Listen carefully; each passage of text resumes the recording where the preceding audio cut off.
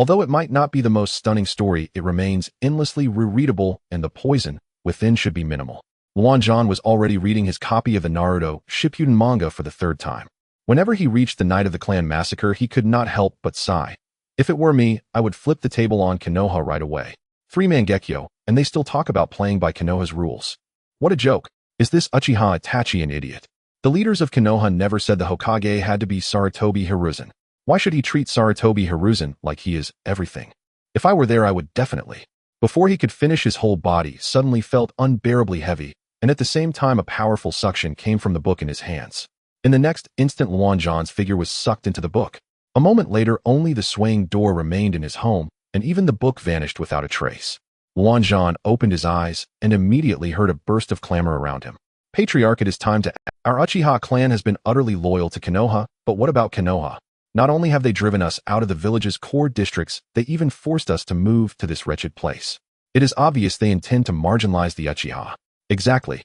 Patriarch, our Uchiha have been bleeding and sacrificing all along. We should not be treated like this. What are you all shouting for? Can you not see that Patriarch Fugaku is deep in thought? It is only that we live a little farther away. How does that justify rebellion? If Konoha truly wanted to marginalize us, why would they still let the Uchiha retain control of the police force? I say you simply want to rebel. Have you ever considered how the Uchiha are to survive in Konoha if we fail? Do you intend to doom the entire Uchiha clan? The man seated in the main position kept his eyes closed and said not a word. As the quarrel on both sides grew louder, he made no move to stop them. Luan Zhan was utterly bewildered. He had heard so many words, Uchiha rebellion. His mind was a chaotic mess. He lowered his head to look at his own hands and found tactical gloves covering them. Suddenly, a massive tide of memories surged into his mind from nowhere. Uchiha Zhan, son of Uchiha Fugaku, younger brother of Uchiha Itachi, second elder brother of Uchiha Sasuke. Born into the household of the Uchiha clan head, he received the highest level of education from childhood. Perhaps because the existence of Uchiha Itachi drew all attention, he himself was almost never taken seriously. When others saw him, they would either say, "Ah, so you are the Patriarch's son," or, "Ah, you must be Itachi's younger brother," and hardly anyone ever called him by the name Zhan. Living beneath the shadows of his father and elder brother, Uchiha Zhan gradually faded into near invisibility and even slowly closed himself off. After absorbing Uchiha Zhan's memories, Luan Zhan finally confirmed that he had transmigrated. Moreover, the current time was Konoha year 55, 10 days before the night of the clan massacre. Luan Zhan, or rather Uchiha Zhan, now fully understood his situation. Yet with only the strength of a mere genin, how could he possibly command the people present? How could he make his father Uchiha Fugaku, patriarch of the Uchiha clan, follow his arrangements? In Fugaku's eyes, he could not compare to his eldest son Itachi at all. Even in terms of talent, he was a bit inferior to Sasuke. At 12 years old and still without an awakened Sharingan, he himself could not help but feel embarrassed. At that moment, a pleasant voice echoed in his mind. "Ding, congratulations to the host for awakening the invincible strongest system." Detecting that the host's abilities are far too low, an SSR character card will now be drawn. As an invincible system, the first card must by no means be low level, so the draw will now begin. At this moment, Uchiha Zhan saw everyone around him frozen in that single second. A large spinning wheel appeared before him, and his heart surged with excitement. "Damn, brother system, you're here to help me, right? You also can't stand this damned plot, can you? Please spin the wheel, host, and draw a character as soon as possible. In 10 seconds, the novice roulette reward will disappear." Uchiha Zhan immediately shut his mouth, stepped up to the wheel, placed his hand upon it, and gave it a hard spin. Whoosh, whoosh, whoosh. The wheel began to spin, countless names racing past. No one knew how long it turned before the pointer finally landed on the 4 characters Uchiha Madara. Uchiha Zhan was stunned. Uchiha Madara. Congratulations to the host for drawing the Uchiha Madara Konoha founding template. Commencing fusion with the host. The host must remain clear-headed at all times, otherwise immediate erasure will be carried out on the spot. As the system's mechanical voice fell silent, an immense energy began pouring into Uchiha Zhan's body. Azure chakra surged like a raging flood, engulfing Uchiha Zhan. Wrapped within this ghostly blue chakra, he resembled a lone leaf boat upon a boundless sea. Confronted with such formidable power, he felt as though his body were about to explode. "Brother system, how much longer? Is it still not done?" Uchiha Zhan roared in agony. 5, 4, 3, 2, 1, the system prompt intoned. The energy before Uchiha Zhan vanished, and only then did he finally let out a long breath of relief. He looked down at his arm, veins bulged beneath the skin. As he clenched his fist, the air cracked with a sharp pop, and he felt that with his physical strength alone, he could crush a stone into dust. Ding, congratulations to the host for obtaining the full strength of Uchiha Madara. Now the system will integrate all of Uchiha Madara's combat techniques into the host. No sooner had the words fallen than a heart-rending scream tore from his throat. Uchiha Zhan clutched his head. At first his skull merely swelled with pressure, then it felt as if someone pried it open and crammed things inside, driving his intracranial pressure ever higher. 5 4 3 2 1, the system prompt sounded again. The symptoms in Uchiha Zhan's head eased, though that heavy swollen sensation still lingered. He shook his head to clear it. System, can we not switch to a painless option when we fuse? Uchiha Zhan rubbed his temples, feeling utterly miserable. We can, but it will take 200 days. What do you think? Came the system's cold reply. Uchiha Zhan froze. I was wrong, brother, I was wrong. Pain is fine. At least during this period, strength is what matters most. Humph. The system's voice carried a hint of arrogance. Now issuing a mission, refute Uchiha Shursui. Rewards will be granted according to the degree of completion. Reward unknown. Failure will result in erasure. The mechanical voice intoned again. Uchiha Zhan's expression changed. Was his system insane? Punishment was one thing, but why must failure mean erasure? Stifling his frustration, Uchiha Zhan dared not voice it aloud. The system, catching the shift in his expression, let out a cold laugh. I can hear what you say in your heart. Are you dissatisfied? No, I am satisfied, extremely satisfied, brother system. Uchiha Zhan could only yield helplessly. Since he had come, he might as well make the best of it. Besides, this world was far better than the one he had come from. Time returned to its normal flow. The clamor of the crowd resumed while Uchiha Fugaku sat steadfast and unshaken like an immovable rock, listening as the clan members voiced their own opinions.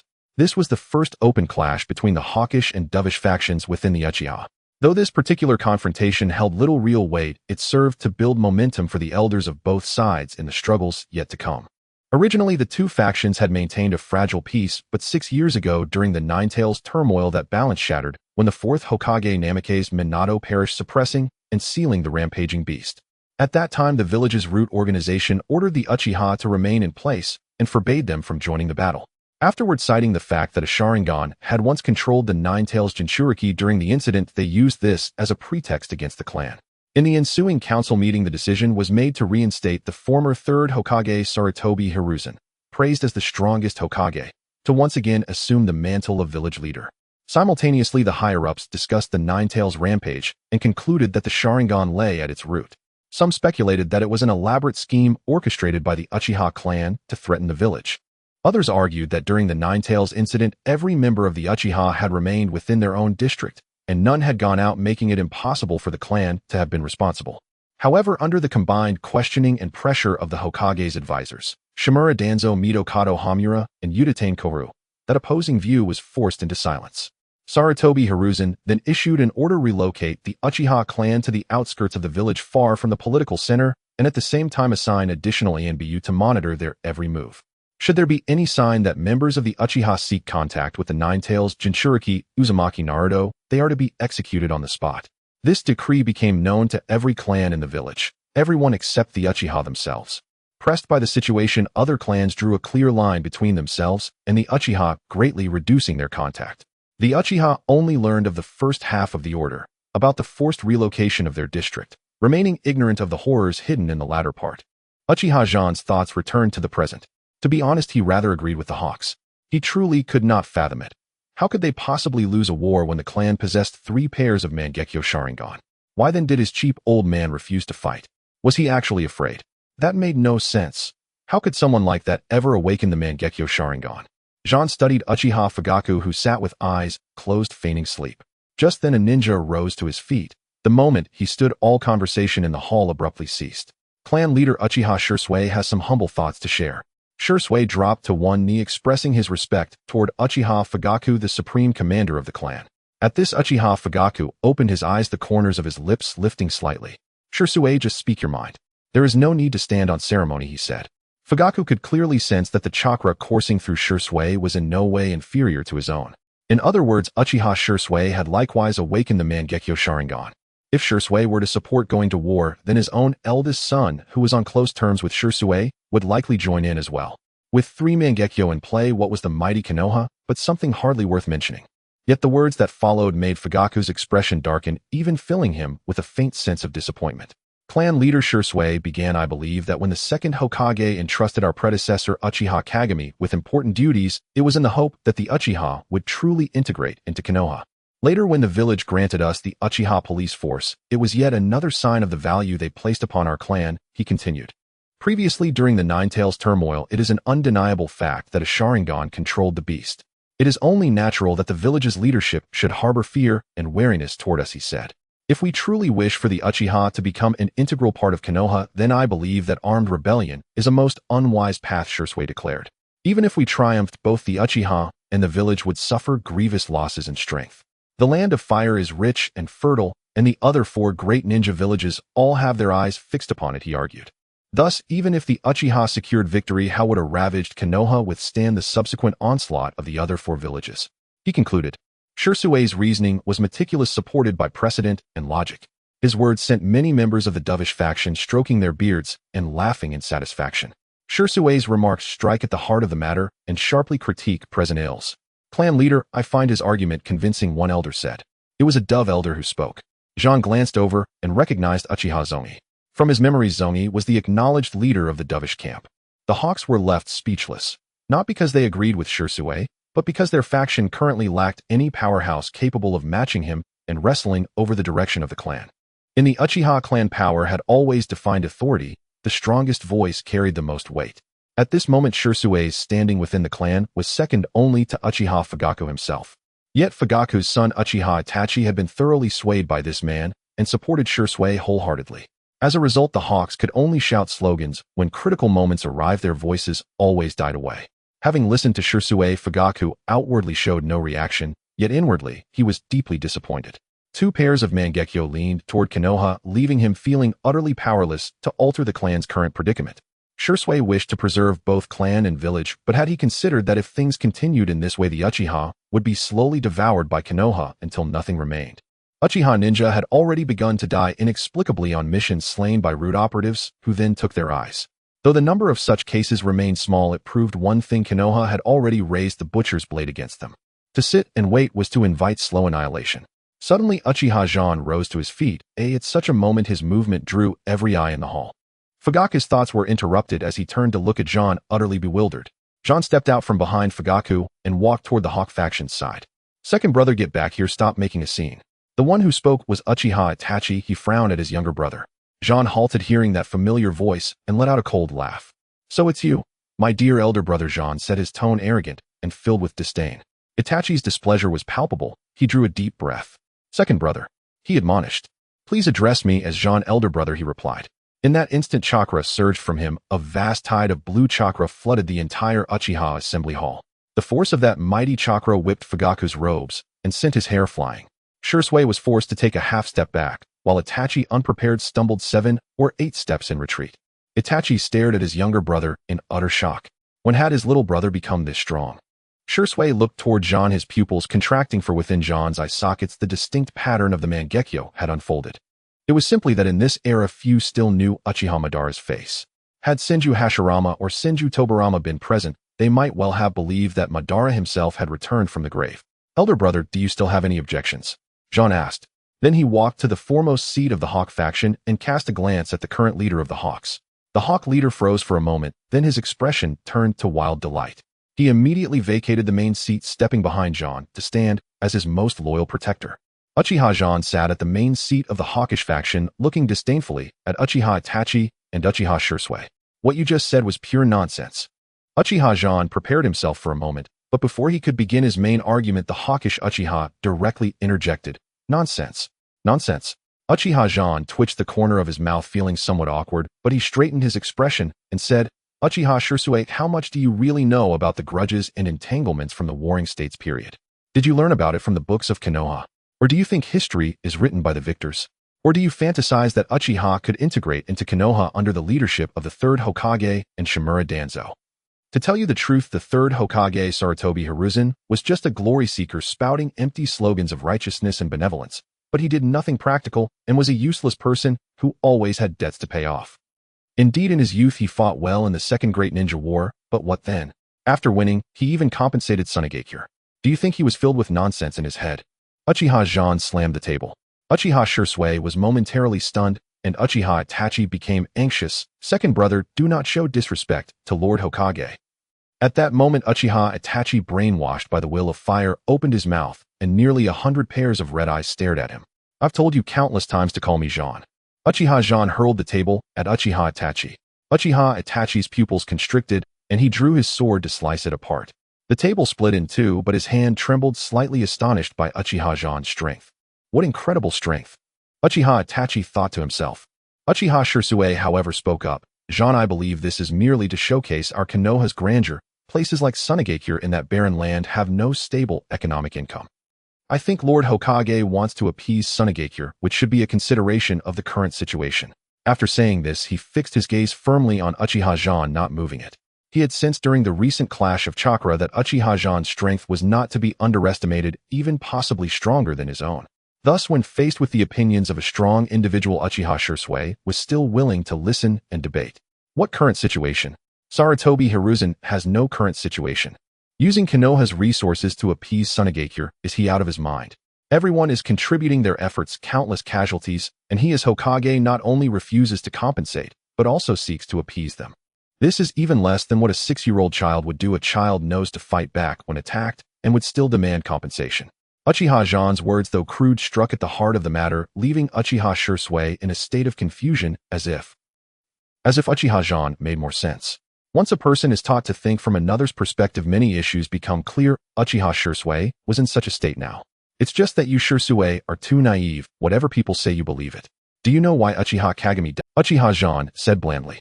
Uchiha Shizui's pupils constricted. Uchiha Kagami was his grandfather, a relative connected by blood. His death was labeled by Konoha as a result of encountering a powerful enemy and dying in the line of duty. But now, listening to Zhan's implication, it seemed otherwise. Uchiha Fugaku frowned. Zhan, what exactly do you mean? He appeared to be reprimanding Uchiha Zhan, but in reality, he was protecting him. Because some of the Dove faction elders were already showing anger, the pro-Konoha faction elders could not tolerate Uchiha Zhan's slander against their great Hokage, the third Hokage, Sarutobi Hiruzen. Old, you are the biggest problem. Let me tell you, once I finish speaking, I will deal with you. Uchiha Zhan tilted his head, pointing at Uchiha Fugaku. Uchiha Fugaku twitched the corner of his mouth. What problems could I have? And what do you rebellious son, intend to do? Are you plotting a rebellion? Besides, your older brother is right here. Why should it be your turn? If Uchiha Zhan knew Uchiha Fugaku's thoughts, he would have laughed, pointing at Uchiha Itachi. Brother, rain or shine, I am now waiting for you at the Nanga Shrine. Whoever wins becomes the clan leader, and whoever loses becomes a traitor. Returning to the main topic, Uchiha Zhan stood up and walked in front of Uchiha Shisui, looking down at him. Having merged with Uchiha Madara's Konoha's founding, he had grown taller. At this moment, staring at Uchiha Shisui felt a cold sweat run down his back. Why did he feel that the pressure of superiority emanating from Uchiha Zhan was even stronger than that of the clan leader, even more intense than that of the third Hokage? If it weren't for him having awakened the Mangekyo Sharingan at this moment, he might not have been able to resist the urge to kneel down. Shisui, your grandfather's eyes were taken by Shimura Danzo. The mission back then was also colluded with Sunagakure, otherwise why does Danzo always cover his right eye? Think about it, didn't Kagami-senpai destroy his left eye and leave the right eye vacant? Uchiha Zhan's words made Uchiha Shisui stagger back, looking at Uchiha Zhan in disbelief, muttering, "No, it can't be true." Uchiha Zhan's words impacted his worldview. He never expected that such a dignified and honorable person who willingly hid underground to become the root of Konoha was actually a schemer seeking to usurp his teammates' bloodline and colluding with enemies. Second brother, that's enough. Do you know what kind of sin it is to casually slander the Hokage? Uchiha Itachi glared fiercely. Uchiha Zhan clicked his tongue, extending his hand towards Uchiha Itachi, and a ghostly blue skeletal figure materialized out of thin air, rushing towards Uchiha Itachi at lightning speed. Uchiha Itachi, caught off guard, was grabbed by the blue skeleton. I've told you countless times to call me Zhan. Can't you understand human language?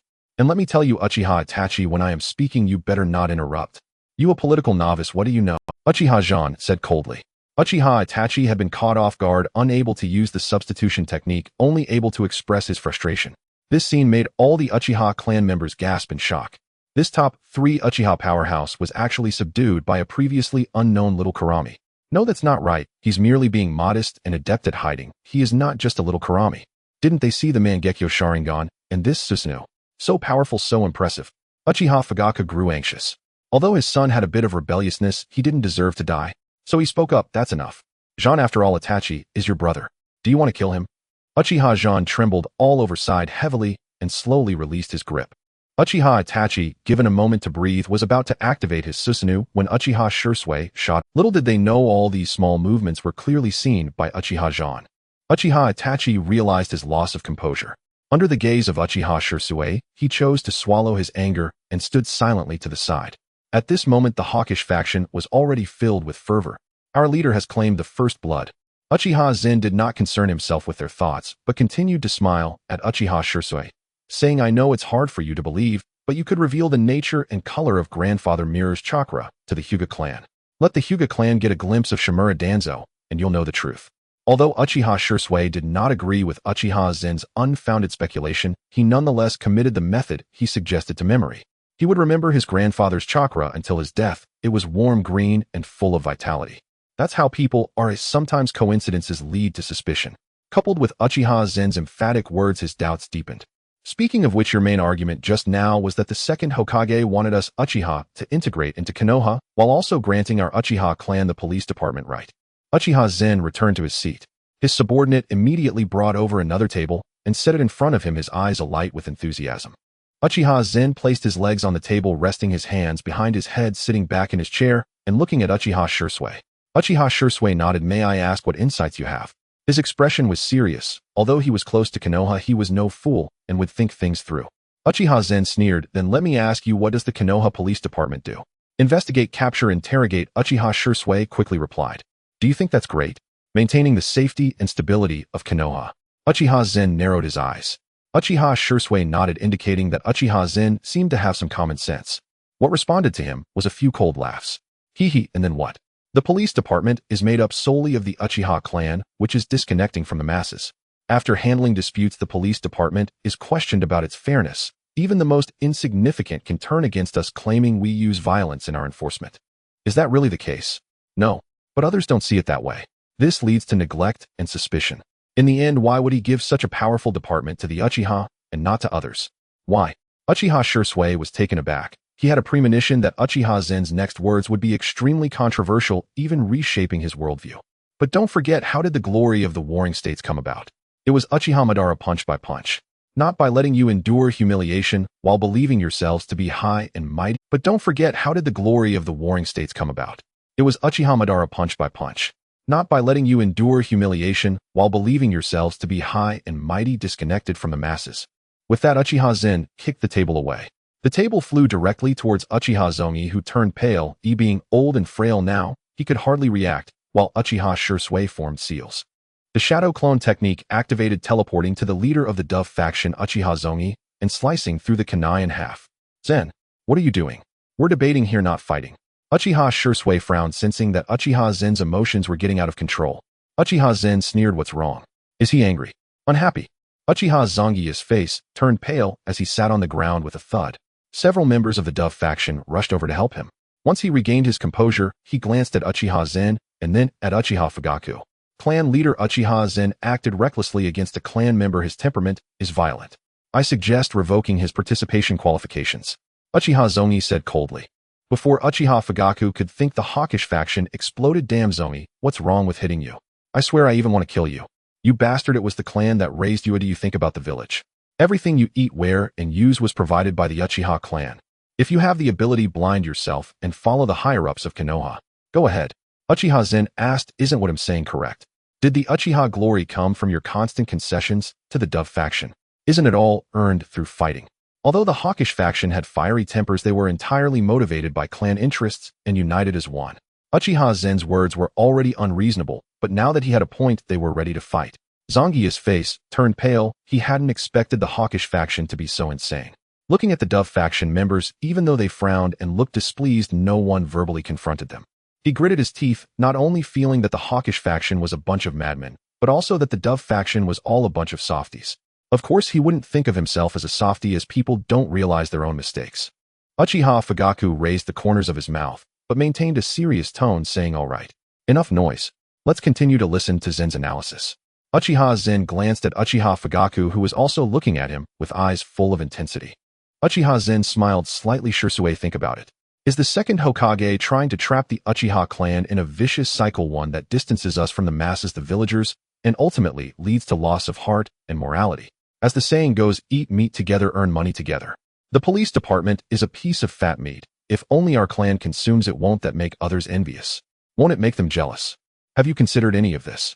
Uchiha Zhan looked at Uchiha Shisui, who was already sweating profusely from. He originally thought the second Hokage valued the Uchiha, but at this moment, he only felt that the second Hokage was a petty and despicable man. Uchiha Shisui opened his mouth, feeling a dryness in his throat, unable to say anything at that moment. Uchiha Itachi coldly remarked, all of this is merely your speculation. Who doesn't know that the second Hokage is just and impartial? He granted the position of Hokage to third Hokage Sarutobi Hiruzen and did not give it to his own Senju clan. Are you out of your mind? The next generation of the Senju clan, Senju Ropiki and Senju Tsunade, were only 7 or 8 years old back then. Would you let a 7 or 8-year-old child be the highest commander? Besides, how do you know that Senju Tobirama was just and had no selfish motives? What? Did you ask him personally? Or is it just hearsay? Can't you have a bit of your own opinion, my foolish old... Uchiha Zhan sighed and rubbed his forehead. You. Uchiha Itachi's eyes were blazing with anger, staring intently at his younger brother. Itachi. Uchiha Shisui spoke up. Uchiha Itachi immediately obeyed and fell silent. Uchiha Zhan glanced over, his lips twitching. He had long suspected that Shisui and Itachi had an affair. Could the wild stories be true? He couldn't help but recall the fan comic of Shisui pinning Uchiha Itachi against the wall, causing his body to tremble. Suddenly, Uchiha Shisui felt a chill run down his spine, but now was not the time to dwell on such matters. He looked toward Uchiha Zhan and asked, then for the sake of argument, how do you explain the Nine Tails incident? I see your mind is not clear. Where were our Uchiha clan members at that time? In the clan's territory, including the clan leader. What does the Nine Tails incident have to do with our people in the Uchiha territory, in Konoha? They don't consider who is outside Konoha. Instead, they suspect their own people. Is it out of fear of our power, or do they have some dark secret? You don't think about it this way. Instead, you feel we should endure this injustice and let it pass. Why should we? The Nine Tails incident was Konoha's refusal to let us help, and in the end they wanted to marginalize the Uchiha clan by removing us from the center of political power. I ask you, on what basis? Ask the Uchiha present, they are not all hawks. Ask the doves if they are content. Don't they feel even a little cold-hearted about Konoha's actions? Uchiha Zhan's words were highly persuasive. The hawks' eyes were blazing with anger. Uchiha Zhan had now been completely revered as their leader, even if he were to overturn the table and tell Uchiha Fugaku to get lost. A group would immediately draw their blades. The hawks had suffered too much over the years, not only being marginalized by Konoha, but also being pushed out by their own people. Were they not fighting for the Uchiha? Now, with a leader emerging who possessed the Mangekyo Sharingan along with ambition and strength, how could they not? As for the doves, they lowered their heads. Although they were members of the dove faction, who wouldn't think? Who didn't have a brain? Despite telling themselves that the village's suspicions were reasonable and lawful. All for the sake of Konoha, but when their children were isolated by their classmates in the Konoha school, wouldn't they feel when they walked the streets to carry out missions, or even buy groceries, they were discussed because of the Uchiha clan's label? Didn't they feel uncomfortable? At this moment, Uchiha Zhan's words awakened the scars they were unwilling to uncover, stirring their humiliating memories of self-deception. Many doves lifted their heads again, their eyes resolute. Taking a deep breath, the first person walked towards the hawks, then turned to face Uchiha Zomi. Leader, I'm sorry, Lord Zhan is right. I no longer wish to live this way. Saying this, he took off his clothes, revealing numerous scars, one running from his left shoulder to his navel. My name is Uchiha Jonin. As you can see, all these scars were left during missions for Konoha and the Third Great Ninja War. I love Konoha, but I love the Uchiha even more. I know that everything I've done is to ensure my children can live without participating in wars, to live without struggling so hard. But what have I gained in return? In the village, the villagers ostracize us, and my child is isolated by his peers. I tell myself it's all for Konoha, but why should we? On what basis should our children receive unequal treatment? Just because my surname is Uchiha. So what if I am an Uchiha? At the time of Konoha's founding, could Senju Hashirama have integrated so many clans without the Uchiha? We are a clan of heroes, not criminals. Therefore, starting today, I withdraw from the Dove faction. With that, he took off the Dove faction armband and threw it to the ground. Uchiha Eagle's action instantly resonated with many. The hawks' eyes reddened and their teeth clenched. The doves continually walked toward the hawks, and soon only 3 doves remained: Uchiha Zomi, Uchiha Shisui, and Uchiha Itachi. Behind Uchiha Zhan stood many members of the Uchiha clan. Uchiha Zomi lowered his head, knowing that the dove faction had disappeared from this day forward. Uchiha Shisui was somewhat shocked. This was the first time since his birth that he had witnessed the unity of the Uchiha. Moreover, Uchiha Eagle's display and words kept echoing in his mind. Uchiha Shisui was also questioning himself. Am I really doing the right thing? Should the Uchiha clan be treated that way? Aren't we a clan of heroes? At this moment, the balance in his heart began to tilt from favoring the village to leaning towards his clan. Uchiha Zhan stepped in front of him, saying, "Shursue, before you identify as a villager, don't forget your surname. Your surname is Uchiha, one of the two great clans that founded Konoha, the Uchiha. I think of Elder Kagami, I want the Uchiha to integrate into Konoha, but not in such a humble manner. The position of Hokage should rightly belong to our Uchiha clan." Uchiha Zhan revealed his fangs at this moment. Uchiha Shursue was taken aback. He couldn't quite grasp his grandfather's intentions. However, he felt a stirring in his heart. Perhaps the Uchiha clan should not live like this. Uchiha Itachi spoke up, saying, "Shursue, don't forget that we are the Uchiha of Konoha." His words instantly provoked public outrage. Uchiha Shursue also reacted, looking seriously at Uchiha Zhan. He said, "Zhan, I will consider your words, but only after I investigate my grandfather's cause of death will I make a decision." Uchiha Zhan understood, first giving Uchiha Itachi a cold smile, then extending his hand toward Uchiha Shursue. "I will stand with you, because despite Danzo's lack of strength in terms of heart, 10 of you can't match him." Uchiha Shursue nodded, saying, "All right." Uchiha Itachi could only sigh at this. With Shursue present and the intention to take action against Shimura Danzo, Uchiha Itachi and Shursue had a close relationship, so how could he do such things? Shursue was indecisive, and Uchiha Itachi naturally wouldn't betray. However, if the Uchiha clan truly rebelled, Uchiha Itachi would definitely inform Sarutobi Hiruzen. In Uchiha Itachi's heart, the village took precedence over the personal interests of the Uchiha clan. The Uchiha could be destroyed, but the village absolutely must not come to harm. If Uchiha Fugaku were to learn of Uchiha Itachi's thoughts, would he directly eliminate him? Probably not, because according to the original development, Fugaku wouldn't even resist, let alone act. He was simply killed by his own eldest son. Uchiha Zhan breathed a sigh of relief as he saw everything developing in a positive direction. Uchiha Fugaku stood up, saying, "Since that's the case, let's wait for Shursue. After all, a day or two doesn't make a difference. Everyone should train and not become lax." With that, he walked toward the door. Stopping at the entrance, he turned and said, "Zhan, come to my room later." Thus, 10 days before the night of the clan's annihilation, the ninjas of the Uchiha clan hastily discussed whether to take armed action against Konoha. However, the outcome was that the Uchiha clan, after 6 years since the Nine Tails incident, once again united, with only a few individuals remaining somewhat aloof. Uchiha Zomi, Uchiha Shursue, Uchiha Itachi. After the meeting concluded, although the clan leader Uchiha Fugaku left first, the Uchiha ninjas present did not move. Their gazes were fixed on Uchiha Zhan. Uchiha Fugaku paused, turning to look at the clan members with a complex expression and cast a meaningful glance at Uchiha Zhan. Uchiha Zhan cleared his throat. "It's getting late. Everyone should return to rest. I, Uchiha Zhan, guarantee here that I will never yield, never compromise, and never submit to the higher-ups of Konoha." Yes, X10086. In the next moment, this group of ninjas transformed into shadows and vanished from the clan meeting hall. Uchiha Fugaku also turned to leave, his figure somewhat forlorn, which left Uchiha Zhan with words unspoken. However, he knew he could not show weakness now, because among those present were also Uchiha Itachi, Uchiha Shursue, and Uchiha Zomi. Uchiha Zhan watched them with amusement. "What's wrong?" "Not leaving yet."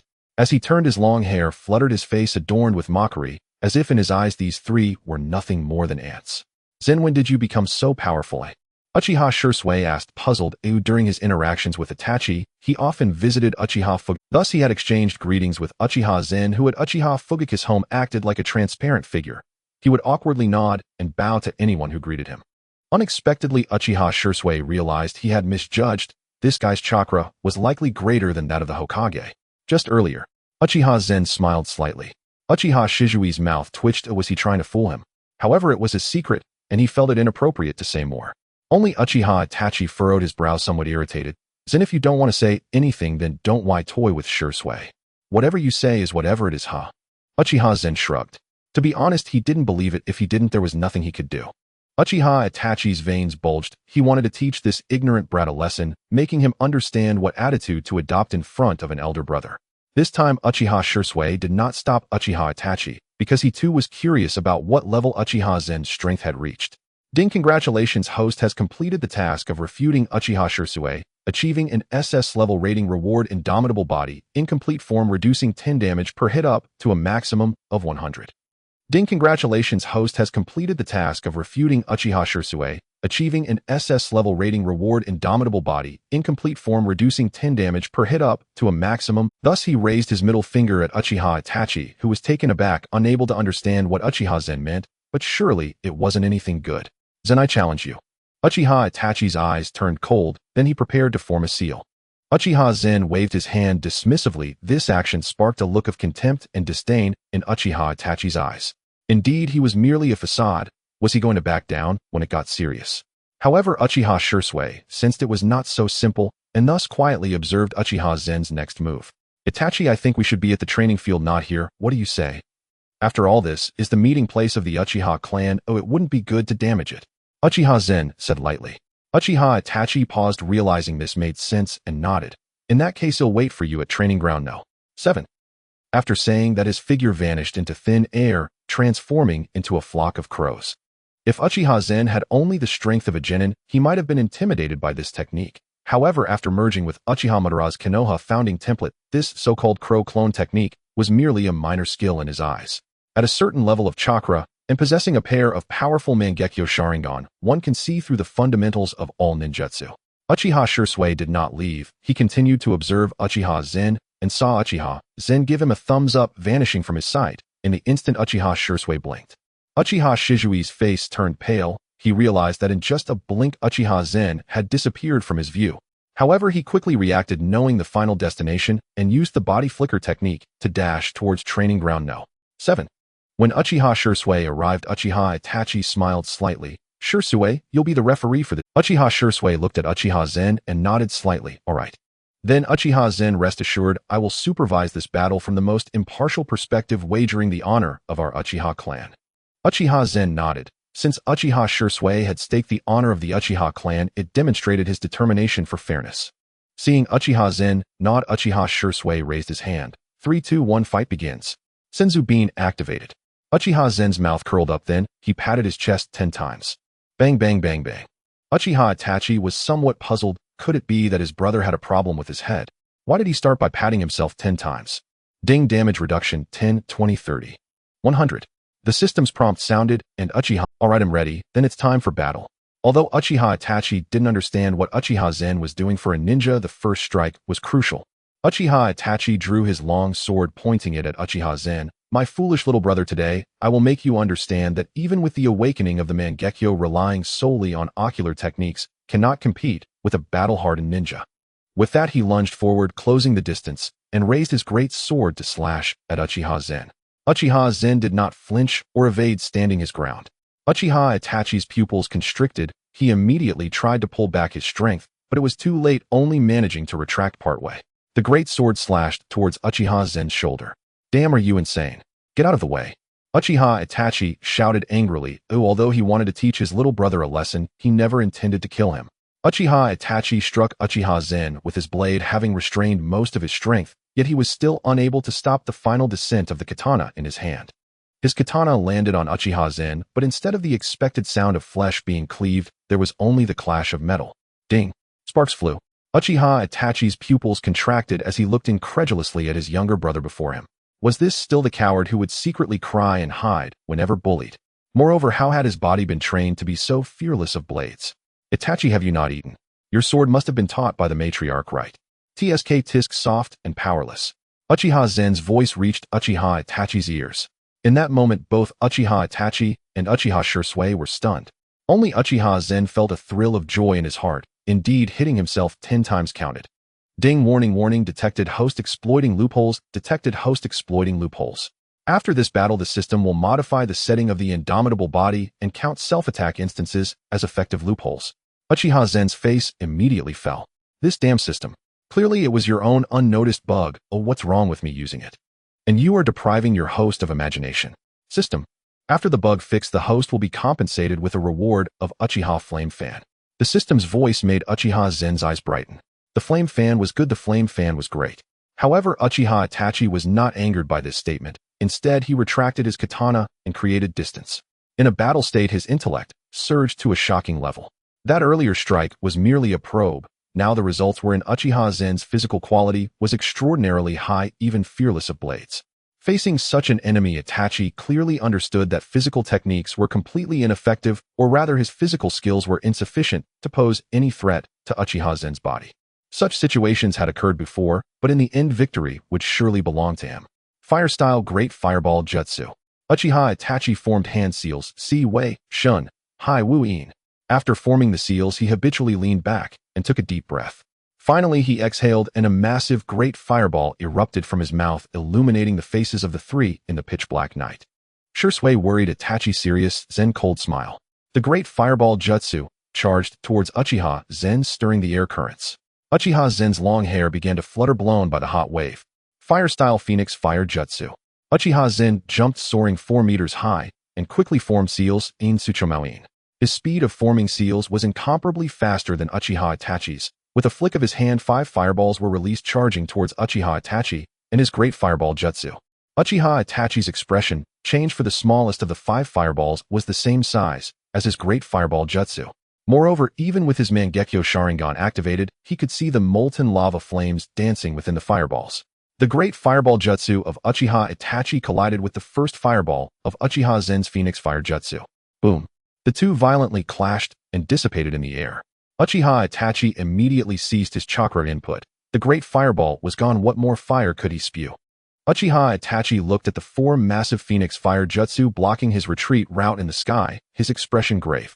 However, the Phoenix Fire would not wait for Uchiha Itachi. It charged directly towards him, crashing down behind him.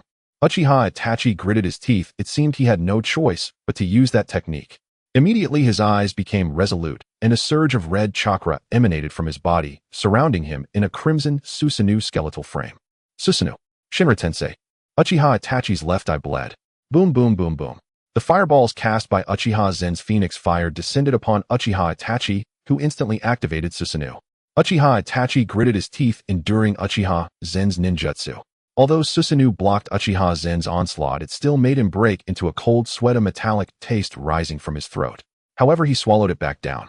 After all the dust settled, Uchiha Itachi's figure slowly emerged, encased in a red skeletal frame.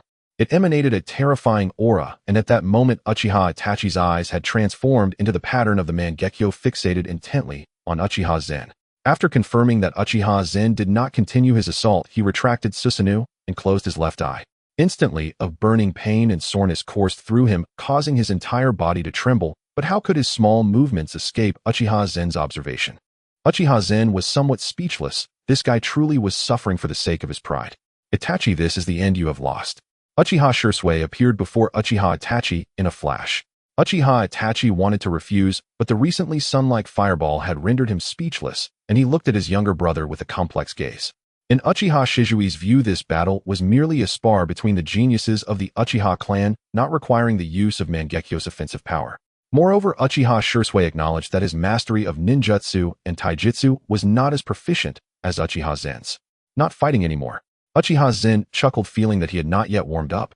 Uchiha Shui nodded. This battle is yours. Even if I faced you, I wouldn't be much stronger in ninjutsu and taijutsu than Itachi. You could say that your strength is now the strongest in the Uchiha clan. Uchiha Shui looked at Uchiha Zhan with a complex expression. However, Uchiha Zhan shook his head. Whether I am the strongest or not is not important. What matters is to conserve my energy. Tomorrow you still need to report to Danzo, right? He turned to leave, but suddenly paused, speaking a line loud enough for the 3 of them to hear. Then he ignored Uchiha Shui and Uchiha Itachi's reactions and walked home. In his memory, only his mother Uchiha Makoto would not mind that he was a burden and would prepare delicious food every day to make him happy.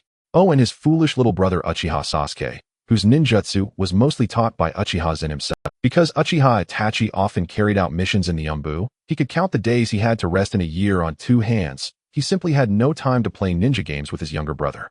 Additionally, the burdens of being a double agent only added to his distress. Thus, Uchiha Zhan, the idle one in the family, took on the responsibility of teaching his younger brother. At that moment, a mechanical voice sounded.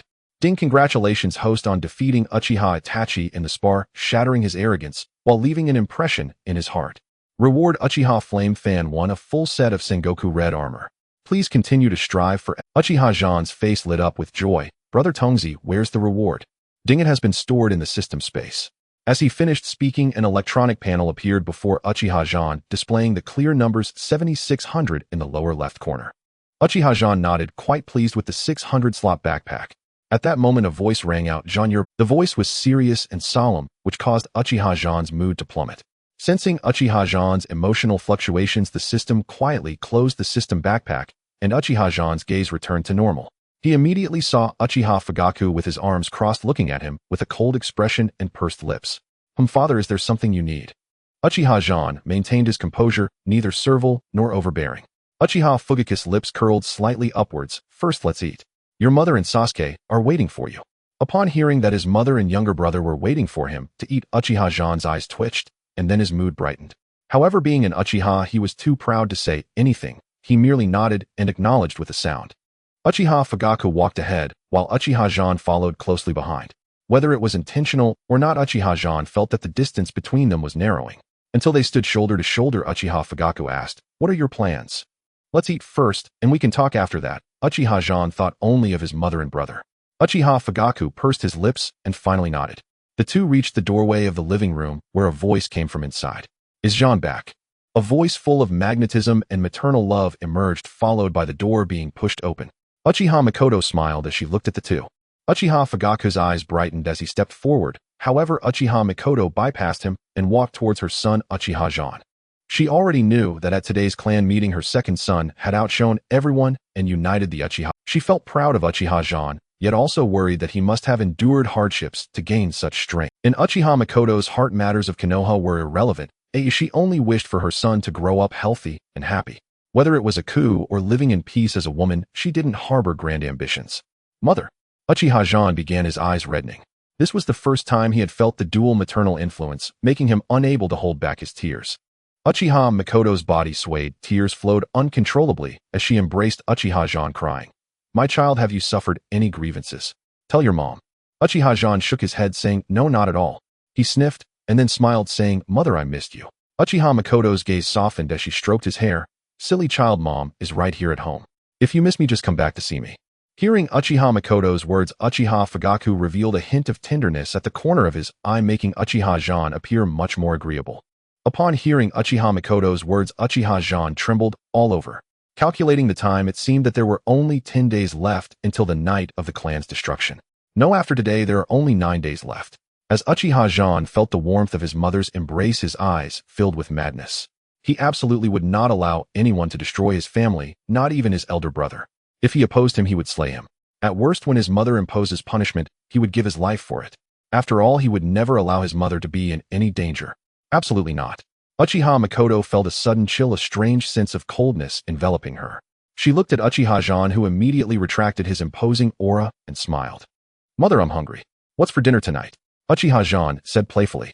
Uchiha Mikoto's lips finally curled up as she tapped his nose. "Silly, it's just ordinary food. Salmon, sushi, hand-rolled sushi, and caviar." Uchiha Zhan was drooling as he loved seafood. However, after the nation polluted the waters with nuclear waste, he had not touched seafood again. Now in this world, he could feast to his heart's content. Yes, yes. Mother, let's go eat quickly." Saying this, Uchiha Zhan tugged at Uchiha Mikoto's arm, urging her. Uchiha Mikoto laughed heartily and then took Uchiha Zhan's hand as they walked inside. Uchiha Fugaku had just intended to follow, but suddenly heard a loud bang as the door closed. Uchiha Fugaku. This was Uchiha Mikoto's punishment for him, as his son had suffered grievances, yet he as a father was oblivious. Uchiha Mikoto didn't care whether Uchiha Zhan had talent, as she only knew that Uchiha Zhan was her child born after 10 months of hardship. Uchiha Zhan felt a warmth in his heart. He knew this was his mother seeking justice for him. Uchiha Sasuke was lying on the dining table, drooling in his sleep, still waiting for his brother despite his cravings. This made Uchiha Zhan's heart warm. He walked over to Uchiha Sasuke and flicked his forehead. Duong. Uchiha Sasuke felt pain and exclaimed, "Ouch." As he lifted his head ready to get angry, he saw Uchiha Zhan and immediately quieted down, extending his arms for a hug.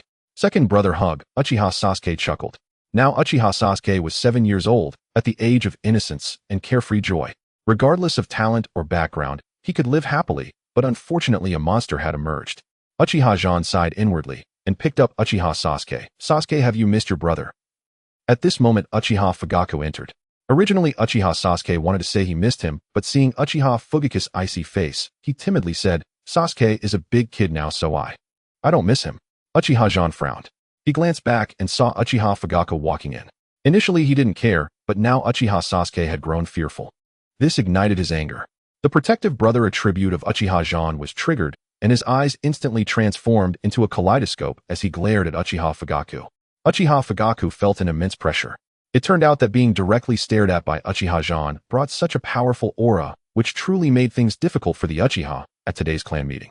Father, please temper your authoritative demeanor. Sasuke is still young, though I don't want his childhood to be influenced by certain individuals leading to cowardice. Uchiha Zhan said coldly. The words of Uchiha battle continuously stimulated Fugaku's nerves, making him somewhat dissatisfied after years of dominating at home. Battle, is this your attitude when speaking to your father? Have you learned those noble etiquettes for nothing? Uchiha Fugaku said coldly. Fugaku. Uchiha Makoto scolded, causing Uchiha Fugaku's eyelids to twitch, and he restrained himself considerably. Uchiha battle wanted to explode in anger, but as his mother's gaze fell upon him, he held back and finally sat on the ground, speaking to Uchiha Sasuke. Sasuke, from now on no one can bully you, not even big brother or father. If anyone dares to bully you, tell second brother, and he will make them pay. Uchiha battle said this almost imperceptibly. On the surface it was directed at Sasuke, but in reality it was a jab at Uchiha Fugaku, who was well aware of this and felt a pang of disappointment. The clan leader's inadequacy, the father's shortcomings, life truly felt like a failure. Uchiha Makoto patted Uchiha battle's head. What are you saying? Battle. Who would bully Sasuke? Eat, be good. She was somewhat flustered. Originally Battle was quite obedient and had not had any major conflicts with Uchiha Fugaku, but after awakening the Mangekyo Sharingan his personality changed drastically. Alas, while the Uchiha clan Sharingan is remarkable, awakening the Mangekyo inevitably alters one's personality somewhat, and Uchiha Makoto knew this. Thus she understood Uchiha Battle. When Uchiha Battle felt dispirited, his head drooped, for in front of his mother all pressure and aura dissipated. His mother could suppress him through bloodline. After all, she had always taken great care of him, never giving up on him due to his lack of talent, caring for him day in and day out. Just when Uchiha Battle felt down, something suddenly brushed against his face. He looked over to see Uchiha Sasuke, whose face was red, his eyes darting around. Uchiha Battle smiled and pinched his cheek. Sasuke, what do you want to eat? Big brother will get it for you. Eat as much as you want, don't worry about noble etiquette. Uchiha Sasuke was taken aback, then blinked his big eyes at Uchiha Battle. Brother, I want to eat 3-colored dumplings. He pointed at the 5 skewers of 3-colored dumplings on the table, his mouth watering again. Uchiha Battle even heard him swallow with a gulp. Uchiha Battle chuckled, took the 3-colored dumplings, and Uchiha Sasuke directly reached out to grab them, subconsciously wanting to look at his father, but was pinched on the cheek by Uchiha Battle. Eat, don't look around. After saying this, Uchiha Battle directly grabbed a piece of salmon sushi, dipped it in special sauce, and took a big bite. Cool and refreshing, the tender fish meat burst with flavor in his mouth. It was simply delightful. Uchiha Battle enjoyed the food, and influenced by him, Uchiha Sasuke also began to eat heartily, causing Uchiha Makoto's lips to curl upwards. As a housewife, what she wanted to see most was her cooked dishes being well received. In the past, Uchiha Battle and Uchiha Sasuke could only eat half full due to noble etiquette. She had often clashed with Uchiha Fugaku, but they were just children. What was wrong with loving food? Yet Uchiha Fugaku showed no signs of backing down. They are my Uchiha Fugaku's children. They are the sons of the clan leader. To wear the crown, one must bear its weight. Since they enjoy the privileges of the clan leader's children, they must also bear the corresponding constraints. Uchiha Fugaku was very stubborn about this matter, showing no signs of retreat, which infuriated Uchiha Makoto. However, today Uchiha Makoto observed Uchiha Fugaku and found that he did not speak out to stop it. His eyes also carried warmth as he looked at Uchiha Battle and Uchiha Sasuke. One was his youngest son, while the other was one of the current pillars of the Uchiha clan, possessing the strength and capital for negotiation. Why should he impose restrictions? Uchiha Fugaku knew well that all the rules in this world are established by those in power, and the birth of power is closely related to strength. In this world, having power, having money, having soldiers, having power, having strength, having soldiers. In summary, strength is the foundation of this world, as seen from the power Uchiha Battle displayed earlier. What he said needed careful consideration by Uchiha Fugaku, because his strength was formidable. It's that simple. Uchiha Makoto pulled Uchiha Fugaku to sit across from Uchiha Battle and Uchiha Sasuke. This meal was quite enjoyable. Uchiha Sasuke ate to his heart's content, and then recounted his school experiences to Uchiha Battle. You mean you made a friend today? His name is Naruto Uzumaki. Uchiha Battle raised an eyebrow, suddenly recalling something. Upon hearing this name, Uchiha Fugaku sighed, while Uchiha Makoto's body trembled and her eyes reddened. How is he doing? Uchiha Battle asked. Although he knew his childhood was tragic, he still wanted to hear the truth. He said that his money is not enough for food each month, and the merchants only want to sell him expired milk. He once made me drink a sip of expired milk. That taste. Uchiha Sasuke made a face of disgust, but to care for his feelings, I swallowed that sip and even said it was good. Uchiha Battle patted Uchiha Sasuke's head. Sasuke has learned to take care of others too. Uchiha Sasuke looked up and smiled. Uchiha Makoto looked at Uchiha Battle. Battle, do you have any way to help that child live a little better? Uchiha Battle shook his head. Right now the village treats our clansmen like thieves. If we come into contact with a Jinchuriki, I'm afraid within 10 minutes the third Hokage will arrive to punish us. Uchiha Makoto's eyes showed some disappointment. She knew Uchiha Battle spoke the truth, but she couldn't help but feel sad. Kushina was her sister. She wanted to care for the child of her deceased friend, but why did the village harbor such hostility towards the Uchiha? The Kyuubi incident was not their fault, or just because they possessed eyes similar to that mysterious person did they deserve to be collectively punished. Sensing Uchiha Makoto's disappointment, Uchiha Battle stood up to comfort her, then looked at Uchiha Fugaku's somewhat wandering gaze. He knew that Fugaku had once planned to kidnap the Jinchuriki of the Nine Tails and use the Mangekyo Sharingan to stage a coup, but through his ocular technique, he saw two outcomes. One outcome was defeating Konoha and then being attacked by the other four villages, leading to the annihilation of both the Uchiha and Konoha. The other outcome was the plot from the original story, the complete annihilation of the clan, leaving only his two sons, while most of the village's combat power was preserved. Please like urge updates and use love to generate power. Thank you. Brothers, your urging for updates is the greatest motivation for the author. The time for casual conversation after dinner is always so fleeting, eventually ending as Uchiha Sasuke feels weary and longs for sleep. Uchiha Makoto is attending to household chores while Uchiha Fugaku watches Uchiha Itachi, who also looks at Uchiha Fugaku, both silent. Finally, Uchiha Fugaku, with no other option, speaks up. Itachi, let's discuss this in the study. Uchiha Itachi nods, then rises and walks towards the study. Uchiha Fugaku takes out a key and unlocks the study door, both entering before he locks it again. He then sits in the main seat looking at Uchiha Itachi, standing on the ground, saying, please take a seat. Uchiha Itachi does not hold back, pulling out a chair and sitting opposite Uchiha Fugaku. What are your thoughts? Fugaku does not beat around the bush and chooses to lay it all out. We just do it. Uchiha Itachi replies with a smile. Uchiha Fugaku is taken aback. Do what? How do we do it? Who will do it? Without a detailed plan, mentioning a coup seems a bit fanciful. After all, Sarutobi Hiruzen is quite submissive outwardly, but strikes hard internally. His political methods surpass ours. Uchiha Fugaku assumes Uchiha Itachi does not understand, starting to recount the actions of the third Hokage Sarutobi Hiruzen during his tenure. Uchiha Itachi straightens up, for knowing oneself and one's enemy ensures victory in every battle. While Fugaku's previous words could be dismissed, he must listen carefully to what is being said now. After a while, Uchiha Itachi speaks. Are you saying that Sarutobi Nara and Akimichi clan's influence is growing, and that Sarutobi's clan even has a 3,000 ninja army? Uchiha Fugaku nods. This is common knowledge. The Hyuga clan has no objections and has instead withdrawn from public view. Hyuga Hayashi himself over a year ago did not attend the Hokage meeting in person, and every time he was either sick or in seclusion, sending subordinates to attend instead. It must be due to Hyuga Hizashi. Uchiha Itachi remarks calmly. Uchiha Fugaku looks surprised at Uchiha Itachi. This matter was known only to the current heads of the clans and the elders. This is a result of Sarutobi Hiruzen's order to suppress the incident which led to the outcome, and clan heads and elders have to consider the Hokage's prestige to some extent.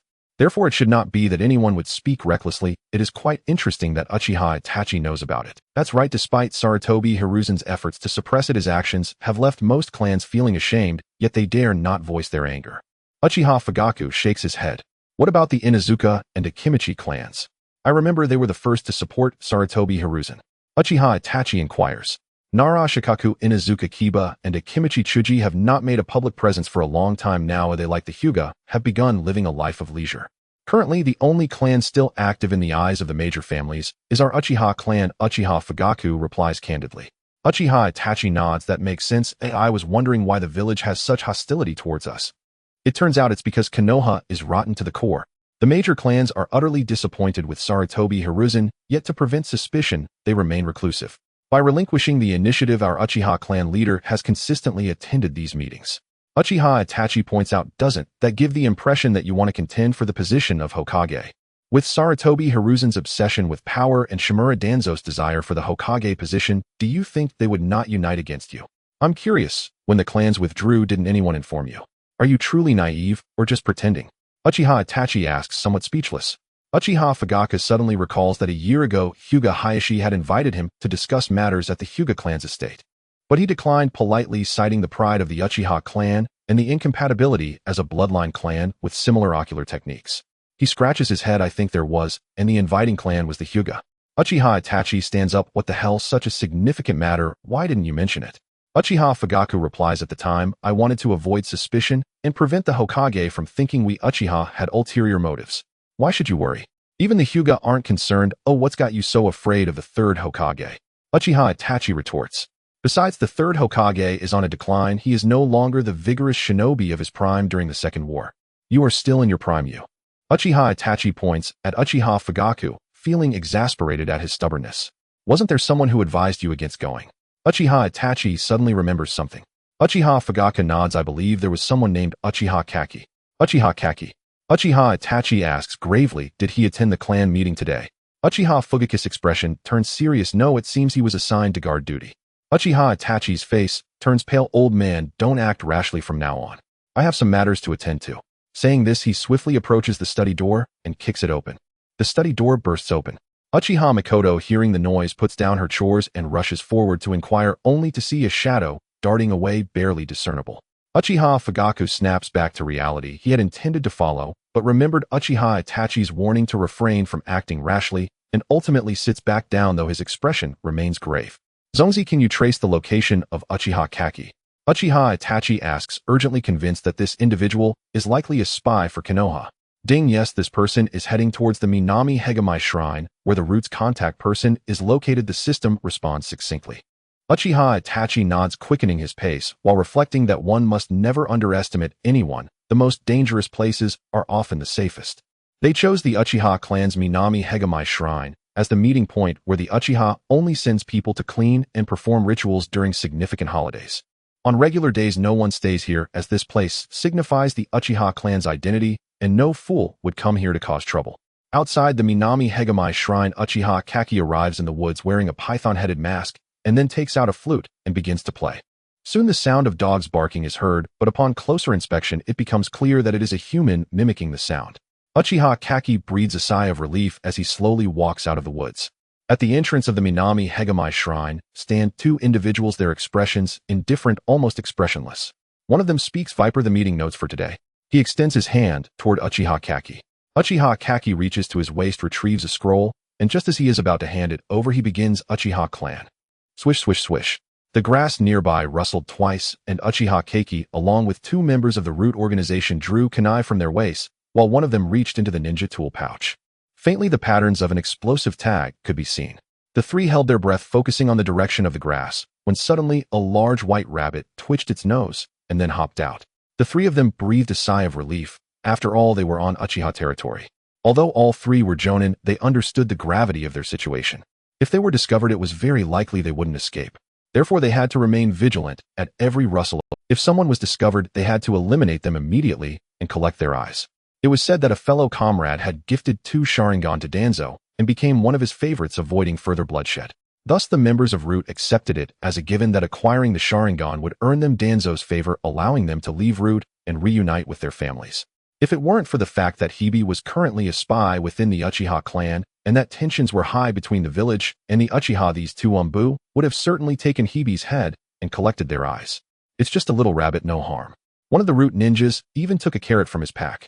The little white rabbit didn't rush over at first, but observed the three. Seeing they had no ill intentions, it approached to nibble on the carrot. Suddenly, the female Root ninja holding the carrot looked delighted, grabbed the rabbit, and examined it for a while. Hebe and the other man smiled slightly at this scene, intending to continue their conversation, when the female ninja trembled all over. She looked into the rabbit's eyes, which were red, but its pupils were shaped like the Sharingan. In just a second, the female Root ninja lost control of her body. Her consciousness was locked within her body, forced to watch helplessly as someone else controlled her. The female ninja who had been petting the rabbit placed it on the ground, and the rabbit hopped into the woods, quickly disappearing. She slowly stood up. Because she was wearing a Root animal mask at that moment, her expression was not seen by the two men. She quietly walked over to the male Root ninja, who teased, "All done. Fox.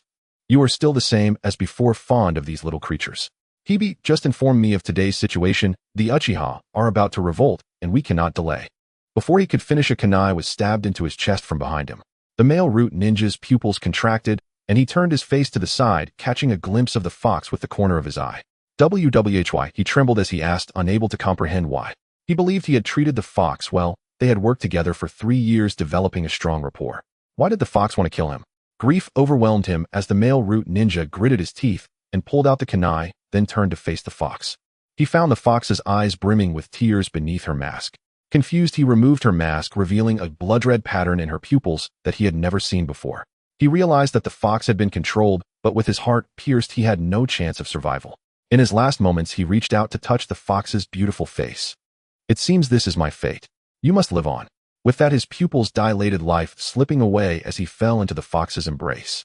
In the consciousness space within the fox, no matter how hard she struggled, she could not return to her body, forced to watch as she killed her comrade. Hebe was stunned, looking at the fox in confusion. Fox, why did you kill Wolf? He had seen the affection that Grey Wolf had for the fox. How could such a loving couple turn against each other?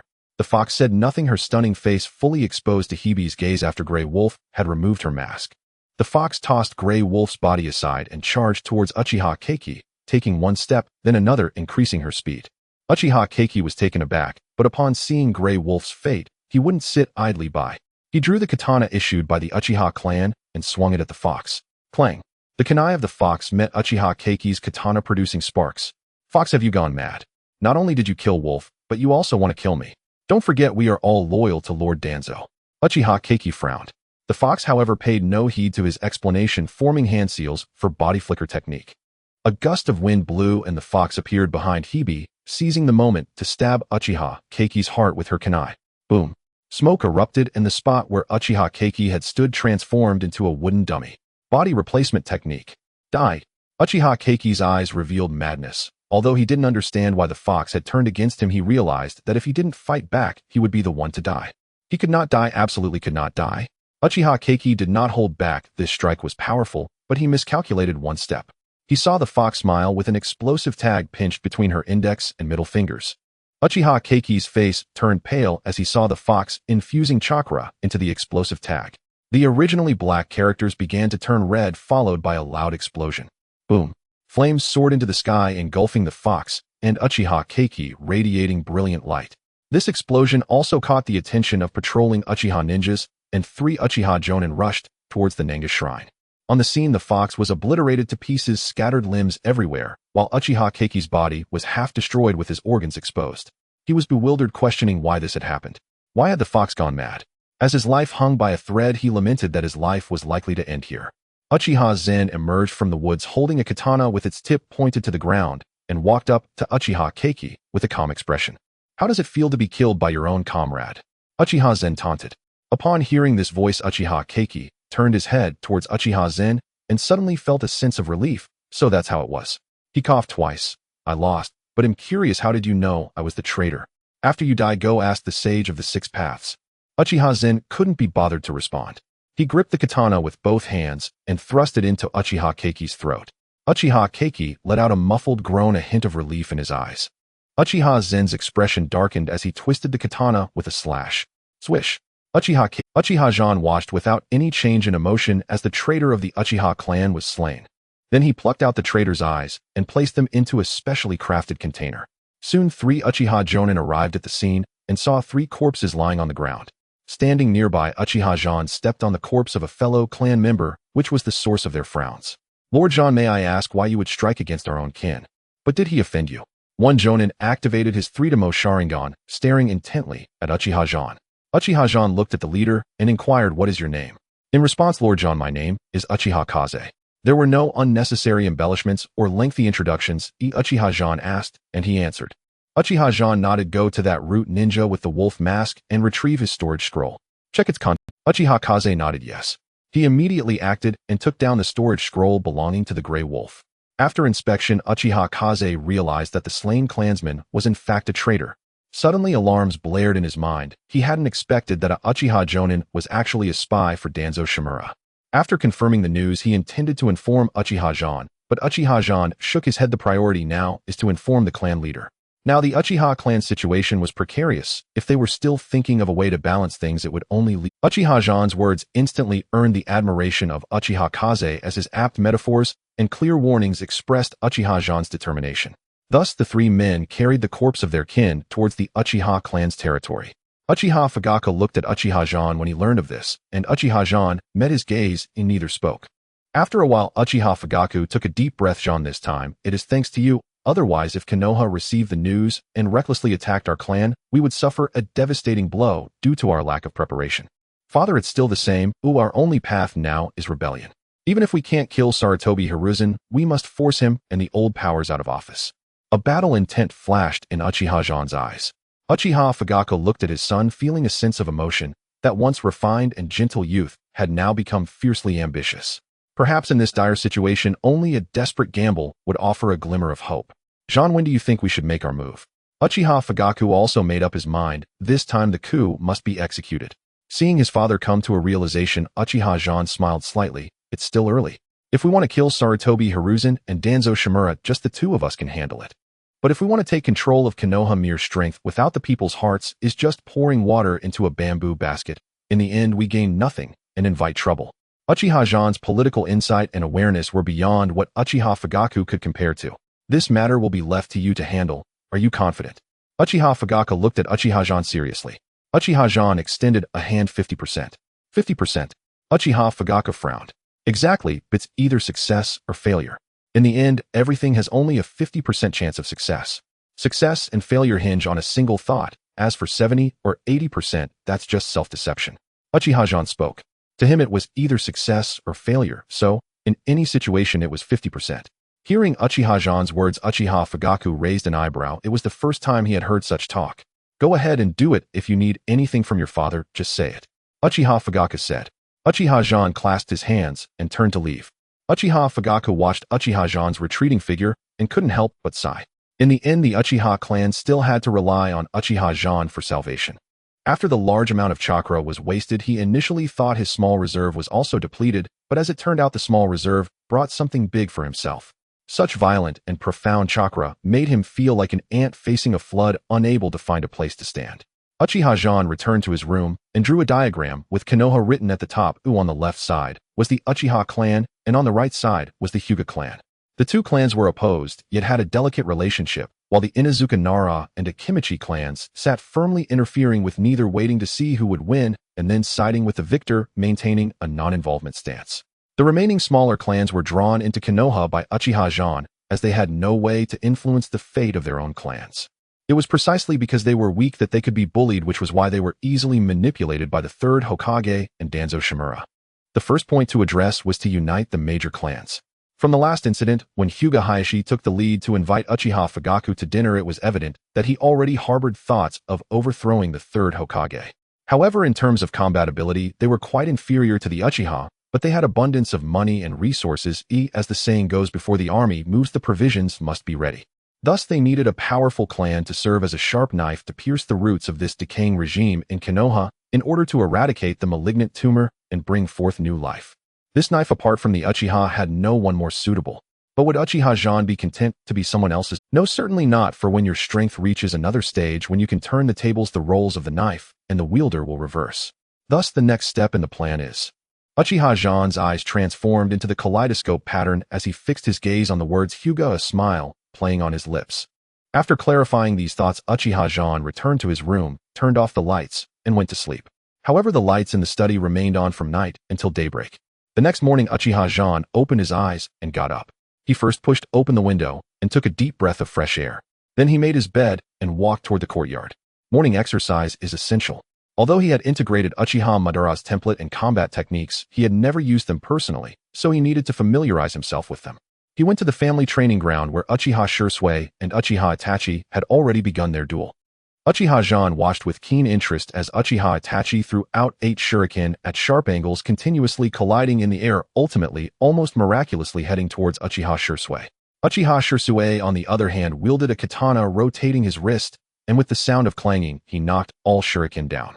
Uchiha Zhan watched as the two engaged in a back-and-forth, one attacking and the other defending, their skills evenly matched, and he couldn't help but smile. Indeed, the book's description of Uchiha Shursui and Uchiha Itachi was that of geniuses. However, when Uchiha Zhan prepared for his morning practice for the first time after arriving here, he saw Uchiha Shursui battling Uchiha Itachi.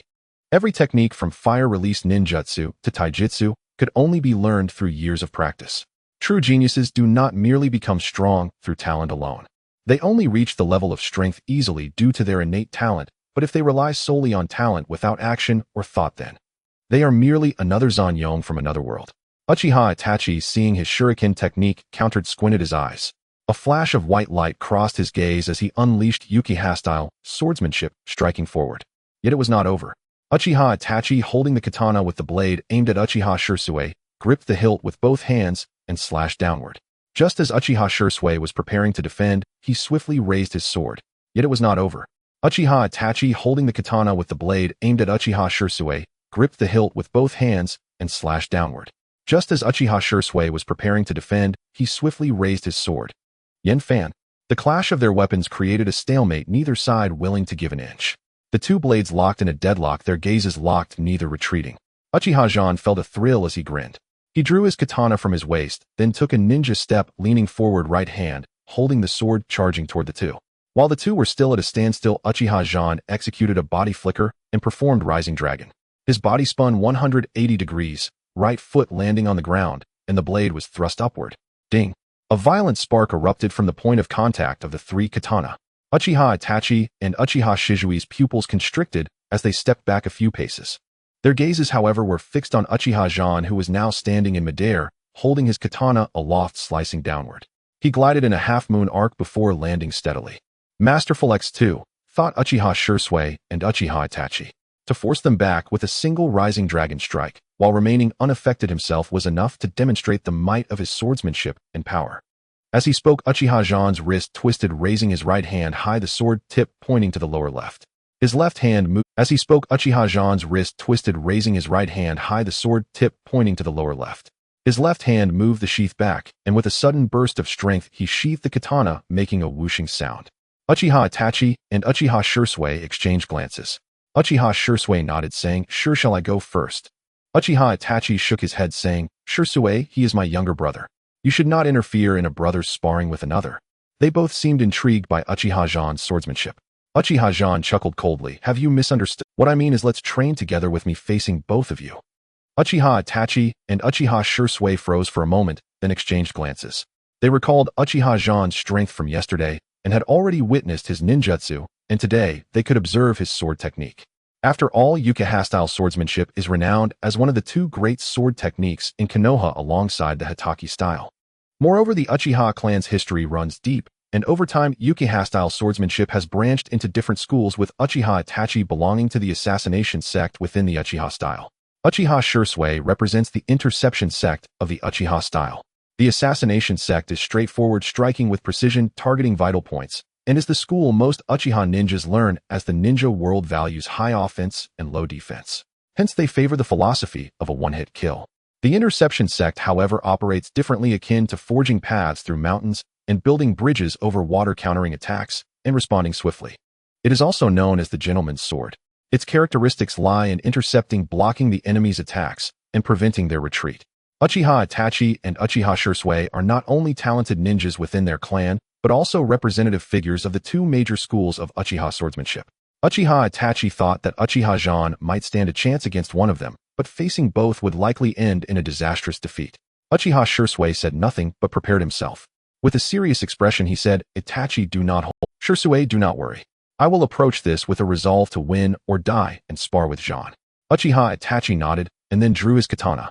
Uchiha Zhan looked at the two, a smirk on his lips.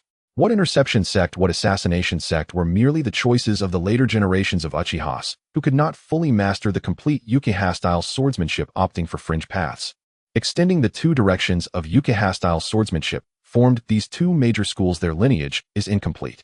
Uchiha Itachi moved his figure, disappearing from the sight of Uchiha Shisui and Uchiha Zhan. Uchiha Zhan looked at the ground 3 meters in front of him, sneering, "Fool." After saying this, he flashed to the ground where Uchiha Itachi was hiding. Then he raised his foot high and smashed it into the ground before him. Boom.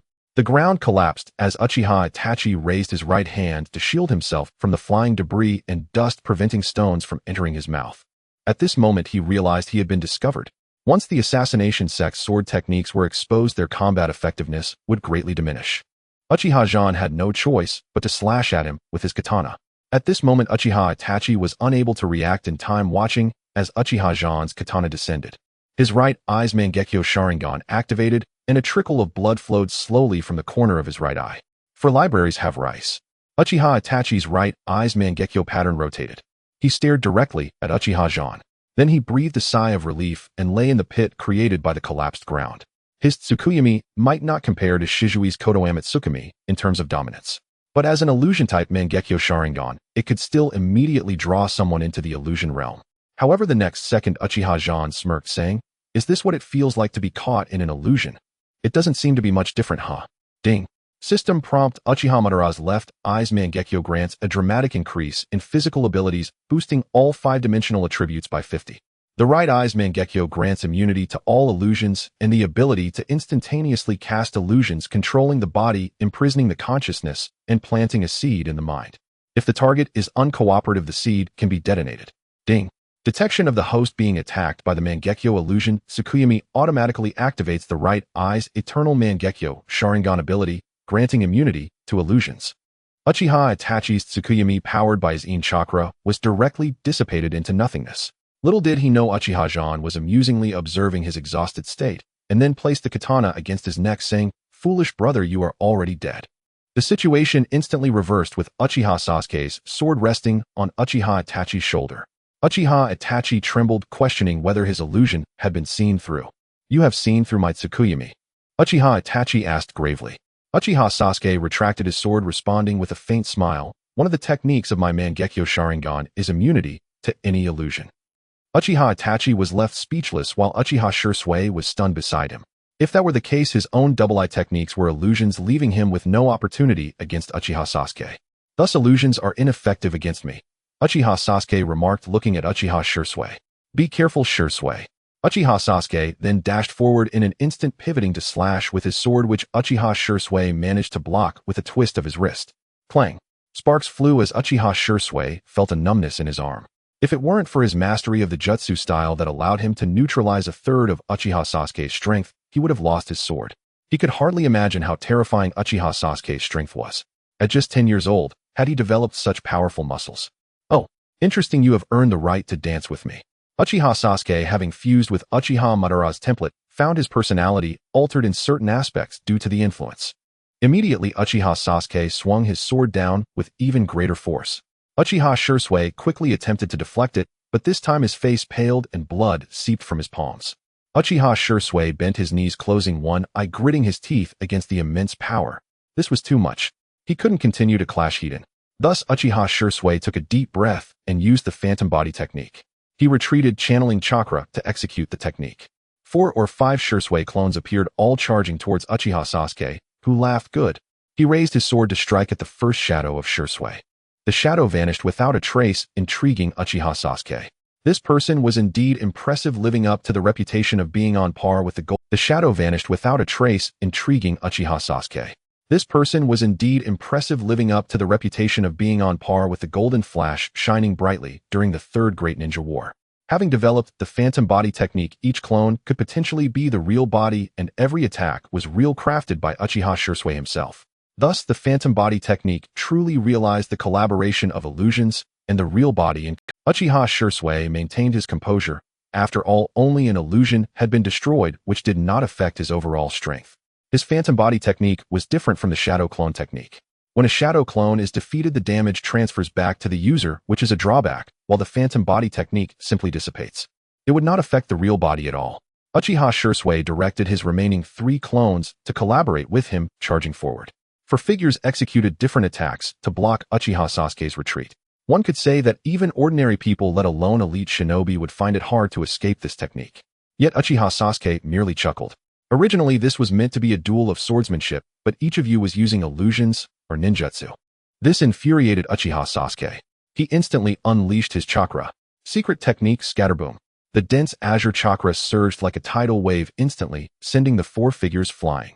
3 of the illusions could not withstand the pressure and vanished into nothingness, while Uchiha Shisui was thrown back. Uchiha Itachi hurriedly appeared behind Uchiha Shisui, catching him. This prevented Uchiha Shisui from hitting the ground and suffering further injury. Struggling, Uchiha Shisui looked up at Uchiha Sasuke, saying, "We lost Sasuke. From now on you will be the strongest of the Uchiha clan." "I have no interest in fame," Uchiha Sasuke replied calmly, sheathing his sword. "All right, the warm-up is over. I plan to visit the Hyuga clan next. Who wants to accompany me?" Uchiha Sasuke asked. Uchiha Shisui stood up, his eyes blazing as he looked at Uchiha Sasuke. "I want to go." He recalled Uchiha Sasuke mentioning during the meeting that to investigate his grandfather's death, he would need the assistance of the Hyuga clan's Byakugan. Uchiha Itachi opened his mouth, finally looking at Uchiha Sasuke with a complex expression. After a moment he nodded, saying, "I still have some missions to complete in the Umbu, you all go ahead." Meanwhile, in the Hokage office, Uchiha Itachi, dressed in Umbu combat attire, knelt on one knee. Opposite him were four elderly men, their expressions serious, gazing intently. The two then returned from the training ground to the clan's territory, preparing gifts. After all, it's better to be generous than to be stingy.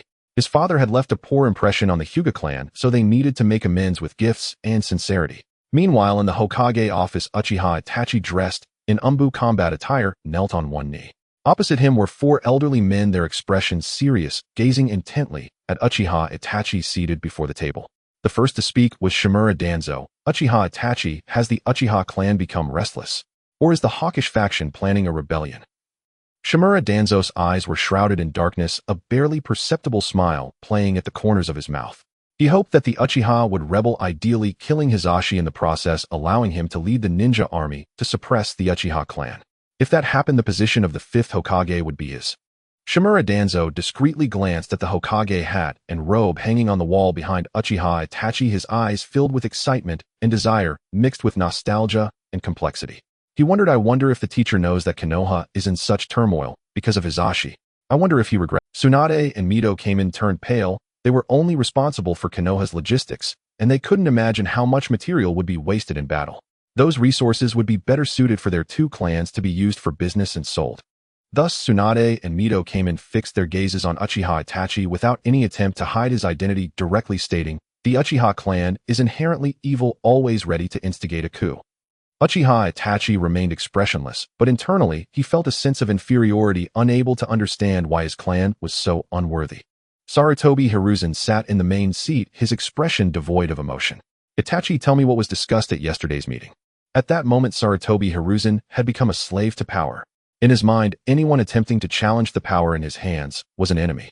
Even if the opponent was from the Uchiha clan, he would mercilessly eliminate them. All of this was for the will of fire for Konoha, for the villagers. Although Sarutobi Hiruzen was old, his imposing presence remained undiminished, akin to a fading tiger, eyes filled with discontent and ferocity. Uchiha Itachi took a deep breath and said, "In response to Lord Hokage, 3 assistants, the Uchiha clan initially had a fierce dispute last night. But under the strong suppression of clan head Fugaku, it was announced that the Uchiha should adhere to their duties." The argument ceased, and the meeting was adjourned. After finishing, Uchiha Itachi cupped his hands and handed over a meeting record prepared by Uchiha Battle. An Umbu received it, opened it, checked for danger, and respectfully presented it before the third Hokage, Sarutobi Hiruzen. Sarutobi Hiruzen read the record carefully, sometimes frowning with a dark face, and at other times relaxing with a light demeanor. Finally he chuckled. "Hehe, the Uchiha are not to be feared. As long as Uchiha Fugaku stands on our side, the Uchiha clan will not rebel."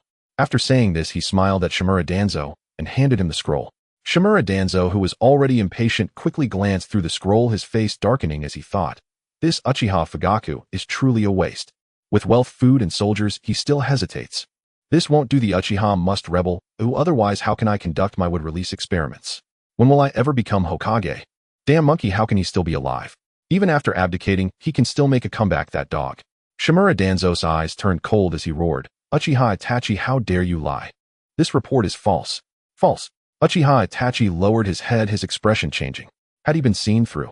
How could that be possible? If Danzo were to act against him later, what should he do? But who knew? Sarutobi Hiruzen slammed the table and shouted, "Enough! Danzo, don't you know Uchiha Itachi's loyalty to the village? Has he ever reported something incorrectly? Vague. This report covers everything from Uchiha Fugaku to the duration of the lower ninja's leg shaking. How can you fabricate something so perfect?" Sarutobi Hiruzen was very displeased. Why did this Danzo always want to stir trouble? Previously, the Uchiha's attitude was ambiguous, and he let Danzo create chaos without saying anything. How could they want to settle down, and he wouldn't allow it? If the Uchiha were truly provoked, it would be the ninjas of Konoha and the wealth of Konoha that would suffer. How could he not understand this basic logic? Shimura Danzo could not possibly not understand. He understood all too well. But precisely because he understood, he could not allow the Uchiha to settle down. The Uchiha were a blade he intended to use to ascend to the position of Hokage. What would happen to his would-release experiments if the Uchiha retreated now? What would happen to the Sharingan? What about the Hokage position he yearned for so much? Shimura Danzo desired to become Hokage so fervently he dreamed of being Hokage, wanting to feel the texture of the Hokage's ceremonial robe, to wear the Hokage's hat, and stand on the podium respected and praised by the villagers. Hiruzen, do not be deceived by the Uchiha. Do not forget during the Nine Tails attack the Uchiha clan's Sharingan appeared in the eyes of the Nine Tails, and the fourth Hokage, along with countless villagers, died in that battle. Teacher Tobarama once said the Uchiha clan is a naturally evil clan. They cannot remain stable or in hiding, it is absolutely impossible. They might be secretly brewing some grand conspiracy. In my opinion, we should immediately send people to capture all the Uchiha ninjas and send them to the roots. Uchiha Itachi raised his head, his eyes having transformed into the Threedomo Sharingan, glaring intensely at Shimura Danzo. He couldn't understand why Danzo harbored such deep hatred for the Uchiha. What had the Uchiha done to him? Enough! Sarutobi Hiruzen stood up, slamming his hand on the table. Danzo, you have gone too far. At first, due to your suspicions, I mistakenly trusted your slanders and relocated the Uchiha to the outskirts. Every time I think about it, I regret it immensely. Now you still want to label the Uchiha clan with such a huge hat. What has gotten into you? Sarutobi Hiruzen looked coldly at Shimura Danzo. Tsunade and Midogate lowered their heads, not daring to look at Sarutobi Hiruzen. If Sarutobi Hiruzen was calm, they might have said a few words, but once he was angry, they dared not act recklessly. Sarutobi Hiruzen shifted the blame to Shimura Danzo and sternly reprimanded him, which made Danzo burn with anger. He too slammed the table and stood up. Hiruzen, could it be that you think I am doing this for myself? Everything I do is for Konoha. Enough. Danzo, I am the Hokage. Sarutobi Hiruzen threw the pipe to the ground, having just noticed Uchiha Itachi's resentment towards Danzo, and spoke to stop him from continuing. However, this Shimura Danzo seemed to be going crazy, insisting on arguing for himself. Shimura Danzo's face turned dark as he shot Sarutobi Hiruzen a vicious glare, then walked towards the door. As he reached the entrance, he coldly snorted, "Hiruzen, you will regret this." Then he slammed the door and left. The door banged. Sarutobi Hiruzen looked at the old man, leaving shaking his head helplessly. He sighed and sat down, then kindly said, "Itachi, I understand the meaning of your clan leader. Rest assured, as long as the Uchiha remain stable, Konoha will welcome their integration into the village." Uchiha Itachi nodded. "Thank you, Lord Hokage. You may return now, and if there are any developments regarding the Uchiha clan, report to me at the first opportunity." Sarutobi Hiruzen stood up, personally helping Uchiha Itachi to his feet, then patted him 3 times on the shoulder. "The future of Konoha depends on young talents like you. Work hard, Konoha needs people like you." Sarutobi Hiruzen held Uchiha Itachi in high regard, and Uchiha Itachi nodded, neither servile nor overbearing, then turned and left. Sarutobi Hiruzen crossed his arms, watching Uchiha Itachi's departing figure with a complex expression. "How is it that you are from the Uchiha clan?" If Uchiha Itachi were not a member of the Uchiha clan, Sarutobi Hiruzen might have taken him as a disciple, for Uchiha Itachi is a true ninja, a ninja without selfish motives. A ninja with the heart and demeanor of a Hokage. If he were to inherit the position of Hokage, Konoha would surely grow even stronger. But alas, it is unfortunate that he is surnamed Uchiha. He is a member of the Uchiha clan. After reporting, Uchiha Itachi hurried back to the clan grounds, informing Uchiha Shisui and Uchiha Battle, who were preparing to set out, about the events in the Hokage's office. Uchiha Battle twitched his mouth. If it weren't for knowing Shimura Danzo's character, he would have suspected that Danzo had a god's perspective, knowing they were merely temporarily hiding with the ultimate goal of seizing Konoha's power. Uchiha Zhan was at a loss for words after hearing Uchiha Itachi's words. Shimura Danzo's unexpected remark was indeed accurate, but thanks to the bond between him and Sarutobi Hisashi did not heed his advice. Otherwise, their situation would become even more dire. "Truly, you are the spokesperson of my regrets." "Alright, Itachi, thank you for your hard work. Today I will go to the Hyuga clan with Shisui. We need someone to help carry the luggage." Uchiha Zhan looked at him with some hesitation. Uchiha Itachi nodded. "Leave it to me." With that, he picked up the luggage and walked towards the door, glancing back at the two. Uchiha Shisui felt a bit concerned and wanted to help, but Uchiha Zhan stopped him, saying, "Shisui, Itachi can handle it on his own, don't worry." Saying this, Uchiha Zhan put his arm around Uchiha Shizui's shoulder and walked ahead with a smile, while Uchiha Itachi followed, silently carrying the luggage. The Hyuga clan was quite different from the Uchiha clan. The Uchiha clan had been relocated to the outskirts under supervision, while the Hyuga clan had managed to stay in the core area. The 3 members of the Uchiha clan walked down the street, keeping their gazes straight ahead, heading towards their destination, the Hyuga clan's territory. The villagers along the way were watching the 3, as the Uchiha clan members were always worthy of attention, partly due to their strength and partly because of their looks.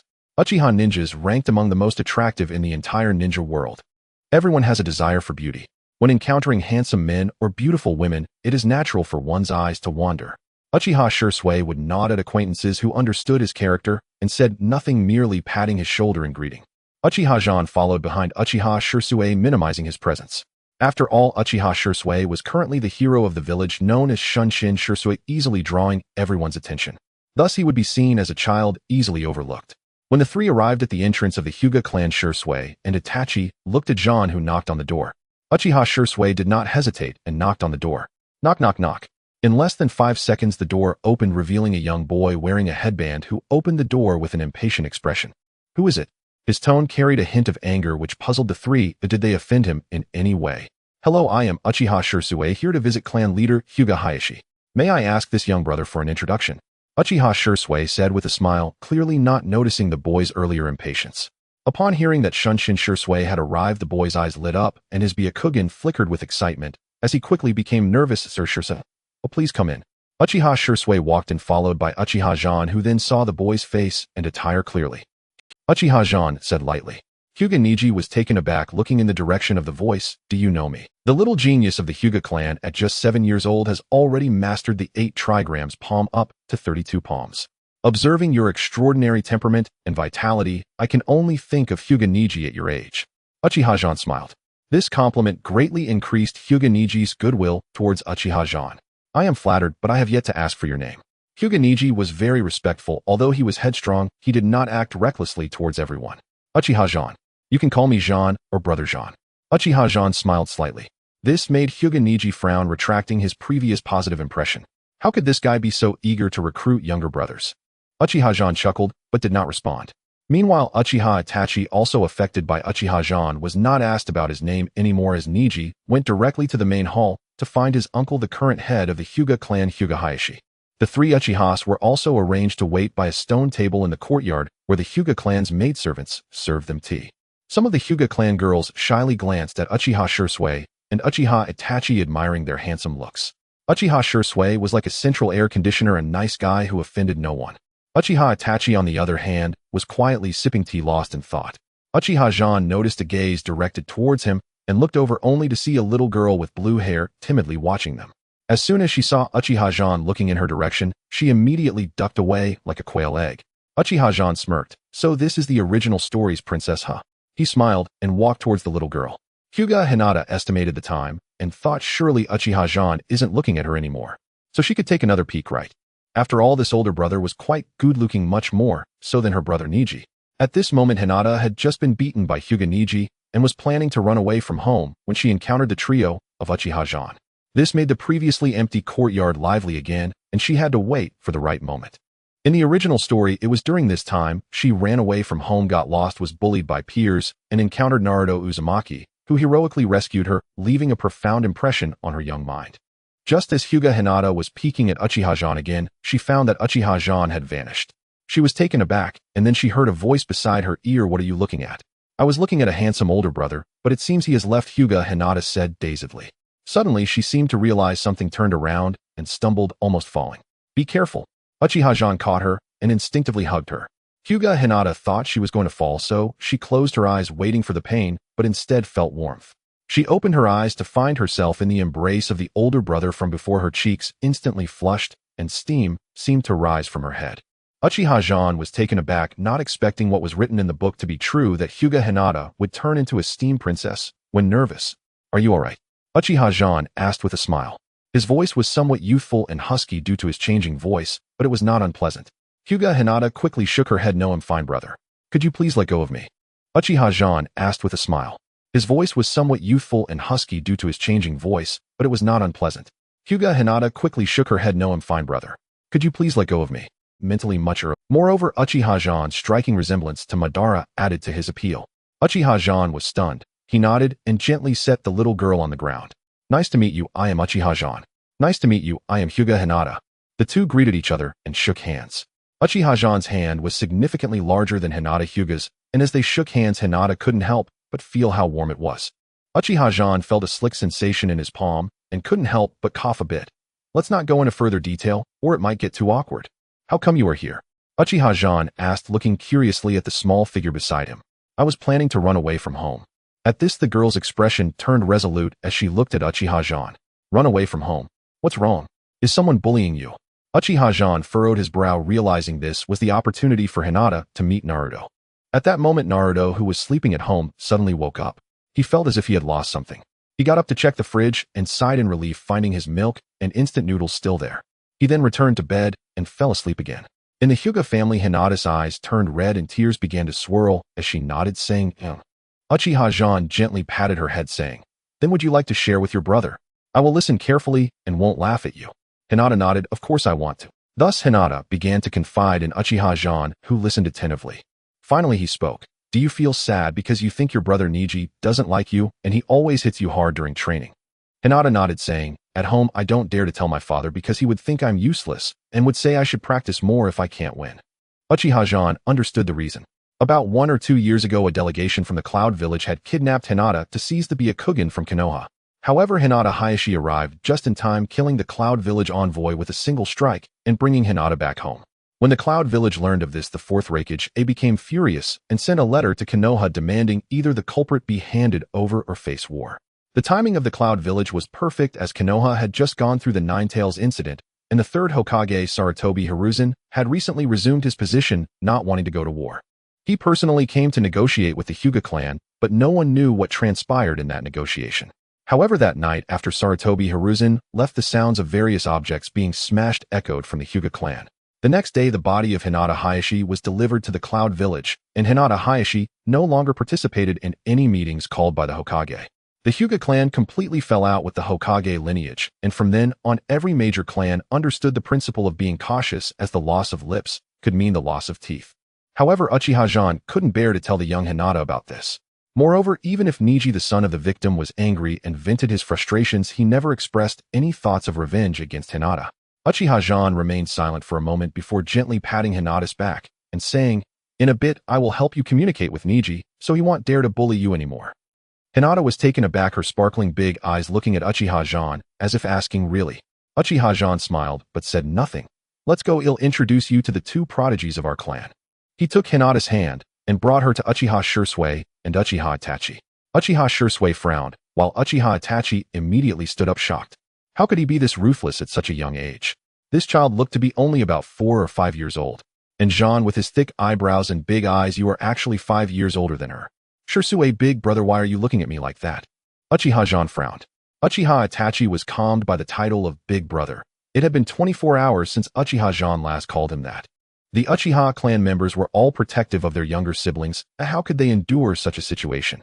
But to be fair, when Uchiha Zhan called Uchiha Itachi Big Brother, all his anger dissipated, and he sat down, appearing calm and unhurried.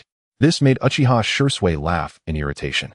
He looked at Uchiha Zhan with a hint of wariness and asked, "Zhan, is this a new friend of yours?" He hesitated but couldn't bring himself to ask in front of the little girl if this was Zhan's girlfriend. After all, she might just be Zhan's friend. Uchiha Zhan nodded. This little one just peeked at us, and I found her, so I went to ask about the situation." Uchiha Zhan briefly recounted what had just happened, and Uchiha Shursui relaxed, while Uchiha Itachi nodded repeatedly. This was how the Uchiha clan operated. They would lend a hand when they saw injustice. At that moment, Hinata Hayashi, dressed in a white kimono, walked out from the house. He stood about 1.8 meters tall, which was quite tall in the ninja world. With an expressionless face, he descended the steps, his gaze fixed ahead, exuding the aura of a noble, and this caught the attention of the Uchiha trio, who all looked towards Hinata Hayashi. Hinata Hayashi in turn gazed at them, curious as to why the Uchiha would send all 3 of them to the Hyuga clan. However, upon seeing them, his expression changed and his mood soured. He did not immediately address Uchiha Zhan and the others, but instead looked at Hinata with a sullen face, saying, "Hinata, how come you are here?" Hinata, being called out, trembled and instinctively looked at Uchiha Zhan. Uchiha Zhan stepped forward, saying, "Hayashi, why are you so impatient with your own daughter? Could it be that the events from back then could be blamed on a 2-year-old girl?" He looked at Hinata Hayashi with an unafraid smile. Hinata Hayashi was taken aback. It was likely the first time someone dared to speak to him this way. "What does it have to do with you? You are just an outsider. Do you really think you can interfere in the affairs of the Hyuga?" Hinata Hayashi released his chakra. Uchiha Itachi and Uchiha Shursui exchanged glances, positioning themselves protectively in front of Uchiha Zhan, leaving Hinata feeling anxious. "Brothers, please help Zhan. How can he stand against my father's pressure alone?" As she spoke, tears began to fall down Hinata's cheeks. "Haha, don't worry. Not to mention your father, even the Hokage might not be able to defeat Zhan," Uchiha Itachi said with a smile. In the next moment, Uchiha Zhan released his chakra, emanating a deep abyss-like aura that shattered the floor. With his hair flying and a cold look in his eyes, Uchiha Zhan said, I merely spoke out of righteousness, and Hayashi wants to release chakra to pressure me. Does he truly believe that the Uchiha have no one? Hinata Hayashi couldn't help but sigh, realizing that another genius from the Uchiha clan was emerging, 3 geniuses in one generation. How fortunate indeed. Hyuga Hizashi remained silent, watching Uchiha battle, then glancing back at Hinata, whose eyes revealed her concern, finally letting out a sigh. Hyuga Hizashi retracted his chakra. You all come in with me. He then turned and walked towards the reception room. After taking a couple of steps, he paused. Does Hinata want to listen in as well? Hyuga Hizashi's gaze was filled with scrutiny and indifference.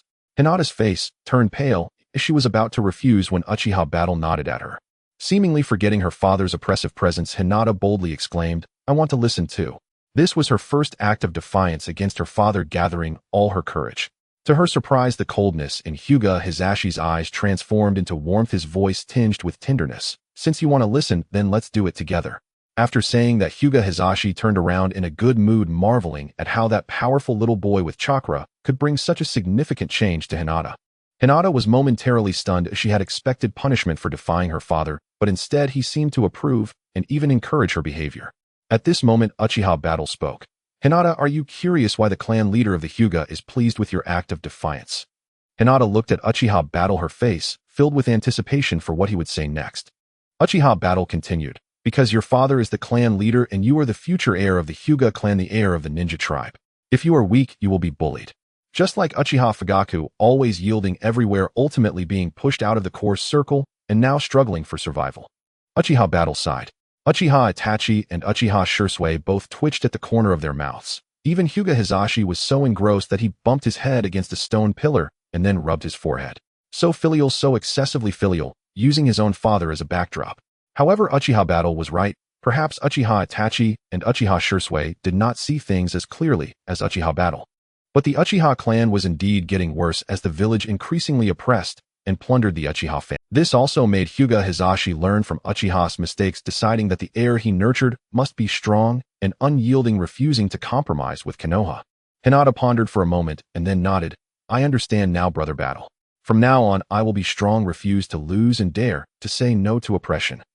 Uchiha Battle laughed. Even 5-year-old Hinata understood this principle. How ridiculous that his father Uchiha Fugaku had only recently realized it. He truly wondered whether Fugaku was pretending to be foolish or was deliberately leading the entire clan to follow Madara into the netherworld. Hyuga Hizashi was in an exceptionally good mood. To be honest, if there weren't so many people, he would have wanted to bow to Uchiha Battle. Uchiha Battle was providing him with a good heir. At least in the next generation, under Hinata's leadership, the Hyuga clan would be able to continue.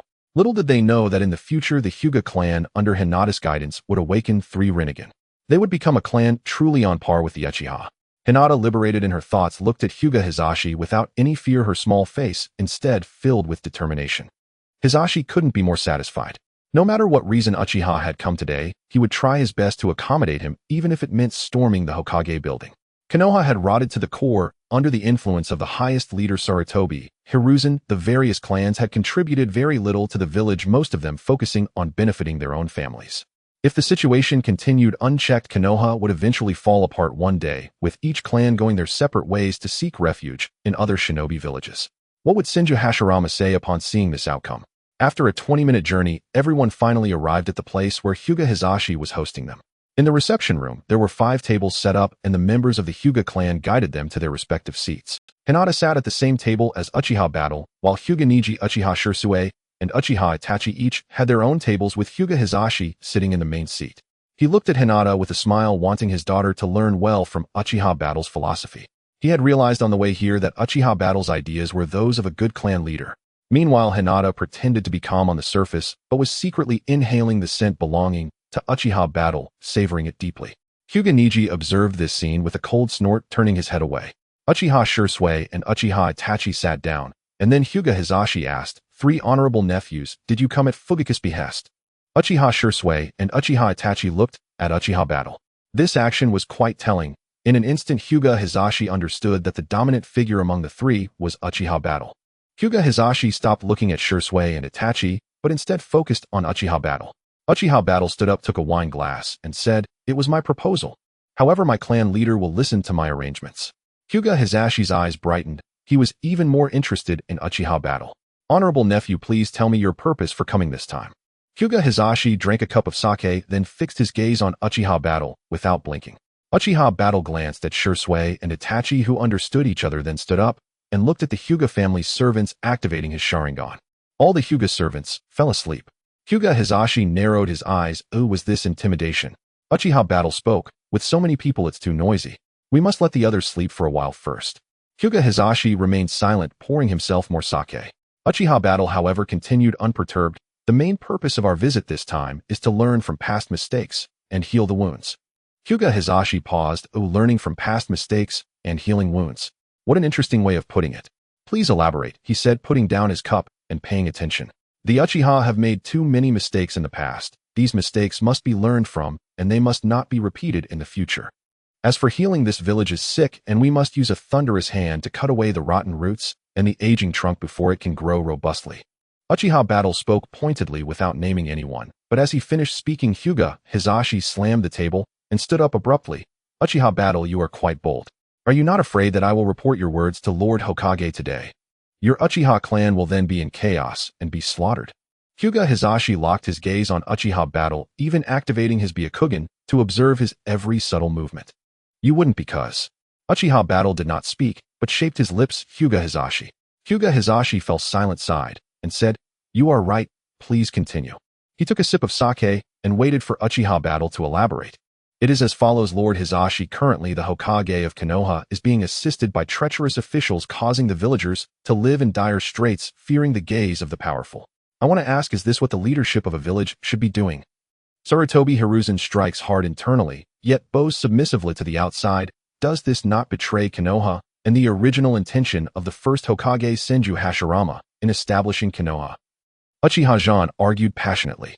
Tampering with historical records, calling oneself the strongest, brainwashing the masses, doing nothing substantial, and in the end having to pay reparations to other ninja villages, using my money to raise a pack of bloodthirsty beasts. The key is that these beasts will not appreciate your kindness. Instead, they will see you as weak and easily bullied. Uchiha Zhan slammed the table. Bang! The table instantly splintered, startling Hinata, who looked at Uchiha Zhan with a hint of fear. Just moments ago, Uchiha Zhan's gentleness made her feel that he was a very warm and sunny person. But at this moment, Uchiha Zhan's aura felt like that of a fierce tiger, and she could only tremble while sitting. Hyuga Hizashi listened with his eyes closed, fully aware that he was merely pretending to be blind. Although the Hyuga clan was strong, it was unable to stand alone. Could Hyuga Hizashi really endure seeing his twin brother sacrificed as a pawn? It was impossible. He was filled with rage, wanting revenge, and to ally with Uchiha, but Uchiha Fugaku, that coward, had chosen to avoid suspicion and did not attend the banquet. He felt angry but could not voice it. Now Uchiha Zhan's attitude gave him hope to bring Sarutobi Hiruzen down from the Hokage position. Specifically, do you have a plan? Hyuga Hizashi said in a deep voice. I need clan leader Hizashi to assist us in a matter that only you can handle. Uchiha Zhan looked at Hyuga Hizashi. Hizashi did not immediately agree, but waited for Uchiha Zhan to, I need clan leader Hizashi to ambush with me at Nanha River, and at that time help me observe the chakra nature of Hokage's assistant Shimura Danzo's right eye. Uchiha Zhan finished speaking. Hyuga Hizashi was astonished. Wasn't his right eye said to be destroyed in battle? How could there be chakra? Clan leader Hizashi, all you need to do is describe the color, nature, and characteristics of the chakra at that time, Uchiha Zhan said with a gentle smile. Hyuga Hizashi was puzzled. How is this related to the upcoming coup? It is very much related, and significantly so. If the result is as I suspect, the success rate is 90. If not, it still stands at 50. Uchiha Zhan glanced at Uchiha Shisui and Uchiha Itachi. If his guess was wrong, he would let Fugaku control the Nine Tails while he faced the third Hokage Sarutobi, Hiruzen, Uchiha Itachi, and Uchiha Shisui. What a big deal. During the founding period of Konoha, Uchiha Madara possessed strength surpassing that of a Kage, while Uchiha Shisui, Uchiha Itachi, and the third Hokage Sarutobi Hiruzen were merely 3 cage-level ninjas. The advantage lies with me. Hyuga Hizashi frowned now. He looked at Uchiha Zhan, who nodded. We need to ambush early. If we go directly, given Danzo's sense and the insight of the root ninjas, there is a high probability we won't have this opportunity. Uchiha Shizui's mood was heavy. He hoped that Uchiha Zhan was lying, that his guess was wrong. If so, his desire to become a bridge between the village and the Uchiha clan would not be in vain, and he could continue to hold on. If it were truly as Uchiha Zhan said, then what did his perseverance amount to? While he suppressed the Uchiha clan's coup, the village continued to strike against them. The more he loved Konoha, the more he would hate it. Uchiha Itachi was indifferent. He would follow Shizui's lead. Hyuga Hisashi pondered slightly. All right, shall we head out now?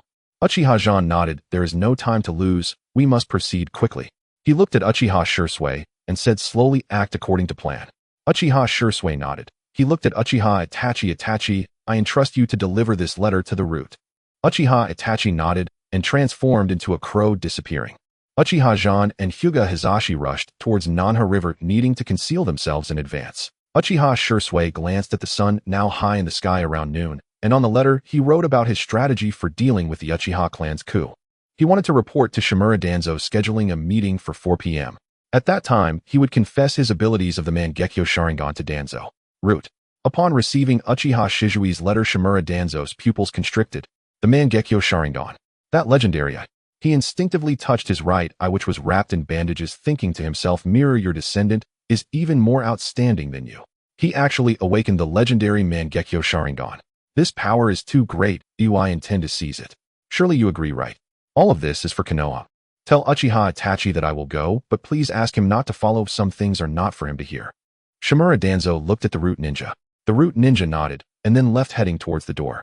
After receiving confirmation, Uchiha Itachi went to report this matter to Uchiha Shisui, who frowned. This time Danzo actually requested no one to accompany him. This was procedurally illegal. However, it also sparked a hint of vigilance in Uchiha Shisui. Could it be true, as Uchiha Zhan said, that Shimura Danzo intends to act against me? Uchiha Itachi looked at him with concern. Shirsu, Zhan is a bit sinister. Should we not go this time? Knowing this is a conspiracy and still jumping in is quite irrational. Uchiha Itachi faced Uchiha Shisui with only care and caution. He did not wish for anything to happen to this childhood friend, his mentor, and his comrade. Uchiha Shisui shook his head. Itachi, you do not understand some matters. Some people, even knowing there is a trap ahead, must still jump in. This matter is crucial to me. It's merely using my body as bait. If I were to claim ignorance, perhaps Danzo would succeed. But I already know of his intention to act. With his strength, he cannot pose a threat to me. Uchiha Shisui ruffled Uchiha Itachi's hair. But Uchiha Itachi had an ominous premonition. However, seeing the steadfast gaze of Uchiha Shisui, he knew he could not sway him. All right, no more buts. I want to encounter danger. Besides, don't forget that Zhan and clan leader Hisashi have already gone ahead. Even if something happens to me, those two won't stand idly by. Uchiha Shisui patted Uchiha Itachi's shoulder, smiling. Nanha River. Shimura Danzo leaned on his cane, gazing at Konoha as the sun set, casting its golden rays upon the village.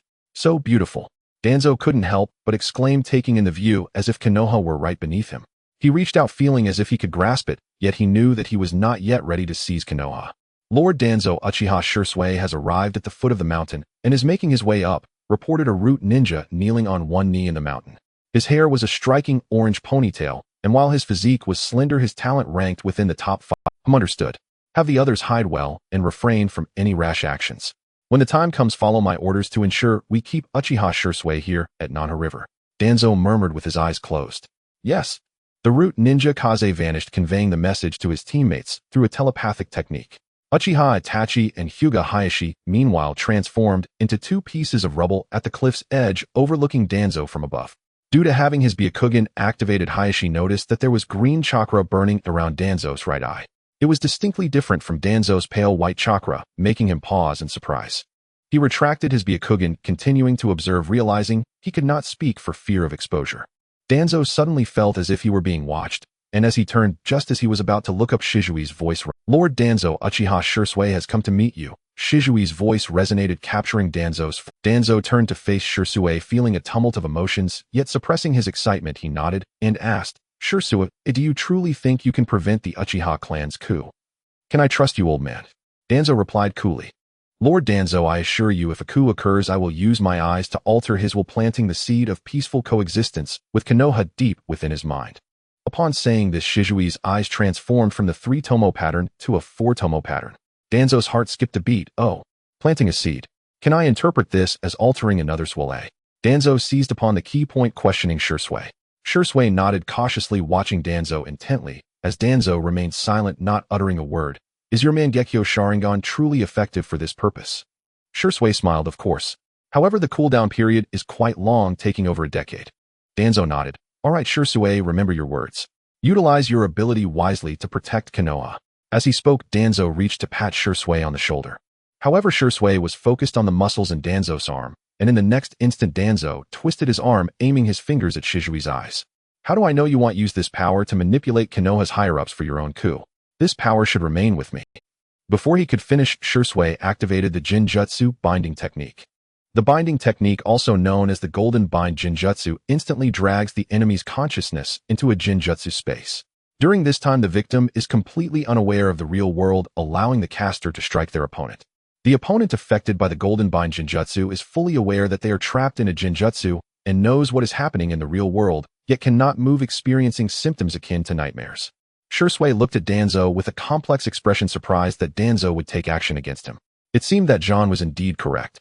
However, not wanting to offend Konoha, he turned to leave, just then sensing a cold chakra. He quickly realized it was Izanagi. Danzo indeed possessed the Uchiha clan Sharingan. Damn, they'll take your eyes. Danzo's body suddenly surged forward, his left hand reaching for Shijui. At that moment, a voice rang out. Fire release, great fireball technique. It hurts, it's so painful. Uchiha Zhan formed the sign of the noon, taking a deep breath, leaning back. Chakra surged violently, transforming into flames as Uchiha Zhan exhaled, and flames rushed towards Danzo. Danzo's pupils constricted. He now faced two options: either take Shijui's Kodoame Tsukumi or risk being completely incinerated by this fire-style ninjutsu. The other option was to retreat, which would preserve his life, but it would make it far more difficult to seize Shijui's Mangekyo Sharingan in the future. Danzo contemplated for half a second and chose without hesitation the latter option. Danzo cannot die here, cannot die in such a place. I have yet to become Hokage, I cannot die here. I must prove to my teacher that the cowardly Hisashi is unworthy of being Hokage. Only I, Shimura Danzo, am the most outstanding heir. Immediately Danzo unleashed a vacuum sphere towards the direction of the incoming great fireball. Sensual Sun Brother, using the recoil of the vacuum sphere, his body shot backwards. Although the vacuum sphere is a wind-style ninjutsu, under Danzo's manipulation, it managed to withstand the great fireball for 1 second without dispersing. And that 1 second was enough for him to retreat from the battlefield. Shui snapped back to reality, leaping down towards the river below, landing with a splash. Uchiha Itachi had been waiting there. Upon seeing Shui fall into the water, he quickly dove in to rescue him. Soon Uchiha Itachi helped Shui ashore. I didn't expect Zhan to be right after all. Itachi spoke slowly, looking up at the flames engulfing the entire Nanha River mountain range. Shui nodded. If it weren't for Zhan's timely intervention, my eye and life would have been forfeit. Continuous screams echoed from the mountains as bodies reduced to charred husks fell like dumplings. This scene caused Hayashi to swallow hard, staring incredulously at Uchiha Zhan. Was this 10-year-old child's fire release truly capable of such damage and range? Moreover, these were all elite talents from the root, with over 70% being Jonin and 30% being exceptional Chunin. This single blaze had claimed nearly 60% of the root ninjas, while the remaining 40% bore various degrees of burns. Upon learning of this, Danzo quickly ordered a retreat for root. Damn it, a single jutsu could have such an effect. He had brought nearly 100 ninjas with him. If they stayed any longer, it would just increase casualties and heighten his own risk of death. As long as the Green Mountains remain, one need not fear a lack of firewood. Retreat. Quickly retreat. The wind is fierce. The aged voice of Shimura Danzo echoed, and the ninjas, using water release and earth release techniques to combat the spreading flames, immediately scattered and fled. No one dared to look at Uchiha Battle, who was unleashing the great fire destruction. Upon seeing figures leaving the South River, Uchiha Battle ceased channeling chakra, and the flames of the great fire destruction diminished considerably. Hyuga Hisashi released his transformation technique and approached Uchiha Battle drenched in sweat and flushed, saying, "Is this what you meant by giving them a little lesson?" He gazed at the cracked ground of the South River, where the already scarce trees had completely vanished, reduced. Uchiha Battle landed gracefully, stating, "If I wanted to, Shimura Danzo wouldn't be able to escape. You're still hiding from me. Damn. Battle, what kind of monster are you?" Hyuga Hisashi exclaimed in disbelief. He hadn't expected Uchiha Battle to possess such overwhelming power, especially after he had asked Uchiha Battle about his strength earlier. Uchiha Battle extended his index finger and thumb, then opened them slightly, saying, "A bit higher than you." Looking at the South River mountains resembling a fiery landscape, Hyuga Hisashi finally understood it was a bit more than just a little. "All right, Hisashi, let's hurry down. I'm worried Itachi and Shui might be in danger," Uchiha Battle said, pulling Hyuga Hisashi's arm and using body flicker technique. They arrived at the location previously agreed upon, where Uchiha Shui and Uchiha Itachi were resting on a large stone by the river, one occasionally glancing towards the cliff. Uchiha Itachi seemed a bit tense. Despite his rebellious younger brother often defying him and even physically confronting him, deep down, he was still his brother, and he was his elder brother. The Uchiha clan was known for their brotherly affection and sisterly affection, and Uchiha Itachi was no exception. Only when Uchiha Battle and Hyuga Hizashi appeared in Uchiha Itachi's line of sight did his brows finally ease, though the tension on his face transformed into indifference. Uchiha Shursui looked at Uchiha Itachi with amusement, saying, "You clearly care about him, yet you act like this. Aren't you tired?" Uchiha Itachi remained silent, turning his gaze to the sky, while Uchiha Shursui ceased to tease him and instead looked at Uchiha Battle with a complicated expression. To be honest, the moment Shimura Danzo attacked him and was about to gouge out his eyes, his heart for Konoha had died. Now, even if Hyuga Hizashi told him that Shimura Danzo's right, I was not Uchiha Mirrors, he would likely support Uchiha Battle's coup. He had already demonstrated the utmost goodwill and revealed the core's secret Kotoeme Tsukumi, yet Shimura Danzo still doubted his actions and sought to take his life. The dozens of ninja corpses falling from the mountains made him realize that Shimura Danzo had undoubtedly plotted to take his life from the moment he handed him the envelope. "Shursui Itachi, are you alright?" Uchiha Battle waved his hand. Uchiha Shursui shook his head with a smile, while Uchiha Itachi grunted, saying, "Battle, you're too reckless." This move has only intensified the hatred between the village and the Uchiha. Uchiha Battle had been quite happy that Uchiha Shursui survived, but upon hearing Uchiha Itachi's words, he immediately clicked his tongue in disdain. Hyuga Hizashi looked at Uchiha Itachi with a strange expression, wondering if he was a bit unhinged. If it weren't for Uchiha Battle, Uchiha Shursui's eyes might have been lost. How could the Uchiha clan not cherish their bloodline? If something like this happened to him, the Hyuga clan would definitely retaliate. "You shouldn't have such a mouth, always pushing me to the brink of losing my temper at the happiest moments." Uchiha Battle squinted his eyes and pursed his lips. Uchiha Itachi, knowing he was in the wrong, let out a cold snort, but the corner of his eye kept observing Uchiha Battle. Seeing that Uchiha Battle was calm and unruffled, he sighed in relief. That previous move, the Great Fire Destruction, had an extensive range and immense power that far exceeded that of a brank ninjutsu. One could say that if Uchiha Battle told outsiders it was in Shrank Fire Release ninjutsu, they would easily believe it. Only the Uchiha clan knew that it was a ninjutsu unique to their clan, the Great Fire Destruction. Alright, this isn't the place to talk. If Shimura Danzo sends more ninjas over, it won't be good. Hyuga Hizashi began to mediate. However, what he said made sense. If Shimura Danzo complained to Hiruzen Sarutobi might in anger send troops to surround the Southie River.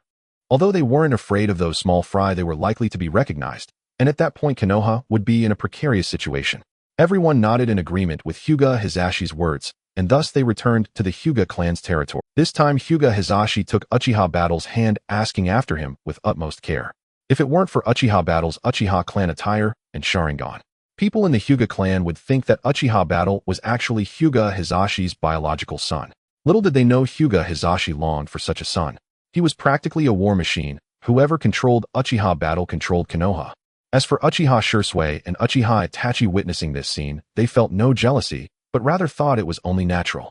After all, the strong deserved different treatment, and Uchiha Battle's earlier display of the Great Fire Destruction had conquered the two of them. Hyuga Niji, however, looked at Uchiha Battle with a smug expression, saying, "Uchiha Battle, do you dare to have a match with me? If I win, you won't come to the Hyuga house anymore and disturb my sister Hinata." Upon hearing this, Uchiha Battle, Hyuga Hizashi Shursui, and Itachi all froze, looking at Hyuga Niji in disbelief. Uchiha Battle suddenly remembered that he intended to stand up for Hinata. Today's events had been too urgent, and he had forgotten. It was just the right time to teach him a good lesson. Sure, if you lose, you're not allowed to take personal grievances into training anymore, and be a bit gentler with Hinata. Uchiha Battle said with a broad smile at Hyuga Niji. Hyuga Niji sneered, "Alright, I agree. Also, I estimate you're around 10 years old. Although I'm only 7, I hope you give it your all, or you'll lose terribly." Hyuga Hizashi's face turned pale as he looked at Uchiha Battle, his eyes filled with pleading. While he was touched that Uchiha Battle stood up for his daughter against his nephew, he was also fearful that if Uchiha Battle took a child, oh no, Niji, seriously, Niji might be turned into a pancake in one move. After all, this was his brother's only son, and his brother had entrusted him to raise his nephew before his passing. Uchiha Battle nodded at Hyuga Hizashi and said, "Have you ever seen an adult quarreling with a child?" Inokion. Hinata Niji's veins bulged. It was the first time someone dared to be so arrogant in front of him. He was known as a genius within the Hyuga clan, and even though he was from a branch family, his talent and strength had long surpassed countless older ninjas. Though merely 7 years old, Hinata Niji had already perfected the gentle fist technique, and he could even barely execute the 8 trigrams 32 palms. Moreover, through his hard work and talent, he could also unleash part of the Hyuga clan's secret technique, Return to Heaven. As a genius, being called a child for the first time was a humiliation, a great disgrace. Hinata Hisashi's lips twitched. Uchiha Battle really had no manners. With that remark, Niji would surely explode with rage, but he did not want Niji to face Uchiha Battle. Just now, the enormous fire from Uchiha Battle made him realize that if Uchiha Battle wished, even a casual ninjutsu could easily annihilate the Hyuga clan. If that great fire-extinguishing technique were used against the Hyuga, half of them would likely perish, considering that most of the Hyuga clan practiced physical techniques. Even Hinata Hisashi could not guarantee his own safety. Seemingly seeing through Hisashi's worries, Uchiha Battle smiled and said, "In this battle, I will only use physical techniques. Please rest assured, clan leader Hisashi, it will be controlled." Hinata Niji also looked at his uncle, his expression solemn and resolute. He had to fight this battle not just for himself, but for the Hyuga clan. As fellow bloodline limit clans, no one would ever admit to being inferior to the other. However, objectively speaking, the Uchiha clan Sharingan was currently stronger than the Hyuga clan's Byakugan. This was because the Sharingan could continuously evolve and enhance, whereas the Byakugan was different, though its path of evolution had been blocked by the caged bird curse seal.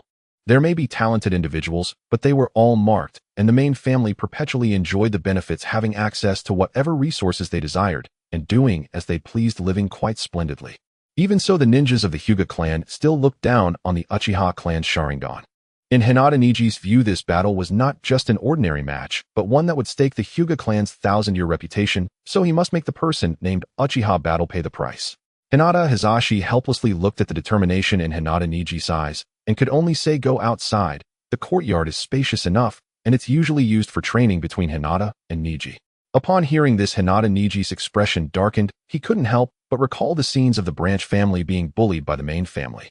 Taking a deep breath, he understood he must not show any weakness in front of Hinata Hisashi at this moment. Otherwise, it would be his death. He needed to endure and restrain himself, hence, he redirected all his hatred towards Uchiha Battle. "Hinata Niji, please teach me." With that, Hinata Niji positioned his left hand in front, right hand behind, palms forward and back, left foot's toes touching the ground, right foot's sole firmly planted. Come on. Let me see if this little genius of the Hyuga clan truly lives up to the rumors." With that, Uchiha Battle looked at Hinata Niji across from him. Hinata Niji's eyes hardened. He stepped down with his right foot, his body shot forward like an arrow, then extended 2 fingers with his left hand and curled his right thumb, keeping the other 4 fingers upright. 8 trigrams, 32 palms, first palm. With that, Hinata Niji charged at Uchiha Battle. Uchiha Battle's expression changed as he sidestepped to evade the 8 trigrams, 32 palms, taking a step back to create distance. However, at that moment, Hinata Niji was like a stubborn leech sticking to Uchiha Battle. Uchiha Battle had no choice. He stepped out with his right foot, spinning his body in midair 360, then seized the opportunity to kick Hinata Niji on the shoulder. Hinata Niji spat out blood, his face serious. He did not expect Uchiha Battle's strength to be so formidable. That kick caused him immense pain. Hinata Niji retreated 10 steps before finally stopping. Hinata Hisashi watched Niji being beaten in the courtyard and did not rush to help immediately, as he wanted Niji to lose once. Sometimes for geniuses, losing early was better. Only by losing could Niji understand the principle of there being people beyond people, which would benefit his future. "So how is it? Are you going to keep fighting? If not, I'm leaving." Uchiha Battle looked at Hinata Niji with a big smile, and Hinata Niji shook his head. "Of course I'm fighting, but next I will give it my all." "Oh, so you still have the strength to fight me?" Uchiha Battle looked at Hinata Niji, his tone carrying. However, before he could finish speaking, he saw a green 8 trigrams pattern appear beneath his feet, and he and Hinata Niji were surrounded by this pattern. Within this 8 trigrams pattern, some chakra surged, rich with mysteries. Uchiha Battle savored at the corners of his mouth, lifting a trapping formation. This is indeed hard to break through for ninjas of the same level, but Uchiha Battle had fused with the template of Uchiha Madara, founder of Konoha. 8 trigrams, 32 palms. Seal. Hinata Niji exerted force with his calf, quickly closing in on Uchiha Battle, who said nothing, his right hand gathering strength, his calf slightly bent. As he sidestepped, he threw a punch towards Niji's abdomen. Hinata Niji was already prepared. He changed his right hand's technique and followed up with his left hand, returned to Heaven Kikino Kai 10. Perhaps it was due to this battle with Uchiha Battle that put immense pressure on Hinata Niji. He executed a perfect 360 semicircular return to heaven. The special mechanism of return to heaven deflected Uchiha Battle's hand, causing a glint of surprise to flash in Uchiha Battle's eyes.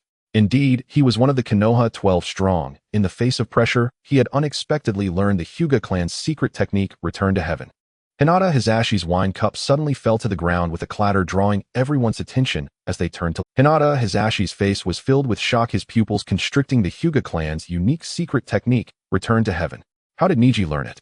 Could it be that he grasped the essence after watching it once while executing a task with the clan elders? His voice was not loud, but it fell into the ears of Hinata beside him. Hinata bit her lip, and then looked up at Hinata Niji, who had just completed Return to Heaven, standing on one foot. Her eyes held envy, admiration, and disappointment. His voice was not loud, but it fell into the ears of Hinata beside him. Hinata bit her lip, and then looked up at Hinata Niji, who had just completed Return to Heaven, standing on one foot. Now Hinata Niji was his target for recruitment, and being the only nephew of Hinata Hisashi, he would naturally not interrupt Hinata Niji's moment of enlightenment.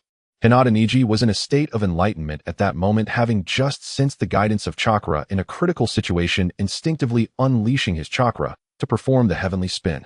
What he needed to do now was to firmly grasp the heavenly spin, as it would give him a trump card that set him apart from Uchiha. Battle returned to the room, knowing that Hinata Niji was in enlightenment, realizing that it would take some time to finish, so he asked Hinata Hisashi for a cup of tea.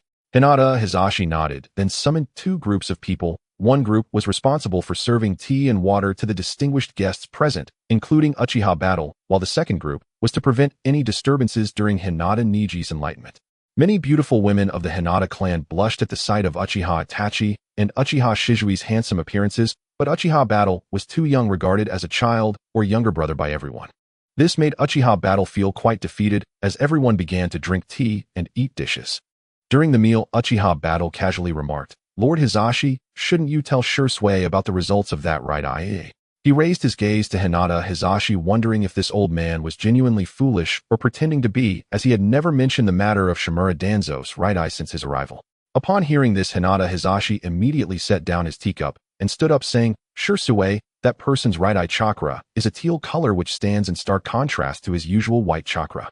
Indeed, it bears some resemblance to the chakra of your own two eyes." Hinata Hisashi did not mention the name Shimura Danzo, as matters of secrecy must be upheld, thus referring to that person instead. Uchiha Shursui had already anticipated this answer. His emotions did not fluctuate much, but his eyes transformed from black pupils into a kaleidoscope pattern.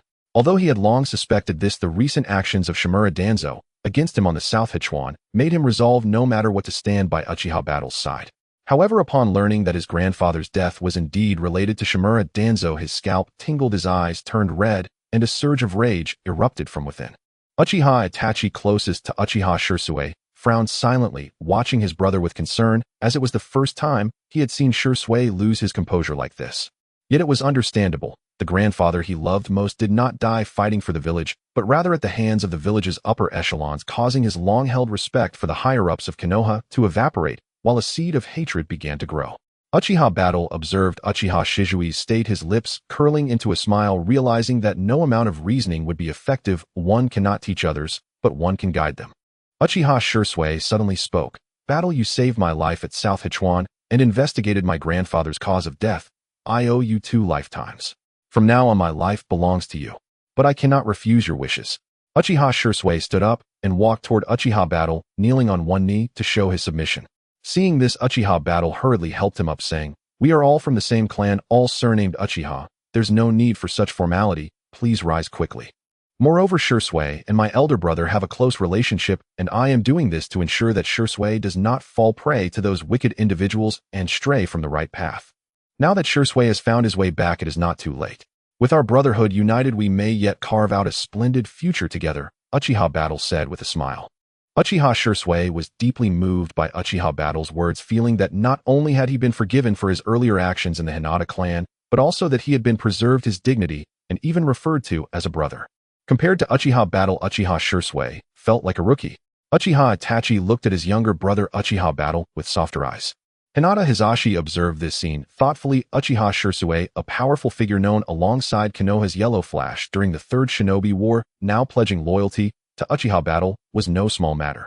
At this moment, Hinata timidly approached Uchiha Battle and tugged at the hem of his clothing, saying, Brother Battle, if there's anything I can help with." At this moment, Hinata timidly approached Uchiha Battle and tugged at the hem of his clothing, saying, Brother Battle, if there's anything I can help with At this moment, Hinata timidly approached Uchiha Battle and tugged at the hem of his clothing, saying, Brother Battle, if there's anything I can help with, just let me know." Hinata Hisashi's pupils constricted. He clenched his teeth, narrowing his eyes at Uchiha Battle, thinking what on earth did this guy do? He had managed to charm his family's little princess to such an extent. Uchiha Battle was taken aback. He exchanged a glance with Uchiha Shisui, who understood, immediately returning to his seat and casually discussing future training plans with Uchiha Itachi. However, the glances exchanged between the two subtly landed on Uchiha Battle and Hinata, both marveling at how Battle had directly captured the future heir of the Hinata clan. This was far easier than capturing Hinata Hisashi. Uchiha Battle bent down, ruffling Hinata's little head with a gentle smile, saying, "Little Hinata, just focus on your training. As for that guy Niji, if he bullies you, tell him that I will seek justice for you."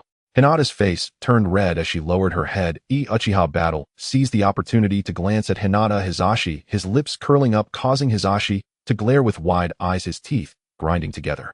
He thought to himself, this is outrageous. This Uchiha Battle is so shameless, managing to win over my daughter in such a short time. How long has it been? It hadn't even been half a day. All right, Hinata, you can leave now. Hinata Hisashi's voice rang out, bringing Hinata back to her senses, but this time she was not timid. Instead, she frowned and stared at her father. Hinata Hisashi felt both gratified and hurt. The good news was that Hinata had developed her own thoughts and possessed the courage expected of an heir. The bad news was that after gaining courage, the first target she aimed at was him. Just as Hinata was about to retort, Uchiha Battle pinched her cheek, saying, "Be good, I will handle the matters ahead." Hinata looked seriously at Uchiha Battle and finally nodded. Hinata Hisashi instructed the servants to take Hinata back, and they too curiously stared at Uchiha Battle. Could it be that this man's influence was the reason for such a big change in the young lady? Might they have to call him son-in-law in the future? Soon Hinata was taken away by the servants, and the room returned to tranquility. Uchiha Battle looked at Hinata Hisashi with a smile that was neither a smile nor a frown, not actively trying to win him over. Given the earlier scene, the initiative now lay firmly in Uchiha Battle's hands. Hinata Hisashi looked down at Uchiha Battle and couldn't help but roll his eyes. "Uchiha Battle, I underestimated you. You really have some unusual tactics." "What are you talking about, clan leader Hisashi? If you don't understand, please elaborate." Uchiha Battle raised an eyebrow, looking innocent. Hisashi's mouth twitched. "Don't you understand? You understand better than anyone. Enough of this idle chatter." With him pretending to be clueless, he might give himself a heart attack. "I will fully support what you want to do, but..." Hisashi's tone shifted. It was precisely because of this, but that Uchiha Battle's eyes sharpened, staring intently at Hisashi. It is well known that the preceding words are usually trivial, but what follows is the most crucial. However, having only the Uchiha and Hyuga clans is not enough. Although both families have significant influence in Konoha's strong power and extensive connections, if it is for that position, we will inevitably need the support of capable advisors and ministers.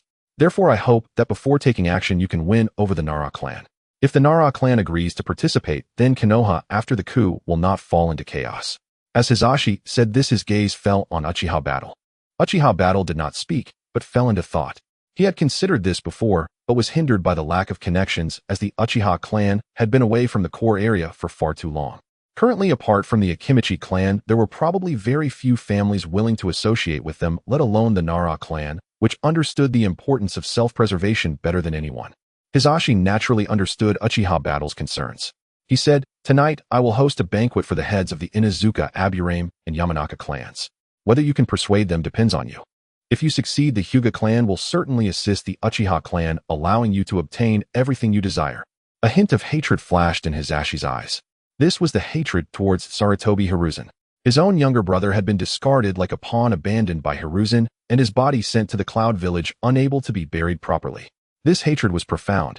The reason Hisashi suggested that Uchiha Battle contact the Nara clan was merely to ensure that Konoha would not descend into chaos after the battle and to receive timely reassurances. There was also one thing Hisashi lied about. Even if Uchiha Battle could not win over the Nara clan tonight, the Hyuga clan would still join the Uchiha clan in rebellion. Hisashi had waited too long for this moment. If it weren't for being isolated and helpless, he would have led people to kill Sarutobi's clan long ago. The death of Hisashi was an eternal thorn in his heart. After hearing Hisashi's conditions, Uchiha Battle relaxed his brow. "All right, since it is like this, please arrange it, clan leader Hisashi. We need to rest for a while to regain our spirits for the meeting with the three clan heads tonight." Hisashi nodded. Although Uchiha Battle was only 10 years old, he possessed a calm demeanor and formidable strength. Most importantly, he had a youthful drive for progress, which was crucial. Unlike Sarutobi Hiruzen, who was now old, lacking ambition, and indulging Danzo as his puppet, making foolish moves. Did he really think everyone was unaware of how he and Danzo forced Hitaki Tsukumo to his demise? It was merely due to their power and combat effectiveness that no one dared to speak out. A powerful figure like Hitaki Tsukumo, known for his integrity and undefeated in battle, was actually severely harmed by Hiruzen's slanders and, unable to bear the pressure of public opinion, took his own life. Afterward, Hiruzen hypocritically called Tsukumo a hero of the village. If it weren't for his tacit approval, how could the rumors have spread? Most importantly, there were those who said that Hitaki Tsukumo had already donned half of the Hokage's ceremonial robes and even held the title of the Hokage's half-sleeve. Hiruzen should have thought about it. Such news was definitely a scheme by enemy spies to sow discord. Did he not? He knew. However, once suspicion arises, it takes root and flourishes. Looking back at Hitaki Tsukumo's performance from his debut to his death, the only mistake he made was falling into the trap laid by Shimura Danzo. Before that, his battle success rate was 100. Plus, at his age, he was in his prime and had already matched Hiruzen's strength. Hisashi was taken aback. How did he come to think of this? However, speaking of Hitaki Tsukumo, a hint of pity flashed in his eyes, for Tsukumo's son Hitaki Kakashi was still working under the enemy. If Kakashi were to find out that his father's death was due to Hiruzen's negligence and Danzo's scheming, who knows if he would go mad. Uchiha Battle and the others were arranged in a guest room, which contained 3 large beds. After introducing the house, the servant left the room. Uchiha Battle took the lead and sat on the bed inside, then called out to the 2 Shisui, "Itachi, come here for a moment. I have an idea regarding tonight's matters." Uchiha Itachi's pupils contracted. Is this really possible? Battle, you're not joking, are you? He couldn't believe that Uchiha Battle had come up with such a plan. Uchiha Shisui also frowned. Wouldn't this be too extreme? If it doesn't succeed, we might bear a grudge. It will be fine, trust me, clever people know what to do, Uchiha Battle said with a smile.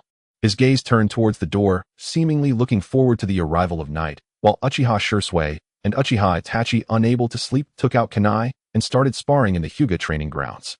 Uchiha Battle was sleeping soundly on the bed, waiting for the night to come. Hyuga training ground. The ninjas of the Hyuga clan stopped their actions and surrounded Uchiha Itachi and Uchiha Shisui, watching their fighting style, where each punch struck flesh and every blade landed a critical hit, igniting their blood. Some even began to cheer. Nice hit. Brother, that strike was too cool. Brother, kick his leg. Oh, exactly. Look, this has turned the tide. A group of people was excitedly discussing when suddenly the elder of the Hyuga clan arrived at the training ground. The atmosphere at the training ground immediately calmed down. Most of the people training there were from the branch family, as the main family members didn't need to fight. They only needed to stay home to have children and go out shopping. The tasks were all assigned to the branch family ninjas, so naturally the training ground became the branch family's territory. However, there were always some disrespectful individuals who, lacking in strength, still came to the training ground to show off. Uchiha Itachi and Shisui exchanged glances and simultaneously stopped. Several young girls from the Hyuga clan approached with towels, which they accepted gratefully. This made many young girls from the Hyuga clan blush, saying it was unnecessary. The elder suddenly approached the 2 and said, "Aren't you the guests of the clan leader?" "Hee, I have a grandson who is about the same age as you 2. I wonder if I could get some guidance." The branch family ninjas were taken aback, their eyes filled with sarcasm. How could their useless grandson compare to these 2 powerful beings? These 2 were at least elite ninjas, the kind who practiced all aspects of ninjutsu, while their grandson was merely a chunin. Wasn't that asking for a beating? Uchiha Itachi and Uchiha Shisui exchanged a glance without speaking, but considering that the Hyuga clan was equally renowned, they did not let their guard down. After a discussion, they decided that Uchiha Itachi would take action and battle the eldest grandson of the elder Hyuga Hinata. Hyuga Hinata quickly arrived at the training ground, having heard that his grandfather had found him a worthy opponent. Winning this battle would bring unparalleled glory to the Hyuga clan. Thus he immediately stood up and came here.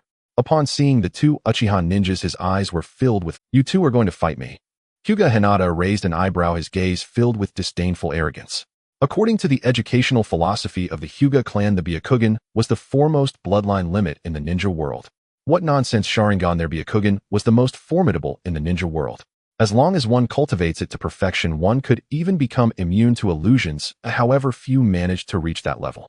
Currently, only Hyuga Hisashi had stepped over the threshold, but it merely enhanced his defensive capabilities. He himself did not understand why the Byakugan could be compared to the Sharingan. It seemed that during the Warring States period, the strength of the Hyuga clan was not inferior to that of Uchiha Madara and Senju Hashirama, but by their generation the gap had widened considerably. Hyuga Hizashi was intrigued by the words of his subordinates. He too wanted to see how formidable Uchiha Itachi. After all, Uchiha Itachi had always been on clandestine missions in the Umbu. His ninjutsu abilities and achievements were all classified, yet his fame was great. Was he truly a person of merit beneath his renowned reputation? Or was he indeed worthy of his title? Soon it would be revealed. Uchiha Itachi did not respond, instead standing still, his gaze fixed on Hyuga Hinata. To him, Hyuga Hinata seemed to be full of flaws, even lacking the caution exhibited by Hyuga Niji.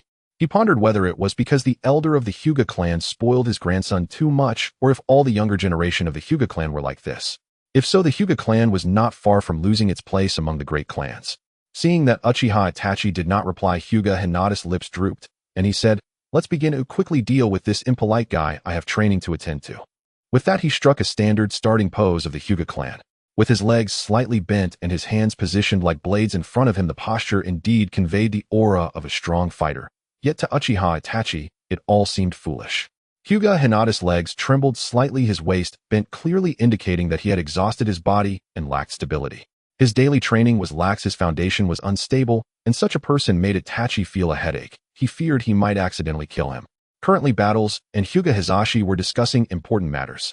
Causing a scene at this moment would not. Later, seeing Uchiha Itachi still not making a move, Hyuga Hizashi spoke up. "Itachi, you don't have to hold back for my sake. The young people of the Hyuga clan can take a loss."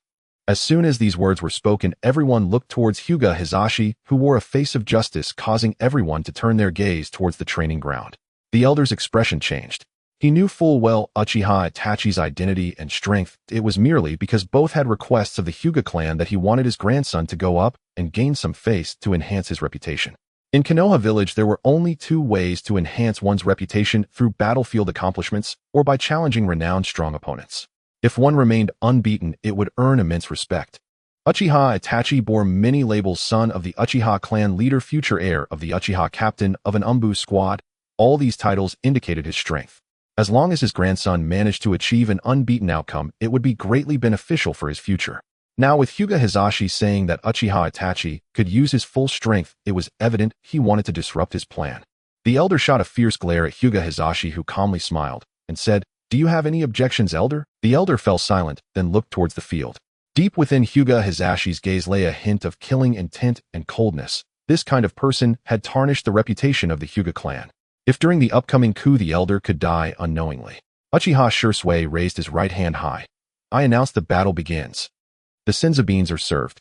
Hyuga Hinata took a step forward and swiftly approached Uchiha Itachi, executing the 8 trigrams empty palm technique, rushing towards Itachi's face with lightning speed, while Uchiha Itachi stood there as if oblivious. In the next moment, as the 8 trigrams empty palm struck Uchiha Itachi, his body transformed into a flock of crows flying in all directions, their cawing echoing eerily. Hyuga Hinata was momentarily stunned when suddenly he felt a chill from behind. It was Uchiha Itachi. Uchiha Itachi held a short blade in one hand, rushing towards Hyuga Hinata's back, while simultaneously throwing 3 shuriken in a circular manner around Hinata's waist, converging in front of him. Through their collisions, all 3 shuriken shot towards Hyuga Hinata. Hyuga Hinata realized that he was in danger with attacks coming from both front and back. Therefore, he channeled chakra and unleashed the Hyuga's secret technique, reversal. A semicircle of blue chakra energy formed, blocking the 3 shuriken and the charging Uchiha Itachi. Itachi retreated, his body suspended in midair, reaching for his ninja tool pouch. With both hands, he pinched the shuriken between his fingers, waiting for Hyuga Hinata's reversal to dissipate before throwing them. The elder of the Hyuga clan naturally understood Uchiha Itachi's intentions. He immediately rushed to the stage to save his grandson, only to have Hyuga Hizashi's hand rest on his shoulder. "We don't want others to think we Hyuga cannot take a loss, right?" The elder's heart sank as Hizashi's grip suddenly tightened, causing his shoulder to creak. He never expected Hizashi would threaten him for the sake of an outsider. "Hyuga Hizashi, let go. Don't you know this battle concerns the honor of our Hyuga clan? Don't you understand that if the Hyuga clan loses, we will never be able to hold our heads high again? Don't you realize that the one fighting out there is my only grandson?" The 3 rhetorical questions revealed the elder. "Don't get too worked up." Hyuga Hizashi smiled. "Am I worked up?" The elder glared furiously. "Look quickly. Hyuga Hinata's reversal has been undone," someone suddenly exclaimed. Immediately, the attention of both Hyuga Hizashi and the elder was drawn to the stage. On the stage, after executing reversal, Hyuga Hinata's steps were unsteady, clearly dazed, and unable to continue fighting. Uchiha Itachi, seeing this, brightened his eyes and threw out 8 shuriken. The 8 shuriken landed beside Hyuga Hinata without piercing his body. Just as he regained his senses to prepare for resistance, he suddenly found his arms and legs bound by steel wire. Uchiha's shuriken technique. 8 shurikens embedded in the floor, but the steel wire restricted Hinata Rin's movements. Sweat beaded on her forehead as she opened her mouth and murmured, "I concede." He did not expect that Uchiha Itachi facing him in battle had not even used the Sharingan. He had underestimated Itachi, thinking that since he wasn't using it, he wouldn't either. If he had used the Byakugan, surely this simple shuriken technique would be incapable of restraining him. Unfortunately, life offers no regrets. One must simply practice more. Uchiha Itachi nodded slightly, his fingers curling as the 8 shurikens returned to his palm. The Hinata clan members gasped at the sight. This shuriken technique in Uchiha Itachi's hands was simply masterful, transcendent. Moreover, crucially, Itachi did not cease his mental calculations during the fight. The moment he vanished, he immediately threw the shurikens, blocking Hinata Rin's movements. He maximized the preservation of the Hinata clan's dignity while achieving victory in battle without any. Hinata's elder snorted coldly and left the training ground with his grandson. After his departure, the ninjas of the Hinata clan burst into applause. Uchiha Itachi's recent battle had been a visual feast for them. Although it lasted no more than 5 moves, each one was substantive. Even Hinata Hizashi could not help but nod in admiration. After this incident, Uchiha Itachi and Uchiha Shursui lost the desire to train and returned to the land. At that moment, Uchiha Zhan was fast asleep, his snoring thunderous, causing Uchiha Shursui and Uchiha Itachi to frown. However, soon they too went to bed. Having just finished training, their bodies were naturally fatigued, and they quickly fell asleep. Nara clan. Nara Shikaku sat at the head of the table with Akimichi Choza and Yamanaka Inoichi on either side, facing a member of the Hinata clan. The Hinata clan member took out a letter from his bosom and handed it to Nara Shikaku. Nara Shikaku accepted the letter and opened it, showing no guard against the Hinata clan. Because the Hinata clan is typically non-offensive and Hinata Hizashi is known for being non-contentious, he must have had a matter to discuss, which is why he wrote the letter. Looking at the letter, he furrowed his brow and asked Messenger, "Did Hizashi say anything else besides this letter? Is it truly just this?" The Hinata messenger replied calmly, his gaze steady. In response to clan leader Nara Hizashi did not mention anything else. He merely hopes that clan leader Nara, clan leader Akimichi, and clan leader Yamanaka can come to the Hinata clan for dinner tonight. The Hinata messenger spoke with composure, his eyes unwavering. After all, this was all he knew. No matter how he was questioned, it would remain the same. Nara Shikaku pondered for a moment and smiled. "Please return and tell Hizashi that we will definitely attend the banquet on time tonight." After saying this, Nara Shikaku sent someone to escort the messenger away.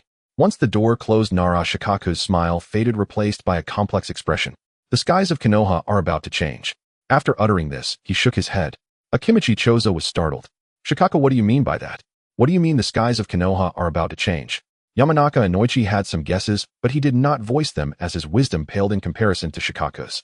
After taking a deep breath, Nara Shikaku opened his eyes and said, "The Uchiha and Hinata have allied and are preparing to stage a coup." Upon hearing this, Akimichi Choza was dumbfounded while Yamanaka Inoichi remained silent. Could it be that Hizashi wrote all of this in the letter? He is too bold. Is he not afraid that we will hand this letter over to Lord Hokage and then let him deal with their crimes? Akimichi Choza gritted his teeth. "It is not in the letter, this is what I deduced." Nara Shikaku handed the letter to Akimichi Choza for him to read. Akimichi Choza examined it closely and saw that it read, "Hizashi sincerely invites the heads of the Inuzuka Nara and Akimichi clans to our Hinata clan for a feast.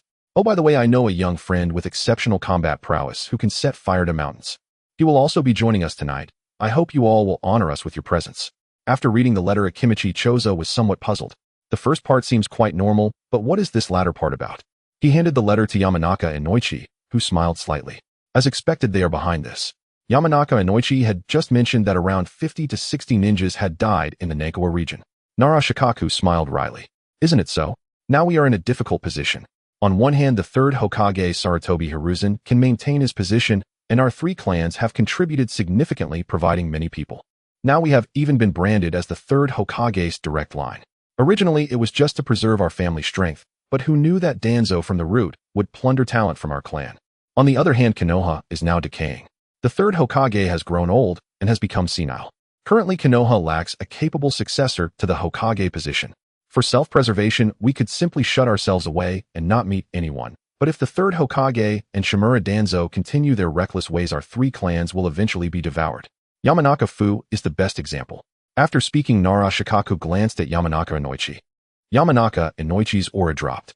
Yamanaka Fu was a genius ninja of the Yamanaka clan, yet he was taken by Danzo. Who knows if Danzo will turn his attention to the Yamanaka clan again, or even to Nara and Akimichi. Shikaku, I believe we can lend them a hand. Yamanaka Inoichi spoke, his gaze fixed on Nara Shikaku. Akimichi Choza nodded after listening to their analysis. Nara Shikaku did not immediately agree but fell into deep thought, while Yamanaka Inoichi and Akimichi Choza did not disturb him, knowing that he was contemplating. After all, if they participated in the upcoming events, it would be a coup. Winning a coup would earn them great merit, but losing would come with a bloody price. How about this, gentlemen? Tonight let us attend the banquet together and see what cards the Hinata and Uchiha clans hold, and whether these two families are worth our allegiance. After saying this, Nara Shikaku stood up and walked toward his bedroom. There would inevitably be a verbal battle tonight, so it was best to rest and conserve energy. Akimichi Choza and Yamanaka Inoichi exchanged glances and returned home to sleep. 8 o'clock in the evening, Uchiha Zhan's door was knocked upon. Bang, bang, bang. Uchiha Zhan got up, a glint of red light flashing in his eyes. Who is it? Zhan, brother, it's me, Hinata. Father asked me to find you for a banquet. The representatives from the Nara, Akimichi, and Yamanaka clans have been waiting for a long time. Hinata's soft voice extinguished much of Uchiha Zhan's anger. The door to the Uchiha clan opened, revealing a nervous little Hinata standing at the entrance, unable to suppress a laugh. You're still awake at this late hour. Aren't you supposed to be in school tomorrow? No, I don't have to go because I haven't turned 6 yet, Hinata replied innocently. Uchiha Battle was taken aback, realizing he had forgotten that detail. Naruto graduated at the age of 12, which means he started school around 6. Now Hinata is just over 5 years old. What school could she possibly attend? Uchiha Battle felt a bit embarrassed, and Uchiha Shursui stepped in to ease the situation. Lady Hinata, are you saying that the Inuzuka Nara and Akimichi clans have already arrived? Hinata nodded. Uncle Nara, Uncle Akimichi, and Uncle Yameka are already at the door. When I left, my father was leading them to the main hall. Uchiha Battle nodded. Got it, I appreciate the heads up, little Hinata. He pinched her cheek lightly, then glanced at Uchiha Itachi, still in bed, snorted, and made his way to the main hall. Uchiha Shursui directly gave the sleeping Uchiha Itachi a big shove. Wake up, the main event is here. The moment that will determine the fate of Konoha has arrived. Uchiha Itachi immediately woke up, sitting straight up in bed, but his eyes were still hazy and unfocused. He clearly wasn't awake, yet still lost in his dreams. What happened? What happened? Brother Shursui. Uchiha Itachi looked foolish, prompting Uchiha Shursui to grit his teeth. Hurry up and get up, something big is about to happen. Right now? After saying this, Uchiha Shursui threw Itachi his clothes. Hearing Shizui's loud reprimand, Uchiha Itachi finally reacted, quickly getting dressed and following him towards the hall. In the hall, Nara Shikaku sat at the right-hand seat, while the left-hand seat remained empty. He spoke up. Brother Hinata, is that seat taken? If not, I might just have to let my people sit there. Hinata Hayashi smiled and said, "Ah, that seat. He exhausted himself with his fire jutsu and is resting now." I saw his mouth open, and in an instant the whole mountain was ablaze. Nara Shikaku's pupils constricted at the mention of fire. Was it strength fire release? Otherwise, how could anyone set a mountain on fire, scaring Shimura Danzo and his group away without a second thought? Interesting. This Uchiha ninja is quite intriguing. Don't worry, I've already sent Hinata to notify him. Just be patient, come and raise your cup. Hinata Hayashi raised his cup to Nara Shikaku. Nara Shikaku gazed deeply at Hinata Hayashi, then downed the drink in one gulp. At that moment, someone reported, Chief, Uchiha Battle has arrived. Hearing this, Hinata Hayashi smiled and said, Shikaku, the person you've been thinking about has come. Don't set your expectations too high. Shikaku glanced at him. I know what I'm doing. After saying this, he put his cup down, sat upright, and looked toward. According to Hinata Hayashi and his subordinates' reports, Uchiha Battle was indeed the main figure. He was curious about the abilities of the one who could invite someone like Hinata Hayashi personally. Akimichi Choza, however, ignored all this, continuing to enjoy his food. In his mind, he left the planning to Nara Shikaku and focused solely on supporting them. Yamanaka Inoichi held his wine cup, savoring the fine wine, but his gaze occasionally darted towards the entrance. He remembered that the Uchiha were the only clan that hadn't submitted to Shimura Danzo. He was eager to see what this current Uchiha leader was capable of. Uchiha Battle stopped at the doorway, tidying his clothes, then pushed open the grand door and took his first step. A violent burst of blue chakra erupted, leaving everyone in the hall feeling a wave of dizziness, some even gasping for breath. Ding task issued: subdue Nara Shikaku Akimichi, Choza Yamanaka Inoichi, reward 5 elemental chakra. This was the task issued by the system upon leaving the resting room, a mission that made him abandon his low-key approach and choose a grand entrance to seize the initiative. Everyone, I apologize for keeping you waiting. After speaking, Uchiha Battle did not retract his chakra pressure, but instead intensified it. Akimichi Choza struggled to lift his head, taking a bite of the chicken leg in his hand, then lowered his head to continue chewing. Even in the face of danger, he wouldn't let his meal be delayed. Even if it meant dying, he wanted to be a full, dead ghost. Yamanaka and Noichi looked at him in terror, unable to straighten his back. His body sprawled across the table, thinking, is this the Uchiha clan's hidden card? So powerful, this pressure rivals the Nine Tails. Uchiha Madara. Nine Tails. Nara Shikaku struggled to maintain his composure, yet the more he resisted, the heavier the pressure on him became. Hinata Hayashi directly scolded Battle, we are teammates. Can you please stop using your chakra to suppress? Uchiha Battle slightly paused the chakra pressure, then scratched his head. Sorry, this is my fault. After saying this, he released the chakra pressure on Hinata Hayashi and continued to focus on intimidating Nara Shikaku, Akimichi Choza, and Yamanaka Inoichi. Hinata Hayashi rolled his eyes. He didn't believe that Uchiha Battle was being careless. It was clear he wanted to show him just how powerful he was and the vastness of his chakra. Nara Shikaku finally sighed. Uchiha Battle, please retract your divine power. We already know your strength. Indeed, you possess the ability to change the dynamics of Konoha, but relying solely on force will not make us yield. Upon hearing this, Uchiha Battle withdrew his chakra pressure, smiling at Nara Shikaku. As expected of the commander of Konoha, your mind certainly works fast. Just then, Uchiha Itachi and Uchiha Shursui arrived, and Uchiha Battle signaled to them. The two instantly understood Uchiha Battle's earlier instructions. They closed the grand door, and then both unleashed the second form of Susanoo in the hall, with red and green Susanoo appearing. Though it was just the upper half, the chakra emanating from them and the pressure it exerted made everyone present's heart skip a beat. Is this Susanoo? The Susanoo that is said to rival the gods? Nara Shikaku's pupils constricted, his voice trembling. He recalled his father mentioning that back in the day Uchiha Madara's Susanoo could wipe out an entire small nation with a single strike. However, the first Hokage was too idealistic, which is why the 5 great nations and 5 ninja villages never unified.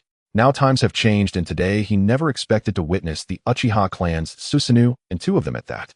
In the next moment, Uchiha Battle activated his blue Susanoo. At that moment, everyone fell silent. The 3 Susanoo, red, green, and blue, appeared in the hall, creating an incredible visual feast. As Uchiha Zhen spoke, everyone please pause.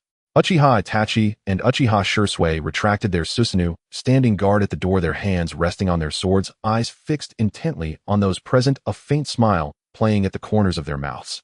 Uchiha Zhen smiled at Nara Shikaku, who gritted his teeth, understanding everything. If Uchiha Zhen were to utter any words of rebellion today, should they refuse, it would be impossible to leave, a blatant scheme undeniably. Sure enough, the next moment Uchiha Zen's words made Nara Shikaku's head spin. Shikaku, what do you think we should do next to achieve our goals with minimal cost and eliminate the traitors? Currently, there are schemers around the 3rd Hokage. It is impossible for there to be so many blunders over the years, starting with land cessions and reparations, followed by the rumors surrounding Hitaki Tsukumo, human experimentation, and the death of Hinata Hisashi. I believe this is not the intention of the Hokage. It must be that there are despicable schemers around him, those who stir up trouble. Therefore, for the sake of Konoha and the safety of everyone's lives and property, my Uchiha clan has decided to bring ninjas to the Hokage building to eliminate the traitors. We will slay all the schemers. Please teach me, Shikaku, Uchiha Zhen said with a smile. Nara Shikaku felt a chill run down his spine. By teaching now, he was already in the same boat as Uchiha Zhen. There was no turning back. If he refused, he feared for his life. After much contemplation, Nara Shikaku without hesitation followed his heart. Shikaku has already thought of a countermeasure. Shursui first surround the route and incite the masses to expose the misdeeds and evils he has committed over the years. At that time, the ninja clan and civilians will rise up against him. Uchiha Shursui just needs to keep an eye on Shimura Danzo and ensure he doesn't escape. Be decisive and eliminate him if necessary. Second, we need to control Nara Shikaku and Mito Koharu. These 2 hold the medical and financial power of Konoha, and the livelihoods of 300,000 villagers depend on their stability. Moreover, even if we stage a coup after successfully eliminating the traitors, we will need money to pacify the villagers, so we must control Nara Shikaku and Mito Koharu. Third, we need to win over Hitaki Kakashi from the Umbu.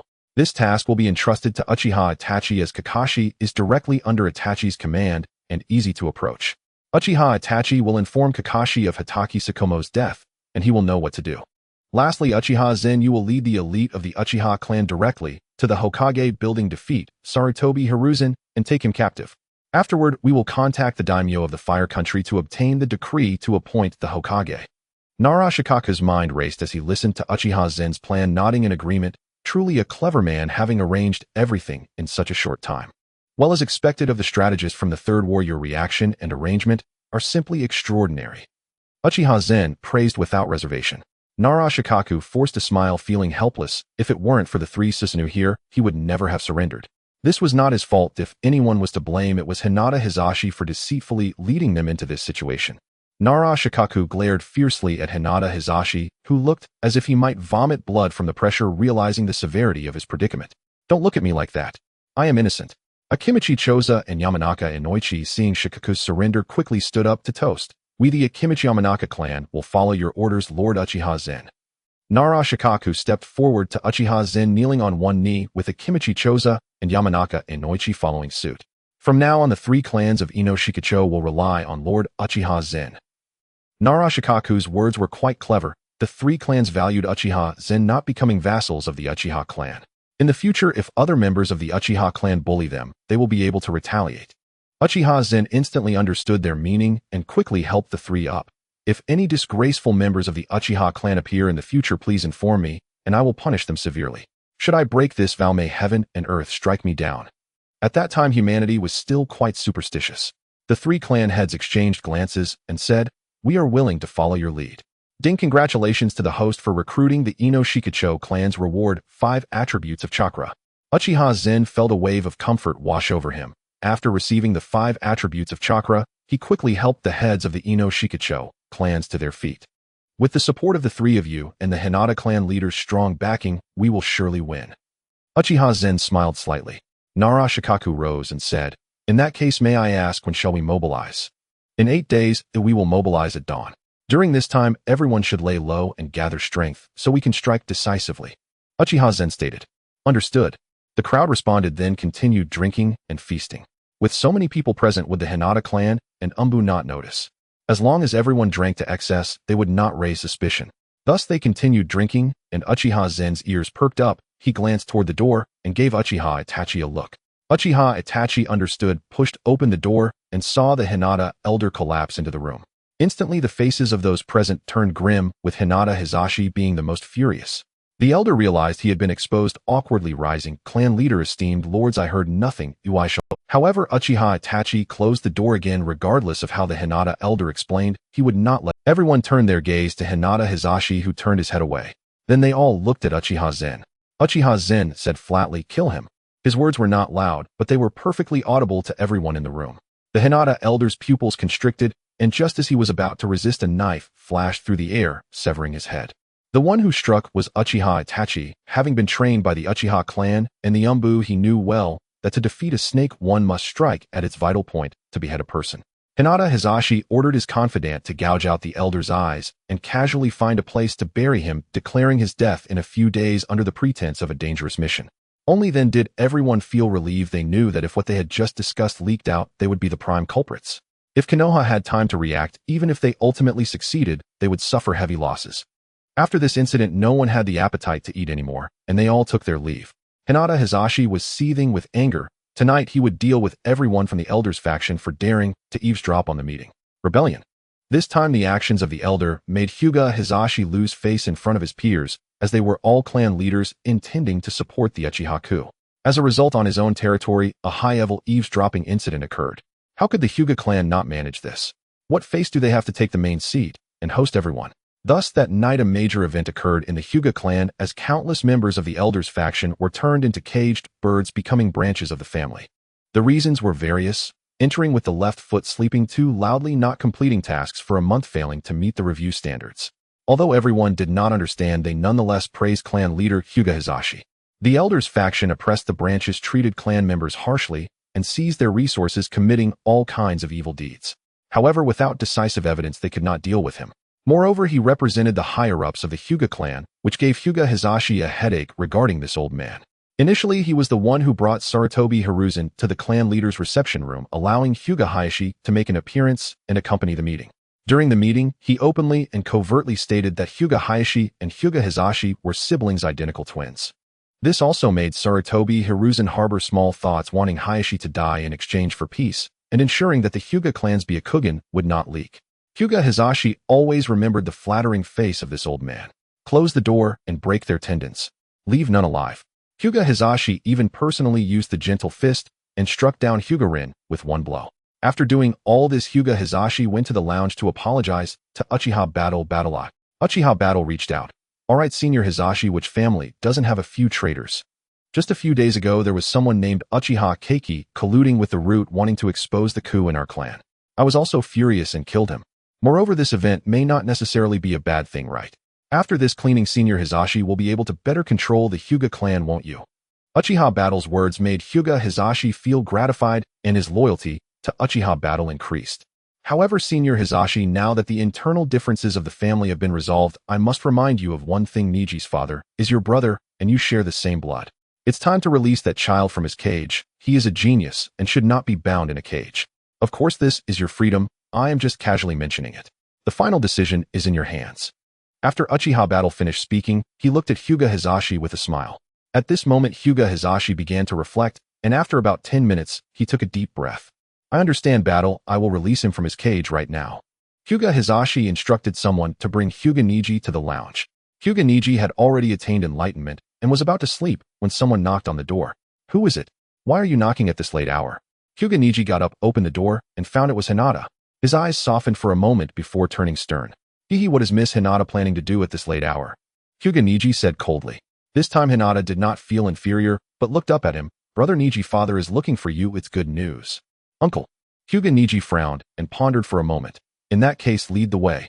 Saying this, he adjusted his clothes and prepared to follow Hinata to meet Hyuga Hizashi. At this moment, Hyuga Niji suddenly realized that Hinata seemed to have changed, becoming more confident and brave. This made him feel gratified. As the heir of the Hyuga clan, how could he be timid and inferior? He had achieved his goal. Could he treat Hinata a bit more gently from now on? With this thought, the corners of his mouth lifted. Unknowingly, the two arrived at the lounge where Uchiha Battle and his group were. Hinata knocked on the door, and soon Hizashi opened it. Seeing his daughter, he smiled slightly. Where is your clan leader? Hyuga Niji stepped forward, showing respect to Hyuga Hizashi. Although he was from the branch family, because the clan leader was his uncle, he enjoyed resources from the main family, and his uncle was also relatively lenient with him regarding tasks. He knew this, so for this reason, he had to show a bit of respect to his uncle. Niji, there's no need for too much courtesy. Come in first. Hinata closed the door. Hyuga Hizashi said gently. Hinata nodded obediently, and after closing the door, she saw Uchiha Battle waving at her from the bed. Her eyes brightened as she ran to Uchiha Battle's bedside. I want a hug. She stretched out her arms, looking at Uchiha Battle with anticipation. Uchiha Battle smiled and picked up Hinata, holding her in his arms while looking at Hyuga Niji. Hyuga Niji felt as if struck by lightning. Little thief, let go of my sister. At this moment, he couldn't care less about why Hyuga Hizashi had called him. Seeing his younger sister in Uchiha Battle's embrace made him furious. Uchiha Itachi and Uchiha Shursui couldn't help but laugh. The two were discussing something when this scene caught the attention of Hyuga Niji, who had activated his Byakugan elders. What are you laughing at? My wife is about to give birth. My wife is too. Uchiha Shursui and Uchiha Itachi had already been influenced by Uchiha Battle. These lines were all learned from him. Hyuga Niji's face turned red. Is this funny? His anger surged and his complexion changed from pale. Oh, you're blushing. We generally don't laugh. Unless we can't help it. Hyuga Niji felt a bit dizzy listening to Uchiha Shursui and Uchiha Itachi's teasing, while Uchiha Battle's hand was on his sister, made his heart feel like 100 claws were scratching it. Finally, Hyuga Niji looked at Hyuga Hizashi. Uncle, you. Before he could finish, Hyuga Hizashi interrupted him. Niji, tonight your uncle will release you from your cage. This statement made Hyuga Niji's pupils shrink. Wah. What? Uncle? Hyuga Niji looked at his uncle in disbelief, not expecting him to be willing to do this. Alright, stop being surprised. If you want to thank someone, thank your brother Battle. It was his brother who killed the elder of the Hyuga clan, allowing me to fully control the Hyuga clan. Hyuga Hizashi said with a smile. Hyuga Hizashi looked at Uchiha Battle in disbelief, while Uchiha Battle ignored him, instead pinching Hinata's little face, praising, how can you be so cute? Hinata turned into a steam engine, not replying, but her ears were as red as a ripe apple. Hyuga Hizashi didn't give Hyuga Niji time to react, and began to chant a spell, placing his right hand on his chest, circulating chakra for about a minute. The green cage bird pattern on Hyuga Niji's forehead began to twist and finally shatter. Hyuga Niji felt his spirit lift, and then chakra erupted. The green chakra burst forth from Hyuga Niji's body, a vibrant and invigorating essence. Niji was momentarily stunned as a glimmer of something new appeared in his gaze. His pupils constricted as the previously missing portion of his vision was restored, and a newfound ability, named absorption, emerged in his mind. He looked at his hand and reached for Hyuga Hizashi. Hizashi felt his chakra diminishing and was taken aback, glancing at Niji before seizing his hand. Instantly, the sensation of chakra being absorbed vanished, and he stared at Niji in shock. How did you do? It was the first time Hizashi had witnessed such a technique. Niji shook his head uncertain, while Uchiha Zhan, who had quietly activated his eternal Mangekyo Sharingan, observed everything. Is this the first stirring of the Byakugan? Interesting, Zhan remarked. The first stirring of the Byakugan. Zhan, are you implying? Our Hyuga clan's Byakugan also has the potential to evolve. Yes. The reason our ancestor Hyuga Tenrin could stand alongside the first Hokage and Uchiha Madara must be because of this. Hizashi spoke excitedly, almost incoherently. Zhan understood him. After all, the Hyuga Byakugan, which bore the same reputation as the Uchiha Sharingan, was well known to be less practical in combat. But because of the Hyuga family's status, no one openly spoke of it, though there were whispers behind closed doors. Now that Niji's Byakugan was experiencing its first stirring, Hizashi realized there was another path for it. The predictions of clan head Hizashi were correct. The Byakugan experiences 3 stirrings, each one bringing forth a special ability. Upon completing all 3 stirrings, one may even wield the Silver Wheel Rebirth Explosion and the Gold Wheel Rebirth Explosion techniques. It is said that the Gold Wheel Rebirth Explosion can split the moon in half. Zhan chuckled. Hizashi trembled at Zhan's words, initially filled with excitement, but then realized something and stepped protectively in front of Niji, taking a combat stance. Zhan understood and smiled, shaking his head. Indeed, it is rare for a genius to emerge from the Hyuga clan, but do not forget, true powerhouses would not harm a child. Besides, I'm only 10 years old. Do you think I won't grow in the future? Zhan laughed. Upon hearing this, Uchiha Itachi and Uchiha Shisui also realized that Hizashi was worried about them taking action against the clan's genius.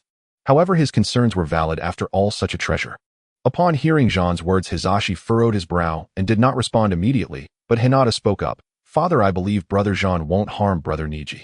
After all, it was Brother Zhan who pleaded for Niji to be freed from his cage. Hinata leaned her head on Zhan's shoulder, blinking her large eyes at Niji and Hizashi. Hizashi was taken aback, quickly recovering and bowing to Zhan.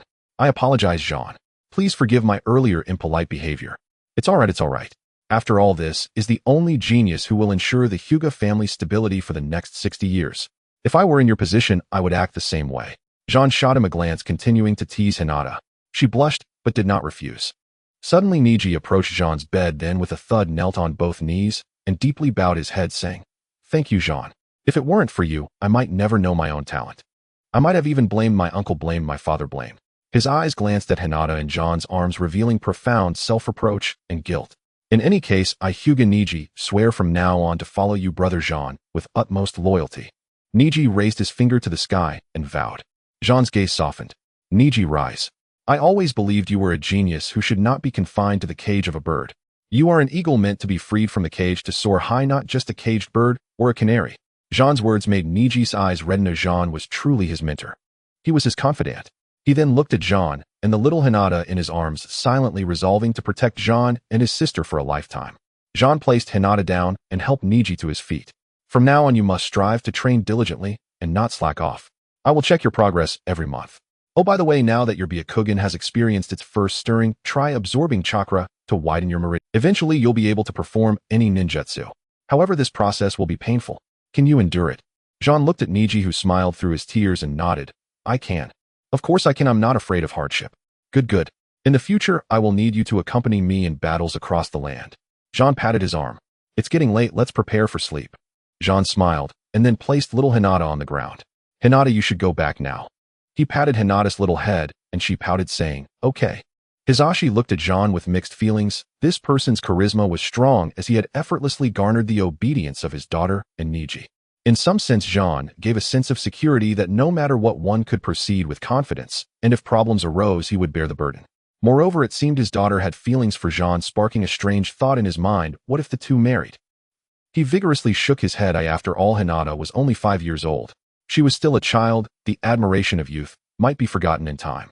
But seeing Hinata glance back every few steps made Hizashi's heart ache. He closed the door. Uchiha Shisui and Uchiha Itachi approached him. Zhan, are you truly at ease with such a genius appearing in the Hyuga clan?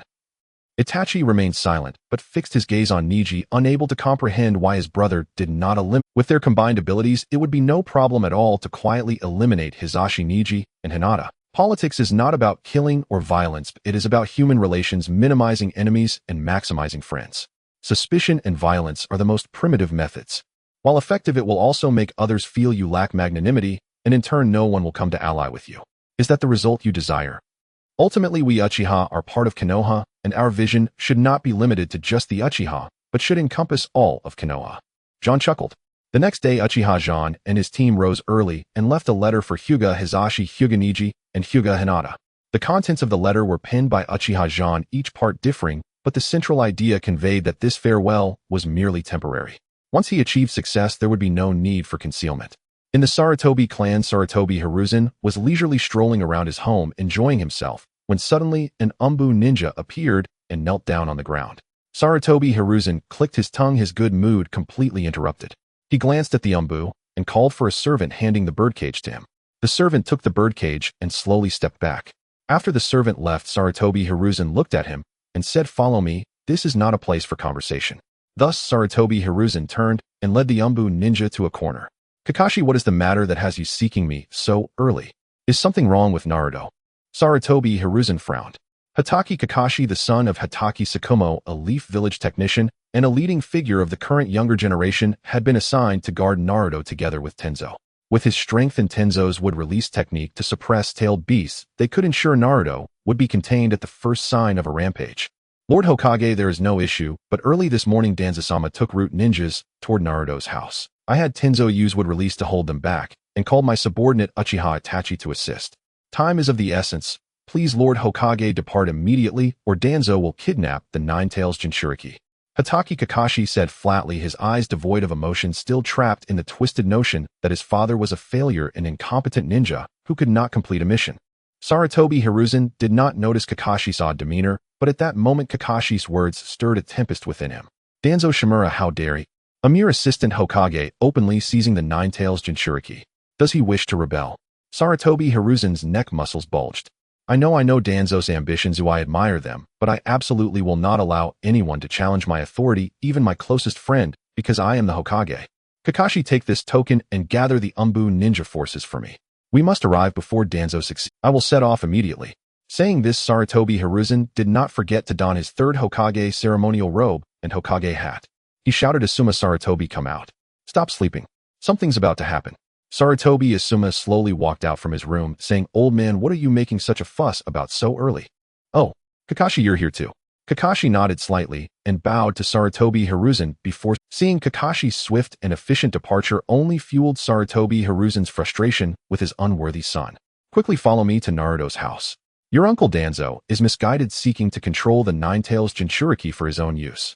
At this point, Sarutobi Asuma immediately snapped to attention, saying, "Dad'll go ahead." With that, Sarutobi Asuma's figure vanished in an instant, clearly understanding the seriousness of the situation at hand. The Nine-Tails Jinchuriki was the village's secret weapon, and it absolutely could not be lost. Moreover, that child was the only bloodline of the fourth Hokage. He could not stand idly by. Sarutobi Hiruzen nodded, finally looking like a proper father. This was the son of Sarutobi Hiruzen. He rushed towards Naruto's house, determination in his eyes. Near Naruto's house, Danzo Shimura leaned on his cane, squinting at Tenzo. "What's this, Tenzo? Are you going to stop me?" "Danzo-sama, I'm sorry, the ninja's mission is to obey, to follow the orders of their direct superior.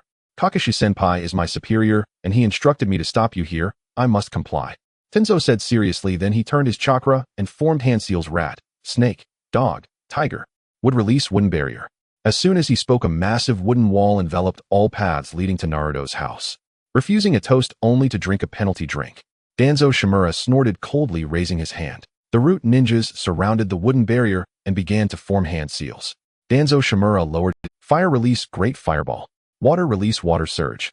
Lightning release, earth walk. Wind release, great breakthrough. Various ninjutsu were unleashed chaotically. Although they had no prearranged tactics, their goal was the same: to eliminate Tenzo the traitor.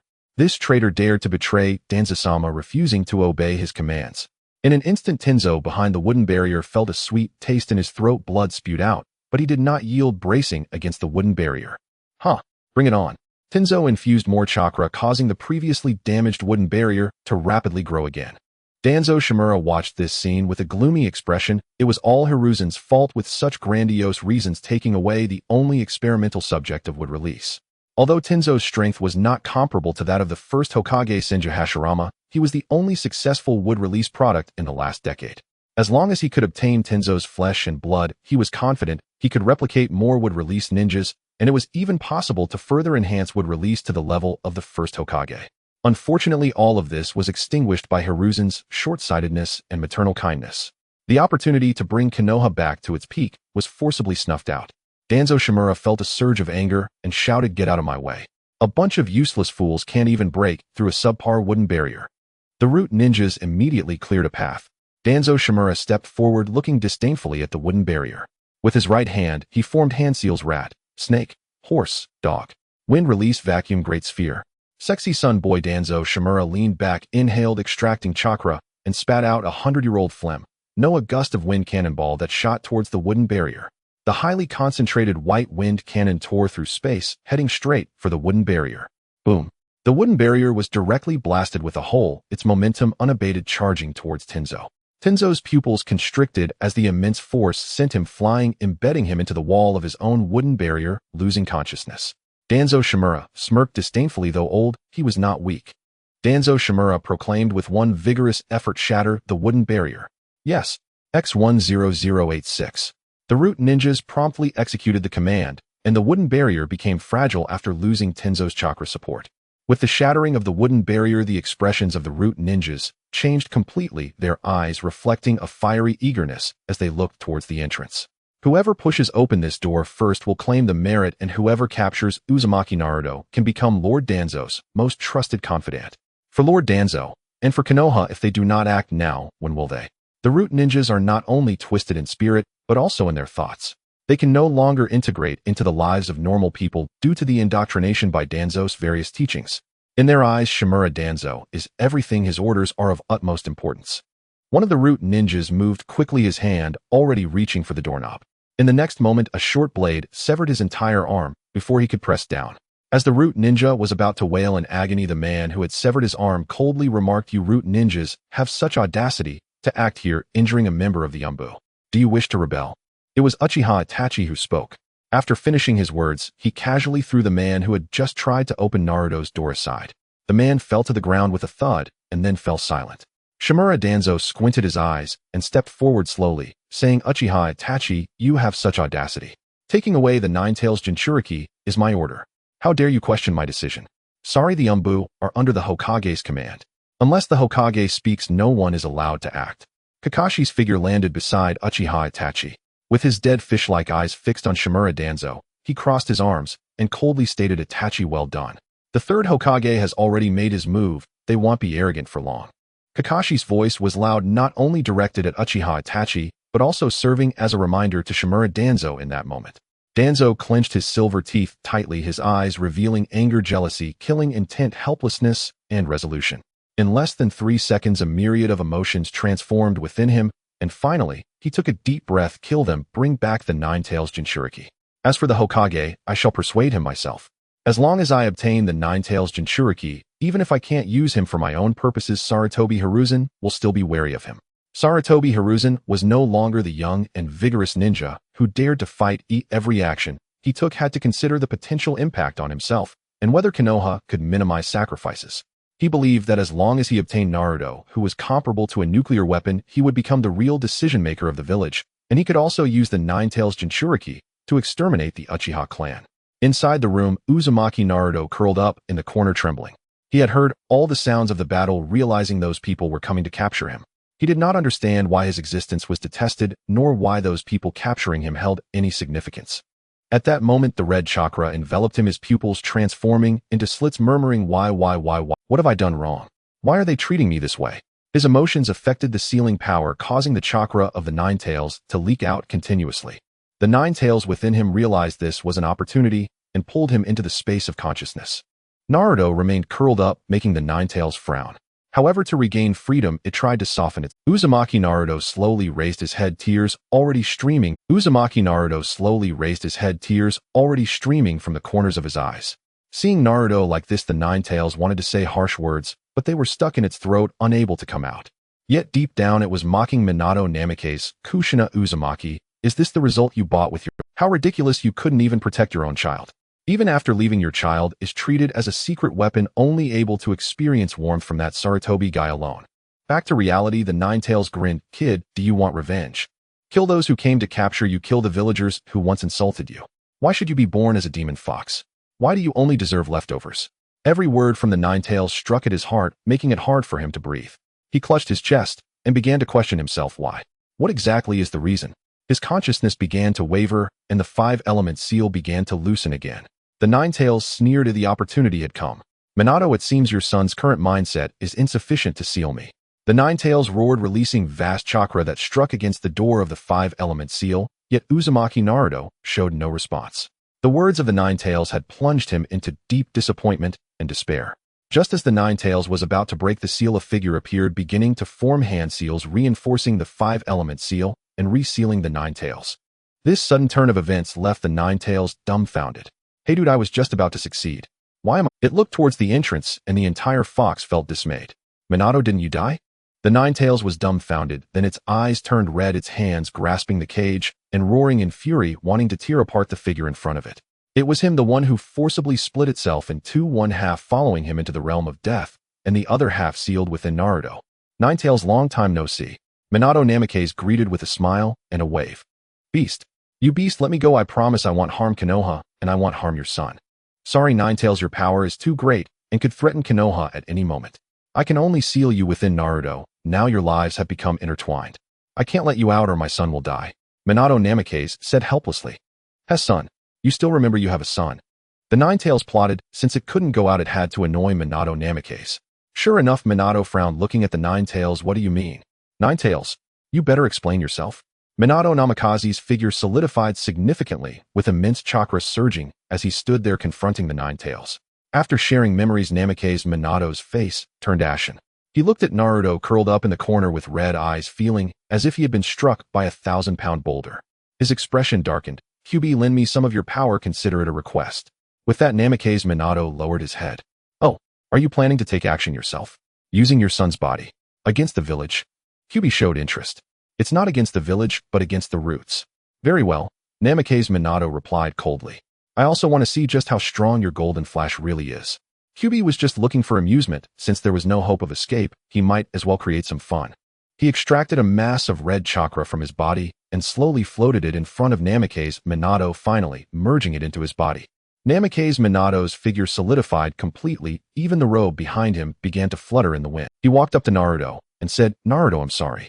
Once this is over, I will tell you everything. You are not a demon fox, you are the son of a hero. With that, Minato took over his son's body, successfully merging with him in an instant. In reality, Naruto's facial hair faded, revealing a smooth and handsome face. His hair had grown quite a bit, making him resemble Minato even more. Hearing the sounds outside, he thought Raikiri. He smiled slightly. Oh, was that Kakashi? That kid must have grown up too. Then he closed his eyes to sense the number of people nearby. Opening his eyes, he let out a cold laugh. Danzo, you old dog, I respected you as a senior and tolerated much of your behavior, yet you sent 100 root ninjas to take my son. How wonderful. With a kick, Minato burst through the door, startling Itachi Uchiha and Kakashi Hitaki, both of whom widened their eyes in disbelief. How did Naruto come out? Kakashi frowned. Naruto's aura and appearance felt a bit off. Kakashi, long time no see, you've grown quite a bit, Minato remarked casually. Hearing this voice, Kakashi felt as if struck by lightning. Sensei. Minato smiled and nodded, then turned to Itachi Uchiha. You must be Fugaku's son, right? Your features are just like your father's while your facial structure resembles your mother's. Not bad, a handsome young man. Itachi replied, you are the fourth Hokage. But didn't the fourth Hokage die during the Nine Tails attack? How can you possess Naruto now? Itachi asked, confused. It's a long story. Besides, there are two little ones. Have you hidden long enough? If you've managed to hide, come out and help me protect Naruto's home. Minato smiled. Uchiha Shursui and Uchiha Izumi exchanged glances and then appeared beside Minato. The Uchiha clan has truly produced exceptional talents in this generation. 3 pairs of Mangekyo Sharingan. Minato chuckled. However, this made Uchiha Shursui and the others tense, taking defensive stances. You don't need to be so nervous. I know what 3rd Hokage and Danzo have done, Kyubi told me. I realize I have entrusted my hopes to unreliable people, which disappoints me. As for your intentions regarding the Uchiha, I support them. Kakashi, you are my disciple. Your teacher took care of you a lot when she was around. How have you been taking care of Naruto all these years? Minato's tone was complex. Sensei. Kakashi's face turned pale, hesitating. I know you have your reasons and your own ideas. I understand. However, may I request as a father, no as a teacher, that you protect Naruto during this time. My state won't last long. Minato bowed to Kakashi, who immediately felt a lump in his throat and knelt down bowing to his teacher Namikaze Minato. "I'm sorry, sensei, I was wrong." Namikaze Minato sighed, helping him up, then looked at the three Uchiha. "Do you have any complaints?" Kakashi suddenly remembered something and took out many flying Raijin kunai from his ninja tool pouch and handed them to Namikaze Minato. "I didn't expect you to hide so many of my relics." Namikaze Minato shook his head, then accepted them. "Next, let me show you the power of the Golden Flash." Namikaze Minato smiled slightly. In the next moment, he turned to a root ninja charging at him and threw a flying Raijin kunai. The root ninja spun in midair to evade a mocking look in his eyes.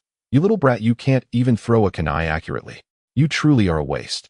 I advise you to surrender quickly or else." Before he could finish, Namikaze Minato vanished from his spot, leaving the root ninja stunned, followed by a powerful feeling of being pushed from behind. Rasengan. Namikaze Minato conjured a small Rasengan in his hand and slammed the ninja into the ground from 3 stories high, rubbing him against the earth. Suddenly, a cracking sound echoed. The root ninja was directly paralyzed, defecating uncontrollably. Namikaze Minato effortlessly broke the spine of a root jonin. This scene made everyone present gasp in shock. This little guy who wasn't even a ninja could achieve such a feat. A prodigy. An absolute prodigy. Shimura Danzo's mouth curled up. "Naruto Uzumaki, do you know that harming the village's ninjas is equivalent to treason? What you're doing now is already going down the wrong path. However, I pity you for growing up without parents and lacking guidance. You will inevitably make mistakes. As long as you are willing to follow me and join my route, I will not pursue your actions and will instead promote you. Don't be foolish." Danzo was confident. Now Naruto Uzumaki had already been surrounded. How could a small child with some skills deal with 1 or 2, let alone hundreds? Namikaze Minato smiled faintly, then threw out many kunai inscribed with Ninja Love's sword. The crowd was stunned. This seemed somewhat familiar. In the next moment, Naruto's voice disappeared, followed by a flash of golden light. With each flicker, 1 or 2 people let out a scream. Danzo's expression changed as he recalled the scene. Golden Flash. Flying Raijin. "Naruto, how dare you secretly learn the ninjutsu from the sealing scroll? Stop. Quickly stop. This is the foundation of Konoha, the power of Konoha. Are you really going to attack the people of the village? You can't kill them all." Danzo looked at the 30 or so fallen ninjas with pain in his heart. Namikaze Minato stopped looking at him indifferently. "Bring Sarutobi Hiruzen to me. Otherwise, I will slaughter all the participating ninjas present." "You, Naruto Uzumaki, do you realize that your actions have already violated the laws of Konohagakure? I can order your execution at any moment." Shimura Danzo pointed at Naruto Uzumaki, with eyes burning red, looking just like a demon from hell. "Danzo, your methods may work on others, but against me, I am afraid you still lack the necessary prowess." Kushina Minato smirked coldly. He then scanned the crowd, seeing the root ninjas gritting their teeth, but not daring to act. They had just witnessed the vast gap between their abilities and his. "How dare you look down on me?" Shimura Danzo formed hand seals and shouted, "Wind release pressure damage." Naruto Uzumaki's provocation made him feel a bit humiliated at that moment. He no longer cared about his identity and struck at this little brat. "Come at me." Kushina Minato sneered, then extended his right hand, and the Rasengan rapidly formed and was launched, breaking through Danzo's pressure damage. It wasn't over. He continued to thrust the Rasengan toward Danzo's withered old face. Danzo's expression changed as he realized it was the Rasengan. He knew this technique. The rank ninjutsu created by the 4th Hokage Kushina Minato could only be mastered by one of the legendary Sannin Jiraiya, who is still alive today. Could it be that Naruto Uzumaki has already become Jiraiya's disciple? This is impossible. Danzo had no way to evade. He was just about to perform his Anaji when a voice rang out. "Sorrow bind him."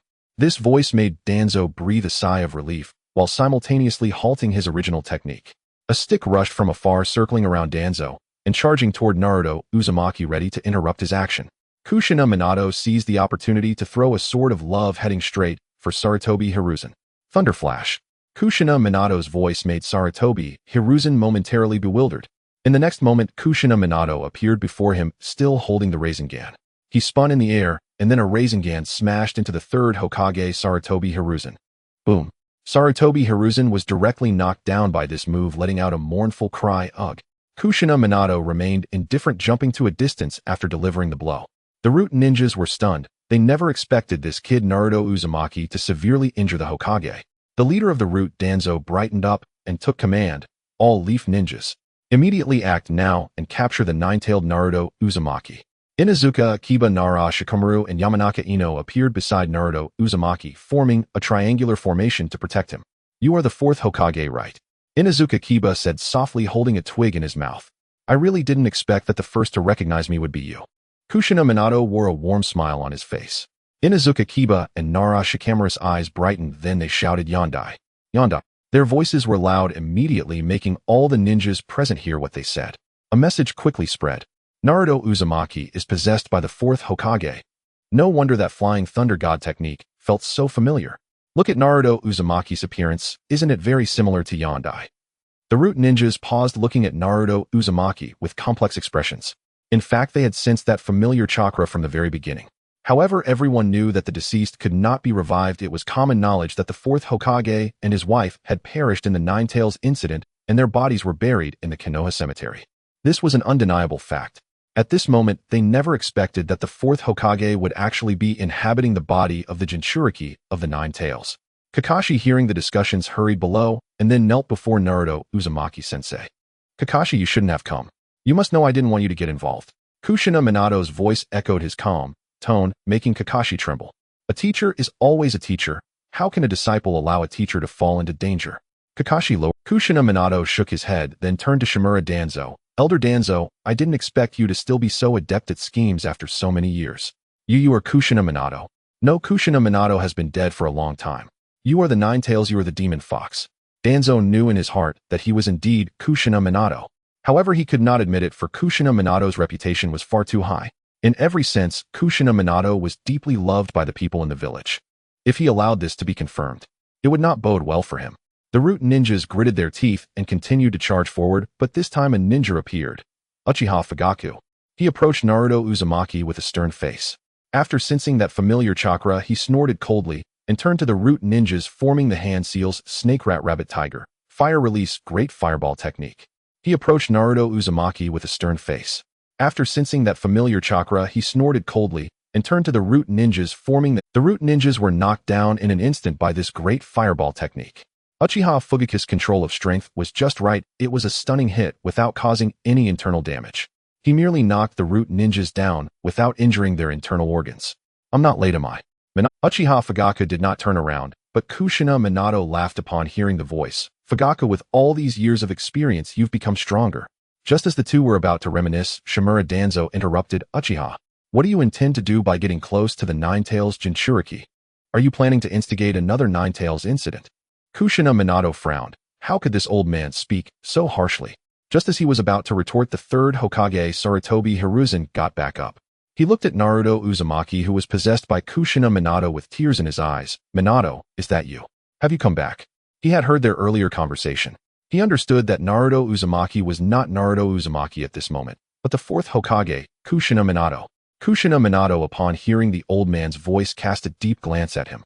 Sarutobi Hiruzen's body froze. What kind of gaze was that? Anger, coldness, disdain, madness, disappointment, and finally indifference. Third Hokage, Kushina Minato, was never the fourth Hokage, just an ordinary ninja with slightly stronger abilities. Naruto Uzumaki spoke up. Sarutobi Hiruzen suddenly closed his eyes. Minato, I'm sorry. It's too late. Kushina Minato's voice emanated from Naruto Uzumaki, carrying a hint of desolation. How did you promise us back then, Sarutobi? The voice of Minato Namikaze echoed. You promised to take good care of Naruto and let him enjoy the treatment of the son of a hero. If it weren't for today when you robbed Naruto and awakened my soul, I wouldn't have known how you truly protect Naruto. Sarutobi Hiruzen became anxious. Minato, it's not like that, let me explain. He was afraid that Minato would publicly reveal how he treated Naruto. He feared that if these matters were exposed, his prestige would plummet and the image he had built over the years as the greatest Hokage would shatter. Worried that the villagers would realize and question Sarutobi Hiruzen about where the inheritance of the Uzumaki clan had gone, especially since the most prosperous commercial street in Konoha belonged to the Namikaze family, yet Naruto only received 3,000 ryo every month. Is this reasonable? It's not reasonable at all. Alright Hiruzen, you don't need to explain. You want to say this is to protect the Nine Tails Jinchuriki, so you concealed his identity as the son of a hero. You could, but why did you have to label him as a demon fox, making everyone despise him, look down on him, and ostracize him? You come out to win people's hearts while giving my son a mere 3,000 ryo. A bowl of noodles costs 100 or 200, yet you only give 3,000. Do you want to starve someone? What about the inheritance of Kushina and me? You've consumed it all. Minato Namikaze was completely enraged. He was in disbelief that the third Hokage, whom he had always admired, had done so much after his death. A bowl of noodles costs 100 or 200, Yet you only give 3,000. Do you want to starve someone? What about the inheritance of Kushina and me? You've consumed. Minato's words turned Sarutobi Hiruzen's face, pale, his body staggering, not expecting that Minato would speak out in front of so many people. His already slightly hunched back bent further, resembling a candle flickering in the wind, as if a gust could extinguish him.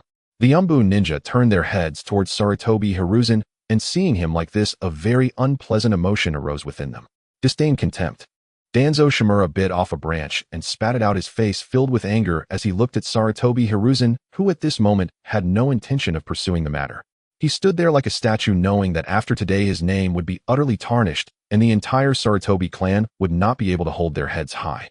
Kakashi remained silent. He knew all this, but under pressure or due to his father's death, his distorted values had not fully recovered. He merely executed tasks, silently following orders from his superiors, never having seen Naruto. If anyone should feel guilty, it was he who felt the most guilt. But at this moment, Minato Namikaze didn't pursue his issues, which made his originally cold heart start to warm a bit. Just as Sarutobi Hiruzen was sinking into despair, Danzo Shimura spoke up. Hiruzen, this person spread slander and has killed many of my root ninjas. It cannot be left like this. Hiruzen's eyes brightened at Danzo's words. Yes, as long as they could capture Naruto Uzumaki and win this battle, they could then seal his mouth. His gaze turned sinister, and he intended to have Danzo eliminate this threat. The Umbu and root ninjas felt a chill run down their backs. Uchiha Battle watched this scene from afar, a smirk on his lips, thinking to himself, let them fight, the fiercer the better. Ding system task activated. Rescue Naruto Uzumaki. Reward payment based on task completion and plot coherence. Oh, failure, erase the host. Damn, you can't be serious. You little trash, you have no strength. Even though he said this, Uchiha Battle still reluctantly got up. Next to him, Uchiha Itachi helped Yamato up, while Uchiha Shisui, like Uchiha Battle, watched the battle from afar. Battle-kun, who do you think will win? Uchiha Shisui asked. One side has the Nine-Tails Jinchuriki Naruto Uzumaki possessed by Minato and Uchiha Fugaku, while the other side has the third Hokage Sarutobi Hiruzen, known as the strongest Hokage, and Danzo Shimura from the shadows of Konoha. Uchiha Battle rolled his eyes. How can you even ask such a question? If old Dinga doesn't hide Sarutobi Hiruzen and Danzo Shimura wouldn't be enough to take him on alone. But if he doesn't hide his strength, he wouldn't be Uchiha Fugaku. This guy is just a bit too stubborn. After saying this, Uchiha Battle stretched his body, preparing to jump into the battlefield to help. His actions caught Uchiha Shizui's attention. Battle-kun, what are you doing? Seeing his eager movements, Uchiha Shisui had already guessed. Well, although Uchiha Fugaku is hiding his strength, after all, he is my surrogate father. I can't just watch him get captured, right? Moreover, you can't ignore the fact that if Sarutobi Hiruzen and Danzo Shimura win, then everyone present, including you, me, and all these Umbu and root members will have no good ending. Even if it's not for their sake, you should do it for yourself. After saying this, Uchiha Battle jumped down and slowly walked toward the battlefield.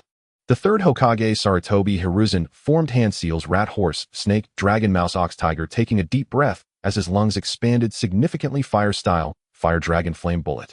He chanted, then circulated chakra, spitting out a fire dragon head that shot straight toward Naruto Uzumaki. He had no other choice. Even without the Nine-Tails, he had to destroy him. Even if he had to give up the Nine-Tails, he could not let Minato escape. Otherwise, his power and status would be lost. Conversely, if Naruto Uzumaki died and everyone present were to be silenced, then he would still be the third Hokage, the strongest Hokage, the ninja hero, Sarutobi Hiruzen. Minato's pupils constricted. He could dodge, but what if Danzo Shimura was similar? At that moment, a figure appeared, hands forming seals as swiftly as a flickering shadow, earth-style, earth flow wall. Kakashi Hatake arrived. A wall made of earth with a dog head rose from the ground, briefly blocking the fire dragon flame bullet. Danzo Shimura formed seals, wind-style, vacuum, great sphere.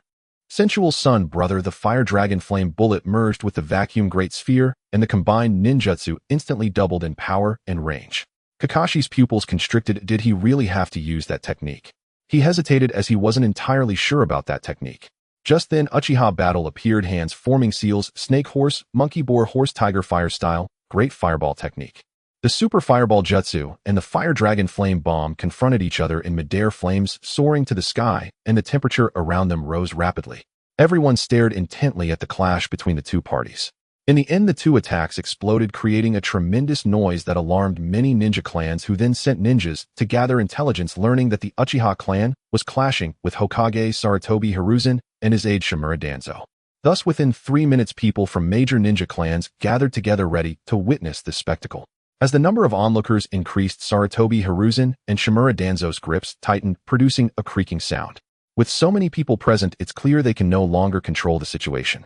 Even if they were to capture Uzumaki Naruto and the Uchiha clan, they wouldn't be able to silence anyone. They had failed. Uchiha Zhan and Uchiha Fugaku exchanged glances, and Uchiha Zhan smiled, saying, "Thank you, Lord Hokage and Lord Danzo, for training us in ninjutsu today. Until we meet again."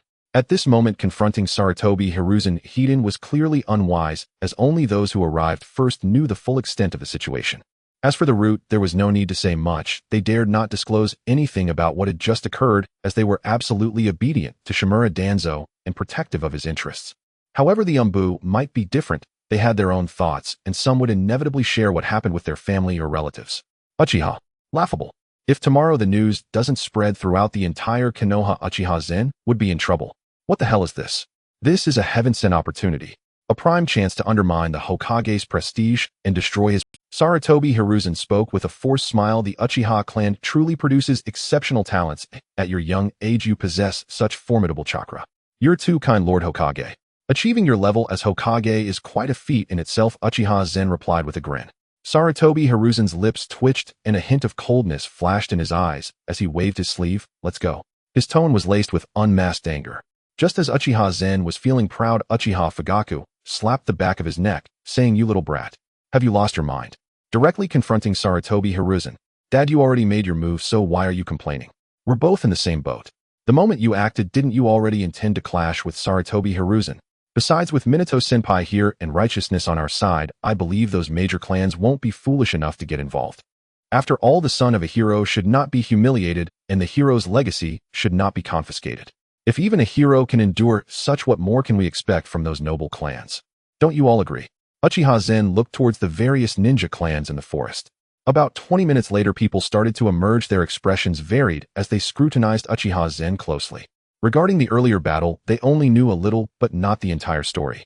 At this moment, Minato appeared, saying, "Minasan, long time no see."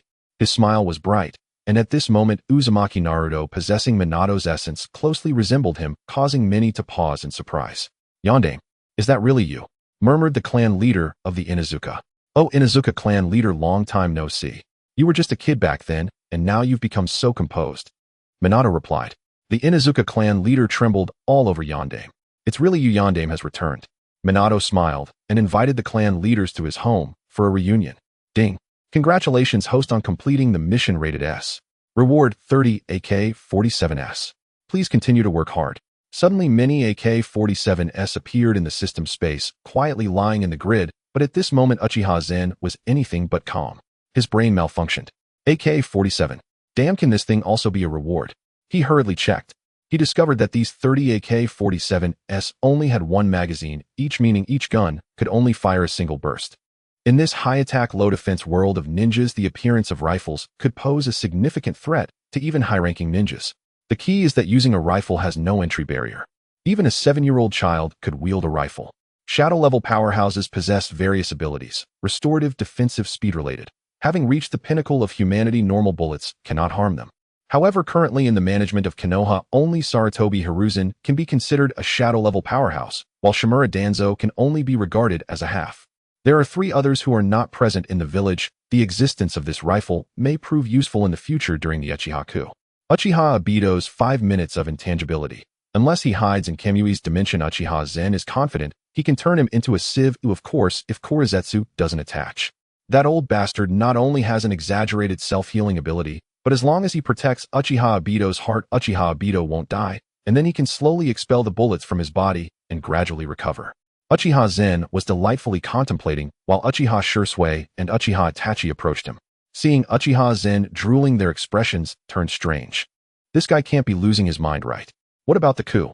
After hesitating for a while, Uchiha Shursui spoke. "Zhen, what's wrong?" "Oh, nothing. Where's Dad?" "Where did he go?" Uchiha Itachi pointed towards Naruto's home without speaking. Uchiha Zhan nodded. "All right, let's head back then." In such an occasion, many important figures would surely be mingling. We should avoid getting involved. Though Sarutobi Hiruzen is very angry in the end, he is merely a soul now, unsure how long he can persist. After all, it's his son's body.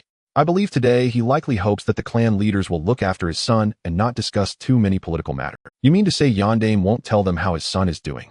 Does it even need to be said how Naruto is doing? Right now, the 4th Hokage, Sarutobi Hiruzen, just needs to mention that Naruto is his son, and that's enough. He may not be a qualified leader, but he is a Hokage who risks his life to protect everyone. Uchiha Zhan gazed at Naruto's home sighing. So what shall we do next? What do you think, Uchiha Shursui? He asked. His mind wasn't as sharp as Uchiha Zan's, so he understood that if they wanted a coup, they needed to heed Uchiha Zan's advice. Uchiha Itachi also looked at his younger brother, curious about what he would do. Uchiha Zhan smiled. Of course, we will publish a newspaper. He smiled, thinking about the newspaper, how fresh it is. In this world where the internet is underdeveloped, whoever controls public opinion controls the political direction. Upon returning to the Uchiha clan, Uchiha Zhan waved his hand, and all the clan members sprang into action, bringing paper printing machines and content editors. After 5 hours, a newspaper with the large characters Konoha Daily in the upper left corner was produced, and everyone rejoiced. Uchiha Zhan picked up the newspaper and read it from start to finish, The Son of Heroes or the Demon Fox. Let us delve into the Nine-Tails incident of that year. Shocking. The Son of Heroes still cannot make ends meet on a monthly allowance. Is this a distortion of humanity or a moral decline? Are the human experiments the doing of Orochimaru, or are they tacitly approved by the village's higher-ups? It was clear that White Fang saved that person back, then yet after returning to the village, that person joined in mocking White Fang. Was there someone behind this? Why did the Senju clan disappear? Now only Tsunade remains. Does the tree in front of the Senju clan not resemble a human silhouette?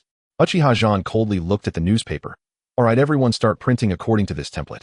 Today's goal is 10,000 copies, each selling for 1 to 2 silver coins. Understood.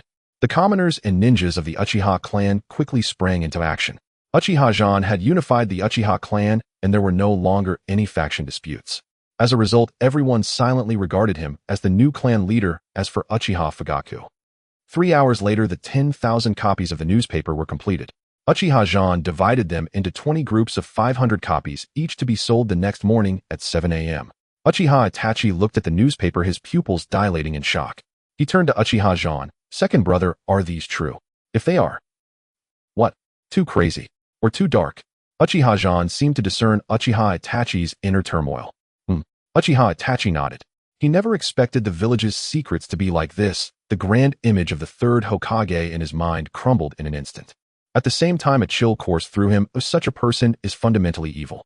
How could he have been allied with a tiger for so long? His usual kindness was merely an act. Uchiha Shursui frowned. Some of the content here must be false, right? Uchiha Shursui pointed to the matters concerning Uchiha Fugaku and his son.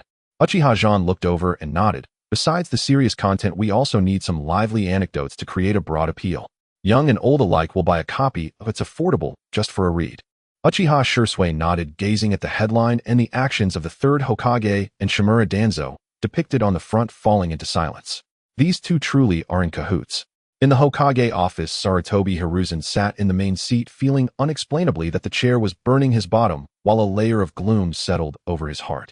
Across from him, Shimura Danzo slammed his hands on the table. Hiruzen, I don't understand why you're hesitating. Even if Uzumaki Naruto embodies Namake's Minato, killing him can solve the problem. Sarutobi Hiruzen took a deep breath of smoke, then exhaled. And then, killing Naruto and confirming those matters, what benefit does that bring us? At that point, the relationship between the ninja clans and the village would completely freeze, and even Konoha would split. Wouldn't that ruin the efforts of the first Hokages? We would both become sinners. Sarutobi Hiruzen rose and walked to the window. He pushed it open, and the white mist of smoke drifted out. From afar, it looked no different from a fire. So we do nothing.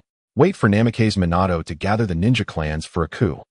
Shimura Danzo couldn't believe that Sarutobi Hiruzen was hesitating over such matters. A coup. Sarutobi Hiruzen took a deep breath, staring blankly at the prosperous scene within Konoha, remaining silent for a long time. Danzo, do you think a coup is better? Or would it be better for Konoha to be fragmented? Do you think you can silence the voices of millions of villagers? And Shimura Danzo lowered his head. Although he knew Sarutobi Hiruzen was right, he had his ambitions. He had waited so long for the position of Hokage to slip away. Why should he give up? He didn't want to let go. He still wanted to achieve something. He looked at Sarutobi Hiruzen's Hokage robes, his eyes filled with longing. I hope you won't regret it. Shimura Danzo turned and exited the door. This time Sarutobi Hiruzen did not say anything about being the Hokage. He continued to puff on his pipe, gazing into the distance. At Uzumaki Naruto's home, Namake's Minato did not mention the coup, but asked the clan leaders to take care of Naruto and not let him lead such a difficult life. Uchiha Fugaku asked if he had considered reclaiming the position of Hokage. Namake's Minato smiled bitterly. I am merely a soul now, and I might dissipate any day. As I am now, even if I were to seize the Hokage position, how much time would I have to manage it? Namikaze Minato sighed, understanding Uchiha Fugaku's intentions. From the Nine Tails, he had seen how hard the Uchiha clan had struggled over the years, but there was nothing he could do. He was already dead, and his lingering soul could vanish at any moment, making a coup impossible. Uchiha Fugaku fell silent, and everyone present also fell silent. They had suffered from Sarutobi Hiruzen for long enough. Even those who were not originally troubled began to worry after learning about what Sarutobi Hiruzen had done to Minato's family. In the end, everyone returned to their homes, but many families intentionally or unintentionally brought up the coup with Uchiha Fugaku and began to converge towards the Uchiha. Uchiha Fugaku did not refuse and chatted with them with a smile. Only Namikaze Minato cast a deep glance at Uchiha Fugaku. He had just given Fugaku a note, hoping Fugaku would take a look at it. Back at home, Uchiha Fugaku took out the note, which read, "Brother Fugaku, the one who seizes the Hokage will surely be Uchiha. I only hope that once you obtain Konoha, you can take good care of my son. If you need anything, just ask me. I will do my utmost to help you seize that position." Signed, Namikaze Minato. Uchiha Fugaku looked at the note with mixed feelings. Just then a delicate little hand snatched the note away. Uchiha Fugaku's expression changed. "Who?" Uchiha Zhan smiled. "Me. Why are you so furious? Let me guess, did you want Namikaze Minato to stage a coup and he refused?" Uchiha Zhan's words struck home. Uchiha Fugaku sighed. "That's right, you hit the nail on the head. Minato doesn't know how long he can live, so he isn't suitable for a coup to seize power." Uchiha Zhan nodded, understanding that Namikaze Minato spoke the truth. He looked at the note in his hand, a smile creeping on his lips. "I see, so that's how it is. So does father mean to agree or refuse?" Uchiha Zhan asked with a smile, looking at Uchiha Fugaku. Uchiha Fugaku hesitated, saying, "Let me think for a few more days." The moment the words fell, Uchiha Zhan's previously smiling face instantly disappeared, replaced by disappointment, complexity, coldness, and a mocking gleam in his eyes. "Father, I asked whether you agree or refuse. Are you telling me you need a few days to think about it?" Uchiha Zhan's chakra exploded. Instantly, it stirred the entire Uchiha clan, including Uchiha Itachi and Uchiha Shisui, who saw Uchiha Zhan in the courtyard, his hair flying, as chakra continuously emanated from his body. "Zhan, what do you mean by this? Do I not have the right to think as your father?" Uchiha Fugaku reprimanded. "Think. What time is it now? The major ninja clans are approaching the Uchiha. Do you need to think about whether to initiate a coup? Does this require thinking? If there is a coup, we are still family. If not, then find those who are willing to stage a coup. Follow me. We will establish a new order." Uchiha Zhan sneered. Suddenly, all the Uchiha ninjas knelt on the ground, saying, "We will obey Lord Zhan's command." This scene shocked Uchiha Itachi and Uchiha Fugaku. Even Uchiha Shisui joined the ranks of the kneeling ninjas. Uchiha Fugaku staggered, realizing that he was no longer the clan leader of the Uchiha, or rather he was a clan leader who had been sidelined by his own son. He looked at Uchiha Zhan, who also looked back at him. The difference was that Uchiha Zhan once thought that Fugaku, like him, would decide on a coup. But today, Fugaku's indecision sank Uchiha Zhan's heart to the bottom. As the leader of the Uchiha clan, one must either act decisively or not at all. Or what does it mean to ponder? Uchiha Fugaku sighed, saying, "Enough. From today on, the Uchiha will be entrusted to you. Perhaps I am truly unfit to be the clan leader." Everyone's eyes flashed with fervor. They had long been dissatisfied with Fugaku, who had previously been neutral, offending no one, yet now, with the coup imminent, he still hesitated. Uchiha Zhan said nothing and turned to leave, followed by a group of Uchiha, leaving Uchiha Fugaku and Uchiha Itachi standing there. Uchiha Itachi looked enviously at Uchiha Zhan. "Is this what it means to be recognized by everyone? Itachi, you should go too. Perhaps only your brother can save the Uchiha and Konoha." Uchiha Fugaku said, then walked towards the house. Uchiha Itachi watched Fugaku's departing figure, feeling mixed emotions. In just a short moment, the power structure had undergone a decisive change. He shook his head and walked towards Uchiha Zhan.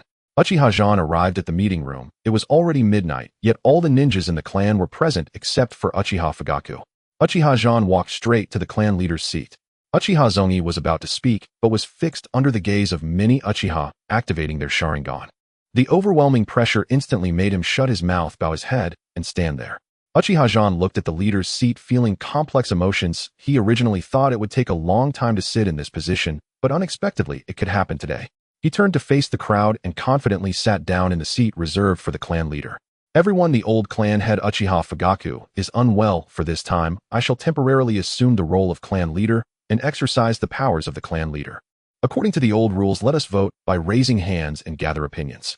Uchiha Zhan said lightly, immediately putting his legs up on the table and looking at the ninjas below.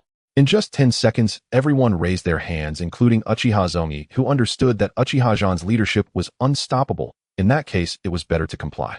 Uchiha Zhan stood up saying, in that case, I ask everyone to cooperate with my decisions moving forward. Yes. Everyone knelt on one knee. Tomorrow the newspaper will be distributed in 20 groups across 20 areas for sale. I will trouble everyone. Additionally, we need some agents to read it aloud after purchasing. At the same time, the Uchiha Police Department will patrol in these 20 areas. If anyone causes trouble, even if it's the umbu or root, they must be dealt with. The distribution of this newspaper is imperative. No one can obstruct it. If there are issues that cannot be resolved, come directly to me. I will handle it. Uchiha Zhan began issuing commands with only one objective: to release the newspaper. To control the public opinion in Konoha in this era of scarce entertainment, public opinion represents the people's heart. Moreover, what happened today is known only to the ninja clans, while many ordinary ninjas and villagers remain unaware. In their eyes, Sarutobi Hiruzen is still the benevolent and kind-hearted third Hokage. Uchiha Zhan's goal is to completely destroy the goodwill Sarutobi Hiruzen has built over the years, thus his once grand reputation will plummet. Besides, the news he publishes is all true and withstands scrutiny, so why be afraid? There might be some trouble when the umbu ninjas discover it tomorrow, but compared to the benefits, that trouble is negligible. Thus, under Uchiha Zhan's arrangements, the Uchiha clan members fulfilled their respective roles and were eager. Uchiha Zhan returned to his room preparing to sleep, but at that moment Uchiha Mikoto was already waiting for him. You're back, Zhan. Uchiha Mikoto's tone carried a hint of hesitation. Uchiha Zhan was taken aback and then bowed, saying, Mother. Uchiha Mikoto smiled gently, saying, Sit down. She gestured for Uchiha Zhan to take a seat opposite her. Uchiha Zhan knelt opposite Uchiha Mikoto, raising his head and looking at her with a straight posture. Did you have a fight with your father? I noticed that after your father returned, he did not say a word, walked to the bedroom, and went to sleep. No matter how I asked him, he wouldn't speak, so I want to know what happened. Uchiha Mikoto looked into Uchiha Zhan's eyes and asked. Uchiha Zhan pressed his lips together. He could be cold to his father Uchiha Fugaku, but when facing his mother, he felt unable to argue. Because in his memories, Uchiha Mikoto had always protected him. In his impression, Uchiha Mikoto was gentle, and he could not bring himself to confront his mother. Thus, Uchiha Zhan took out the note from Minato Namikaze and explained his father's hesitation and the current critical situation. The Uchiha are at a critical juncture of life and death. They can only advance, not retreat, with all clan members putting their lives on the line. Finally, Uchiha Battle took a deep breath and said, Father hesitated too much, wavering on whether to join forces with Namikaze Minato. In the end, I had a heated argument with him. Uchiha Battle only said this much and nothing more, but how perceptive was Uchiha Mikoto? She understood the general situation as soon as she heard. So she smiled and said, Battle, I know you have your reasons for doing this, but I hope you can be less straightforward in your words in the future. After all, Fugaku is your father, and you should give him some face. Although he is politically very sensitive, his shortcomings are also quite obvious. He is good at making plans, but lacks decisiveness. He cannot fully support any faction, so he chooses not to offend either side, but in reality this choice offends both sides. I have also advised your father, but he shook his head and always refused, saying he needed to think. At this point, Uchiha Mikoto sighed and looked at Uchiha Battle. Your father's concerns are too many, but as the clan leader the burden falls on him, and the pressure is immense. Uchiha Battle lowered his head. He knew his mother was right. However, during such extraordinary times one can only use extraordinary methods. Currently, it is a time of upheaval for the Uchiha clan, and seizing the opportunity could lead to soaring success, while letting it slip away would plunge one into endless despair. Uchiha Battle knew that Sarutobi Hiruzen still had 5 years to live. After 5 years, the plan to collapse Konoha would begin unless Orochimaru intervened with the reanimation jutsu. That old man might still survive. For Konoha, for the Uchiha, for mother, for Sasuke, he had no choice but to act this way. Mother. Uchiha Battle stood up and bowed to her, then said, Mother, I'm sorry. This time is crucial. I cannot agree with you. However, please trust me. Once everything settles, I will personally apologize to you.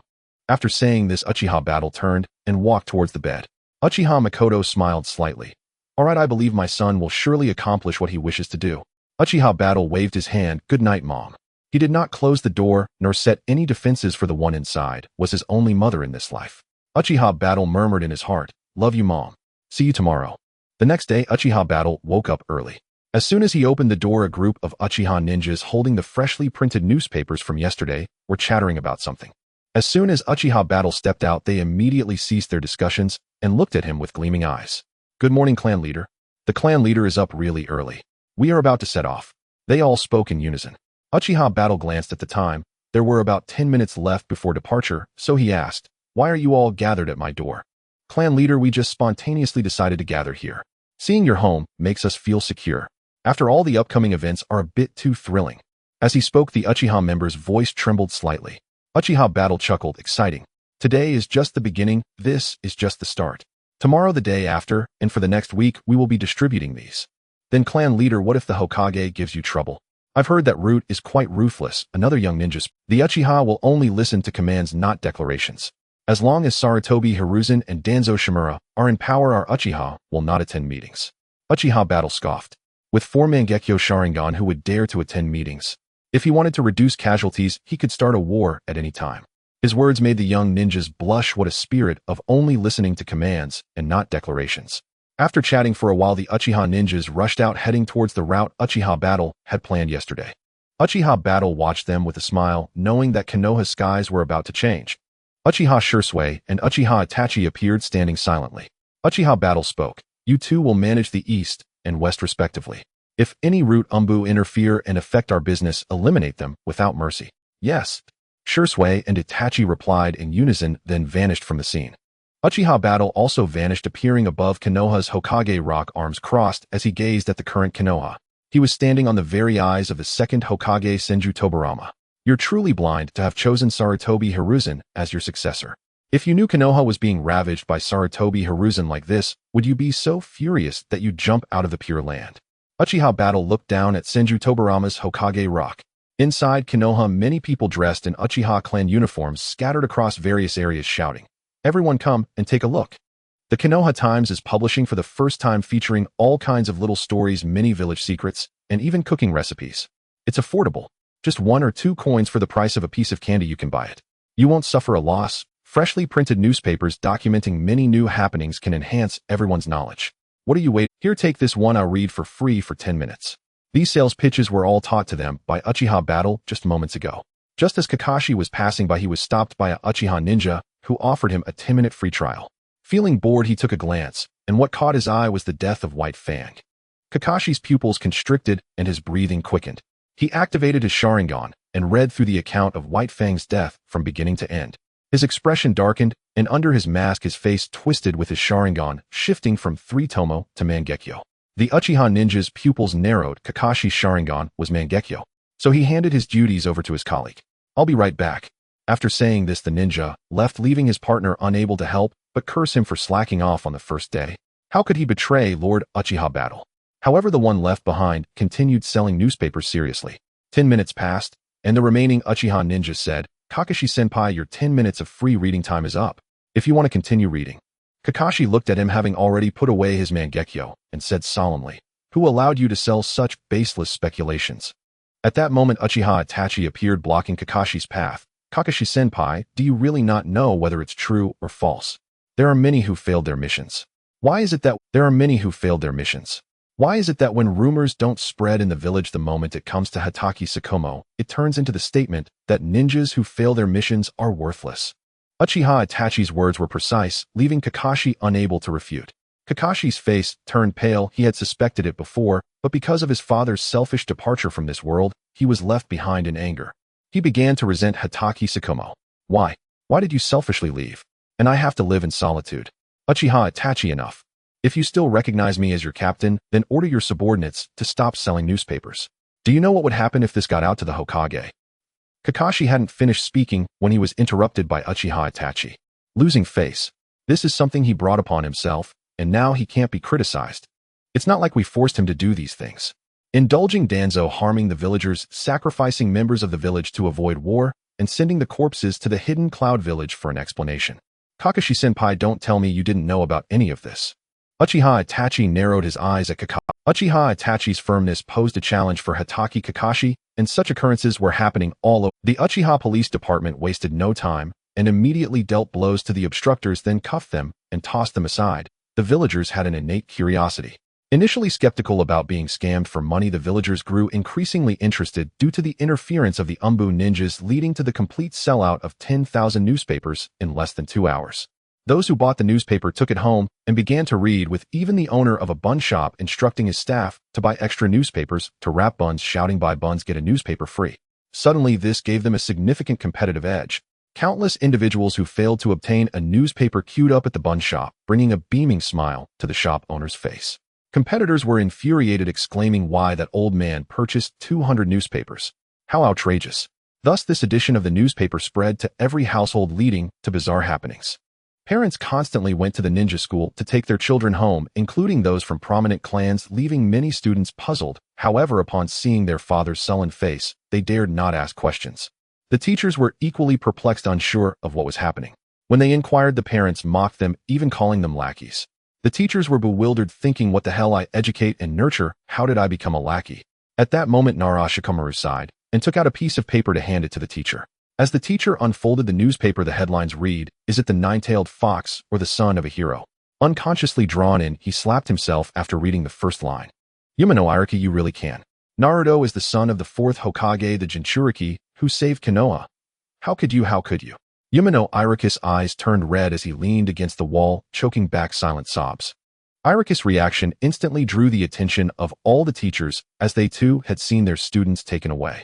Unable to resist, they approached to comfort the weeping Irika. After wiping his tears and finishing the first story, all the teachers were dumbfounded. They had always believed Naruto was the nine-tailed fox, yet the truth was like this.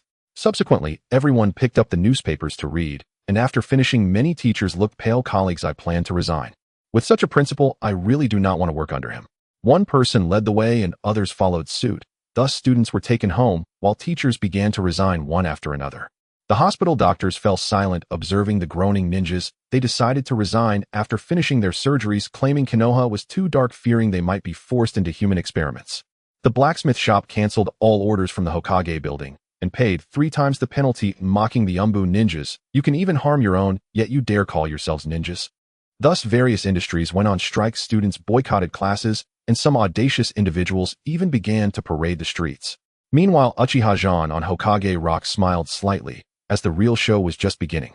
At that moment, an Uchiha ninja appeared. Lord Zhan Hatake Kakashi's Sharingan has evolved into the Mangekyo Sharingan. Oh, my subordinate fears he might impact the upcoming coup. Uchiha Zhan glanced at him and helped him up. Thank you for your hard work. I will prepare for this matter ahead of time. Now go back and rest. Do I have some things to attend to? The ninja nodded and left immediately. Uchiha Zhan leaned on the railing. Sarutobi Hiruzen, have you ever considered what would happen if your past deeds were exposed? Today, enjoy yourself thoroughly.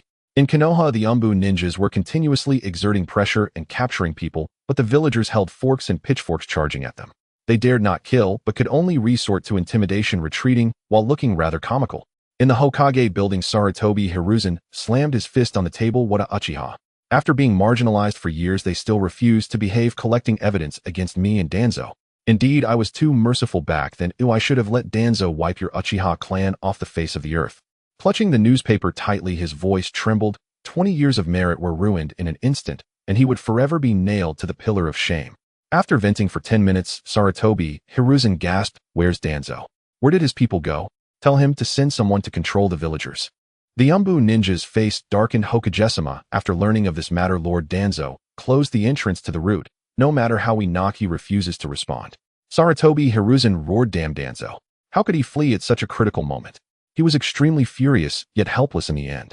Shimura Danzo sat in his chair as the head of the route, equally in a bad mood, for 7 out of 10 bad deeds listed in the newspaper were attributed to him.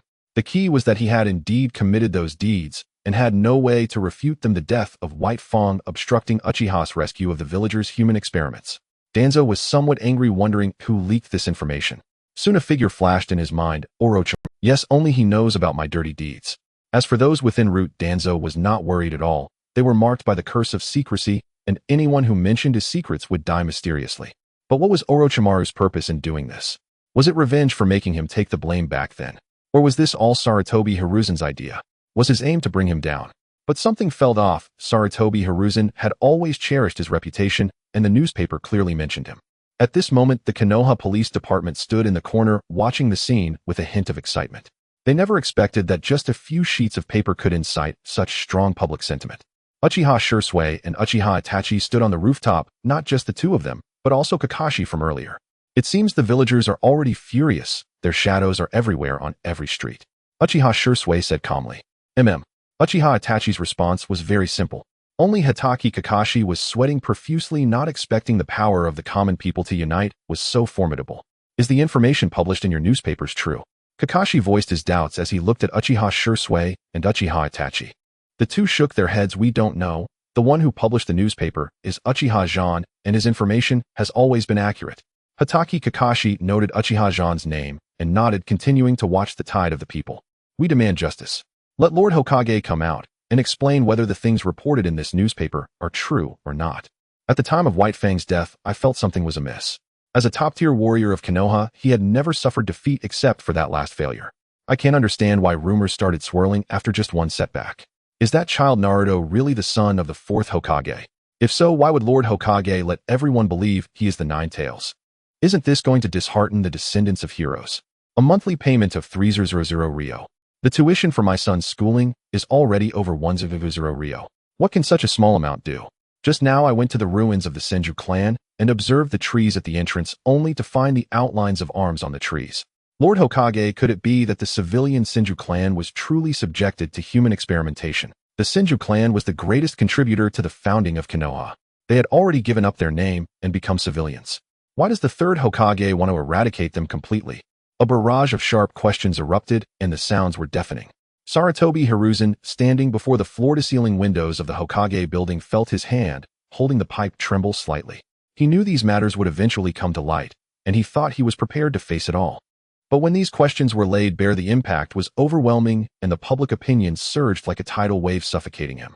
Even Sarutobi Hiruzen, as the 3rd Hokage, began to doubt whether he had truly made the right decisions. Once such thoughts took root, he would gradually sink. Report. Lord Hokage. The dark guards at the entrance are about to hold on no longer. The villagers are continuously ramming the door with their bodies. If we don't take action, it might be.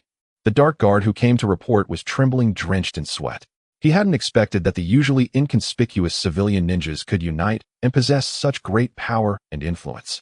The main reason is that facing unarmed villagers, the Umbu ninjas dare not use force to suppress them. If they did so today, the powerful clans would immediately take action. Whether in terms of money or the number of ninjas, they would far surpass the Hokage building. At that point, it wouldn't just be a matter of a civil uprising, it would be a trial of the Hokage by the village. Just like Louis XVI, who was executed for his tyranny. Therefore, the Umbu had no choice but to consult the 3rd Hokage. Taking a deep puff of smoke, the 3rd Hokage, Sarutobi Hiruzen, said, "Open the door." There's no way to avoid this matter.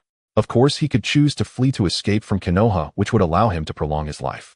But as the legitimate Hokage, his position was personally appointed by the 2nd Hokage Senju Tobirama. His pride and dignity did not allow him to run away. Even if what he did was wrong, even if his people sought to judge him, he would not evade this. This is the 3rd Hokage, Sarutobi Hiruzen. He took a deep breath, his gaze resolutely directed towards the door. The moment his decision was made, it was transmitted to the root base by the root ninjas. Shimura Danzo's expression was complex. He sighed, not expecting Hiruzen to choose such a way to end everything. However, Hiruzen's choice only stirred Danzo's already restless heart. His eyes brightened as he began plotting a coup d'etat for when Sarutobi Hiruzen stepped down. He certainly couldn't do it alone, he would need the Uchiha clan. Thinking of this, Shimura Danzo beckoned to Yamashiro Aoi. Aoi immediately walked towards Danzo, saying, "Lord Danzo." Danzo leaned in close to whisper in his ear. Aoi showed no change in expression, and after Danzo finished speaking, he simply acknowledged and left the base. Shimura Danzo looked at the ceiling of the root base, a smile creeping to the corner of his eye. The roots hidden beneath Konoha are finally about to break through the ground, growing into a new tree basking in the warmth of the sun. However, he never considered that his relationship with the Uchiha had deteriorated to such an extent. Not to mention the time he had tried to gouge out Uchiha Shizui's eyes. Let's not even talk about the times he had called the Uchiha kids inherently evil. With the temperament of the Uchiha clan, they would never agree to collaborate with him. Fugaku was like this, let alone Uchiha Itachi. However, at this moment, Shimura Danzo was not thinking about that. He was focused on the future, becoming the 5th Hokage of Konoha. He looked at the Hokage robes hanging in the root base, which were the same size as him with fiery eyes. Thus, Shimura Danzo stood up, BGM, Yojing I walk on the long street. His eyes were initially filled with confusion as he slowly walked towards the Hokage robes. Then there was determination. He reached out his unoperated hand to touch the brim, his eyes filled with obsession. His fingertips gently stroked the brim, his arm trembling slightly as his mind was filled with visions of himself donning the Hokage robes and rallying the crowd with a call. But then he thought of his teacher, the 2nd Hokage Senju Tobirama. The first shinobi world war, the scene when they were targeted by the Cloud Village ninjas. Now we face a crisis. Who among you is willing to stay behind and hold off the enemy? This is the only way to ensure everyone can safely withdraw. Senju Tobirama looked at the 6 disciples present. Shimura Danzo's pupils constricted. He wanted to stay, but the words got stuck in his throat. he couldn't bring himself to say it. He hesitated, he was afraid of death. Though he was a passionate youth, he understood that if he took that step, he would undoubtedly die. He hesitated. However, a figure crossed over him and took that step forward. It was Hiruzen, his good friend Sarutobi Hiruzen. "Teacher, let me stay. Konoha cannot be without you." Sarutobi Hiruzen's gaze was resolute, his tone decisive, with a bright smile on his face. Shimura Danzo was stunned, looking at Hiruzen with admiration. He felt a sense of relief, but soon began to despise his own cowardice. A smile appeared on the usually stern face of Senju Tobarama as he patted Hiruzen's shoulder and said, "Monkey, from now on you are the third Hokage." Everyone was shocked, and Sarutobi Hiruzen shook his head, saying, "Teacher, you." Senju Tobarama interrupted him, speaking earnestly, "It is not yet time for you young ones to sacrifice yourselves. The task of holding the rear will be entrusted to me." Then he looked at everyone, saying, "When you return to the village, you must assist Hiruzen in managing the village. If there is a shortage of personnel, the ninjas from the Senju clan can be deployed at Hiruzen's discretion. The future of Konoha depends on you all." Senju Tobarama turned and glanced back at Shimura Danzo, who had disappointment in his eyes. Disappointment indeed, it was disappointment intertwined with a sense of as expected. This expression caused Shimura Danzo to wake up each time from his midnight dreams, shouting desperately, "No. I didn't, teacher, you have to believe me." Yet all that responded to him was the pitch-black room and the grayish-white walls. Shimura Danzo awoke from his reminiscence, slowly returning to his seat, but his eyes still fixated on the Hokage's ceremonial robe. Outside, after Sarutobi Hiruzen issued the order, the villagers entered in a manner that could only be described as a steady stream, ignoring the Umbu's attempts to make them line up. Their sole purpose now was to inquire with the esteemed Hokage whether the matters reported in the newspaper were in. They wanted to ask the Hokage why he had done this, whether the deaths of those prominent figures were truly connected to him. Filled with doubt, they arrived at the door of the Hokage's office, exchanging glances to indicate who would push open the door. Yet in the end, no one took that final step, their hearts heavy with trepidation as they were about to face Sarutobi Hiruzen, the third Hokage, the longest-serving ruler, whose imposing presence was not something ordinary people could bear. Sarutobi Hiruzen gently pushed the door open, and the crowd stepped back a bit, but there was no tension. Sarutobi Hiruzen was smiling at everyone. "Come and I will tell you whatever you wish to know." Having said that, Sarutobi Hiruzen turned and walked towards the chair. His silhouette evoked a sense of loneliness and sorrow, and the crowd followed him silently, their gazes fixed on the third Hokage, Sarutobi Hiruzen. In the next moment, the third Hokage placed his Hokage hat on the table and kindly smiled, "Ask your question." At that moment, Yumino Irika stepped forward. As an ordinary teacher from Konoha Academy, his parents had died during the Ninetales crisis, and Naruto was his student. Therefore, his feelings for Naruto were particularly complex, making him the most fitting to ask the first question. "Hokage-sama, I want to know if Naruto is truly the son of a hero and not the demon fox." Irika's eyes were filled with confusion and disbelief. Sarutobi Hiruzen pondered for a moment. "Well, his true identity is that he is the son of the fourth Hokage named Namikaze Naruto. However, considering Minato's identity as the Jinchuriki of the Nine Tails, I chose to conceal his identity. However, it was not I who referred to him as a demon fox, but rather you all." Sarutobi Hiruzen said, "What I initially said was that he is the Jinchuriki of the Nine Tails, that the most powerful tailed beast was sealed within him.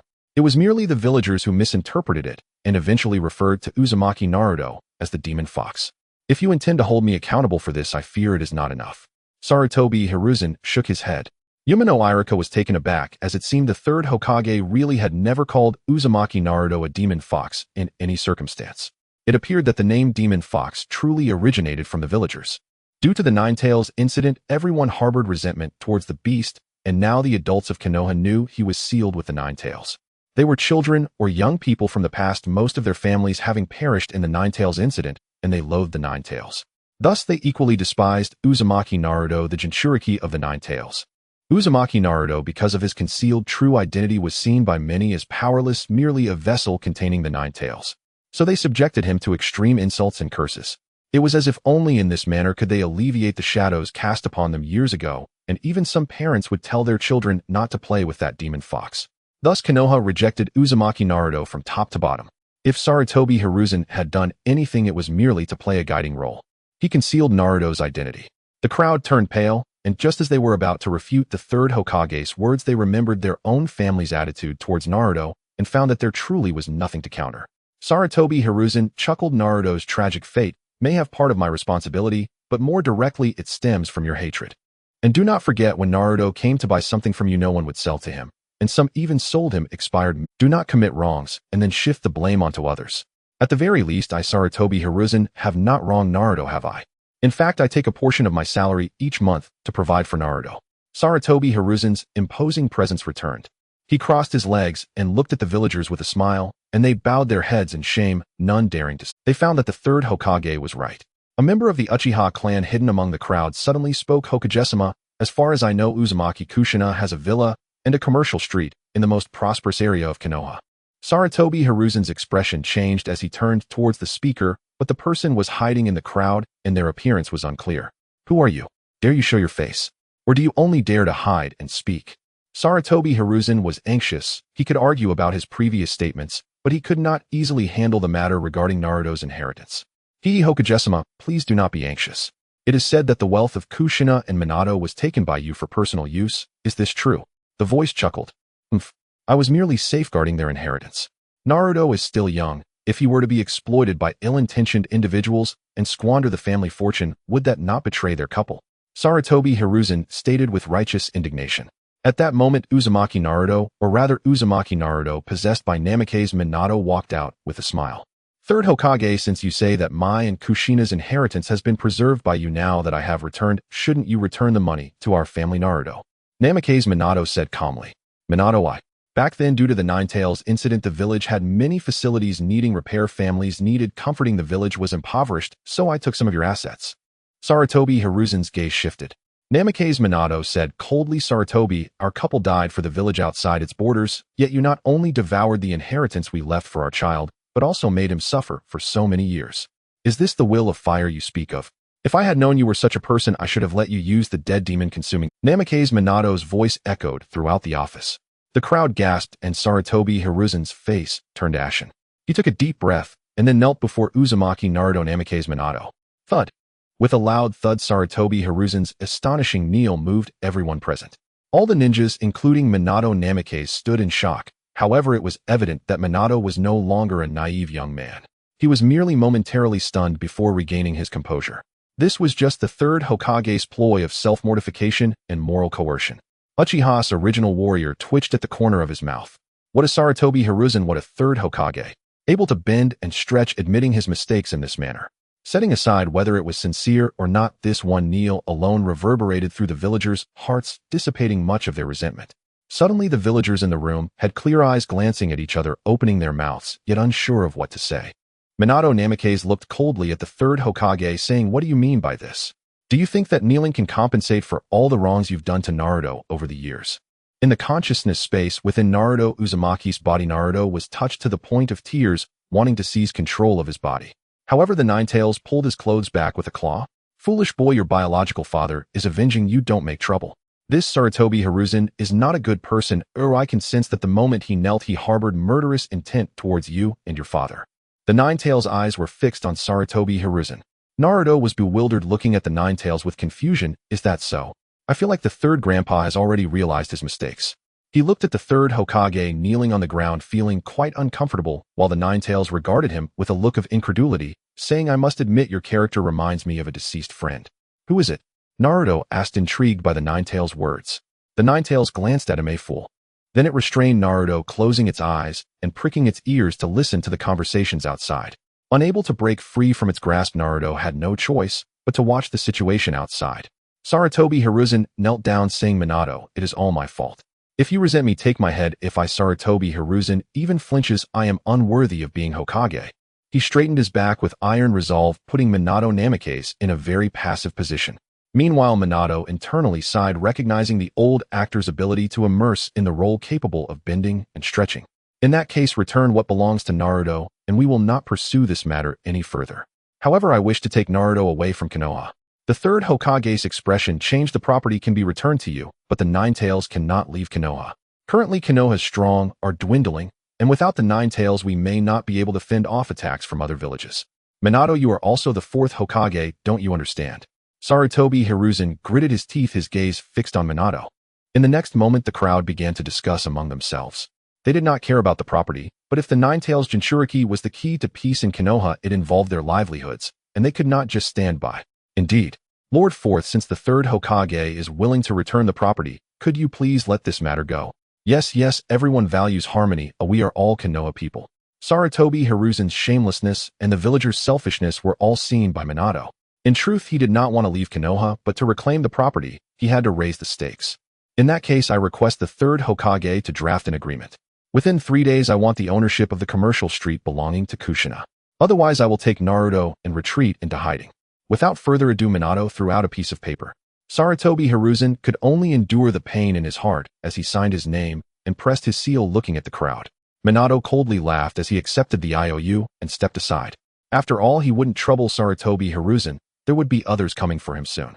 As Sarutobi Hiruzen stood up, Kakashi rushed in with reddened eyes. His right hand hung limply, blue arcs of electricity occasionally leaping from it. Hokage-sama, my father's death was permitted by you, wasn't it? It was Danzo who caused it, right? His Sharingan transformed into a 3-to-mo pattern, and the arcs in his hand had solidified with chakra beginning to erupt. Sarutobi Hiruzen's head throbbed. Just as he settled one issue, another arose. He pondered his wording and finally looked at Kakashi. Kakashi, your father was a hero of Konoha. I regret his death as well. Konoha's White Fang, he has always been one of Konoha's most reliable and powerful ninjas. I am grateful he was born in Konoha. Before Sarutobi Hiruzen could finish, Kakashi interrupted, saying, Hokage-sama, don't change the subject. I ask you, did you permit Danzo to orchestrate my father's death, spreading rumors that led to his suicide? Don't try to distract me. I just don't understand which is more important, comrades or missions. Does the first Hokage Senju Hashirama also believe a companion's life is less important than completing a mission? Or did your teacher, the second Hokage Senju Tobirama, tell you that a ninja who fails to complete a mission is... Kakashi's words were sharp and highly provocative. The anger in his eyes was almost tangible, staring intensely at Sarutobi Hiruzen. Sarutobi Hiruzen felt somewhat unnerved, cursing Shimura Danzo in his heart. If it weren't for the terrible idea Danzo proposed back, then he wouldn't be facing such a strong backlash now. He looked at Kakashi with determination in his eyes, saying, Kakashi, rest assured, I will clear White Fang's name. I will not allow a hero to suffer injustice. He patted Kakashi on the shoulder. Kakashi showed no response, only coldly saying, what about Shimura Danzo? How do you plan to deal with him? Are you going to cover for him? Or execute him?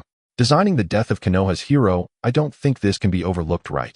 Just because he is in a high position and has contributed to Konoha, can his sins be offset or forgiven? Kakashi's eyes bore a murderous intent, his bloodshot eyes mixed with tears as he looked at Sarutobi. With just that glance, the smile on Sarutobi Hiruzen's face disappeared. He distanced himself from Kakashi and slowly said, this matter has gone on for so long. Besides, the content of this newspaper may very well be false. The Uchiha clan selling such unscrupulous newspapers has no basis. I urge you to think carefully, and for everyone to think carefully, so as not to be deceived. The Uchiha have always coveted the position of Hokage. Perhaps this is their conspiracy. You are all citizens of Konoha and should have the ability to distinguish between good and evil.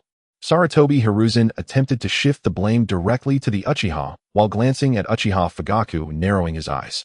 Uchiha Fugaku sighed unexpectedly, considering that Sarutobi Hiruzen even at this point was still thinking of framing him. He rubbed his fingers against the distant Hokage rock. Upon receiving the signal, Uchiha Battle immediately burst into laughter, then vanished from Hokage Rock, rushing towards the Hokage building. Uchiha Fugaku, could it be that what I say is not correct? You devised a newspaper recording some fabricated things on it, intending to incite the villagers to hate me, laying the groundwork for your impending coup, right? Sarutobi Hiruzen said coldly. Uchiha Fugaku did not respond, but stared at Sarutobi Hiruzen with a face of disdain and contempt, secretly cursing this old man for being truly disgusting. The villagers also calmed down, looking at Uchiha Fugaku and Sarutobi Hiruzen, uncertain of what to do. At that moment, a voice rang out. Oh, how imposing the Hokage is. Could it be that the villagers are confused and wish to consult you, the third Hokage? Are you, the third Hokage, going to engage in formalism, saying one thing to their face and another behind their back?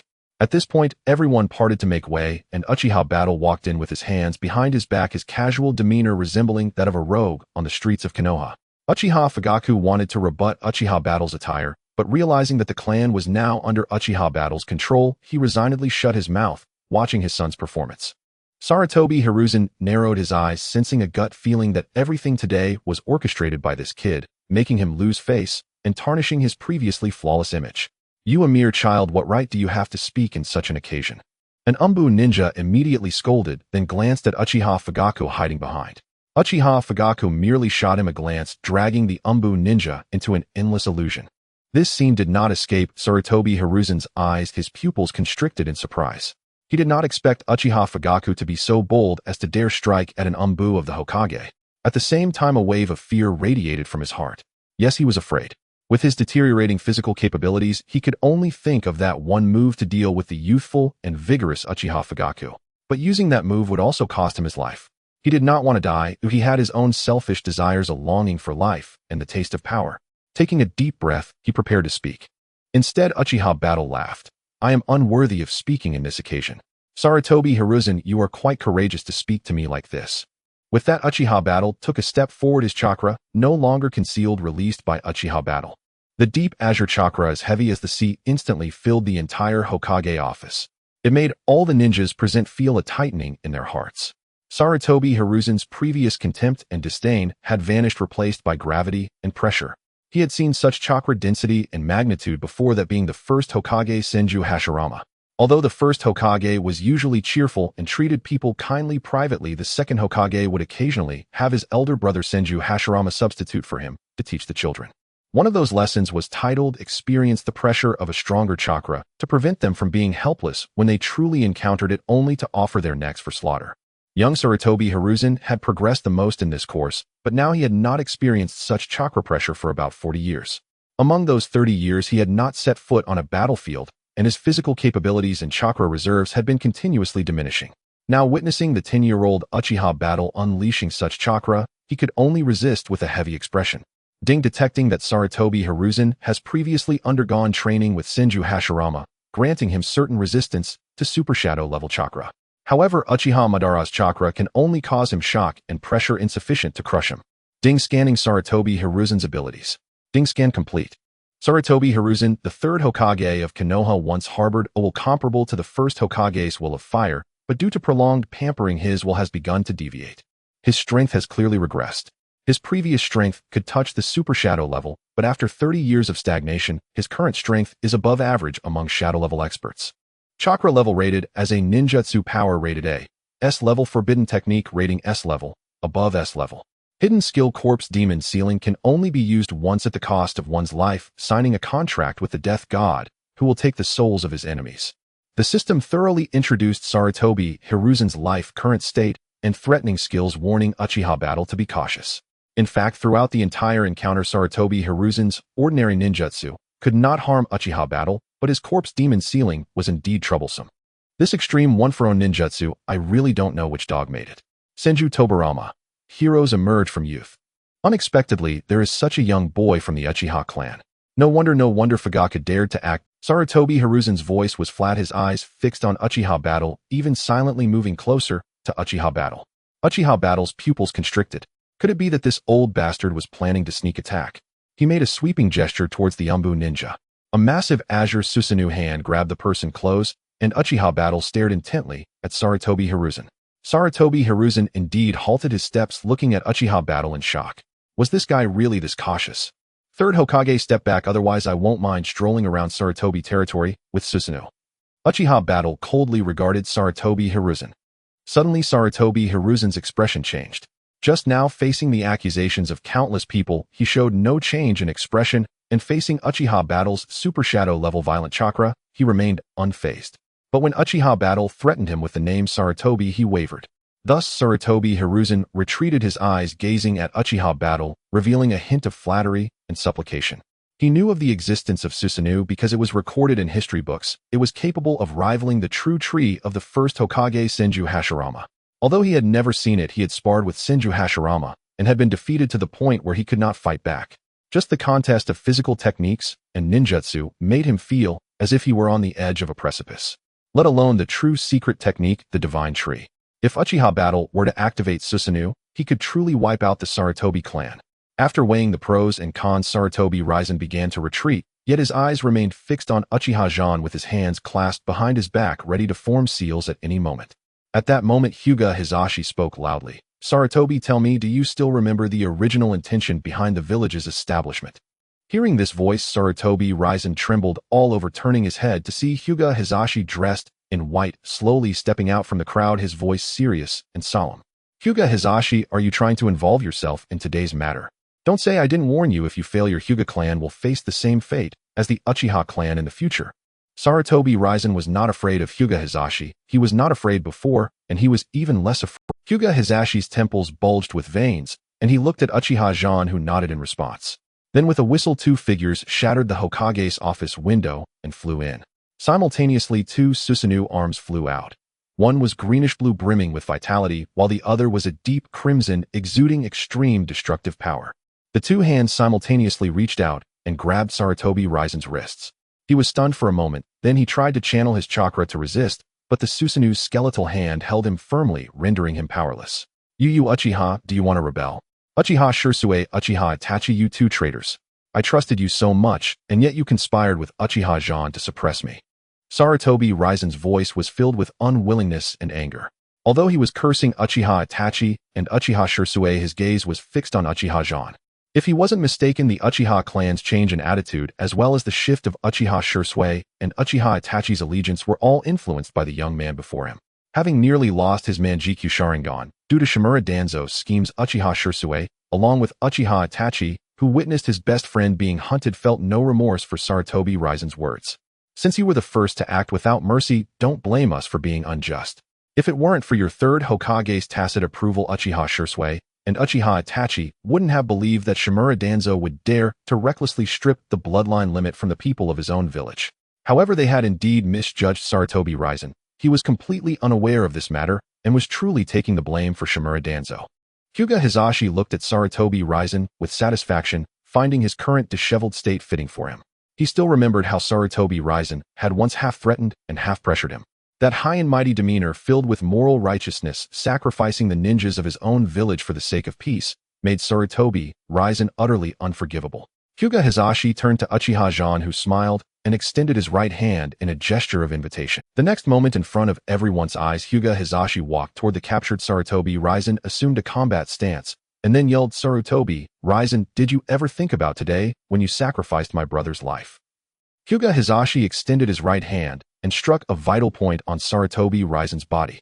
Bang! Sarutobi Raizen let out a muffled groan of pain, and then his right hand lost all strength, unable to channel chakra. He knew of the Hyuga clan's ability to seal points. However, this was the first time he had become the target of such sealing. He sneered, "You treacherous traitor, just like the Uchiha clan, you are a traitor to Konoha.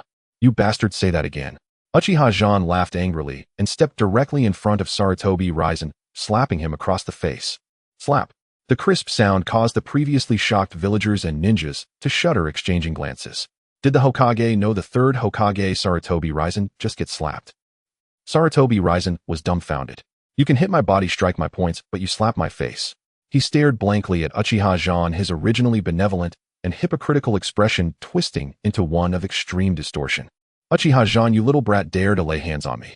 Do you realize that if it weren't for me, this Konoha would have suffered tremendous losses during the Second Shinobi World War? You a beneficiary, how dare you strike me? Didn't you fight in the Second War? You weren't even born then, were..." Sarutobi Raizen exploded in anger. Third Hokage Sarutobi Raizen, indeed no one denies your achievements in the Second War, but have you ever heard the saying that accomplishments are accomplishments and faults are faults? They cannot be balanced against each other. So are you going to rely on your past achievements to continuously drain Konoha's essence? Persecuting innocent heroes, oppressing the children of heroes. I remember there is a saying in your will of fire, where the leaves dance, the fire burns eternally, and where the leaves fly, flames will inevitably rise, illuminating the village, and new buds will sprout from the leaves. This saying emphasizes inheritance, that the older generation sacrifices for the younger generation, allowing the new generation to thrive under the efforts of the older generation, right? Uchiha Zhan's face darkened. At this moment, Sarutobi Raizen's eyes widened, filled with disbelief as he looked at Uchiha Zhan, not anticipating that Uchiha Zhan would have such a profound understanding of his ideals. His dissatisfaction began to dissipate, and his expression as he looked at Uchiha Zhan became complex. Uchiha Zhan suddenly raised his voice, "Hokage-sama, tell me, everything you have done since the Second War, does it truly align with your original intention, with your idea? All these years, in the name of peace, you have continuously ceded interests, and has the living standard of everyone plummeted? Is this what the will of fire stands for?" Sarutobi Raizen's expression twitched at Uchiha Zhan's words. His eyes began to moisten, recalling his past self, remembering his original intentions. At this moment, he no longer wanted to resist. He wished to concede, even feeling the urge to die. What have I done these years? Sarutobi Raizen suddenly realized, staring at his trembling hands. Uchiha Zhan gestured for Uchiha Itachi and Uchiha Shursue to release him, and they exchanged glances before nodding. Sarutobi Raizen knelt on the ground, looking at his hands, weeping bitterly. At this moment, he was no longer the lofty Sarutobi Raizen, but an elderly man who had regained his original intentions. Seeing this scene, Hyuga Hisashi wanted to continue attacking, but he couldn't bring himself to do it. He had grown up listening to Sarutobi Raizen's teachings. He understood how diligent and ambitious young Sarutobi Raizen was. Everything he did was for Konoha, but later he was blinded by power, and his original intentions were devoured by the desire for power. Sarutobi Raizen sat on the ground with the villagers and the ninja clans looking at him with complex expressions, their eyes filled with regret and reluctance, while they cast their gazes towards Uchiha Zhan, Uchiha Itachi, and Uchiha Shirsu, feeling a deep sense of apprehension. A clan with 3 Susanoo. Even during the Warring States period, the Uchiha clan had no more than 2 Susanoo. At this moment, everyone felt as if a massive stone was pressing down on them. Previously, the villagers had isolated the Uchiha clan, but now they were about to soar to new heights. Some even believed that the next Hokage would undoubtedly be from the Uchiha clan. With 3 Susanoo at their disposal, if they were to rebel, these 3 could sweep through the entire Konohagakure, each Susanoo equating to a tailed beast. Kyubi, Uchiha Madara, Senju Hashirama. Uchiha Zhan took a deep breath. Since Lord 3rd Hokage has acknowledged his mistake, I wonder if he is willing to voluntarily abdicate as a means of preserving some dignity. The 3rd Hokage looked up at Uchiha Zhan, his lips moving. He did not wish to abdicate. To be honest, despite all the mistakes he had made, he still did not want to step down. The taste of power is truly delightful, making him unconsciously indulge in it, possessing absolute authority, where he could access resources and missions with priority. Standing high above allocating resources, many clans would come to offer gifts for resources, bowing and flattering, making him born into the ordinary Sarutobi clan feel as if he had suddenly risen several tiers. He, Sarutobi Raizen, was the most esteemed person in Konohagakure. Yet at this moment, Uchiha Zhan's power play felt like the last straw that broke the camel's back. Sarutobi Raizen slowly rose to his feet, walking to his desk to draft a resignation letter. At that moment, the space before everyone began to twist. A figure flew out from the spatial vortex, standing in the Hokage's office, and the entire place fell into a sudden silence. Oh, it seems I have come at the wrong time. What are you all discussing? The mysterious figure wearing an orange spiral mask stood among them. Namikaze Minato's pupils contracted. He would never forget this figure. It was him, the one who summoned the 9 tails on the night of the attack, assaulting Konohagakure and preventing him from going to aid others. When enemies meet, they are particularly fierce. Namikaze Minato sensed the flying thunder god mark he had left on him and thought to himself, Kyubi. Kyubi naturally recognized him as the one who controlled him during the 9 tails incident. Although he had escaped, he was controlled by the Sharingan, with no freedom equivalent to being used. Thus, Kyubi did not hesitate to connect his chakra with Namikaze Minato, and little Naruto's body instantly turned golden, then flashed with golden light. He appeared behind the mysterious figure, and a voice within the mysterious person's body reminded him, Obito, be careful behind you. The mysterious person's Sharingan instantly transformed into a Mangekyo, and his body immediately became intangible. Namikaze Minato's Rasengan did not hit its target. The mysterious person turned sideways, pulling out a kunai to stab at the back of Uzumaki Naruto's head. So it's you. I used to hold you when you were a child. But what a pity you're going to die here today. Just as the kunai was about to touch Naruto, Uchiha Zhan made his move. His expression darkened. You too arrogant. After saying that, he pulled out the Uchiha flame fan and smashed it towards the mysterious person's waist. The mysterious person's pupils contracted. On one side was his teacher's son Naruto, and on the other was his own waist. The choice was clear, wasn't it? The mysterious person became intangible, and with a turn he let the kunai collide with Uchiha Zhan's flame fan. This collision sent him flying out directly. He rolled 3 times on the ground before crashing into the wall with a thud. He gritted his teeth and looked at the figure holding the flame fan. Suddenly his pupils contracted. That voice was just like the one from the person who taught him to practice. Uchiha Madara. Even Kagaya Otsutsuki spoke. Damn, Madara has been resurrected. This demeanor, this aura, this movement, this flowing long hair, and arrogant countenance. Kagaya's voice was even more excited than Uchiha Obito. In Kagaya's heart, Obito was fine before, but after Uchiha Madara left, Uchiha Obito revealed his fangs. Although he was still executing the Eye of the Moon plan, he was doing it. He would not resurrect Uchiha Madara, so Uchiha Madara would not reclaim the Rinnegan. Without the Rinnegan, he could not summon the 10 tails and could not release his mother. But Madara was different. Although Madara was smarter than Obito, he was easier to fool. Obito, despite being foolish, had his own obsessions and was hard to deceive. If that 10-year-old boy over there is truly Uchiha Madara, then he would greatly wish to return to Madara's. Uchiha Obito murmured as he stood up. Who are you? Why do you look like this? I am your father. After saying that, Uchiha Zhan formed a hand seal and adjusted his chakra, then took a deep breath and exhaled flames. The flames quickly surged and spread, rushing towards Uchiha Obito. Uchiha Obito felt a prickling sensation at the sight of the fire release, while Kagaya became even more excited. This was Uchiha Madara's famed skill, and his signature fire release, Great Fire Annihilation. Uchiha Obito's face turned ashen, but a hero does not suffer a loss in front of a small profit. He immediately opened the Kamui space and hid inside. The fierce flames burned within the room, and the nearby ninjas reacted hurriedly, using water release to extinguish the fire, while casting glances at the instigator Uchiha Zhan. Sarutobi Raizen fell silent. Could he defeat Uchiha Zhan? Probably not. Even his ultimate technique, the 5-nature transformation, Great Spiral Bomb, might not break through his defenses. Uchiha Zhan remained expressionless. He had many means to defeat Uchiha Obito, so why choose the Great Fire Annihilation, a large-scale fire release ninjutsu? Because it looks cool. It not only showcases his strength, but also drives away the enemies. Did you not see that in the Hokage's office, regardless of size, the originally calculating gazes of all the clans have turned much clearer at this moment? After extinguishing the flames, Namikaze Minato said that it was that person who controlled the Nine Tails instigating the Nine Tails incident, which led to his and Kushina's deaths. Hearing this, everyone nodded, and then looked towards Uchiha Zhan, meaning that Uchiha Zhan's recent actions were for avenging the 4th Hokage and protecting everyone. Thus they all praised Uchiha Zhan. At this moment, Narashikaka stepped out from the crowd. Since that's the case with the 3rd Hokage about to abdicate, why don't we jointly support Uchiha Zhan as the 5th Hokage? Upon hearing this, the common people were fine, but the ninja clan's expressions were unpredictable, making it hard to discern. Uchiha Zhan shook his head. Though the 3rd Hokage is stepping down today, I Zhan am still too inexperienced to take on such a heavy responsibility. Thank you, Narashikaku, for your kind words, but the Uchiha clan has its own matters to attend to. Uchiha Zhan cast a meaningful glance at Narashikaku. Narashikaku's mouth curled up, instantly understanding. This was not a refusal, it was clearly waiting for the 3rd Hokage to persuade a few more times to gain some reputation in the end. A group of people walked towards the Uchiha clan's territory.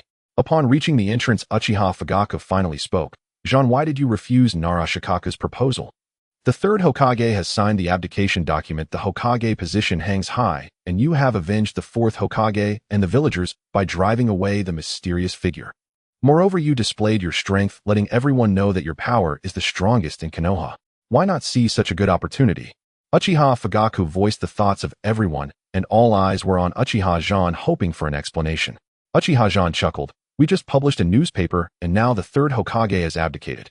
If the Uchiha clan takes over the Hokage position, some say this is a conspiracy, a blatant trap set by the Uchiha targeting the Hokage position. Uchiha Fugaku laughed in anger. So what if someone says that? At this moment we possess all the advantages of time and place. Who says we can't kill whoever we choose? Uchiha Zhan looked at him and slowly replied. If one person says you killed someone, 10 people say you killed 10, then what if 100 or 1,000 people say you killed them all? Can you really wipe out half of Konoha? Uchiha Fugaku fell silent, lowering his head. To be honest, he was intoxicated by the imminent victory, and as the Uchiha were about to ascend to that supreme position, Uchiha Zhan rationally halted, breaking everyone's hearts. If what you want is merely to vent your anger for the Uchiha, I can lead people to slay Sarutobi Hiruzen and Shimura Danzo, and wipe out their families right now. Uchiha ninjas trembled, all over, shaking their heads. They just wanted the village to stop ostracizing the Uchiha, never considering the annihilation of another clan. Uchiha Shursui smiled as he looked at Uchiha Zhan. Indeed, he knew that Uchiha Zhan was not a bloodthirsty person. Uchiha Itachi gazed at Uchiha Zhan, feeling that his brother's perspective was even higher than his own, and perhaps even that of the Hokage. If the Uchiha desire the village and its people, then don't worry about immediate gains or losses. The time to ascend to the Hokage position will come when we win the hearts of the people in the future. Uchiha Zhan smiled faintly. The crowd felt reassured. As long as Uchiha Zhan had ambition, they could relax. Everyone followed Uchiha Zhan to change their fate, as he was their backbone. Seeing that everyone was appeased, Uchiha Zhan laughed. However, at this moment, I will take you to reclaim some interest. Uchiha Itachi raised an eyebrow. What does this mean? He looked at Uchiha Zhan in confusion. Uchiha Zhan addressed everyone. Notify all Uchiha ninjas and all villagers to move the clan's territory to the center of Konoha with me now. As his words fell, the crowd fell silent for 3 seconds, then erupted into cheers. Oh. Lord Zhan is mighty. Returning to the heart of Konoha. Each person shouted as they hurried back to their homes. Uchiha Zhan's lips curled up. They were indeed a group of simple clan members who were overjoyed just by the prospect of moving. However, knowing the plot, Uchiha Zhan understood that this was not their fault. Having been oppressed for so long, now returning to the center of Konoha was a moment of pride.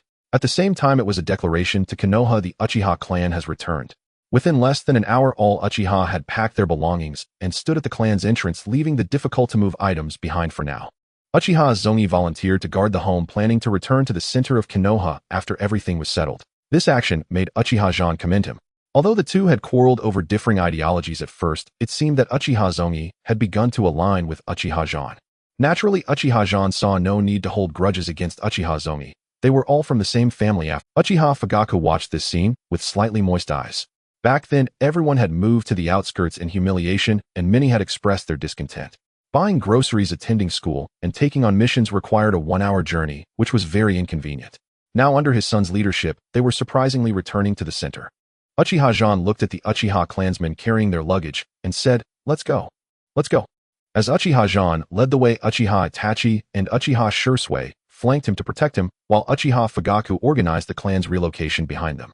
Although it was exhausting, they walked with their heads held high, a sense of honor swelling within them. Walking through the streets of Konoha, they drew the attention of many. Everyone knew about the Hokage's situation and understood that the Uchiha clan had been wronged, so they came out to greet them and offer water. Uchiha Zhan smiled in response, allowing his subordinates to drink water, but forbidding them from touching any food, refusing to take even a single thread from the villagers. The loyalty of Uchiha ninjas to Uchiha Zhan had reached its peak. He had helped them regain their dignity, and they were about to return to the center. Seeing the Uchiha clan so righteous, the villagers cursed their past selves in their hearts, realizing how foolish they had been to treat such good people with such disdain. Soon the news that Uchiha Zhan was leading the Uchiha clan towards the center of Konoha spread throughout the whole village. Hyuga Hayashi greeted Neji Hinata and his trusted aides along their path. However, when Hyuga Hayashi arrived, he saw Nara Shikaku Akimichi Choza and Yamanaka Inoichi accompanied by a group of ceremonial performers waiting with drums and gongs for Uchiha Zhan's arrival. Hyuga Hayashi twitched at the corner of his mouth, thinking, "What the hell? This will make us look foolish." Neji glanced at his uncle, blinked, and then ran towards Nara Shikaku with Hinata. "Uncle Nara, could you give us a drum? Uchiha Zhan is our good friend." Since Neji had interacted with the caged bird, he had become much friendlier, polite to everyone. He was no longer the original character who used his talent in combat to cover up his deep-seated insecurity. Nara Shikaku laughed upon hearing this. "What are you saying? The Nara, Akimichi, and Yamanaka clans have always had a good relationship with the Hyuga clan, and we may need to work together in the future. So you can take this drum." Saying this, Nara Shikaku pointed to the large red drum and 2 drumsticks. Neji's eyes brightened. "Thank you, Uncle Nara." After speaking, he hugged the large drum and headed towards the Hyuga clan, with Hinata closely following. Nara Shikaku looked at Hyuga Hayashi, his eyes filled with pride, as if saying, "Brother, although we are colleagues, you are lacking in social etiquette compared to me." Hyuga Hayashi snorted coldly, turning away. He had to admit that in this regard, he was not as adept as Nara Shikaku. Uchiha Zhan walked over and Nara Shikaku with keen eyes spoke up. "Everyone play the music and welcome Uchiha back." As soon as he finished speaking, the ninjas from the Inuzuka Nara and Akimichi clans began to beat drums and gongs and welcome Uchiha Zhan paused, looking ahead to see Nara Shikaku and Hyuga Hizashi standing at the front with beaming smiles. As for the Umbu ninjas, they had now descended into chaos due to today's events. Only a small number still supported Sarutobi Hiruzen. After all, he was still the 3rd Hokage, and they thought there might still be a chance. A large portion had come under the command of Hitaki Kakashi, as they understood that Sarutobi Hiruzen could not retain the Hokage position, while Uchiha Zhan's identity was sensitive and he had no intention of consolidating the Umbu. So at this time, those who followed Kakashi remained neutral. Although they had not benefited from the dragon's merit, they also did not offend either side, ensuring their own safety no matter how things turned out. No one is a fool, nor would anyone give up their family and wives to stand resolutely for a side. Political struggles are never that simple. "Welcome Uchiha back to the center of Konoha." Hyuga Hizashi was the first to speak and bow. Nara Shikaku remained silent. He was a wise man, having already brought so many people to celebrate. If he were to go and flatter Uchiha Zhan, not to mention whether Uchiha Zhan would accept it, the other ninja clans might call them fence-sitters. For the honor of the ninja clans, he could not continue to fawn, as such matters should be kept to a limit. Uchiha Zhan chuckled, and then stepped forward to give Hyuga Hizashi a big hug. Hyuga Hizashi smiled and provocatively looked at Nara Shikaku, seemingly showing off, as if to say, "Can you do this? Look, the first person Uchiha Zhan embraced is me." Nara Shikaku was unbothered. He simply smiled at the scene. After Uchiha Zhan finished hugging, he turned to Nara Shikaku and extended his right hand. "Clan leader Nara, I appreciate your efforts in relocating the Uchiha. Such a grand display has truly taken me by surprise." "What are you saying?"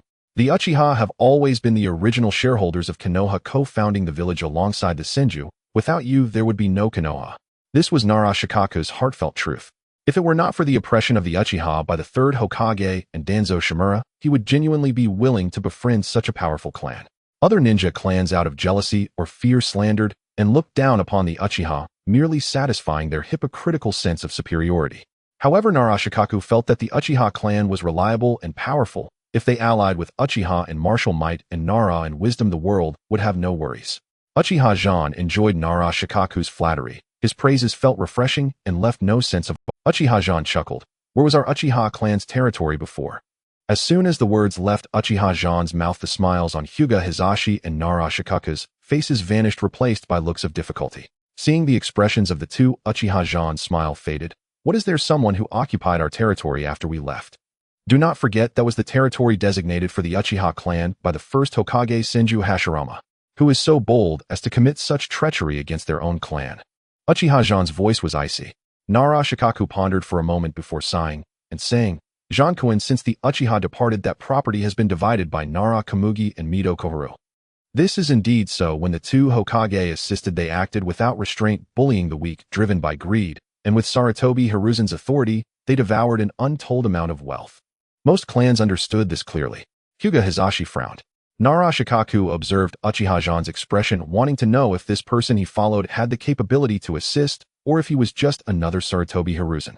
Uchiha Itachi's expression remained unchanged. He had known about this matter for a long time, having been suppressed by these two old geezers, while under Sarutobi Hiruzen's command. If it weren't for not wanting the Uchiha clan's people to hear this and become readied, he would have reported it long ago. Now, hearing the names of these two, he clenched his fists, ready for a fierce battle.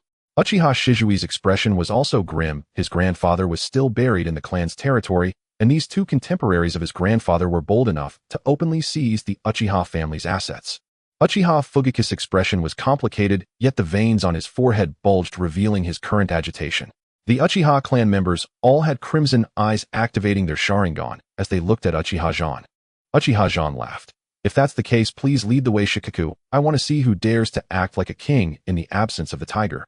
As he finished speaking, he activated his Mangekyo Sharingan, and in an instant a cold and violent chakra, which was desperately being suppressed, enveloped everyone present. The ninjas from the Inazuka Nara and Akimichi clans turned pale, swallowing hard, fearfully looking at Uchiha Zhan.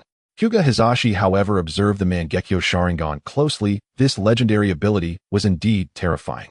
Nara Shikaku's mouth curled up. He was not afraid, but rather excited, for perhaps the upcoming Konoha would welcome a master of revival. The ninja world is likely to undergo a change, and he could participate in playing a very important role. Nara Shikaku took a deep breath. Please, Zandono, follow me. I will lead you. With that, Nara Shikaku strode forward, leading Uchiha and his group toward the former Uchiha territory. Uchiha Zhan waved his hand. Everyone leave your luggage behind. 50 people stay to guard the luggage, the rest come with me. As he spoke, Uchiha Zhan pulled out his flame fan and slung it over his back. Some elder Uchiha who had seen this figure in their youth recalled how that figure had left sadly. Now Uchiha Zhan's back and that figure were gradually overlapping, causing many elders to weep. When some young people inquired, the elders recounted the events of that year leading up to the last sentence. Zandono's back is simply identical to that of that great person. I thought the second young master and the third young master looked familiar. It turns out they are the reincarnations of Uchiha Madara and Uchiha Izuna. The elders began to ramble. Madara and Izuna must not be able to stand the current plight of the Uchiha, which is why they reincarnated into the sons of the clan leader. The elders grew more excited, even intending to bow to Uchiha Zhan. Uchiha Battle, accompanied by Uchiha Qingzhuang, walked towards the original Uchiha clan grounds with Naruto. At this moment, a servant of the Mido family was cleaning at the entrance when he suddenly looked up to see a group of men dressed in black or dark blue robes of the Uchiha clan approaching. They were all equipped with standard ninja blades, their faces twisted with ferocity and impatience as they made their way towards him. The servant, upon seeing this, dropped his broom and paled as he hurried into the courtyard.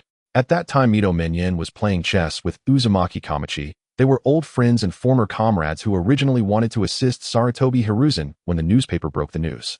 However, a root ninja from the Shimura clan appeared, bringing a handwritten letter from Shimura Danzo. Kamachi Menyen, long time no see, how have you been?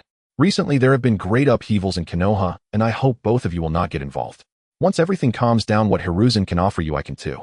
After delivering the letter, the root ninja left. But in that moment, both of them understood that they were being watched by Shimura Danzo. If they insisted on going out now, it would mean tearing their faces with Danzo. It is not a big deal to offend Hiruzen, and at most they would just receive a scolding and it would pass. Offending Danzo, however, could very well threaten their lives. Danzo has changed. He is no longer the ambitious youth filled with sunshine. He is now consumed by darkness, constantly plotting how to seize the position of Hokage.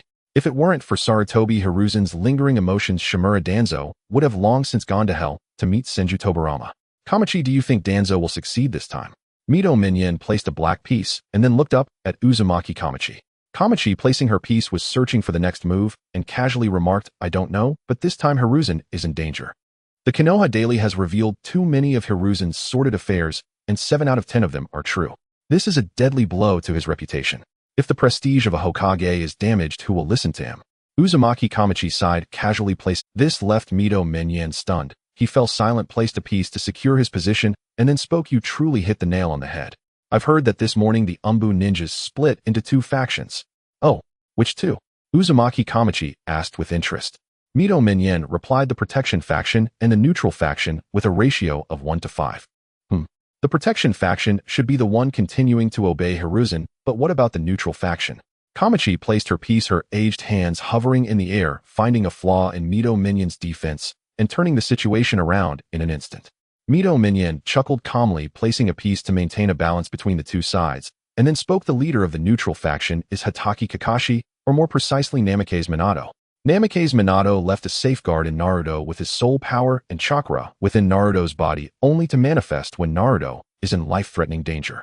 And this time Minato controlled Naruto's body, injuring the 3rd Hokage and killing several root and So does this mean that the position of Hokage will likely return to Minato? Uzumaki Kamachi looked at Mito Minyan. Although Namikaze Minato does not pose a threat to them, he is too innocent, making it impossible for the 2 to gain any advantage for their families. To be honest, Kamachi does not want Minato to rise to power. No, we don't know how long Minato's soul can last, which is why they are not fighting for the position of Hokage. Mito Minyan chuckled. In that case, is Danzo secure? Kamachi smiled and took a sip of tea, revealing a proud expression. Mito Minyan grew serious. No, Danzo is very insecure because the next Hokage will likely fall to the Uchiha clan. This time's daily is a tool that the Uchiha clan is using to overthrow Hiruzen. The Uchiha and Danzo are sworn enemies. If the Uchiha do not assist Danzo, he will have no relation to the Hokage position. Mito Minyan understood this clearly. Now the Hokage position would likely fall to the Uchiha clan. Uzumaki Kamachi panicked. Minyan, what should we do? Don't forget the courtyard where both our families live originally belonged to the Uchiha clan. If the Uchiha clan sits in the Hokage position, what about us? Before she finished speaking, they saw a servant rushing over. What is it so flustered? Uzumaki Kamaki's demeanor changed. As someone who had long assisted the Hokage, she now displayed the air of someone in authority. Mito Minyan did not speak, but straightened his previously bent back and gave the servant a look that indicated he need not hide anything. After receiving the signal, the servant immediately spoke. The head of the family and the clan leader of Uzumaki, a group of Uchiha, have come to the entrance. They are all wearing ninja blades at their waists. They are charging towards our home. Upon hearing this, both Uzumaki Kamachi and Mito Minyan stood up. How dare they? Did Hiruzen not tell them to stay at the village entrance? How come they?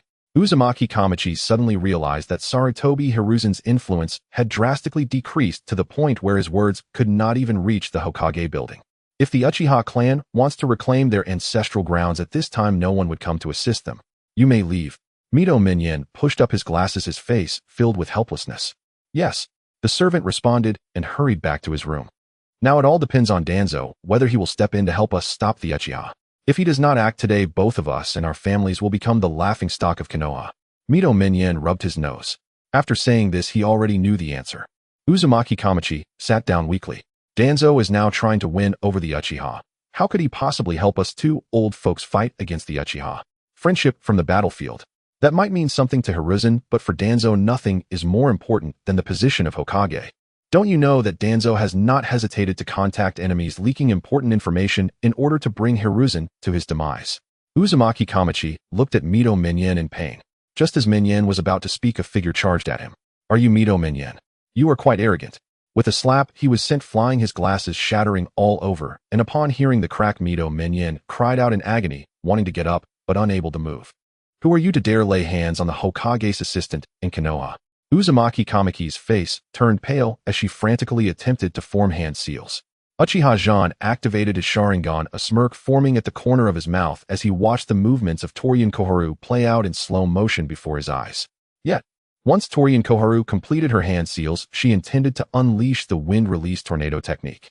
In the next moment, Uchiha Zhan's eyes quickly transformed into the kaleidoscope Sharingan, and in just a second Torian Koharu was pulled into a Jinjutsu.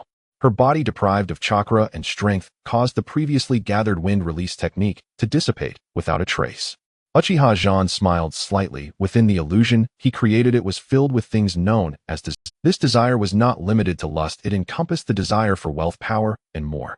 The illusion crafted by Uchiha Zhan could ensnare 99 of people. For instance, Torian Koharu, realizing she had been drawn into Uchiha Zhan's illusionary space, pinched her own thigh. Pain could swiftly pull one out of an illusion, but that was for ordinary illusions. This level of Jinjutsu could even withstand the Sharingan's 3-tomo. After a while, Torian Koharu gave up and began to channel her chakra to form the release seal, only to find that it was utterly impossible to dispel it, leaving her in a panic. This was clearly an illusion, as she distinctly remembered just a moment ago. Suddenly a voice rang out, "Hey Koharu, what are you waiting for? Sensei said we need to train together next." The speaker was none other than the young Hisashi, his smile warm and bright, radiating energy. This made Torian Koharu's pupils constrict as she opened her mouth. "Hisashi, you." Suddenly, she realized something. Her voice had become much younger. In the next moment, a burst of white light erupted from the scene before her, and with a flash her figure appeared in a hospital where Sarutobi Hisashi looked at her with concern. "Are you alright, Koharu? You fainted just now, you scared me." Sarutobi Hisashi sighed in relief. Torian Koharu stared at her youthful hands, her eyes wide in disbelief. "Is this real?" She began to feel that this was not an illusion, but rather that heaven had granted her a chance to start over. Unbeknownst to her, Uchiha Zhan was fully aware of everything she experienced, watching Torian Koharu's illusion with a peculiar expression. It turned out that Torian Koharu had harbored feelings for Sarutobi Hisashi, and within the illusion, she had taken the initiative to propose a separation. Without surprise, she returned to Konoha as she had always dreamed, becoming the first female Hokage and maintaining an ambiguous relationship with Sarutobi Hisashi. Finally reaching marriageable age, Sarutobi Hisashi confessed his love to Torian Koharu, and the two sweetly came together to jointly govern Konoha. As for Mito Gate Inn, he had never shown his face. At this moment, Uchiha Zhan felt pity for Mito Gate Inn, that hopelessly devoted man. Having licked boots for a lifetime, he was still a single man without even a child, and had given all his possessions to his elder brother Mito Gate Shu. Uchiha Zhan shook his head. Soon Torian Koharu's consciousness returned to her original body. She opened her eyes to see Uchiha Zhan wearing a teasing expression. "Old thing, quite the player, huh? I thought you and him were just comrades, but it turns out you've had feelings for him all along." Uchiha Zhan hinted. But Torian Koharu exploded in anger. "What nonsense are you saying? I don't understand what you're talking about." She had already lived a lifetime with Sarutobi Hisashi in the illusion, fulfilling her lifelong wish. "Alright, since you don't want to speak, I won't force you. How about this? You vacate our clan's land, and it'll let you go. If you don't vacate it, the headline in tomorrow's newspaper might just be a scandal." Uchiha Zhan smirked. Mito Gate Inn, filled with rage, gathered chakra in his right hand to form a water blade, intending to attack Uchiha Zhan. However, an old hand seized his arm. Mito Gate Inn was taken aback. He looked at Torian Koharu, who shook her head, leaving him puzzled, but he still, "Who are you? Since when has Uchiha had someone like you?" Torian Koharu asked. "You don't need to know who I am. Oh, just know that I have the power to ruin your reputation." Uchiha Zhan clicked his tongue twice. Torian Koharu fell silent, gazing at the splendor of the clan and the luxurious clothes of the clansmen with reluctance. Yet for the sake of her dignity and Sarutobi Hisashi's reputation, she took a deep breath. "The clan land can be returned to you, but you must pay for it." Mito Gate Inn agreed. "Exactly, we've lived here for about 6 years, renovated many spots, and spent quite a bit of money. If you want it back, you must pay." Uchiha Zhan laughed coldly, then spoke icily. "It seems you two are refusing the drink and opting for punishment. Bring it on." As soon as he finished speaking, a swarm of Uchiha ninjas appeared in the clan grounds surrounding Torian Koharu and Mito Gate Inn. They activated their Sharingan. Instantly, a pressure and a sense of impending death enveloped the two. Uchiha Itachi and Uchiha Shursui exchanged glances, and in the next moment, two shadows struck with a speed that the naked eye could hardly follow. Torian Koharu forced herself to remain calm, while Mito Gate Inn faced death without fear, but against absolute power they were powerless to resist. In the blink of an eye, the high-ranking officials of Konoha, including Hokage who assisted Mito Gate Inn and Torian Koharu, found themselves captured by Uchiha Itachi and Uchiha Shursui, kneeling on the ground. "Now then, what will it be? Money or your lives?" Uchiha Zhan squatted down, his kaleidoscope Sharingan fixated on the two old men before him, never wavering.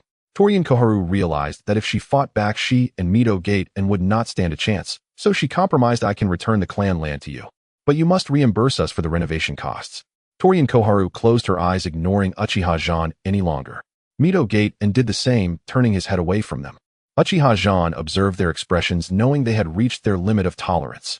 Pushing too hard would... After staring at the two for a while, Uchiha Zhan nodded. All right then, please pack your things quickly, my clansmen are waiting. After saying this, he turned to the Uchiha clan members, offering them a cheerful smile. The Uchiha ninjas could no longer suppress their grins. Unexpectedly, Lord Zhan managed to reclaim the clan land with just a few words, without a single battle. Uchiha Shisui pulled out a small notebook and began jotting down notes. Under the pressure of Uchiha Zhan's strength and the Uchiha clans returned, Torian Koharu and Mito Gate and had no choice but to leave the large house they had lived in for 6 years with their clansmen. Before leaving, Torian Koharu cast a lingering glance at Uchiha Zhan, as if warning him of something. Uchiha Zhan noticed the warning from Tsuji Kamaru, but took it lightly. He stretched and said, "Tell the elders we are going home." The Uchiha ninjas trembled all over, with a few so excited that they directly transformed from Tudamo to Threedamo Sharingan. Nara Shikaku inquired about what Uchiha Zhan had done inside, and by the end he too became excited. The first step was to take the initiative by surprising Mito Menyen with a big move, then using Jinjutsu to render Tsuji Kamaru defenseless.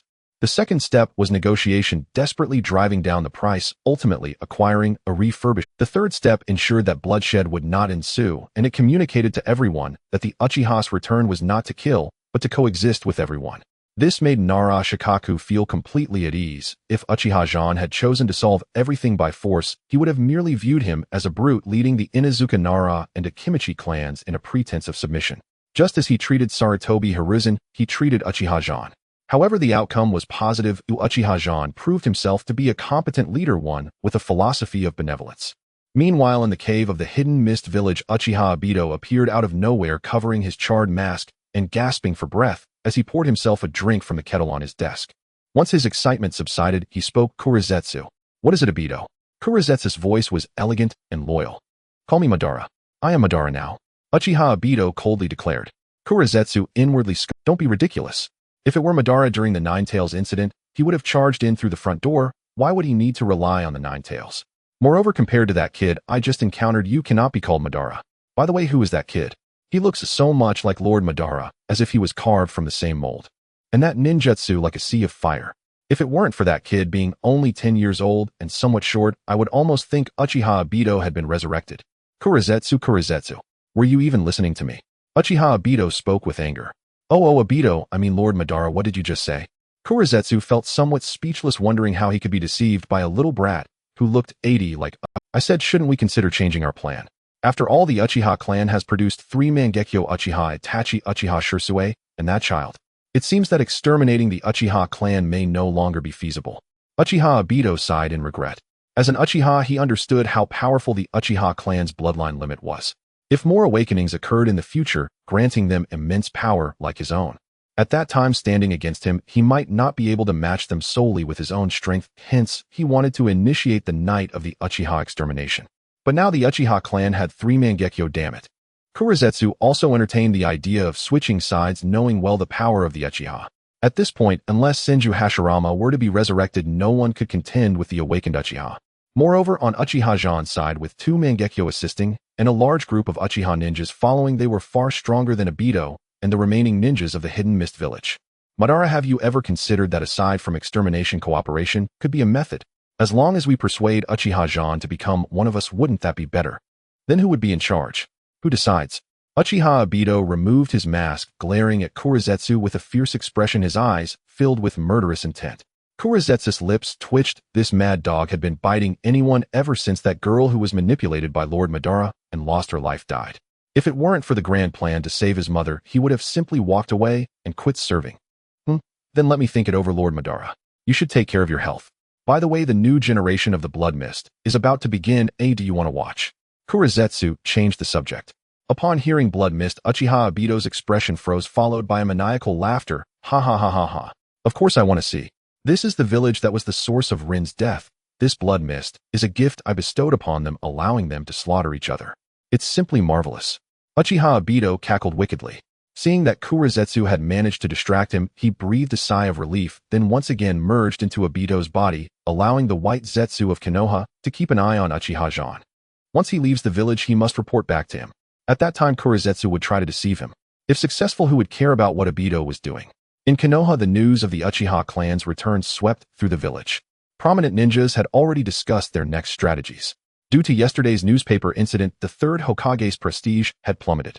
His autobiography, which was meant to bind the villagers' thoughts along with the understanding of the will of fire, was being thrown into trash bins. Factories were shut down, schools were closed, and Konoha had long fallen into a state of collective upheaval. Meanwhile, Sarutobi Hiruzen had locked himself in a building for 2 days without leaving.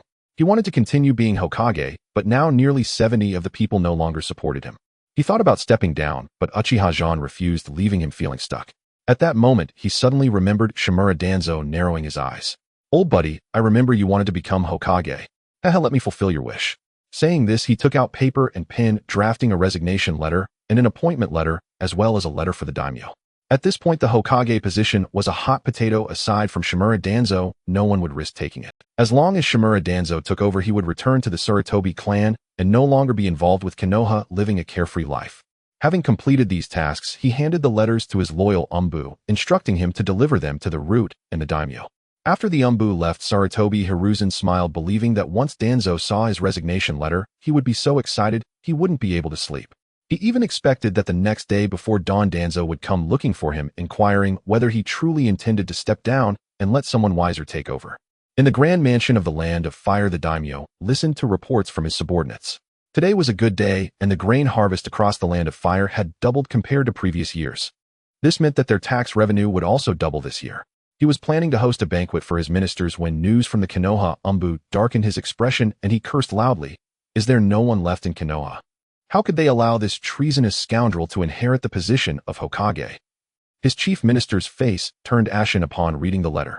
Sarutobi Hiruzen had abdicated, and not only that, he had chosen Shimura Danzo, who had once threatened the daimyo with kunai. What was Sarutobi Hiruzen trying to do? Did he intend to provoke war? Did he not know that the daimyo had been humiliated by Danzo? The chief minister thought that Sarutobi Hiruzen could not be so foolish. There must be something more to this. Daimyo, I believe that Konoha may be experiencing a power transition or a coup. Although it hasn't erupted yet, the aging Sarutobi Hiruzen wishes to step down, so he has passed this hot potato to Shimura Danzo. In my view, Sarutobi Hiruzen cannot withstand this coup, which is why he wants to quickly shift the blame and escape. If Sarutobi Hiruzen cannot handle it, do you think Shimura Danzo can? Why don't we agree to this, and then investigate the situation in Konoha, establishing contact with the families preparing for the coup, providing them with armor, ninja tools, money, and food, and asking them to eliminate Shimura Danzo. In this way, we can build a good relationship with the coup families in advance, while also using them to eliminate that traitor Shimura Danzo. The chief minister's eyes were filled with cruelty. Hearing his chief minister's narrative, the daimyo's eyes lit up. What a brilliant idea. Truly worthy of being his chief minister, this mind works quickly, using others to kill, and it could also serve as vengeance. It was merely a matter of reputation and a bit of grain, but it was worth it. As long as he could eliminate that scoundrel Shimura Danzo, the daimyo would be willing to spend 200 million. Previously, Sarutobi Hiruzen had refused his requests on various grounds, claiming that Danzo was an elder and had made immortal contributions to Konoha and the Land of Fire, brushing him off and rejecting his requests. Now it was different. He was eager to step down. Since he was unwilling to kill Danzo, many others would be willing. This matter will proceed as you suggest. Immediately agree to the appointment of Shimura Danzo as Hokage of Konoha. In the route, Shimura Danzo was meditating with his eyes closed when he suddenly heard a peculiar knocking rhythm at the door. Once the knocking ceased, Shimura Danzo opened his eyes and said, "It must be Hiruzen's man. What does he want?" He frowned as he looked at Yamashiro Kazuki, who nodded and walked toward the door. He opened the door and saw an Umbu ninja kneeling on one knee, presenting a letter. Yamashiro Kazuki took the letter, preparing to hand it to Shimura Danzo, but at that moment someone stepped in front. It was Aburame Shino. Aburame Shino removed his gloves, revealing his purple palm, then took the letter, opened it, and finding nothing unusual, displayed the contents to Shimura Danzo as he held the letter. Shimura Danzo nodded. These two subordinates were loyal and capable, having protected him many times from Aburame Shino put his gloves back on and stood behind Shimura Danzo, his gaze fixed ahead. Yamashiro Kazuki stood on the other side, equally silent. Shimura Danzo looked at the letter, gripping it tightly, causing the paper to crumple. Danzo for Konoha, for my teacher, for the legacy of the Hokage lineage. The Hokage position absolutely cannot be given to the Uchiha clan. I am old now and feel inadequate for these matters, so I plan to abdicate and pass the position of the 5th Hokage to you. Tomorrow come to my office, and I will secretly hand over the Hokage position to you. Signed Sarutobi Hiruzen, Konoha's official seal. Upon seeing the contents of the letter, Shimura Danzo's breath became heavy and his body trembled uncontrollably. The ambition within him was completely ignited by this letter of abdication. He immediately stood up, carefully folding the letter and handing it to Yamashiro Kazuki. Kazuki, this letter must be kept safe. If it has even the slightest mishap, I will kill you. Shimura Danzo's excitement was accompanied by a hint of cruelty in his eyes. Yamashiro Kazuki nodded and put it away. Shimura Danzo chuckled, stood up, and said, "Everyone, tomorrow morning come with me to see the Hokage. By the way, make sure the root ninjas are ready to take over the duties of the Umbu ninjas." He did not mention his intention to inherit the Hokage position, but implied it by stating that the root ninjas would take over the Umbu's duties. Yamashiro Kazuki and Aburame Shino knelt on the ground, saying, "Congratulations, Lord Danzo, your wish has been fulfilled. We are willing to pledge allegiance to you as the 5th Hokage." This title made Shimura Danzo laugh heartily. Good, good. Kazuki Shino, you two have followed me for so long, protecting me numerous times. From now on, you will be my right and left hands. One managing the Umbu, the other managing the root. He half-heartedly opened champagne, feeling that the situation was settled, and began to reward his subordinates. At Naruto Uzumaki's home, Kakashi gathered the Umbu ninjas, having intercepted the letter from the previous Umbu ninja. The reason it could be sent later was because Kakashi now had a former liaison who knew the root's codes, enabling their actions to continue. As for the families of the Umbu ninjas sent out by Sarutobi Hiruzen, they had already been controlled by Kakashi, and he could only follow Kakashi's orders to deliver the letters. Kakashi relayed all the information to his teacher Minato Namikaze, who sneered, "What is Sarutobi Hiruzen? What is Shimura Danzo? These two are truly a nest of snakes and rats." I originally thought Sarutobi Hiruzen had turned over a new leaf, but unexpectedly he is still that Sarutobi Hiruzen, eliminating rivals and quickly shifting blame. After Minato Namikaze finished speaking and was about to continue making arrangements, he suddenly felt dizzy and his expression contorted, startling Kakashi, who quickly supported him. "Teacher, are you okay? What's wrong?" Kakashi's expression revealed his current concern. After stabilizing, Minato Namikaze shook his head. "Fine, perhaps it's just that my soul's power has been depleted too much over the past 3 or 4 days. The soul I left in Naruto's body is not much, and it may last at most another week." "Teacher, how can this be?" His eyes turned red. He had only spent 2 days with his teacher, and now the teacher was leaving again. "Why cry?" "Fool, no crying. During this time we must hurry and eliminate Sarutobi Hiruzen and Shimura Danzo, then hand the Hokage position to the Uchiha, so we can take our revenge and let the villagers live well." Minato Namikaze gently patted Kakashi's white hair and smiled tenderly. "Today's update has 3 chapters. Please urge for updates and power it with love." Uchiha Zhan was communicating with the system. "System, I always feel that something bad is going to happen. Do you know why?" The system fell silent and then played a video on the big screen showing Sarutobi Hizashi's resignation, Shimura Danzo's ambitions, and the schemes of the daimyo. Even in Iwagakure, Inoki convened a meeting overnight. Now let's discuss the internal strife within Konohagakure. 1. Regarding the internal strife in Konohagakure, should Iwagakure join in to support the 3rd Hokage Sarutobi Hizashi in suppressing the Uchiha clan? 2. After the internal strife, should we take advantage of the chaos to demand a large sum of money from Sarutobi Hizashi, or should we directly initiate a full-scale war to seize Konohagakure? 3. From where should we start to divide Konohagakure? How should various clans and hidden villages distribute the benefits? 4. To prevent Kumogakure from taking the opportunity to attack Iwagakure and causing immense losses, who should guard the village and who should lead the troops to battle? One by one, these topics were continuously brought forth by Akatsuchi behind Inoki, prompting profound contemplation among all present.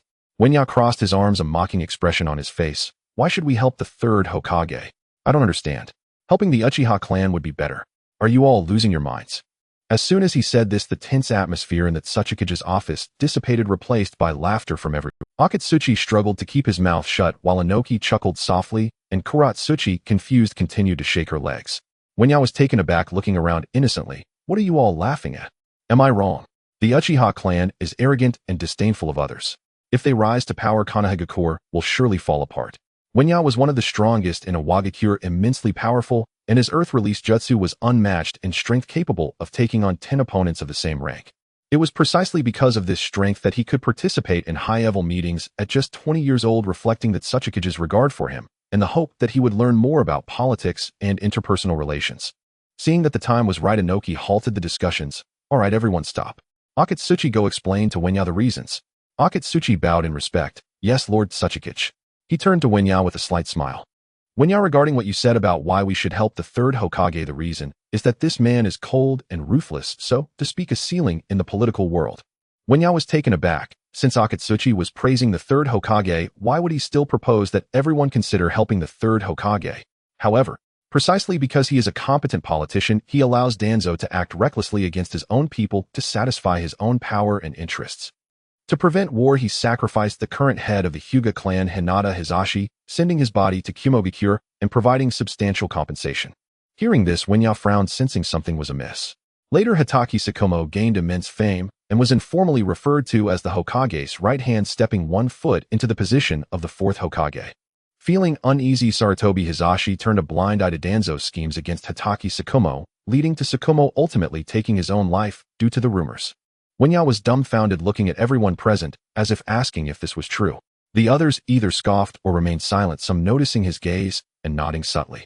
Just when they were troubled about how to handle the increasingly powerful Uchiha clan, the Nine Tails incident. Originally, the Uchiha clan could have participated and helped quell the Nine Tails incident, but at that moment Danzo led the route to surround the Uchiha clan's territory and prohibited them from leaving.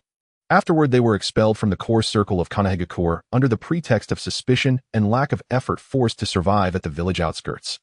When Akatsuchi reached this point, Inoki propped his chin with one hand, raised the other to stop him, then smiled at Wenya. What do you think? He had high hopes for this junior. Wenya was quite powerful, and what he lacked was merely political sensitivity and control over the current situation. I can't imagine this is something a village leader could do. Those strong individuals and clans are clearly the backbone of the village. But he actually. Wenya's expression was complex, and at the same time he understood why Inoki was more inclined to help the third Hokage retain his position. It was precisely because as long as Sarutobi Hisashi remained in power, the pillars of Konohagakure, who were regarded as invincible by other ninja villages, would be eliminated one by him. If it weren't for the fact that he knew Sarutobi Hisashi was from the Sarutobi clan, having grown up in Konohagakure and being a disciple of the second Hokage Senju Tobarama, he might even start to doubt whether this person was an undercover agent sent by one of the 4 great hidden villages. Konohagakure, through the joint efforts of Senju Hashirama and Senju Tobarama, retained a considerable amount of living power and many talented individuals. Yet after over 30 years of Sarutobi Hisashi's rule, their strength had plummeted. Even now, they stood alongside Iwagakure and Kumogakure, these rising villages, and it was truly puzzling what had happened to Konohagakure. Lord Tsuchikage, I understand now. Sarutobi Hisashi's existence will only weaken Konohagakure's strength. If we resolve the situation through warfare, the high-end combat power of Konohagakure will pay a painful price. It would be better to let Sarutobi Hisashi continue ruling Konohagakure, causing its downfall, at which point Konohagakure would become fish on a chopping board, easy to be slaughtered. Wenya was not foolish, he was just lacking in information compared to others present. Inoki nodded, pleased to see he could be taught, and then continued discussing the topics. Uchiha Zhan witnessed this scene, filled with rage. Indeed, the ones who understand you best are your enemies. He scrolled through the system screen, where various villages were discussing helping the third Hokage stabilize his power and profiting from the situation. He silently closed the system. System, what do you think is the purpose of my crossing over? The system did not respond. Could it be merely to help the Uchiha clan change their fate? I feel something is wrong.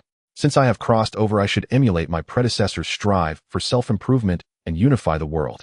At that moment, Uchiha Zhan's thoughts became clear, and his ideological realm ascended to a new level. Host. The system looked at Uchiha Zhan, who had been brought into this world somewhat dazed. Uchiha Zhan smiled slightly. But before that, this coup is inevitable. Although many people will die, this is the necessary path for the sick tree to grow into a towering one. Uchiha Zhan gazed into the distance as the darkness gradually faded and the sun slowly rose above the horizon. The next day, Shimura Danzo led the root members to Sarutobi Hiruzen's office. With a nod from Shimura Danzo, Kamizuki Izumo knocked on the door. Thud, thud, thud. Sarutobi Hiruzen, who had not returned all night, was smoking and pondering things. Hearing the knocking on the door, his eyes brightened. Someone was here. He opened the window, and the previously hazy office suddenly regained a touch of clarity. He then stepped forward and opened the door, revealing Shimura Danzo, Kamizuki Izumo, and Oil Girl Tsum. Danzo, you finally came. Hiruzen, have you really made up your mind? Are you determined to nominate me as the 5th Hokage? Shimura Danzo was in a good mood. He had waited over 30 years for this position. Now that Sarutobi Hiruzen was willing to hand it over, how could he not be overjoyed? As for whether this was a scapegoat or a conspiracy, he had no mood to think about it anymore. The position of Hokage was close at hand. Shimura Danzo had not slept all night, trying on the custom-made ceremonial robe he had secretly ordered several times. He happily asked his subordinates, "How does it fit? Is it suitable?"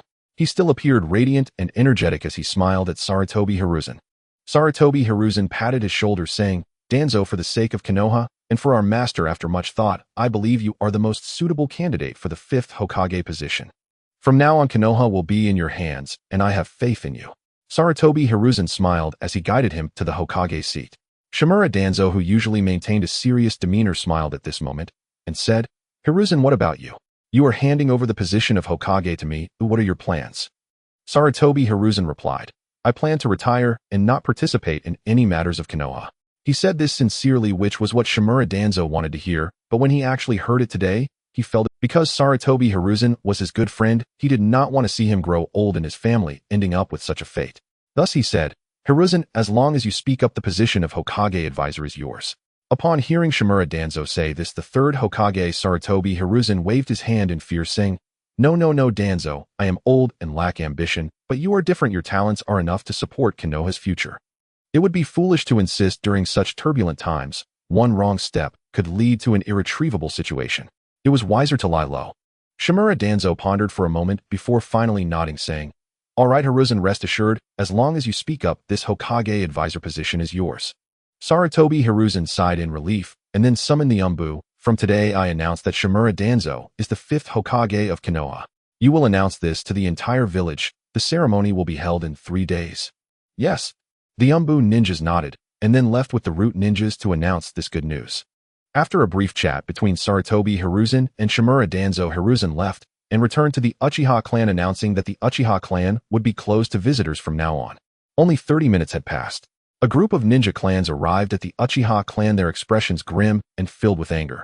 Uchiha Battle let them in and closed the door.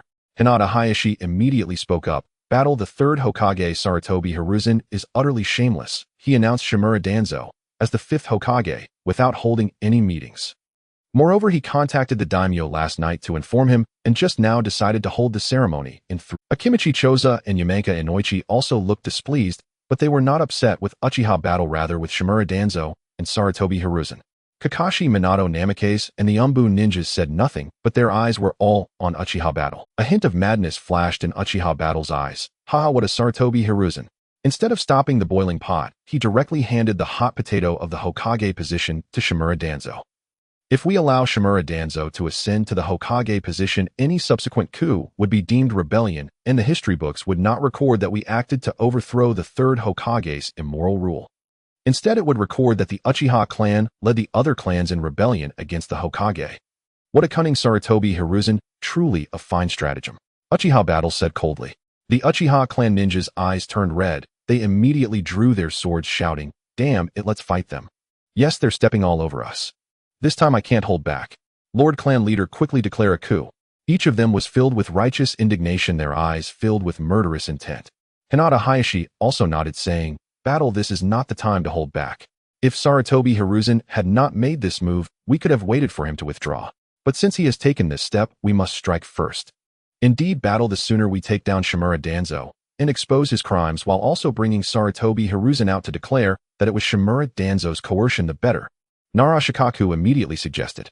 His plan was to use the Emperor to command the Lords as long as they could quickly take down Shimura Danzo today and have the 3rd Hokage self-incriminate, they could ensure Uchiha Battle's legitimacy in ascending to the Hokage position. "Let's move. Lord Battle, let's act. Lord Clan Leader, we can't wait any longer." Faced with the cries of expectation, Uchiha Battle first closed his eyes, then opened them, a strong, killing intent sweeping through the entire clan. Since Sarutobi Hiruzen is stubborn and Shimura Danzo is shameless, then let's rebel. Uchiha Battle spoke, exuding an aura of coldness. At this moment, everyone was stirred up, including Narashikaku, Hinata Hayashi, and the Uchiha ninjas. Even Uchiha Itachi felt a surge of excitement, while Uchiha Shursui smiled, slightly finding it agreeable. Uchiha Fugaku stood among the crowd looking at his son with a sense of pride. Uchiha Battle surveyed the crowd. "Everyone. This battle concerns the future development of Konoha for the next 100 years and is of utmost importance. Therefore, I promise that in this coup we will reward those who contribute with positions such as Hokage Advisor and Umbu Captains." May we all work together to restore Konoha to a bright future. Let's rise up. Uchiha Battle raised his right hand high, his eyes bloodshot, loudly declaring, without caring for the neighbors. Let's rise up. Let's rise up. The crowd became excited looking at Uchiha Battle, as if he were there. Uchiha Fugaku, Uchiha Shursue, Uchiha Itachi, heed my command. Uchiha Zhan swept his gaze towards the three. You will each lead 100 Uchiha Jonin to guard all entrances to Konoha from the outside, ensuring that during the coup no one will take the opportunity to launch a sneak attack on Konoha, causing casualties. Uchiha Zhan waved his hand to issue orders. Uchiha Fugaku, Uchiha Itachi, and Uchiha Shursue withdrew to change their equipment. Their task was not an easy one, as these 300 Uchiha Jonin were their entire strength. They were to fend off external enemies. If none came, it would be fine, but if they did, they would surely suffer many losses. However, for that position it was worth it. Nara Shikaku suddenly spoke leader. Our Inuzuka Nara and Akimichi families are willing to send out 150 Jonin, pooling all our clan's strength to assist you in protecting the village. Nara Shikaku understood that now was the time to stake his claim. If he didn't do so now, would he wait for Uchiha Zhan to rise in power before making his move? Adding flowers to the brocade is never as good as providing timely help. He was betting on Uchiha Zhan ascending to that supreme position of Hokage. If successful, the Inuzuka Nara and Akimichi clans would thrive. If they failed, they would perish together. This Konoha was no longer the Konoha under the leadership of the first and second Hokage. It was surrounded by wolves from outside, intent on coveting Konoha's treasures, food, and buildings, while internally politicians were draining the village dry. Even if he didn't rebel sooner or later, the foundations of the Nara, Akimichi, and Yamanaka clans would be gnawed away by these parasites. He could not accept such an outcome. Rather than perish in silence, it was better to explode. Uchiha Zhan nodded. In that case, the 150 Jonin from the Inuzuka clan will form groups of 3, ensuring that the Inuzuka team can maximize their effectiveness, divided into 3 groups to protect the village alongside Uchiha Fugaku and the others. Nara Shikaku, Akimichi, Choza, and Yamanaka Inoichi received their orders, with Nara Shikaku acting as the strategist following Uchiha Zhan to devise plans, Akimichi, Choza acting as a shield to protect Uchiha Zhan's safety, and Yamanaka Inoichi responsible for interrogating any captives. Hinata Hayashi spoke up. The Hyuga clan is willing to send 200 Jonin to assist the leader in seizing. Uchiha Zhan smiled slightly. Good. Leave 180 behind with me to participate in the coup, and the remaining 20 can be scattered among the 3 village defense teams to scout enemy movements. Hinata Hayashi wanted to say that his clan members could also guard Konoha, but upon seeing Uchiha Zhan's gaze, he chose to remain silent. Uchiha Zhan understood what he wanted to say, but most of the current Hyuga clan were strong in close combat. Their Byakugan had not evolved, and they had few long-range attack methods. Once involved in guarding Konoha, they could only engage in close-quarters combat. While it was easy to evade an open attack, it was hard to defend against hidden arrows. These families trusted him, and he naturally could not allow them to suffer heavy losses. This is Uchiha Zhan. He would not let his people die in vain.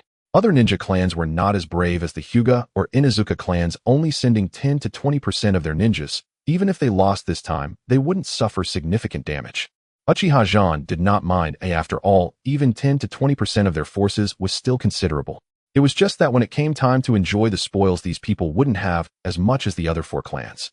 Uchiha Zhan looked at everyone. Now move out, summon your clansmen, equip yourselves, and in 30 minutes we will head towards the Hokage building together. As soon as his words fell, the clan leaders hurried back to prepare their equipment. Uchiha Zhan returned to his room, summoning the System Warring States Red Armor Uchiha Flame Fan equipment. Yes, my esteemed host. The system's mechanical voice replied. Immediately a golden light flashed, and Uchiha Zhan was clad in the Warring States Red Armor, a set of armor that only leaders could wear. The people who wore this armor during the Warring States period included Uchiha Taijima Senju, Hashirama Uchiha Madara, and Senju Tobarama. Logically, it should have become extinct. After Senju Hashirama and Uchiha Madara formed, Konoha the blacksmith who crafted this armor no longer forged such pieces.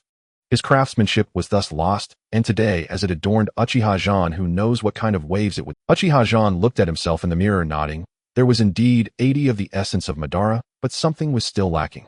Then from the sky a flame fan fell. Uchiha Zhan, aided by the muscle memory of Uchiha Madara's template, raised his right hand to grasp the long handle of the flame fan. With it on his back, Uchiha Zhan looked at the mirror again, a smile on his lips. Now I lack nothing. Having said that, he exited the room, and about 10 minutes later Uchiha ninjas began to appear in the front courtyard, their eyes immediately drawn to the fully armored Uchiha Zhan. They were momentarily stunned. An old veteran even knelt down with a thud, murmuring, "Madara, has the clan leader Madara returned?" Madara. The ninjas were dumbfounded, looking over. Uchiha Zhan raised his head, and a wave of pressure made it hard for them to breathe. "Hey, don't you recognize me? I am Uchiha Zhan." Uchiha Zhan spoke. Everyone regained their senses, realizing it was clan leader Zhan, and they sighed in relief. However, the elders trembled like leaves terrified. This Uchiha Zhan was simply carved from the same mold as Uchiha Madara. Uchiha Zongi also arrived in the courtyard. He looked at Uchiha Zhan, his legs going weak. Uchiha Madara. He had seen him in his childhood dressed like this, yet at this moment his figure merged with Uchiha Zhan, filling him with endless terror. This time Uchiha Zhan didn't need to explain, as someone else had already opened their mouth to clarify. Thus the matter of Uchiha Madara being Uchiha Zhan came to a pause. Until just before the expedition, Uchiha Zhan spoke. "Everyone, we march to war. This battle is one for our Uchiha clan to seize power, to change the current corrupt state of Konoha, to once again place us at the pinnacle of the ninja world. I, Uchiha Zhan, will do my utmost to overthrow the rule of those criminals who threaten our Konoha's strength and forge a powerful Konoha." Uchiha Zhan raised his right hand high, wielding the flame fan, channeling chakra, and with a gentle flick a fierce wind erupted, causing everyone to instinctively shield their eyes. Once the wind subsided, everyone looked at the fan in Uchiha Zhan's hand, their eyes filled with fervor. The treasure of the Uchiha clan, the exclusive weapon of the clan leader, the Uchiha flame fan, was said to have been taken by Uchiha Madara. The one in the clan was merely a decorative item. What Uchiha Zhan just did clearly proved that this was the real flame fan, and the saying that Uchiha Zhan was favored by heaven began to quietly spread among the Uchiha clan. Everyone placed their hands on their chests, kneeling on one knee, shouting for the glory of the Uchiha. X10086. Update faster. Update faster. I want to urge the update. The army split into 4 routes and began to march. The vast majority of the ninjas were assigned to guard the safety of the village, while Uchiha Zhan led the elite ninjas from various clans towards the Hokage building. Uncertain if it was the weather's natural disposition, the skies suddenly darkened.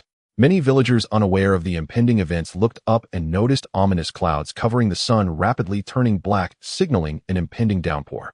Uchiha Zhan and his companions quickly arrived at the front of the Hokage building, where the Umbu ninjas immediately charged forward. "Who are you?" "You are at the Hokage's office. Unauthorized personnel are not allowed to enter," the Umbu ninja sternly declared. Uchiha Zhan smirked disdainfully, swinging his flame fan and striking the ninja, sending him flying like a shooting star into the distance. "Goodbye, mother. Tonight I shall set sail." The first Umbu ninja to step forward was knocked back, causing the others to tense up as they looked at Uchiha Zhan, fear evident in their eyes. "You don't come any closer." Another Umbu ninja shouted, but suddenly a figure flashed past, wielding a katana, pinning him to the ground. With Uchiha Zhan's demonstration of combat, the ninjas following him understood the level of force they needed. In an instant, both sides entered a deadly struggle, momentarily reaching a stalemate, while Uchiha Zhan wielded the Uchiha flame fan during their deadlock. He sent one Umbu ninja after another flying, and whether they survived depended on their own fortunes. Hokage office. Shimura Danzo had already donned the Hokage robe emblazoned with the symbol of the 5th Hokage, poring over documents with an upright posture and a slight smile on his lips. No wonder Sarutobi sat here from morning till night, without moving even during breaks. It turns out this chair is incredibly comfortable. A psychological effect. Then Shimura Danzo put on a serious face and said, "Let's discuss the matters at hand." Strangely, he did resemble Sarutobi Hiruzen in certain ways. Suddenly, there came a knocking at the door, irregular and rapid, causing the previously smug 5th Hokage. "Who was it crying out like that? Knocking so fast?" Shimura Danzo scolded. Had it been any other day, anyone who knocked like that would be facing a fatal consequence. The knocking abruptly ceased, causing Shimura Danzo to feel a twinge of confusion as a sense of crisis welled up in his heart. Instinctively, he formed hand seals, gathering chakra, and took a deep breath. Wind release vacuum great sphere. Uchiha Zhan kicked the door open only to see a vacuum sphere hurtling toward him like a cannonball. His pupils constricted as he instinctively raised the Uchiha flame fan to block himself. It must be said that Shimura Danzo's vacuum great sphere had reached the pinnacle of a rank ninjutsu. With a moment of enlightenment, he could very well unleash it as in strength technique. The Uchiha flame fan was not only suitable for offense, but also for defense and counterattacks. While the flame fan and the vacuum great sphere were locked in a stalemate, Uchiha Zhan roared, "Daisano." A blue Susanoo appeared, and that was not enough. Soon flesh and blood manifested, enveloping Uchiha Zhan and dissipating Shimura Danzo's wind release. Seeing the deep blue Susanoo from afar, Shimura Danzo's expression darkened. It was the Uchiha clan's exclusive ocular technique, Susanoo. A technique that traded ocular power and physical health for immense strength. He raised a signal flare high into the air, releasing it while whistling. Numerous root ninjas surged towards the second floor of the Hokage building. Shimura Danzo watched this unfold, a smile creeping onto his lips. Fortunately, he had prepared in advance, commanding thousands of root ninjas to forego their breaks and be ready to protect his safety. Moreover, there is a saying that laws do not punish the many. Having dispatched so many, does he intend to slaughter them all in front of the villagers? That was absolutely impossible. If he did so, he would have to consider whether the clans and the villagers would view him as a tyrannical shadow, severely damaging his reputation. Uchiha Zhan sneered. You seem well prepared, but today you must die. Uchiha Zhan charged at Shimura Danzo, with Susanoo the blue giant hand wielding a katana ready to cleave down upon Shimura Danzo. Shimura Danzo's face turned pale. At that moment, he couldn't care less about keeping secrets. His left hand found the initial point where his right hand was bound by bandages, gripping the bandage tightly. The bandages fluttered in the air and swiftly fell to the ground, revealing his extremely dry, pale arm embedded with 5 writhing Sharingan, looking quite grotesque. Would release exploding gun technique. Shimura Danzo slapped his right hand on the ground, causing tree roots to burst forth from the earth, wrapping around Susanoo. Strike first. Don't forget, Lord Senju Hashirama once suppressed Uchiha Madara using wood release. This wood release not only had a natural restraining effect on tailed beasts, but was equally effective against Susanoo. The tree roots grew, binding Uchiha Zhan's Susanoo tightly. Shimura Danzo smiled smugly. Success. I am indeed formidable. This wood release is probably on par with the first Hokage's descent. Even the first Hokage would have to avoid my prowess. Senju Hashirama. Senju Tobarama. Uchiha Madara 6666 Uchiha Izuna 6666. It's fortunate these people are dead, otherwise a single wood dragon would teach Shimura Danzo a lesson. Uchiha Zhan initially intended to gauge Danzo's strength to see if he was truly as weak as depicted in the manga, only to discover that wasn't the case. In the manga, Danzo's actions seemed too bizarre. Could a normal person really stab Susanoo with a kunai? It was evident that Uchiha Sasuke's protagonist aura artificially lowered Danzo's intelligence, sealing his various techniques. This wood release was far stronger than in the manga. However, for Uchiha Zhan, it was just that he had initially wanted to see Danzo's techniques, but Danzo's claim that even the first Hokage would avoid his edge only made him laugh. Uchiha Zhan's blue Susanoo roared, shattering the tree roots binding it, and let out a piercing roar. This caused Shimura Danzo to instinctively cover his ears, suddenly spitting out blood, feeling incredulous. The tremor's might was extraordinary. At the moment, he was lost in thought. Flames engulfed him. Fire release, great fire annihilation. Uchiha Zhan formed the noon seal, took a deep breath, and unleashed roaring flames. But it wasn't over. His right hand waved the Uchiha flame fan, creating a whirlwind that fueled the flames, amplifying the power and range of the great fire annihilation. Flames flared, illuminating the entire Hidden Leaf village and burning away the evils within it. The blazing fire consumed everything, blackening the Hokage office. Enhanced by the flame's intensity, Uchiha Zhan's great fire extinguishing technique not only engulfed Shimura Danzo, but also shattered the windows, spreading outward. Where the leaves danced, the fire raged uncontrollably. This wave illuminated the sky above Konoha, igniting the village's structures. Uchiha Zhan's heart skipped a beat. It seemed he had gone a bit overboard. Just then, heavy rain began to fall from the sky, extinguishing the great fire extinguishing technique that had barely ignited the buildings. He let out a sigh of relief. Thank goodness it was raining heavily today, otherwise he would have truly set the village ablaze. While he was lost in thought, a figure appeared behind him, hands forming seals, wind release vacuum wave. He took a deep breath, unleashing 4 to 5 wind blades aimed at a weak point in Uchiha Zhan's Susanoo. He knew that to break through the Susanoo, he needed to attack a specific point, effectively piercing through the surface. If he maintained this mindset while fighting Uchiha Sasuke, he could have captured him alive. However, he had chosen the wrong opponent. This time, he was battling Uchiha Zhan, who had fused with Uchiha Madara's template. The quality of his Susanoo was inherently superior to that of Uchiha Sasuke, and after enduring so many attacks, the system had elevated his indomitable body to a damage per second rate of 100. At this moment, even the god of ninjas, Senju Hashirama, wouldn't be able to harm Uchiha Zhan in the Uchiha Zhan yawned, saying, to be honest, Danzo has some power and intellect, but he is still diminished by the protagonist's halo. Just with that smooth little combo earlier, it's bizarre that he could counterattack. Shimura Danzo said nothing, but continued to attack Uchiha Zhan's Susanoo. Initially, the strikes caused ripples in the Susanoo, but soon he realized that the vacuum wave could not produce any effect, and it seemed there was an air-like barrier preventing his damage from reaching. This is truly unbelievable. Shimura Danzo gritted his teeth, and once again utilized wood release to bind Uchiha Zhan, preparing to retreat. Uchiha Zhan, having inherited Madara's template, immediately discerned Shimura Danzo's intentions. He trembled, and the wood release binding shattered. Then, controlling his Susanoo, he wielded a 30-meter-long katana, and cleaved Shimura Danzo into pieces. Shimura Danzo's body turned to dust once again while Uchiha Zhan closed his eyes, releasing his chakra to sense the surroundings. In less than 2 seconds, Uchiha Zhan smirked. Found you. He dispelled the Susanoo. After all, it was too massive. Walking down the street or swinging a blade would be akin to the Nine Tails incident. Shimura Danzo's figure appeared 300 meters away from the Hokage building. Once on the ground, he wasted no time and fully activated his chakra, rushing towards the root.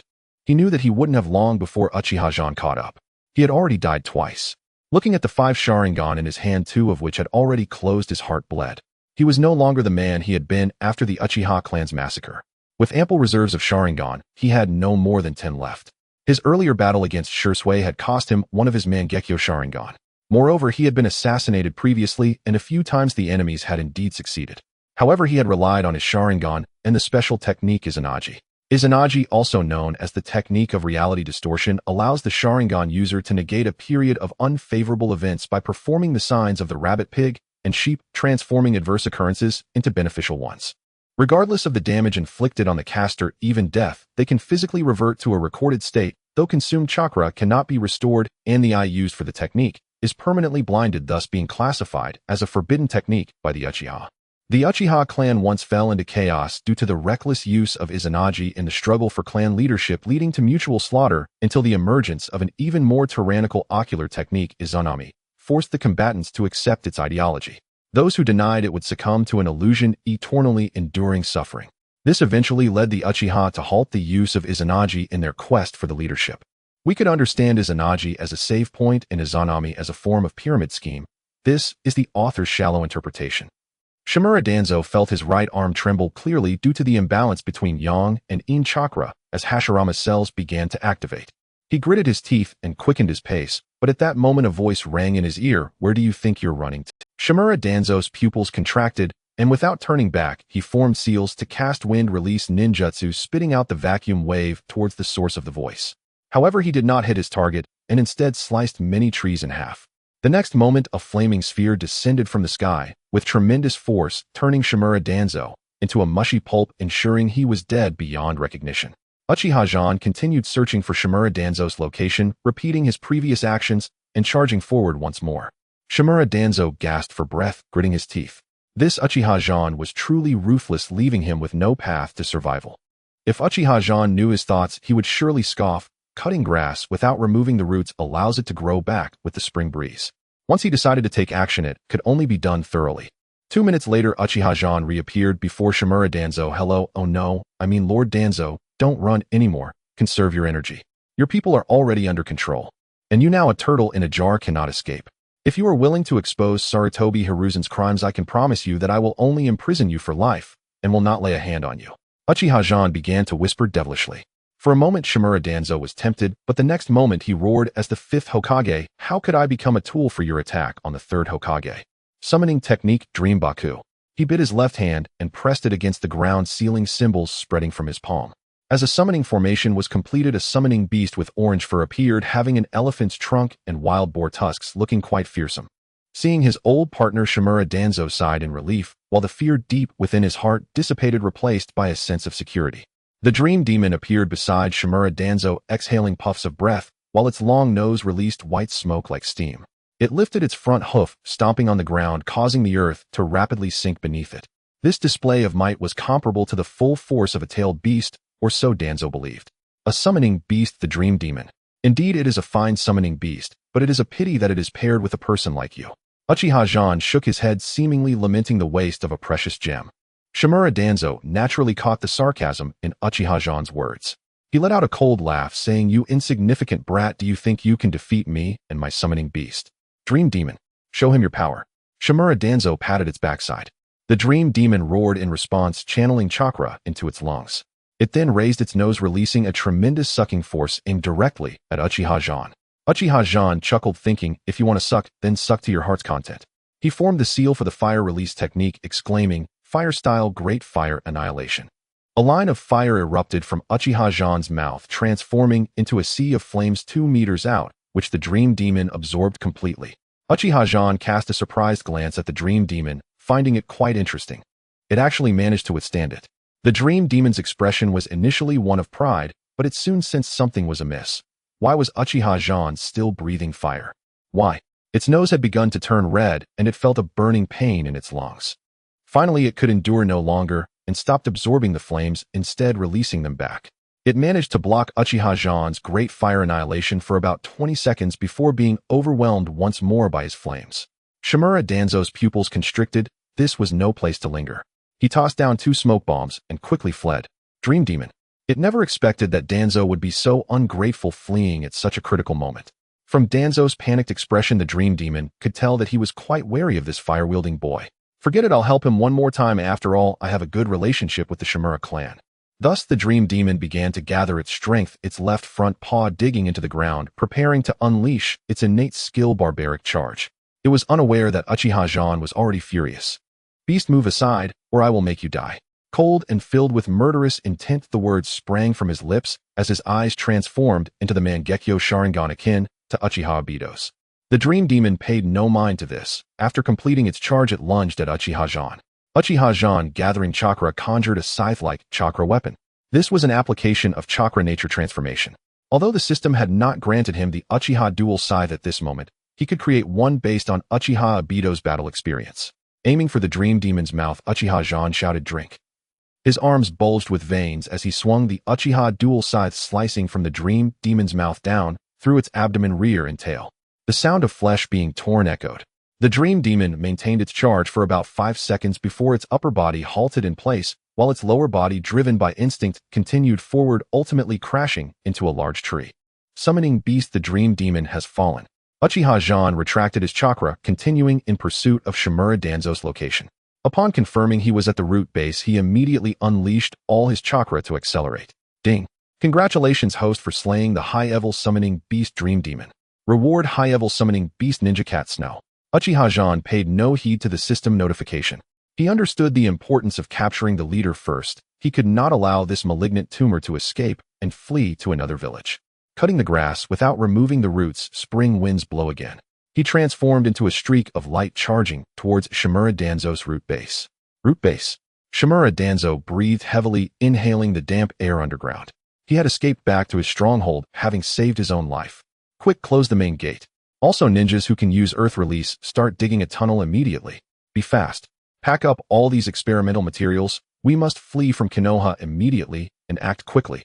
What nonsense about the Hokage position, what glory as the disciple of the second Hokage Senju Tobarama. Before the threat of death, all of it is worthless. The root ninjas obeyed Shimura Danzo's orders and began to move. Only one person remained hidden in the shadows, gazing at Shimura Danzo with sharp eyes. If Uchiha Zhan were present, he would certainly recognize him, for he was the master of the Fourth War Dream, the inheritor of the Dragon Cave Sage technique, a single individual who instigated the early phase of the Fourth Shinobi World War. Kabuto Yakushi. He had already learned the full reason behind the death of his mother Yakushi Nanoyu at the orphanage, which was entirely due to Shimura Danzo. His schemes had robbed him of the only person who had ever cared for him in this world, and it was Shimura Danzo who had left him without love. After regaining his composure, Shimura Danzo glanced around, seeing nothing unusual. He approached a stone door, rotating a vase 180 degrees to the right, causing the stone door to open. Shimura Danzo entered, and after another 10 seconds the door closed with the vase returning to its original position. At that moment, Kabuto Yakushi emerged from the shadows, a cold smile on his face, ready to send this old man off on his final journey. His hand reached for the vase to turn it, when suddenly he felt a cold, hard object pressed against his spine. Instantly his body stiffened. As he turned around, a cold, emotionless voice came through, filled with murderous intent. "Do you know where Shimura Danzo has escaped to?" Kabuto Yakushi felt the man's emotions, and upon hearing those cold words, halted his motion to retrieve a scalpel from his pocket, raising his hands. He understood that this person had come to kill Shimura Danzo, which meant that this person was his ally. After all, the enemy of my enemy is my friend. Cough, cough, brother. Shimura Danzo is just beyond this stone door. Kabuto Yakushi smiled gently. Uchiha Zhan nodded, preparing to have him open the stone door, but then an unexpected turn of events occurred. "Who are you, and why are you lingering in Lord Danzo's secret chamber?" The speaker was Oil Woman Torian. He had originally not noticed the situation here until someone reported that someone had forcefully shattered the root's main gate and barged in, disappearing without a trace. Instinctively, Oil Woman Torian thought of the secret chamber. No one must enter the secret chamber. If the things inside were exposed, Lord Danzo would lose not only his position as Hokage, but also his identity as a citizen of Konoha. The oil woman realized that the two individuals in front of the secret room were no good, so she took off her gloves and extended her hands, unleashing a swarm of venomous insects that crawled out from her body, both small and barely visible, and large with a terrifying appearance. Uchiha Zhan's face darkened as he formed hand seals, Si Wei Shin Hai Wu In, chanting fire release, great fireball technique. Not yet finished, Uchiha Zhan swung the Uchiha flame fan, and the great fireball technique instantly expanded, filling the entrance of the secret room as it surged towards the oil woman. The oil woman's expression changed, her heart exclaiming in shock, with such a fire release, aren't my insect? Sizzling sounds echoed as tens of thousands of venomous insects were burned to death in that moment. The oil woman spat out a mouthful of blood, staring blankly at the incoming great fireball, closing her eyes in resignation. Suddenly, she felt a tug at the back of her collar, and she was swiftly pulled towards the hall. The oil woman was taken aback, wondering who had saved her. When she looked up, it was Yamanaka Kaze, expressionless, wearing gloves as he tossed her into the hall. Kaze, Lord Danzo. The oil woman exclaimed, anxiously wanting to return to save him. Kaze shot her a glare full. Do you even know who that person is? That guy is the current clan leader of the Uchiha clan, Uchiha Zhan. His chakra is immensely thick. Even 100 of us together would be no match for a single flame of his. You still dare to confront him, Heiden? Yamanaka Kaze scolded the oil woman. The oil woman shivered, realizing how formidable that young man was. Moreover, she had just witnessed his fire release, where he had unleashed 60% of her insect swarm. Her chi was somewhat depleted, her face pale, yet she struggled to rise, saying, Kaze, what do you suggest we do? They have been thoroughly planted with Danzo's schemes, and having been trained under him since childhood, they have now become entirely his puppets. Oh wait, no, it's just that their minds are filled with Danzo's safety. In any case, I cannot allow you to confront him directly. Not only would we be unable to save Lord Danzo, but we wouldn't make any difference either. For now, we can only wait. Wait, that guy is overwhelmingly powerful, with an incredibly domineering chakra. If we wait, Lord Danzo might just get killed. The oil woman shouted angrily. Yamanaka Kaze immediately reprimanded her, dumb dog. I meant we wait for 3 minutes after they go in, then we follow. By then we can flank Lord Danzo and deal a heavy blow to him. Think about it. If we severely wound Uchiha Zhan, wouldn't we save Lord Danzo? And wouldn't that also grant Lord Danzo a stronger Sharingan? Wouldn't he value us more in the future? Kaze's words lit a spark in the oil woman's eyes. She immediately stood up and gave Kaze a thumbs up, as expected of you, Yamanaka Kaze. Let's do it your way. Yamanaka Kaze glanced at her and then called over a root ninja to perform the mind control technique, taking control of his body to scout the situation. At the entrance of the secret room, Uchiha Zhan turned to look at the person behind him, realizing that this person had already turned away. Seeing the gentle expression and the framed glasses, he immediately recognized the individual Kabuto. Kabuto was taken aback, then removed his cloak, murmuring, I didn't expect Lord Zhan to recognize me. Seeing the earlier fire release and the Uchiha clan leader's flame fan, it became clear to him that this was Uchiha Zhan, who had recently gained notoriety within the Uchiha clan, his lips curling into a smile. If Uchiha Zhan were to join the assassination of Danzo, the success rate would rise from the initial 30 to 100. While others might not know Uchiha Zhan's strength, he certainly did.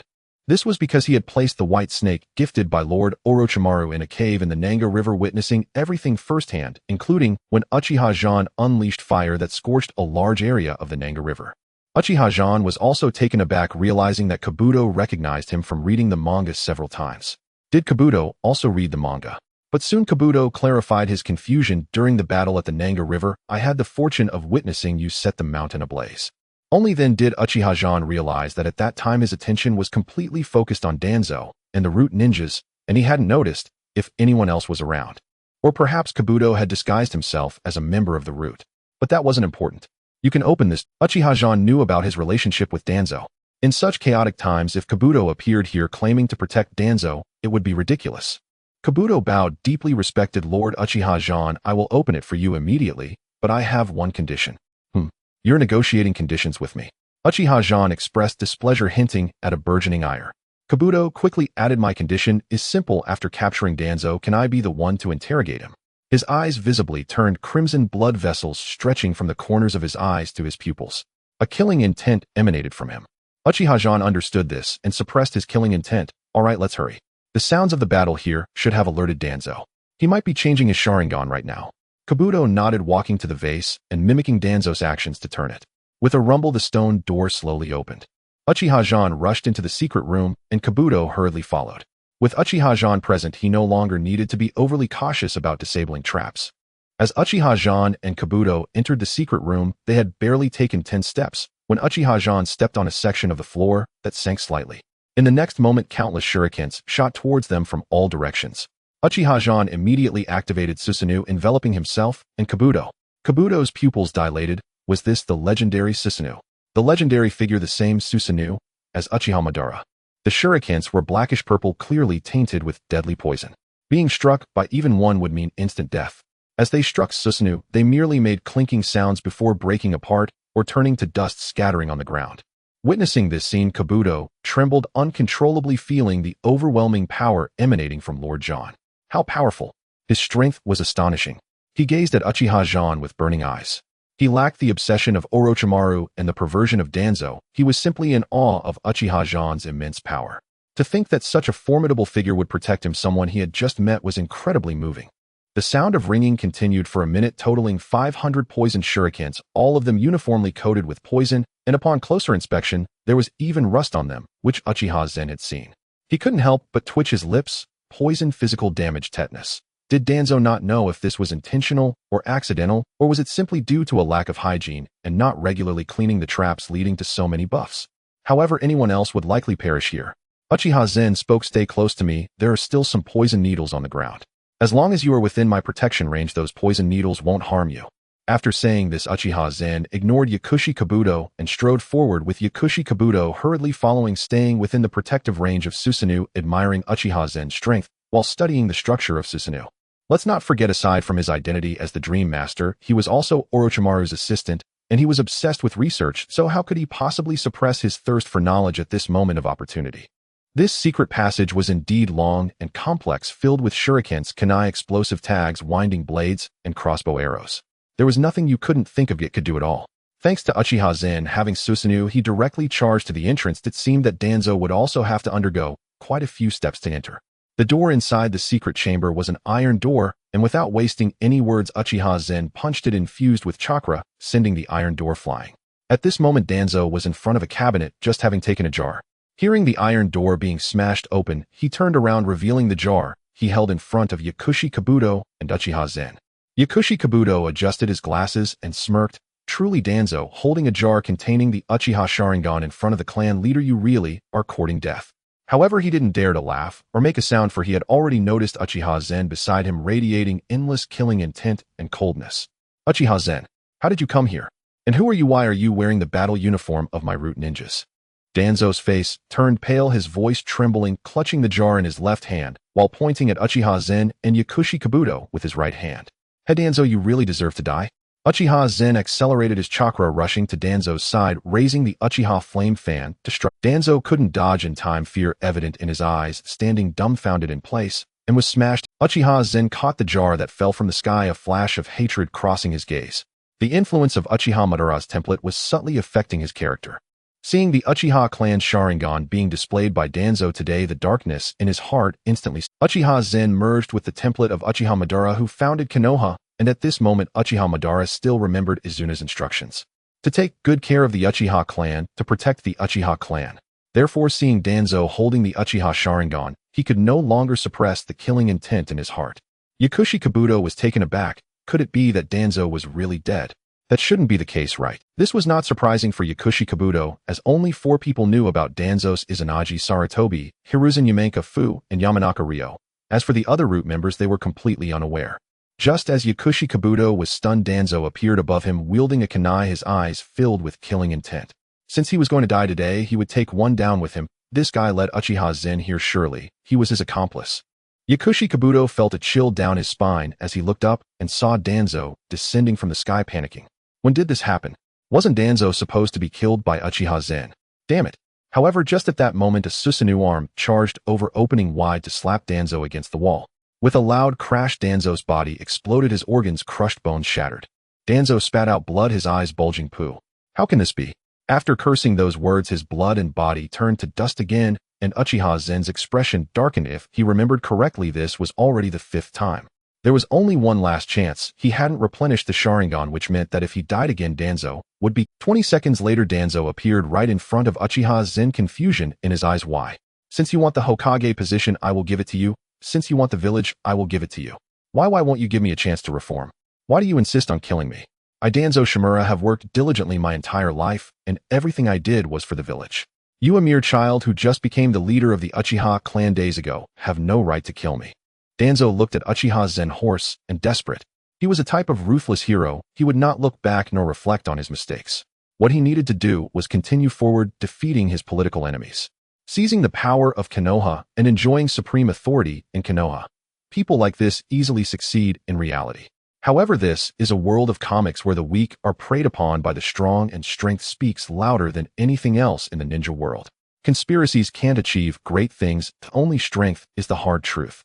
Today it was not that Danzo lost, but that Uchiha Zhan's strength was far above Danzo's, which led to Danzo's years of planning being in vain. From this one can see that the ninja world does not value schemes, it values strength. If someone talks about schemes with you, it's likely that the upper echelons want to play with you to see how long you can last.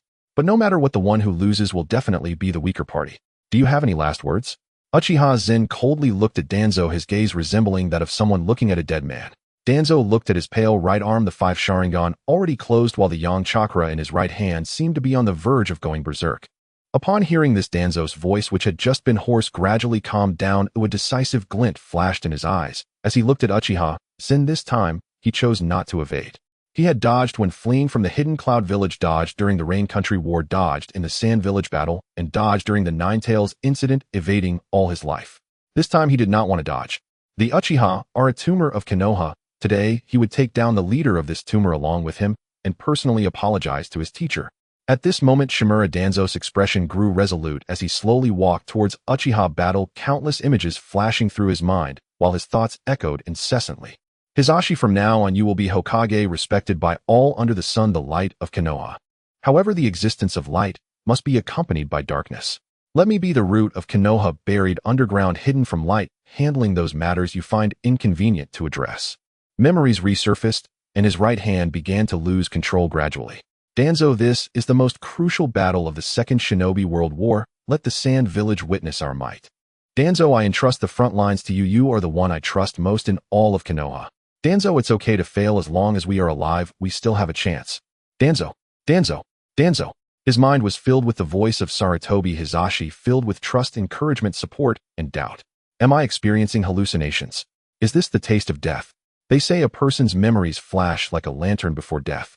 Haha, in the end, I cannot suppress the division of the Hashirama cells. However, perhaps I can do something before I completely die for Hisashi and for Konoha. Shimura Danzo's consciousness returned to reality. A fierce light flashed in his eyes, and he resolutely charged towards Uchiha battle, drawing a kunai to sever his own right arm. As the pale right arm touched the ground, it instantly transformed into a tree, breaking through the earth. However, Shimura Danzo paid no heed, staggering towards Uchiha battle's Susanoo. When he reached before Susanoo, he suddenly tore open his clothing. The patterns of divination emerged on Danzo's skin, and Uchiha battle, familiar with the plot, recognized this as the 4-symbol sealing technique that sealed half of a great bridge. Uchiha battle, I admit that your strength is quite impressive, surpassing me, surpassing Hisashi, but my will of fire tells me I must stop you here. Otherwise, the future of Konoha will surely be destroyed by your hands. In my life, although I have done many things, all of it has been for Konoha. I have no regrets now. Dying for Konoha is my supreme honor. Uchiha battle, accompany me in death. In this pure land, I will not be lonely. Shimura Danzo roared as endless dark energy slowly erupted from his abdomen, the immense sealing power enveloping Uchiha battle's entire being. Even his blue Susanoo shattered instantly. Witnessing this scene, Shimura Danzo became even more frenzied, exerting every effort to mobilize his chakra. Uchiha battle, his pupils constricted, his face pale. Shimura Danzo laughed maniacally. Ha ha ha, I never expected that I could take away the leading figure of the Uchiha clan. It's worth it, worth it. Before he could finish his sentence, the moment the 4-symbol sealing technique touched Uchiha battle's body, boom. With a sound, Uchiha battle's figure transformed into smoke. At this moment, both Shimura Danzo and Kabuto Yakushi had their pupils constrict. It was a clone technique. When did this happen? The next moment, a voice came from the ceiling. Truly, Lord Danzo has dedicated his life to Konoha. Even in death, he must use such extreme methods to take down the enemy. Impressive, impressive. Shimura Danzo reacted and roared, damn it. Uchiha battle, despicable villain, you did this on purpose. Purposefully exposing a flaw to trap me in your scheme. Yes, but it's too late. Once the 4-symbol sealing technique starts, it cannot be stopped. Uchiha battle is here, sending you off to the afterlife, 5th Hokage. Uchiha battle rushed towards Kabuto Yakushi's side. This was just outside the range of the four-symbol sealing technique. Uchiha Battle did not look back, while Shimura Danzo tried to continue moving his body. But now the four-symbol sealing technique had reached its later stages. His body could not move at all. Uchiha Battle, I curse you to an unworthy death, curse you to a fate far more brutal than mine. The Uchiha clan will eventually be exterminated.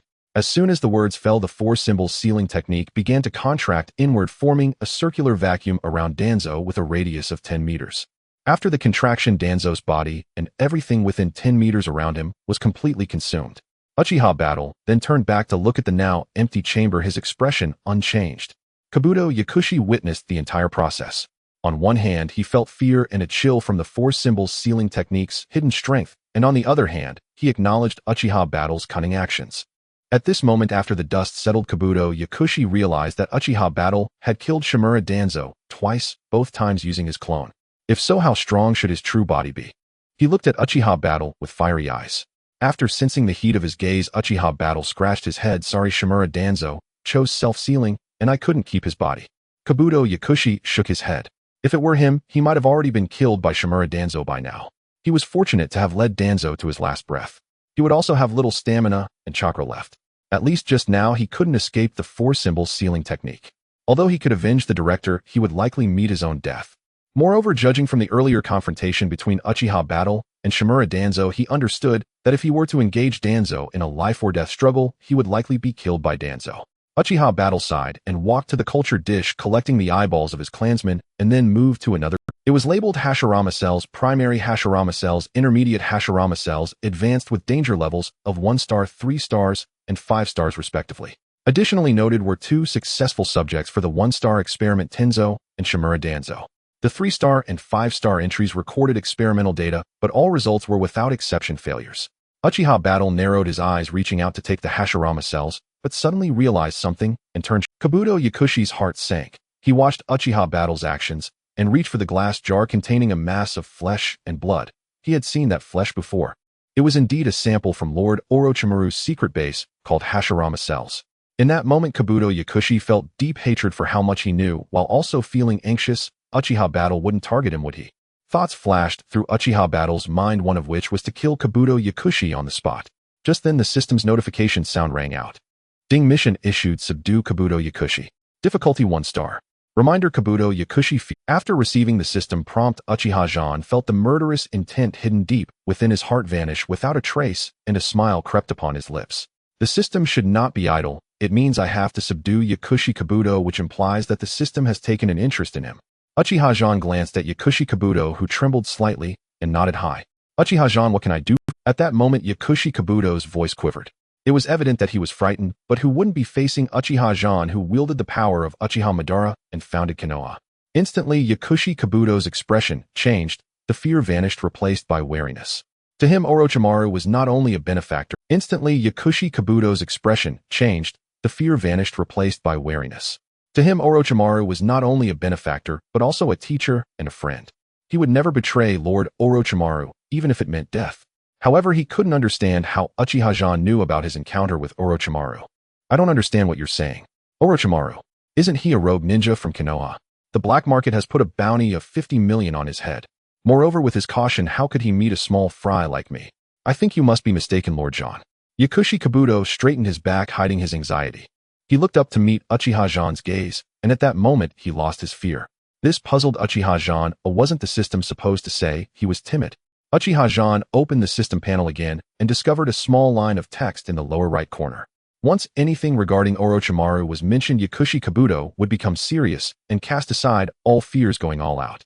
Frowning, Uchiha Zhan thought, is the system doing this on purpose? Such an important detail is written so small. Helpless, he put away the system panel and looked at the poised Yakushi Kabuto with some resignation. Since that was the case, Uchiha Zhan activated his chakra and gathered it to his right eye. The right eye, the Mangekyo Sharingan spun once demonic seed go. Yakushi Kabuto trembled all over and suddenly found himself unable to move. What is happening? Wait, what is that thing? A red demonic seed was flying towards him. Let me introduce this. It is my Mangekyo ability, an instant genjutsu that controls the body, confines the consciousness, and plants a seed in the heart. Uchiha Zhan's words had barely left his lips when Yakushi Kabuto shivered and lost consciousness, while the red demonic seed pierced through his chest and embedded itself in his heart. His consciousness was imprisoned in a dark cage. Although he could not control himself, he could see the entire process. As he watched the demonic seed enter his body, his consciousness was released, regaining control over his body. Before he could adapt to the sensation, he felt a sharp pain in his heart. Ugh! Yakushi Kabuto knelt on the ground, clutching his chest. Damn! The excruciating pain made him feel worse than death, and just when he was on the verge of collapse, the pain disappeared. He weakly looked up to meet Uchiha Zhan's condescending and disdainful gaze. I am not Orochimaru. I do not appreciate your loyalty and talent. Since you've seen my actions and know that what I want is the cells of Hashirama, I give you two choices. One is to submit and afterwards continue your research in the police department's dungeon. You will have 2 days off per week and holidays will be calculated separately. I will pay you triple your salary. Uchiha Zhan spoke with a smile, but his expression changed in an instant. If you don't agree to these terms, then you will have to go to the Pure Land to meet Danzo. Uchiha Zhan uttered these words with a killing intent in his heart. Without hesitation, Yakushi Kabuto knelt on the ground. Lord Zhan, I am willing to submit.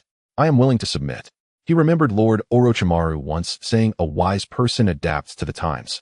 At this moment, preserving his dignity was useless.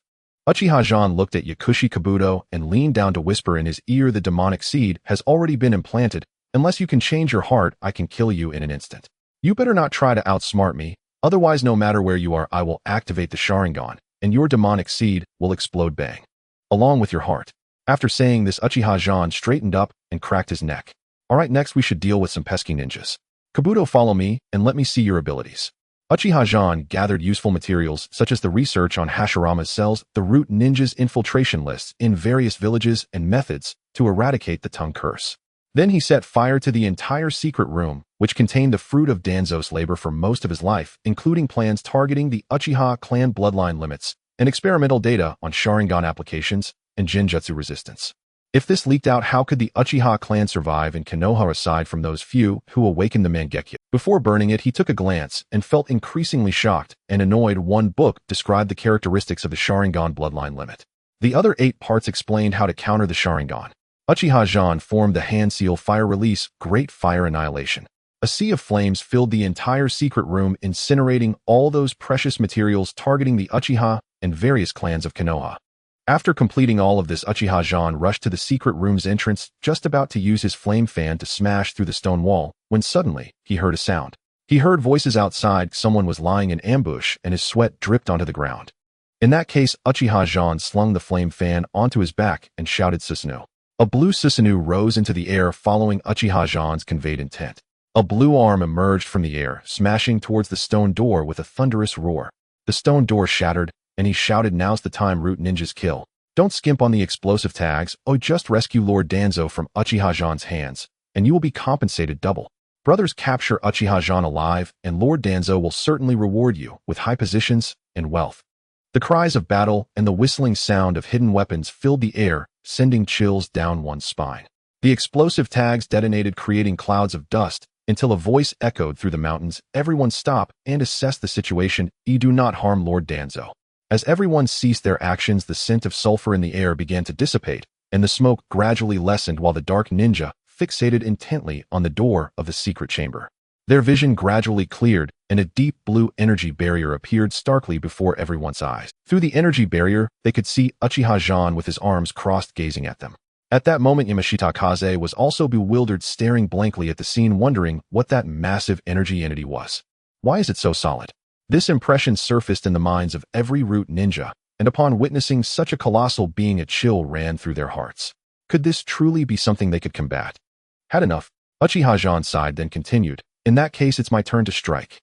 With that, Uchiha Zhan's gaze turned frigid as he commanded Susanoo to surge forward, and then swung his blade in a swift arc. A massive chakra sword swept around, claiming the lives of over 30. Their faces were marked with terror and pallor along with pain. Yamashita Kaze could hardly believe this was the kind of power that could decimate nearly half of the dark ninjas he had brought in a single encounter. Run, quick, flee. Such a colossal being is beyond our means to handle. Yamashita Kaze was the first to shout, and Uchiha Zhan turned his gaze toward the source of the voice, with Susanoo's enormous hand reaching out to seize him. Kaze.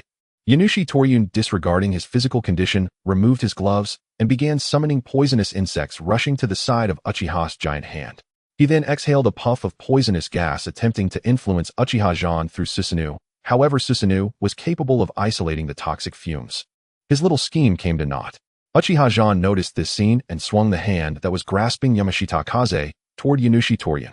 One of them was smashed into the wall, organs crushed, while the other was subjected to the force of Susanu's hand, losing consciousness from the impact as it finally released him. The remaining root ninjas were filled with dread, trembling as they looked at Uchiha Zhan. He too gazed at them and asked, "Do you wish to live or die?" "Oh right, almost forgot something. Shimura Danzo is dead." He sealed himself away. Upon hearing this, the root ninjas were stunned. Was this not an indication that they were free? Moreover, looking at the sealing technique on his tongue, they sighed. Although they could survive, everything about Danzo remained unspeakable. Oh, after all, that thing still existed. As long as they were detected showing disrespect towards Shimura Danzo, they would die on the spot. Their reactions were all within Uchiha Zhan's expectations. Uchiha Zhan spoke. "This is the hand seal to undo the tongue curse." Saying this, he manipulated Susanu to draw the seals on the wall in succession. However, it was clear they had grown weary of such days.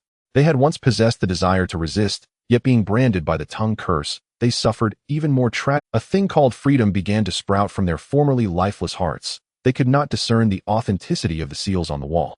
However, it was clear they had grown weary of such days. They had once possessed the desire to resist, yet being branded by the tongue curse, they suffered even more tragically than the Hyuga branch family. The main Hyuga family merely warned with caged birds and punished the branch family, but what of Shimura Danzo? If you failed to meet his expectations or objectives, the tongue curse would activate directly, and those root ninjas would die without even a place to voice their grievances. Due to prolonged depression, a young member of the Hyuga branch family was the first to reverse the chakra seal on the wall. Tongue curse unbind. As soon as he spoke, he felt a burning sensation in his tongue, so he quickly opened his mouth, and the similar hexagram mark on his tongue transformed into black smoke flying out from his mouth. After about a minute, there were no longer any marks on his tongue, and the Hyuga root ninja suddenly felt rejuvenated, so he declared, "Shimura Danzo is a traitor. He intends to seize the position of Hokage." Such treachery. To confirm if he had returned to normal, he immediately uttered a string of smooth and swift insults, realizing there was no discomfort, but rather he felt invigorated. "Ha ha ha ha, it worked. With that, he dashed madly towards the exit of the root base. For 10 years, he had lived a life of imprisonment and darkness. Now he was about to savor the sweetness of freedom. How could he not be excited? His success immediately ignited a spark of ambition for freedom in all the surviving root ninjas. Thus they began forming seals unbinding the tongue curse. With the precedent set by their predecessor, they felt considerably more at ease, reacting differently. Some ecstatic, others with red-rimmed eyes. Yet they all released a burden from their hearts. Soon only Yamashita Kaze and Yanushi Torian remained in the root base, two unfortunate brothers. In fact, the two had just woken up, but upon seeing all their comrades undoing the tongue curse, a complex sigh flashed in their eyes. They knew they could not prevent the liberation of the root ninjas. Moreover, with Lord Danzo now deceased, the root was left leaderless. As Danzo's lackeys, if they had spoken earlier, they might have been killed by their comrades. Now only the two of them remained, so they got up, exchanged a glance, and proceeded to undo the tongue curse technique according to the seals on the wall. Yanushi Torian spoke first. "Kaze, do you think we truly did wrong? Why did those comrades with whom we often worked and laughed depart so swiftly?" Yamashita Kaze couldn't answer, for he too felt that Danzo was in the wrong. However, the gratitude for being accepted outweighed everything, and with the Yamashita clan, he could never rise. If it weren't for Danzo's favor, how would Yamashita Kaze have come this far? Yet considering that Yanushi Torian was relatively innocent and had a good relationship with him, he slowly spoke. "Perhaps it's a matter of differing stances. We were both brought up by Lord Danzo and entrusted with important tasks. This is a debt of gratitude. But they are different. They might have been exceptional ninjas in previous years, valued by Lord Danzo and directly requested by the Hokage. Upon their arrival, the first order was to impose the tongue curse, restricting their freedom. Those who disobeyed were eliminated. Thus I think their reactions are understandable." Yamashita Kaze sighed. Yanushi Torian fell silent for a long while, then slowly asked, "What kind of person do you think Uchiha Zhan is?" He looked at Yamashita Kaze. Kaze was taken aback, staring incredulously at Yanushi Torian. "Torian, you wouldn't mean? Who is Uchiha Battle?" Shan Zhongfeng fell into deep thought as he listened to Yunu Kyujin's words. He had limited interactions with Uchiha Battle, but from their brief encounter earlier, he knew that Uchiha Battle was quite a powerful individual. His strength far surpassed that of Lord Shimura Danzo, and he even had a premonition that Uchiha Battle's power should not be inferior to that of the third Hokage Sarutobi Hiruzen. He is very strong. As for anything else, I know nothing. I have had too little contact with him." Shan Zhongfeng replied, his expression pensive. Objectively speaking, Shimura Danzo was his superior, or rather his former superior, and also his discoverer. At that moment, hearing Yunu Kyujin's words, he felt a bit uncomfortable, but his heart was also shaken. After all, in the world of ninjas, strength was paramount. Seeing Uchiha battles might made Shan Zhongfeng feel a yearning. What do you think we should do now? We who have been selected as Danzo's guards with his downfall, where should we go? You know as well as I do that Danzo's reputation in the village is. Yunu Tsugin looked dejected. Shan Zhongfeng bit his lip. After being brought to the root, he had indeed harmed the Shanzhong clan. Although he was coerced by Danzo's orders, it left him with an unfavorable reputation among the Shanzhong clan. Even though his relationship with Shan Zhonghai was decent, the clansmen did not understand him, nor the coercive nature of his actions, only viewing him as a traitor who betrayed the Shanzhong clan. He hesitated at this moment when Shan Zhonghai appeared before them. Upon noticing someone approaching and sensing the chakra fluctuations, the two immediately stood up. Shan Zhonghai raised his hands and smiled. Congratulations to you both, Tsugin and Feng. His expression was somewhat complex as he looked at Shan Zhongfeng, a prodigy of his clan. Initially, Shimura Danzo's primary target was actually Shan Zhonghai. However, at that time, Shan Zhonghai, his father, was the clan leader and rejected the proposal. Not wanting to sever ties completely, he sent the clan's most promising talent, Shan Zhongfeng, away. Shan Zhonghai watched Shan Zhongfeng leave, eyes filled with reluctance and resentment. Over the years, he had come to understand Shan Zhongfeng's actions and had never expelled him from the family. Apart from the higher-ups of the Shanzhong clan, the rest of the members were unaware of the details. They only knew that there was a traitor named Feng from the Shanzhong clan. Lord Clan Leader Shan Zhongfeng pays respects to you. Shan Zhongfeng merely nodded and did not kneel, for in his heart he no longer considered himself part of the Shanzhong clan. Given that, why should he still bow before Shan Zhonghai?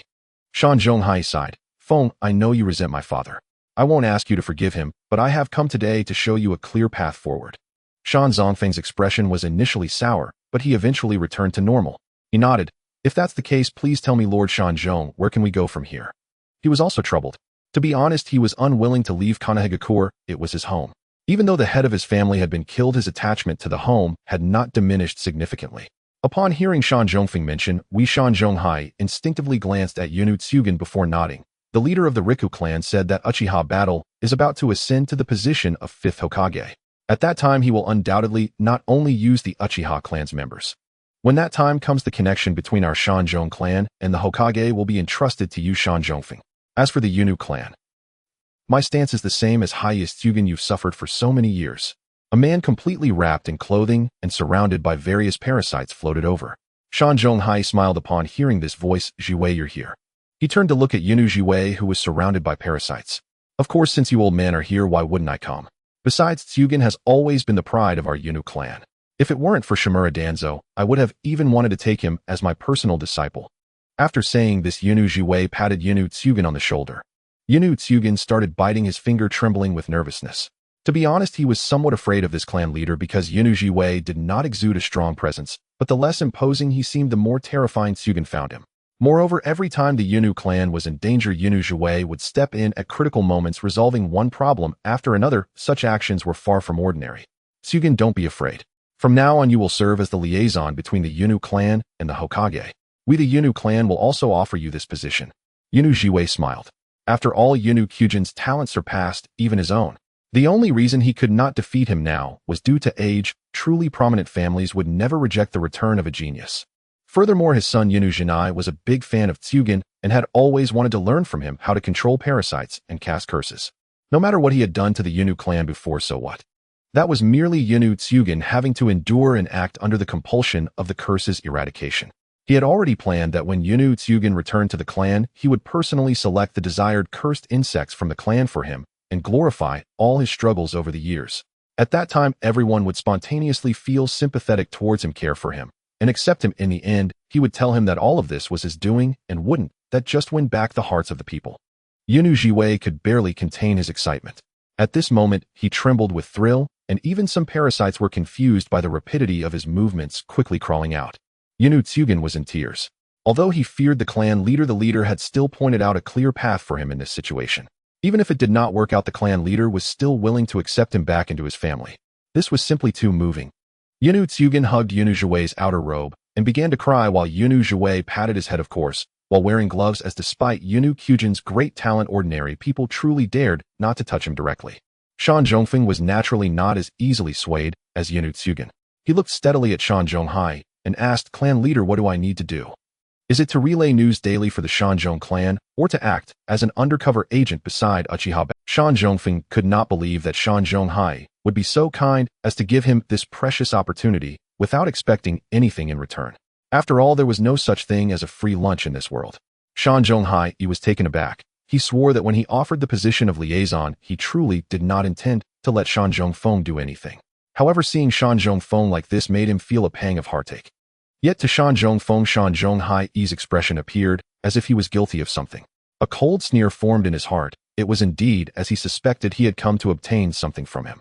The clan leaders of these prominent families were all driven by profit. As for Uchiha Zhan, he was rather naive. It was fine for Uchiha Wei, this old fox, to take him back to the clan. After all, although Uchiha Wei was quite low-key, he truly protected his clan members. Shan Zhonghai spoke with a hint of disappointment. You misunderstand, Feng. I merely came to take you home. I was worried you might be unwilling, so I arranged for you to work under Lord Hokage.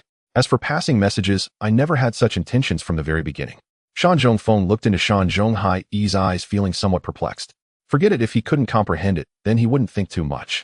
Meeting Shan Zhonghai's gaze, he declared, in that case, I will compete fairly for the liaison position between the Shanzhong clan and Hokage. Similarly, the clan should not expect to extract any information about Uchiha Zhan from my lips. This is the foundation of being a person and a minister. Shan Zhonghai nodded. Since it is so, after everything concludes, I will let you participate in the selection among the people close to Lord Hokage.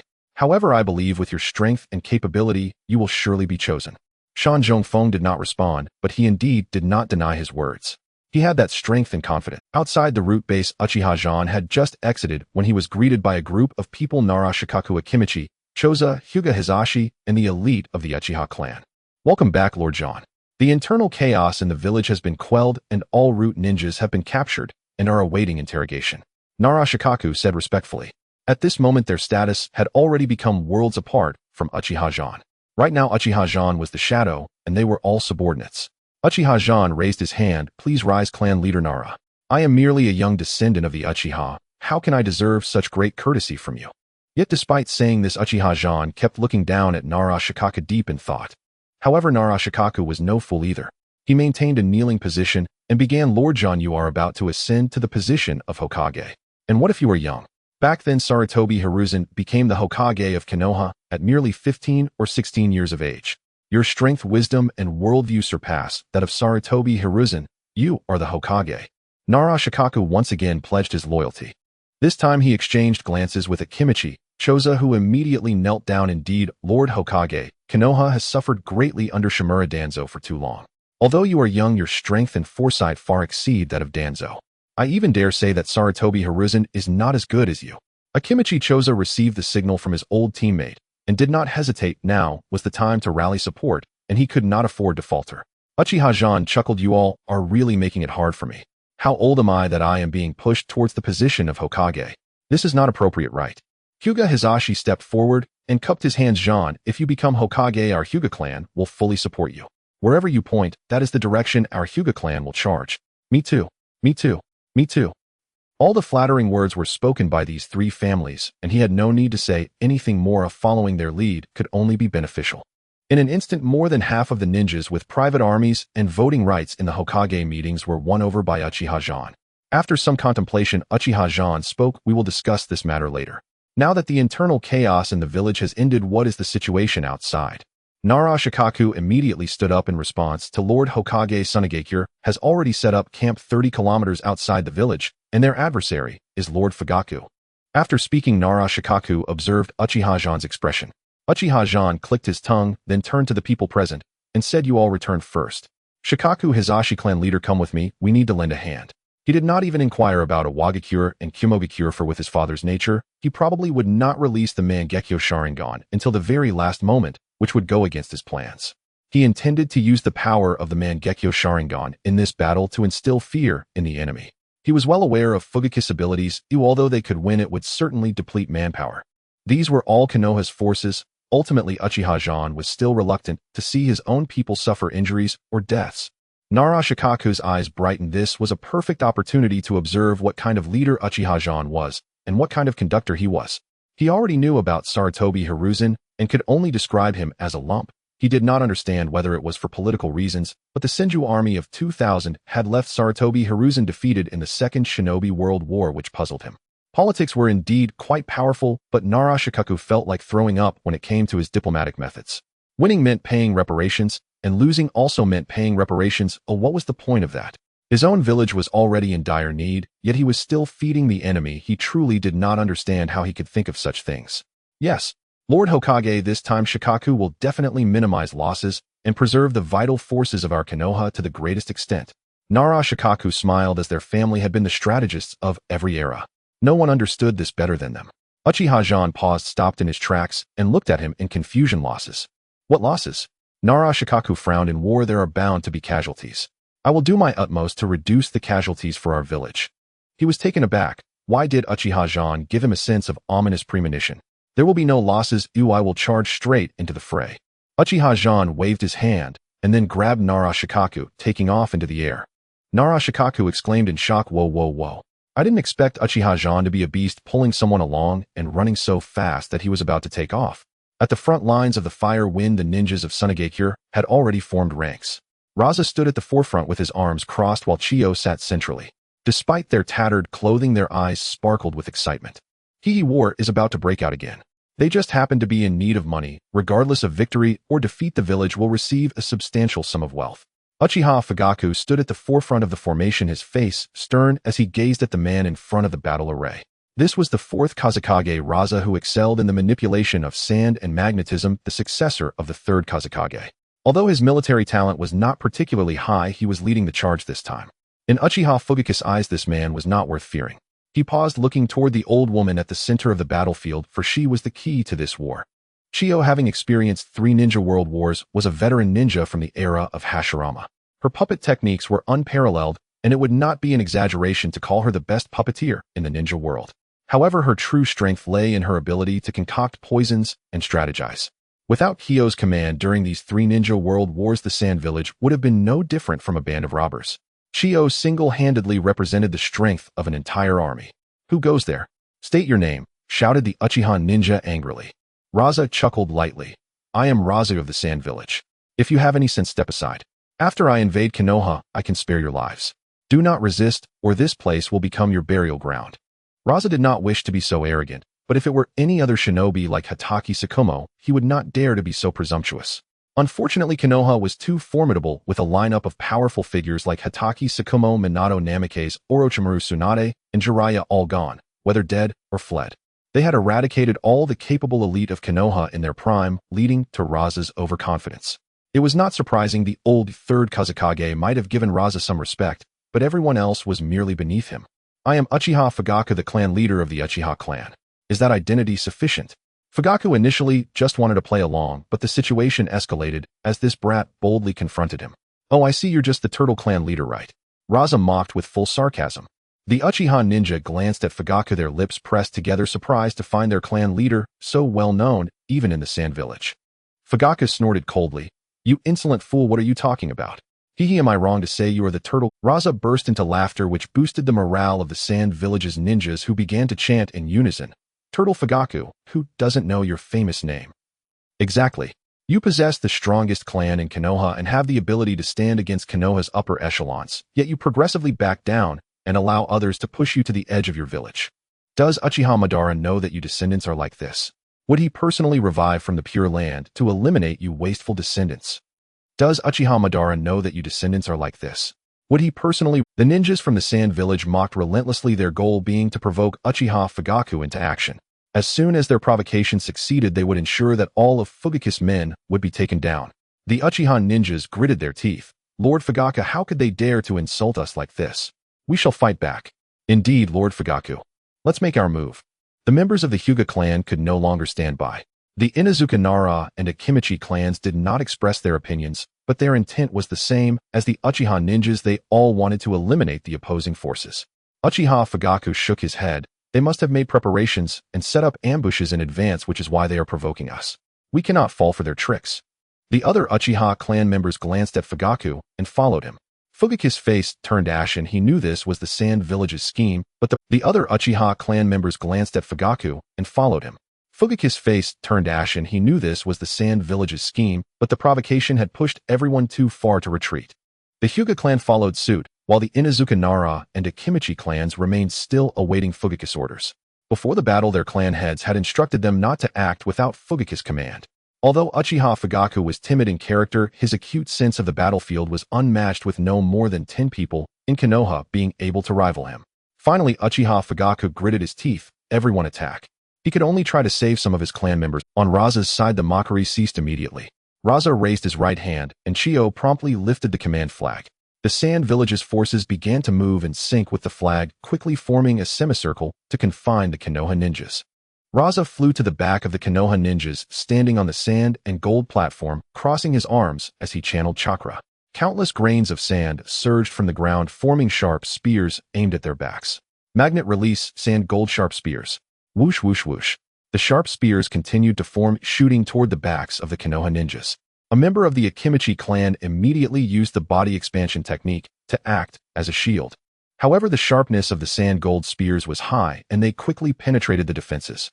But they merely pierced into the fat. The Akimichi clan's ninja's expression changed as he exclaimed, "Lord Fugaku, Raza's magnetism is very strong.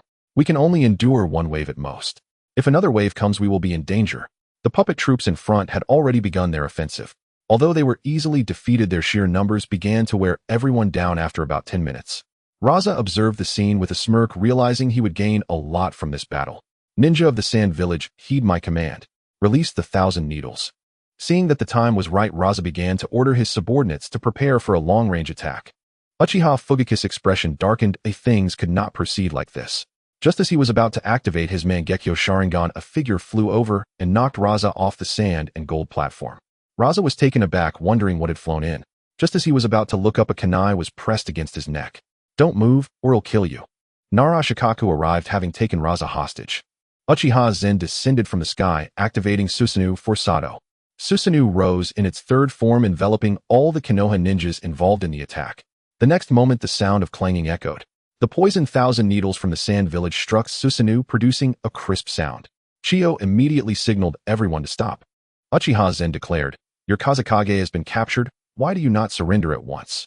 He controlled Susanoo to swing its blade, aiming the tip directly at Raza. Nara Shikaku hurriedly lowered his head and rushed forward, inwardly cursing Uchiha Zhan for being a beast. Just as he flew over, he had said to himself, "There's no time. Shikaku, I'll give you a merit." Before he could even ask, he was sent flying by Uchiha Zhan. If it weren't for his quick reflexes, he wouldn't have been able to catch Raza and would have been unable to evade Uchiha Zhan's sweeping attack. This guy is inhuman. Luo Sha also reacted, attempting to resist, but at that moment a kunai was pressed against his neck, and he felt a dull pain in his chest. 2/3 of his body was firmly pinned down by Nara Shikaku. He had no doubt that if he made any sudden movements, or if the wind stirred, this lean ninja would use his tools to slice open his throat. "No, I can't die.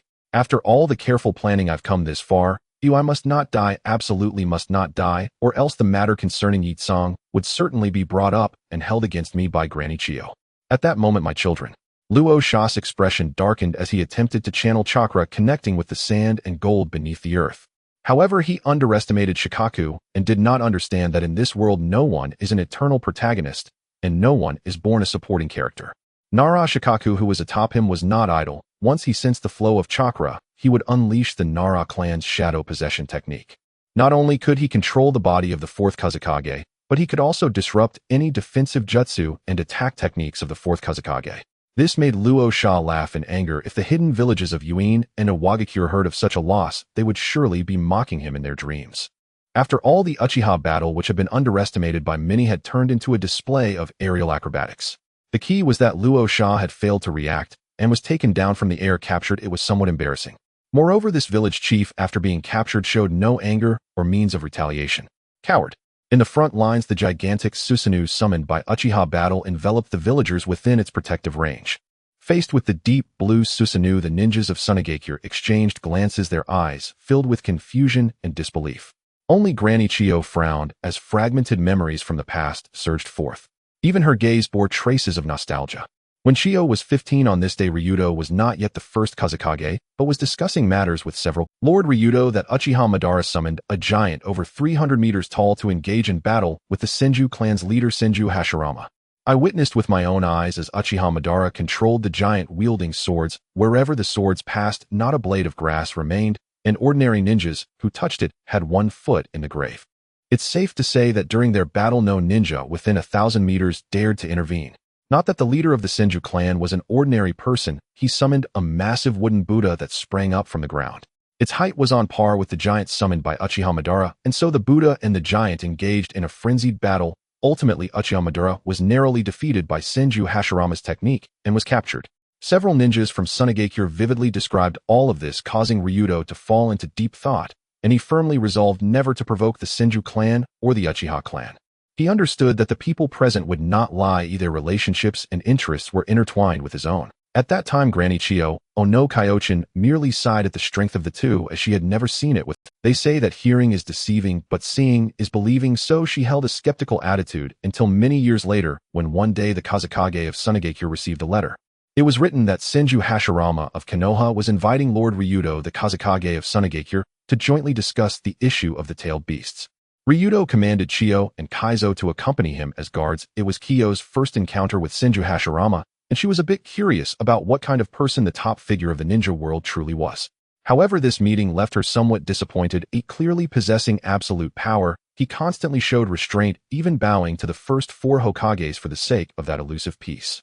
At the same time, she felt a hint of admiration. This person could sacrifice everything for peace, but such peace was merely a flower in the mirror and a moon on the water. Because of this meeting, Senju Hashirama personally granted power to the 4 hidden villages. After his death, the Jinchuriki of the tailed beasts were often deployed to the battlefield, used to intimidate and destroy other hidden villages. However, on the battlefield, the legends of the Buddha and Susanoo had ceased to exist, and gradually people began to forget that period of memory from the Warring States period. Now, when Chiyo faced that gigantic Susanoo in person, she could finally understand that everything she had heard back then was true, as such giants did indeed appear on the battlefield. Moreover, the weapons of 1,000 ninja legions struck against it without even breaking its skin, as she could feel the violent and dangerously potent chakra emanating from the giant, her face turning pale. Everyone stop. Granny Chiyo immediately shouted. Her status was like an anchor in the sea, her authority allowing her to control her army in the shortest time. Whoosh. Suddenly everyone halted, but they looked seriously at Susanoo. Uchiha Battle, standing atop Susanoo, gazed down coldly without uttering a word. Granny Chiyo looked up and said, "You must be the prodigy of the Uchiha clan who possesses the Mangekyo Sharn. This Susanoo hasn't appeared on the battlefield for nearly 50 years. This time, you Konoha won, and we of Sunigakure admit defeat." Granny Chiyo sighed. However, the ninjas of Sunigakure frowned, unable to accept that the Kazekage had been captured while they had not yet dealt any fatal blows to the Konoha ninjas. Why admit defeat at this time? We haven't lost. Granny Chiyo, what do you mean by that? We just started fighting and you're admitting defeat. Yes, now that the Kazekage has been captured, are we just going to watch as the Konoha scoundrels act arrogantly before us? Granny, we can't admit defeat. If we can take down Konoha, then everyone in Sunigakure will be able to find a new place. This land of fire is fertile and has abundant water resources. Everyone won't have to go back to that hard life. In reality, very few of the ninjas of Sunigakure cared for Luo Sha, as that brute would sacrifice even his wife and brother-in-law for the training of the one-tailed Jinchuriki. Let alone these foot soldiers, the only person they cared for and were concerned about was always Granny Chiyo. Granny Chiyo looked at these young ninjas of Sunigakure with a complex expression, her heart filled with emotion. It wasn't that she didn't want to fight, it was that she couldn't. Over 50 years ago, when Susanoo manifested the one who wielded, it was Uchiha Madara, a figure renowned alongside the god of ninjas. Moreover, the fact that the Mangekyo Sharingan and Susanoo had not appeared in 50 years was enough to demonstrate their value. Everyone, I know you want to fight, and so do I. But do you know what this giant is? Granny Chiyo squinted her eyes, taking a sharp breath. Granny Chiyo's words instantly silenced the crowd. The sand ninja looked at the giant with caution. Just its size alone exuded an oppressive aura within 10 minutes. This is Susanoo. You may not have heard of it, but Uchiha Obito has right. The legendary god of death from 50 years ago, the very techniques he employed were this Susanoo. Granny Chiyo sighed. A hint of despair flickered in her murky gaze as she too wondered why during this internal turmoil, in Konoha, the Uchiha clan was able to send out a ninja-wielding Susanoo. The heavens of the ninja world are about to change. Uchiha Zhan stood tall, initially puzzled that Chiyo knew about the Uchiha clan's Susanoo, then reflecting on history. Alright, Chiyo had seen Senju Hashirama when she was still a flower of Sunigakure, and everything made sense. The sand ninja fell silent, a suffocating sense of death lingering in their hearts. Even if they had never seen Uchiha Obito, the history was clearly recorded. That guy possessed the power to effortlessly annihilate a nation. Now that Susanoo has reappeared, it indicates that the Uchiha clan's rise is inevitable, and Konoha's internal strife will certainly conclude with the Uchiha clan's victory. This is not good news. Are you done talking? Uchiha Zhan looked down upon Chiyo. Chiyo frowned cautiously regarding Uchiha Zhan. Uchiha Zhan manipulated Susanoo to raise his great sword and slash downwards. The sword fell towards Chiyo and the group of sand ninja, causing Chiyo's expression to change. Everyone scatter. At the same time, she continued her movements, throwing out a scroll. In the next moment, the highest quality puppet in the ninja world appeared, the Jinsong 10 Guardians. White secret technique, Jinsong 10 Guardians. Granny Chiyo shouted. Immediately, chakra threads from her 10 fingers penetrated into the Jinsong 10 Guardians, granting them life. A puppet master's talent lies in their ability to control multiple puppets at once. And a puppet master like Chiyo is already acknowledged as the #1 puppet master in the world. It's Granny Chiyo's Jinsong 10 Guardians. Awesome. We are saved. The Jinsong 10 Guardians is the greatest invention of our Sunigakure. Even Susanoo has to bow to it. Go, Granny Chiyo. The ninja around Chiyo were all energized, cheering enthusiastically, but their own people knew their own matters. Granny Chiyo had no confidence in stopping this earth-shattering blow. As for using the white secret technique to save others, it was merely her responsibility as the wife of the first Kazekage and a senior figure of Sunigakure. You all hurry back to the village. Hozuki, prepare the surrender letter. I will hold him off, Granny Chiyo shouted. Hozuki's eyes were filled with complexity. He opened his mouth, but ultimately couldn't say anything. After a moment of contemplation, he spoke again. All the Sunigakure personnel retreat to the village. This person is not someone we can contend with. His voice trembled, filled with unwillingness. As the Susanoo sword descended, the oppressive sensation made Chiyo's heart sink. Yet when facing a strong adversary, one must bravely confront them, for fear only invites greater humiliation from the enemy. Puppet technique, Jiko shield.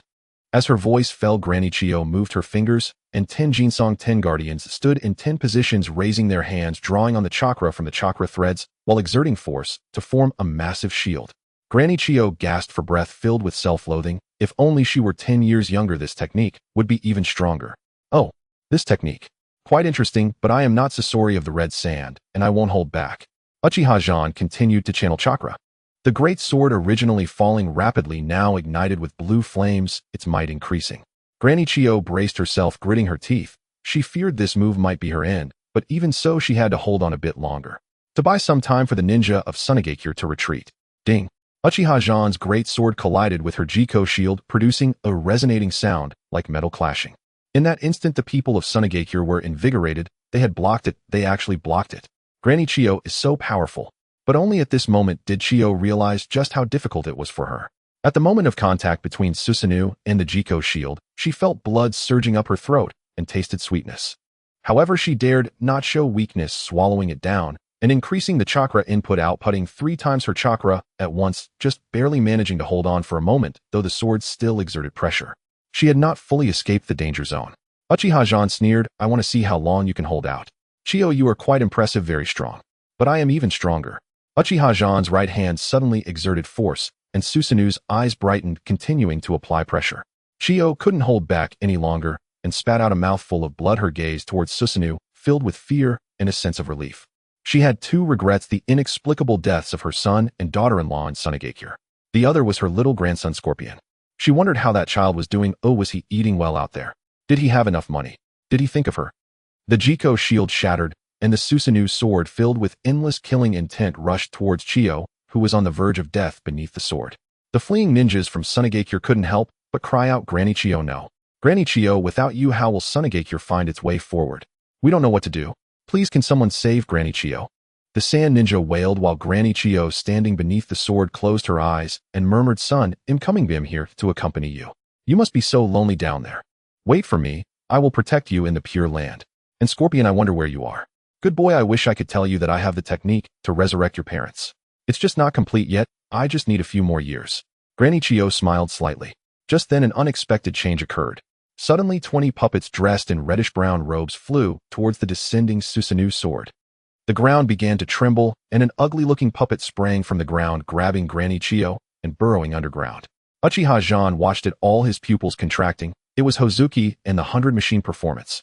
As expected, the 20 puppets resisting the Susanoo of Uchiha battle were crushed in a single breath. This brief moment was enough for Xie to manipulate Filiu, who to take Chiyo and escape. Uchiha Battle gazed into the distance, observing the disorganized Sunigakure forces, but made no attempt. After all, he had just quelled an internal conflict, and at this moment the people's hearts were unsettled. It was unwise to launch a distant expedition. Protecting the village was the wisest choice. Underground Filiu, who was desperately digging a tunnel. Even though the puppet's hands were severely damaged, and even at the cost of wasting materials, he was determined to get this old lady out. Chio opened her eyes and was momentarily stunned by the scene before her. She was still alive. Moreover, it seemed a puppet was saving her. She felt a bit confused, but instinctively as a puppeteer, she began to examine this puppet. Filiu, who paid her no mind, and continued digging, planning to set the old lady down once they left the battlefield of Konoha and Sunigakure. Suddenly, Xie heard a voice causing Filiu's movements to pause. "Xie, my good grandson, is that you?" Feeling the heartbeat of their bloodline, Chio couldn't help but shed tears. When she saw Filiu hesitate, she began to cry. "Grandson, why haven't you said a word after being gone for so long? I searched for you so desperately." Chio wept. At that moment, Xie, who had already turned himself into a puppet, shed no tears, yet his heart raced with unease as he silently used Filiu to turn and observe his grandmother. He saw his grandmother hugging the puppet in tears, her eyes filled with heartache. Xie's feelings were complicated, but he had no intention of explaining anything. Instead, he found a spot, used Filiu to break through the earth, and placed Grandma Chio on a large rock where she could lie flat. As he turned to leave, Grandma Chio grabbed Filiu's arm. "Xie, can't you stay this time? With me here, I can handle the matter of the third Kazekage." Filiu fell silent, and then his tail wrapped around Kyo's neck, giving her a gentle pat. Kyo's eyes rolled back, and she fainted. Filiu then threw out a secret scroll, releasing 20 mid-level puppets preloaded with chakra before departing. Xie was unwilling for his grandmother to bear the consequences of his actions. He hated White Fang and the third Kazekage. Filiu left, turning away as if resolved. "Blood debts must be repaid. Kakashi Hitaki Raza, get ready for me." Xie's voice came from within Filiu. Raza belonged to the third Kazekage's disciples, making him half a son. After spending some more time acclimating to the third Kazekage, he would seek revenge on them. The figure of Akasuna no Xie instantly vanished. On the battlefield, Raza watched the departing Sand Shinobi and couldn't help but curse. "How could you abandon me? Have I not treated you well?" Uchiha Battle released the Susanoo state and slowly approached Raza, looking at him expressionlessly. "You really are a failure. To have reached this point as a Hokage is a disgrace." Raza's face turned pale as he looked at Uchiha Battle, saying, "There's no point in talking. If you're going to kill me, do it. My child will certainly bring slaughter to Konoha and avenge me." After saying this, he closed his eyes, extended his neck, and fell silent. Uchiha Battle looked at him with interest, thinking, while his character may be lacking, he certainly possessed a heart willing to face death. "Someone capture him for me and make Sunigakure compensate. It cannot be less than 200 million. This guy can dig up gold from underground, and his intrinsic value is certainly more than 200 million. Uchiha Battle sneered. "Yes." The ninjas of Inazuka Nara and Akimichi acted first, watching Nara Shikaku suppressing Raza. They were anxious. This was the shared brain of 3 clans, and nothing could go wrong. Seeing his own descendant approach, Nara Shikaku breathed a sigh of relief, and then stood up, while Raza below was furious, struggling constantly. He believed this was Uchiha Battle's humiliation, a blatant insult. "If you resist again, I will directly turn you into meat paste."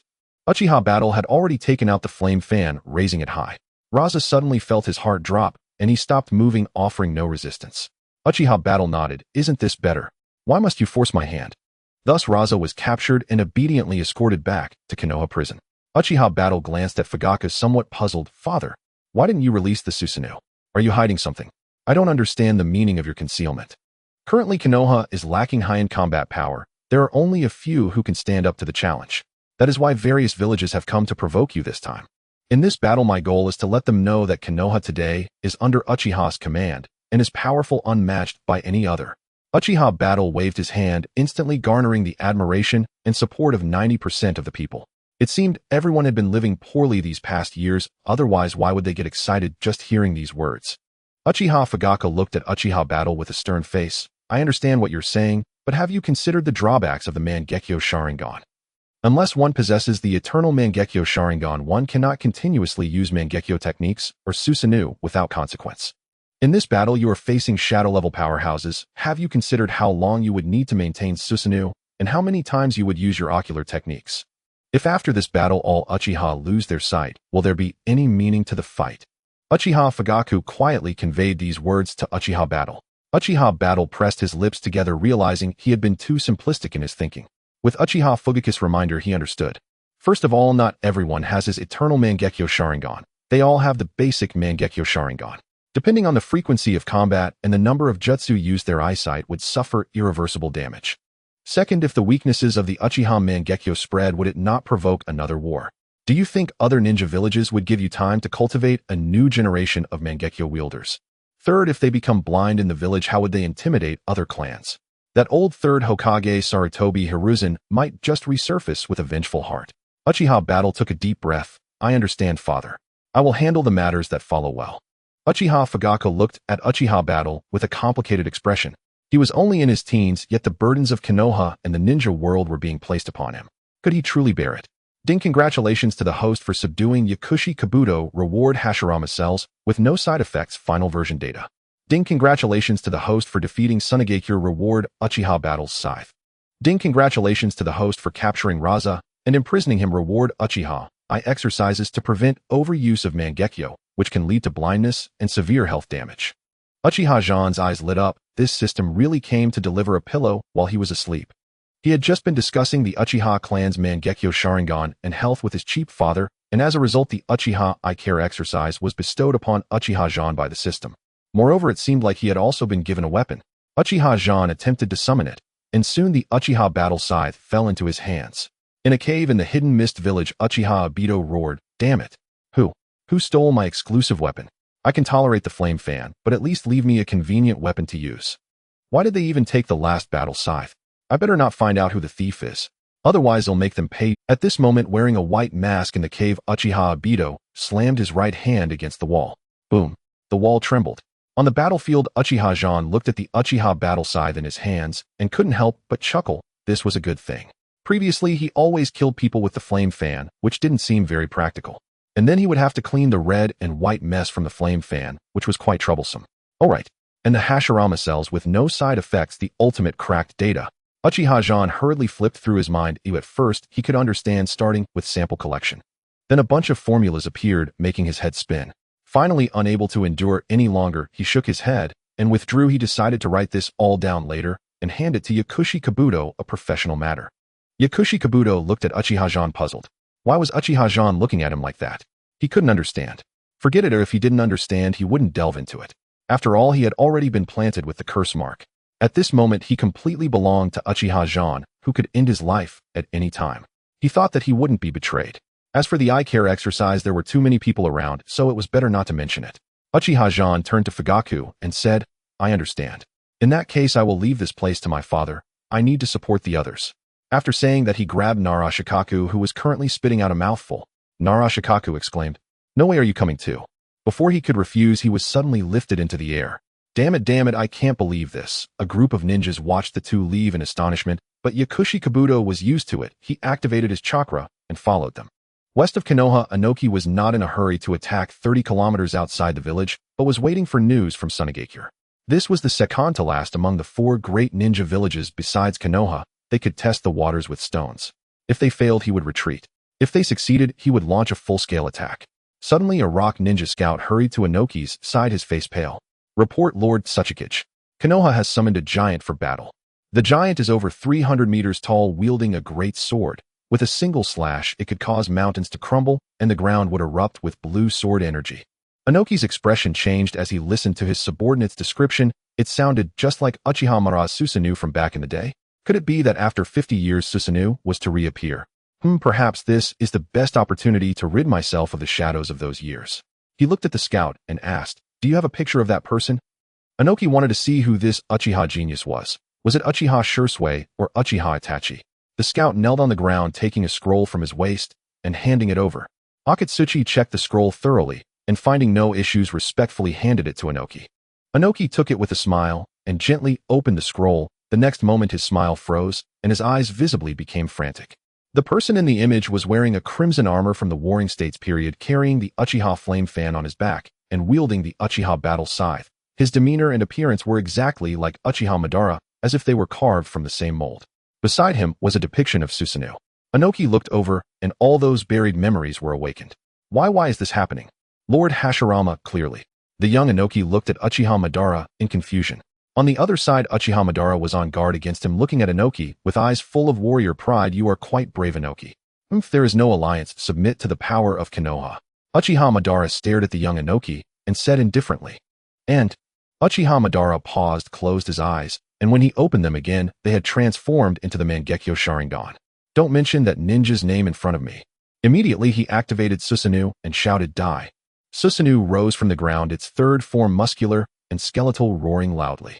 This roar caused Inoki and Mu to lose their focus. By the time they reacted, they had already been overturned by Uchiha Madara's terrifying chakra. The two crashed to the ground like two dead dogs, but unlike the other, Inoki looked up, gritting his teeth, as he stared at Uchiha Madara, surrounded by Susanoo. In his mind, the words of the first Tsuchikage echoed. That is a wall. Hitting a wall can easily make a person abandon their will. Finding excuses for oneself, replacing missing will with hatred. Listen carefully, you must never abandon your will, hold on to it. The words of the first Tsuchikage Ishikawa resounded in the mind of the young Inoki. The young Inoki picked up the stone in front of him, standing up, while Mu looked astonished. It seemed like his disciple was a bit impressive. Uchiha Madara was the same. He slightly raised his head, but still looked at people with his nose. It seems you still want to dance, but you are too inexperienced. Uchiha Madara closed his eyes again, and then opened them, casting Jinjutsu on Inoki. Inoki, holding the stone in his right hand, released it, and it fell to the ground with a thud. Meanwhile, the young Inoki knelt on the ground, his eyes vacant. Uchiha Madara glanced at the two of them with a snort, and turned to leave. For a powerhouse like him, there was simply no need to kill us. He alone could annihilate the entire Iwagakure village. As for why he attacked us yesterday, I suspect it was out of boredom, wanting to stretch his muscles a bit. The depth in Wu's gaze was filled with humiliation, helplessness, and ultimately resignation. Who in the entire shinobi world could shake Uchiha Madara? Apart from Senju Hashirama, is there any? Inoki listened to his master's words with hollow eyes, his face filled with reluctance, until he saw the stone he held in his hand, symbolizing the will of the stone, and finally lowered his head. On that day, the master and disciple exchanged silent glances, weighed down by the gravity of Iwagakure's future and the fear of Uchiha Madara, fully aware that Madara could defeat them without even using half of his strength. It was unimaginable how strong he must be in his prime. Returning to reality, Inoki looked at the drawing of Uchiha's battle on the scroll, his limbs tingling, his legs trembling, his heart racing uncontrollably. Impossible, how could it be him? Didn't he already die? Why is he alive again? Who can tell me why? Inoki went mad, tearing the scroll apart, then found a stone to sit down his body. This was the first time Akatsuchi had seen Lord Tsuchikage in such a state, so he quickly took out his water bottle and handed it over. Inoki did not refuse, lifting the cup to drink, gulping down the entire 800 milliliters of water, which alleviated his symptoms somewhat. He closed his eyes and took a deep breath. All forces retreat immediately. Rear troops to the front, retreat at once. There must be no mistakes. Those who disobey will be executed. After saying this, he threw the water bottle back, then stood up, but stumbled a couple of steps before shifting to a lighter form, choosing to fly back. Akatsuchi scratched his head. Although he didn't understand, he followed along. Just like that, they passed through the gate guarded by Uchiha Itachi without encountering any issues. On Uchiha Shizui's side, it was a bit more troublesome. The fourth Raikage, charged madly, each strike aimed at vital points. Come at me, duck neck. Lightning release armor. Lightning ninja. Uchiha Shirsue, as a speed-type ninja, could hold his own against the fourth Raikage thanks to his Sharingan. The fourth Raikage preferred unknown battles, so he suggested that the ninja armies must not intervene, allowing the two to face off. The fourth Raikage wanted to see just how strong this man was, known as Shunshin Shirsue, who was reputed to be on par with the fourth Hokage Minato Namikaze, known as the Yellow Flash. Come at me, duck neck. His right hand was covered in lightning chakra, and his forearm was no longer flesh-colored, but rather a pale arc of electricity. This punch was incredibly fast, creating an explosive sound as it cut through the air, aimed directly at Uchiha Shirsue. Uchiha Shizui's pupils contracted, and his three-demo Sharingan transformed into a kaleidoscope. Then he formed hand seals. The body flicker technique activated, and Uchiha Shirsue split into 7, scattering in different directions. But the one forming hand seals was caught off guard and struck by the fourth Raikage's attack. As lips curled upwards, a bloodthirsty gleam in his eyes, lightning storm. His right hand erupted with lightning, producing a series of thunderous sounds. He believed that this strike would surely be the end for Uchiha Shirsue. However, when his hand passed through Uchiha Shirsue, his expression changed. What? How is this possible? Wasn't the one forming hand seals the real body? Just as he was surprised, a figure flew behind him. What? Just as they prepared to take the hit, a tentacle flew over. Uchiha Shirsue in the air frowned. The people from Kumogakure showed no integrity. They had promised a unknown fight, yet they chose to intervene at this moment. But then again, with the body flicker technique, they could not possibly understand. Uchiha Shursui still heavily swung his weapon toward his back swish. This slash, imbued with chakra, easily sliced through as lightning release armor, leaving a 30-centimeter-long gash on his body. You're seeking death. Killer Bee was furious, controlling the tentacle to pierce through Uchiha Shursui. Uchiha Shizui's body was penetrated, but did not bleed at all. Killer Bee frowned had he missed. That shouldn't be. Suddenly he realized something, his body tensing up. Could it be? He looked at the other Uchiha Shizui's illusions, his eyes filled with caution. This Uchiha is very strong. His technique is so deceptive it's impossible to defend against. He can switch with any illusion at will, avoiding damage while inflicting significant harm. Brother Gyuki, what do you think we can do to defeat him? Killer Bee asked. Gyuki pondered for a moment, then curiously looked at Killer Bee in the consciousness space. I do have a method. If you use it, both Konoha and Uchiha will perish. Gyuki licked his lips, a murderous intent igniting in his gaze. Killer Bee was taken aback and quickly asked, what method? Gyuki did not answer directly, but began explaining the earlier situation to Killer Bee. Regarding the body flicker technique, such a perverse ability allows him to switch with illusions at will. Conventional methods are useless, so there is only one way to send him to the Pure Land. No other options. Killer Bee closed his eyes, realizing what was needed. None. Now Kumogakure has no way out. Either we break through the enemy, or we get broken through. Which do you choose? Gyuki said calmly. After struggling for a while, Killer Bee finally spoke. Brother Gyuki, I leave it to you. He relinquished control of his body. Gyuki accepted and left the battlefield, finding a hidden spot where he could see the entrance. Immediately, Gyuki controlled Killer Bee's body, opening his mouth wide. Various energies began to gather into a small black sphere, while Gyuki fixed his gaze on Uchiha Shizui's position on the battlefield, not blinking once. Once the energy was fully gathered, the Killer Bee controlled by Gyuki released the tailed beast bomb. The target was right in the center of Uchiha Shizui's clones. Uchiha Shizui's hair stood on end, and the next moment, he activated the kaleidoscope secret technique, Susanoo. The green Susanoo rose from the ground, directly entering its fourth form, armored, holding a shield in one hand, and the Western Knight's spear in the other. Turning around, he saw the tailed beast bomb speeding towards him. Uchiha Shizui's pupils contracted, quickly manipulating the green Susanoo to plant the green giant shield into the ground, pressing down with both hands to withstand the oncoming tailed beast bomb. If he couldn't stop it, the innocent citizens of Konoha would be the ones to suffer, so even if it meant death, he could not flee at this moment. Meanwhile, the Raikage seized the opportunity, increasing the distance between himself and Konoha. He couldn't help but give Killer Bee a thumbs up. At this moment, Uchiha Shursui had no difficulty in blocking the tailed beast bomb, but he realized that while releasing Susanoo and using it to defend against the tailed beast bomb, his ocular power was rapidly depleting, and he felt his vision becoming increasingly blurred. From this, he became aware of a problem. If the kaleidoscope Sharingan was overused, it would lead to blindness, losing all light. And in the future, he did not know whether the kaleidoscope Sharingan would have any effect after losing all light. But it would definitely become inaccurate. He wanted to charge at Killer Bee, but at this distance, he couldn't rush forward immediately, while Killer Bee had a way to evade him and unleash tailed beast bombs towards Konohagakure. Helplessly, Uchiha Shursui could only passively endure the bombardment of tailed beast bombs from Killer Bee. Nibby the Two-Tails laughed heartily. Haha, how amusing. Wonderful, truly wonderful. Back when Uchiha Madara single-handedly came to me. Without regard for right or wrong, he gave himself a good beating. Now his descendants have awakened Susanoo, but due to the villagers, they can only passively accept my bombardment. Oh dear, truly the cycle of karma is profound. Who can escape the will of heaven? Nibby arrogantly continued to shoot tailed beast bombs, bombarding Uchiha Shizui's Susanoo shield. Uchiha Shursui gritted his teeth and held on. If it weren't for Konohagakure behind him, he would have rushed up long ago to let Nibby experience the taste of being controlled by Genjutsu. Killer Bee looked at this scene with a complex expression in the consciousness space, wondering how Nibby was tortured by Uchiha Madara back then, and why he was so ruthless towards Konohagakure today. Uchiha Shursui sent the ninja from each clan below to deliver messages urging Uchiha Zhan to come for reinforcements. Only with Uchiha Zhan's arrival would Konohagakure have a glimmer of hope. After receiving the news, the clan ninjas retreated into the village. The current scale of battle was no longer something they could join. Now they could only obey Uchiha Shizui's orders and quickly seek aid from Uchiha Zhan.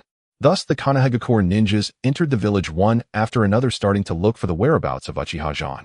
Little did they know, as Uchiha Zhan passed by the western gate, he heard the sounds of bombardment from the northern gate, and his face turned grim. Damn, the Cloud Village has such audacity to openly use war weapons. Fine, if you can't manage it, then don't manage it anymore. Uchiha Zhan suddenly accelerated, and Nara Shikaku felt like he was going to die, without even a... Uchiha Zhan looked at the tailed beast bombs continuously shooting out from the forest, coldly smiling. What a Jinchuriki, and he chose such a distant place. Let me meet you. Uchiha Zhan concealed his presence this time, placing Nara Shikaku at the foot of the mountain as their targets were still too large. Moreover, tailed beasts have a sense of unfamiliar chakra and dangerous aura, and this sensitivity is very keen. Except for Uchiha Zhan, who had merged with Uchiha Madara, the founder of Konohagakure ninjas, could freely control their chakra. Others more or less would unconsciously leak their chakra, which was also the reason for not letting Nara Shikaku. In the small forest, the Eight Tails Nibi was laughing arrogantly, continuously absorbing natural chakra, starting to release tailed beast bombs. Explode, explode. Let's see how long you, this green giant, can hold on. Who do you think you are? Do you think you are Uchiha Madara? How long can Susanoo stay open? As long as you can't withstand it, the village behind you will immediately turn to ruins. Keek, just thinking about destroying the village jointly founded by Senju and Uchiha excites me. He was speaking to Killer Bee, but he was also addressing Heaven and his 8 brothers and sisters, wanting to tell them that he, the Eight Tails Nibi, was going to take revenge for them. Hey, shut up, Nibi, it's you who's bombing Konohagakure. Uchiha Zhan's voice echoed softly with both hands gripping the Uchiha Zhan scythe. Ha, that's right, little brother, how do you like my tailed beast bomb? Is it round? Is it smooth? Is it big? Nibi was still flaunting his tailed beast bomb, but suddenly his expression changed. Turning his head, he saw a human. At first he thought this fool was looking for death, but upon seeing the red battle armor, that face, and the Uchiha Zhan scythe in hand, his face went pale. He still remembered the scene when Uchiha Madara cut off all of its 8 hands. That soul-shaking tremor made it shiver uncontrollably. You, Uchiha Madara, how could you be here? How could a human possibly live this long? And why do you seem to be getting... You must know that even the sage of 6 paths cannot escape the fate of aging and death. How could you? The 8 Tails stopped, looking gravely at Uchiha Zhan. Uchiha Zhan suddenly thought that perhaps borrowing Madara's identity wouldn't be a bad idea, so he began to recall Madara's voice. He adjusted his voice and spoke, "Oh, I didn't expect this beast to remember me, so your 8 hands have grown." Hearing Uchiha Zhan's words, Nibi panicked completely. He initially thought this was a human in disguise, but hearing his tone, his address, and the mention of his 8 hands, he confirmed that the person before him was Uchiha Madara. It's a misunderstanding, Lord Madara. I only wanted to help you deal with the Senju clan. Oh, I definitely won't touch the Uchiha clan. Lord Madara, you know me, I the little 8, oh no, the little 8-tailed beast, and the gentlest tailed beast. I was forced into this, that's why I released tailed beast bombs here. The 8 Tails Nibi was drenched in sweat. Standing beside him was the king of the warring states, Uchiha, the rose of the battlefield, the Shura of the ninja world, the only rival of the god of ninjas, who once single-handedly annihilated a nation, Uchiha Madara. 8 Tails. Has such an 8 Tails actually dares to strike at me in the village founded by Hashirama? Extend your hand out. Uchiha Zhan said coldly. After a series of heavenly struggles in his mind, the 8 Tails sighed and chose to revert to its original form, for it could think if its hands were cut off, but if its arms were severed, that would be a true loss. Lord Madara, which one do you want? Nibi asked kindly. Uchiha Zhan chopped off the largest tentacle, swinging the Uchiha Zhan scythe swish. With a flash of blade light, the largest tentacle fell, and Uchiha Zhan sealed it into a scroll. The 8 Tails couldn't get angry and had to smile apologetically. Lord Madara, do you have any further business? If there's nothing else, you'll be heading back to the Land of Lightning. I promise I will persuade everyone to leave. Can you represent the Raikage? Uchiha Zhan looked at him coldly. Not before, but after Lord Madara appeared, I am confident I can persuade everyone from the Cloud Village now. The 8 Tails smiled slightly. Are you kidding? With Uchiha Madara appearing, who in the hidden Cloud Village could possibly stand against him? Not to mention the 4th Raikage, or even the 3rd Raikage, who was known as the strongest. A being capable of hand-to-hand combat with the 8 Tails could not inflict any damage on Uchiha Madara. He was simply not on the same level as a shadow-level powerhouse. Oh, is that so? Uchiha Itachi said with great interest, but I saw you fighting quite vigorously just now with ferocious power. I'd like to know if you are dissatisfied with me or with Killer Bee's mother. 2 wouldn't dare. Master Little 8 will always be loyal and obedient in front of you. The 8 Tails, suppressing his disgust, still offered his compliments to Uchiha Itachi. There was no choice. Despite being second only to the 9 Tails and referred to as Big Brother by Killer Bee, he was just a little brother in front of Uchiha Itachi. You don't need to persuade him personally. Oh, just rest well now. Uchiha Itachi activated his 3-Tomo Sharingan, using a wave of Jinjutsu to pull both Killer Bee and the 8 Tails into the illusion. Suddenly, the true form of the 8 Tails appeared, but its eyes were white, showing no signs of consciousness.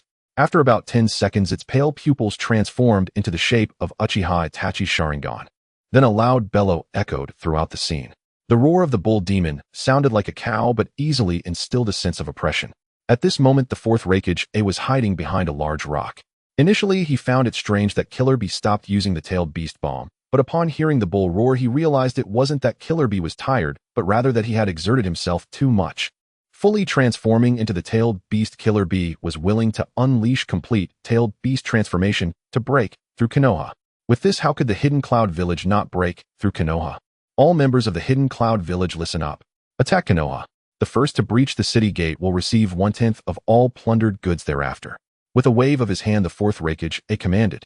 The Cloud Ninjas, motivated by A's words and the luxurious sight of Konoha, all breathed heavily, their eyes turning red with determination. Originally, the environment in the Hidden Cloud Village was one of survival of the fittest. Before the village was established, the Land of Lightning was filled with families of bandits. You heard it right, families of bandits. At first, the Uchiha were the same, but later conflicts arose with the Senju. They then specialized in fighting against the Senju clan.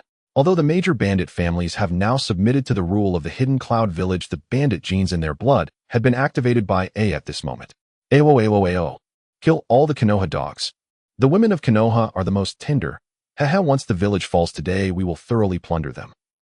Uchiha Shursui coldly observed this group manipulating the Susanoo. The green long spear became more solid, gripped tightly in his hand. He swept it horizontally. Bang, bang, bang, bang. Nearly 20 charging cloud ninjas were obliterated by this sweep. As their bodies collided with the long spear, they felt an overwhelming force surging towards them. Immediately after, they saw their great-grandmother come to receive them. This scene brought a moment of clarity to the frenzied cloud ninjas. They gazed solemnly at the massive green Susanoo, their hearts pounding. Seeing this, they spat in disgust, cursing, "This bunch of useless fools, it's just a Susanoo. With over 3,000 of us, are we afraid of just one person?" At that moment, the Eight Tails appeared. Its body was slick, yet its speed of movement was not slow, quickly arriving at his position.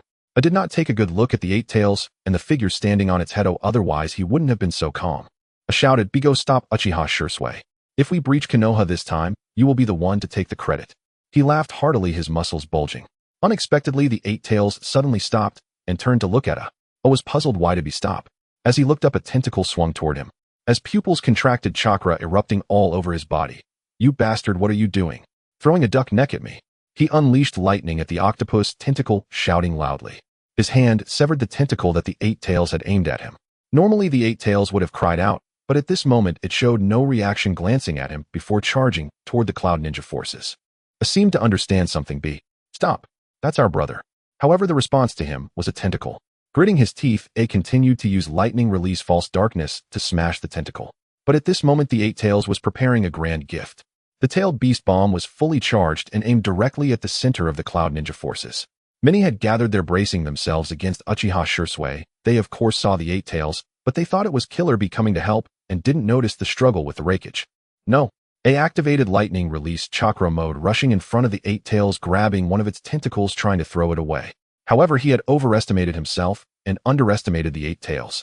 The Eight Tails ignored A and shot the tailed beast bomb out. When the black-red tailed beast bomb hit the Susanoo, the Cloud Ninjas couldn't contain their laughter. But when it reached them, terror filled their faces. If first, they didn't have a Susanoo to defend against the tailed beast bomb, and second, their defensive ninjutsu was as fragile as paper against the powerful tailed beast bomb. No, how could this happen? The Eight Tails has lost control. Sarutobi. Killer Bee, what have you done, Killer Bee? Amidst countless voices of blame, fear, and anger, the tailed beast bomb suddenly exploded, producing a violent roar, and countless Cloud Ninjas were completely obliterated by the blast. Some lucky ones managed to dodge this attack, but their limbs were blown off by the tailed beast bomb, blood gushing forth. Silence, a deathly silence. The Cloud Ninjas were filled with endless sorrow, with some even glaring at the Eight Tails, wishing to devour it. Uchiha Itachi stood atop the Eight Tails, looking down at the crowd below with a smirk. This group of rogue ninjas would pay the price for their words. No, they had gone mad at this point, activating lightning release chakra mode, gathering chakra in his legs, racing up the tentacles and body of the Eight Tails to its top. When he finally saw Uchiha Itachi, he realized instantly that it was this man who caused everything. Thus, he recklessly charged at Uchiha Itachi. "Throw a duck neck. Die, you beast." Uchiha Itachi cast a cold glance at him. As the blue Susanoo skeleton appeared around him, he was not the foolish little brother who could withstand the attacks of shadow-level powerhouses right after activating his Sharingan. However, he now possessed the eternal Mangekyo Sharingan. The two were simply not on the same level. The furious strike of the fourth Reikage AI can be described as breathtaking. This move has already touched the threshold of what is considered super shadow. Anger can become a driving force, and impulsiveness can in a certain sense awaken a person's potential.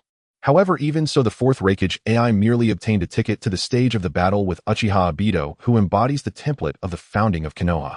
The astonishing white light sharp and aggressive lightning release attack made Uchiha Obito's skeleton tremble, prompting him to take the battle a bit more seriously. As expected of the fourth Reikage, this strike has made me feel your determination to kill me, but as soon as he finished speaking, Uchiha Obito increased the chakra output to his Susanoo. Simply having courage and brute force cannot achieve great things. The reason you will lose this time is that you have no idea how vast the gap in strength between you and me is. Uchiha Obito summoned another giant hand of Susanoo, which seized AI. AI wanted to evade, but every method of escape seemed too childish and foolish in Uchiha Obito's eyes. All he needed was to observe the bulging muscles with his Sharingan to predict ace movements. Trying to dive? Just as AI devised a countermeasure, the giant hand of Susanoo reached for the place he intended to escape to. With a clap, the hand closed and AI was startled. What? By the time he regained his senses, he was already being pulled in front of him by Uchiha Obito's Susanoo. A mere piece of rubble cannot compare to me in the slightest, Uchiha Obito said coldly. The giant hand of Susanoo continued to tighten, and AI felt his organs being crushed, causing him to spit out a mouthful of blood. Lord Reikage. Bastard, let our Lord Reikage go. You scoundrel. Attacking a village's shadow directly, do you want to start a full-scale war between our Cloud Village and your Konoha? Despite the heavy casualties inflicted on the ninjas of Cloud Village by the Eight Tails Tailed Beast Bomb, they still regarded Reikage AI as the hope of the village. They could die, but Lord Reikage must survive. Stubborn and unyielding, Uchiha Obito clicked his tongue, ready to make the onlookers witness the demise of AI, whom they revered as a god and their hope. Just as Uchiha Obito prepared to tighten the grip of Susanoo once again, 20 blue fireballs suddenly bombarded the giant hand of Susanoo. This drew Uchiha Obito's attention. He looked up, raising an eyebrow, realizing it was her. Let go of the Reikage, and I will spare your life. The two-tails Jinchuriki Yoru said faintly, as a black-red-tailed beast bomb appeared at her fingertips. Interesting. Uchiha Obito tossed aside AI, who resembled a dead dog, and looked at Yoru. So the little kitty has come, Yoru, Uchiha Obito sneered. Yoru shivered all over, reminding Yoruan. This guy has thick chakra, and his aura feels ominous. Seeing that the Reikage was rescued, Yoru felt her mission was complete. As for Kurabisari, she couldn't defeat Uchiha Obito and would have to leave that for another day. With that, Yoru swung her right hand, unleashing a tailed beast bomb infused with violent natural chakra towards Uchiha Obito. This action enraged Uchiha Obito, an ant shaking a tree, a grain of rice, daring to compete with the bright moon. Complete form of Susanoo activate. The skeletal structure, muscles, skin, armor, sword, and towering 300 meters tall form stood before the gates of Konoha, instantly stirring up strong winds, thickening clouds, and booming thunder, shocking the heavens. With that, Yoru swung her right hand, unleashing a tailed beast bomb infused with violent natural chakra towards Uchiha Obito. This action enraged Uchiha Obito. An ant-shaped Yoru raised her arms to shield against the fierce wind, which made it difficult for her to open her eyes. Yoru then said, Yoru, give your body to me, I will help you escape. This aura, I remember it. Without hesitation, Yoru fell into a deep sleep, and Yoru took over her body, transforming her into a half-tailed beast form in an instant. She opened her eyes, her originally black pupils now transformed into blue cat-like eyes. Immediately, Yoru continuously gathered tailed beast bombs and aimed them at Uchiha Obito's Susanoo, simultaneously retreating. Only by increasing the distance between her and Uchiha Obito could she feel safe. At this moment, Uchiha Shursui looked up towards Uchiha Obito, and the 300-meter-tall Susanoo made his heart tremble. He finally understood the vast gap in strength between him and Uchiha Obito. The Susanoo he controlled was only about 170 meters high, yet it could easily intercept a tailed beast bomb, boasting combat capabilities that surpassed even shadow-level powerhouses. Yet even so, upon seeing Uchiha Obito's complete form of Susanoo, he couldn't help but tremble all over. Obito, could this be your full strength? No wonder you could easily defeat both me and Itachi, Uchiha Shursui murmured. The high-level combatants of Konoha village had all appeared at the observation platform, watching from a distance the battle involving Uchiha Obito. Sarutobi Hiruzen said. At this moment his eyes were filled with disbelief. He never expected the Uchiha clan could wield such power. He had thought that suppressing the Uchiha was for the sake of the village, but at this moment he regretted it deeply. He had long received news of Danzo's death. Originally skeptical, after witnessing Uchiha Obito's full strength, he closed his eyes, and a tear fell from the corner of his eye.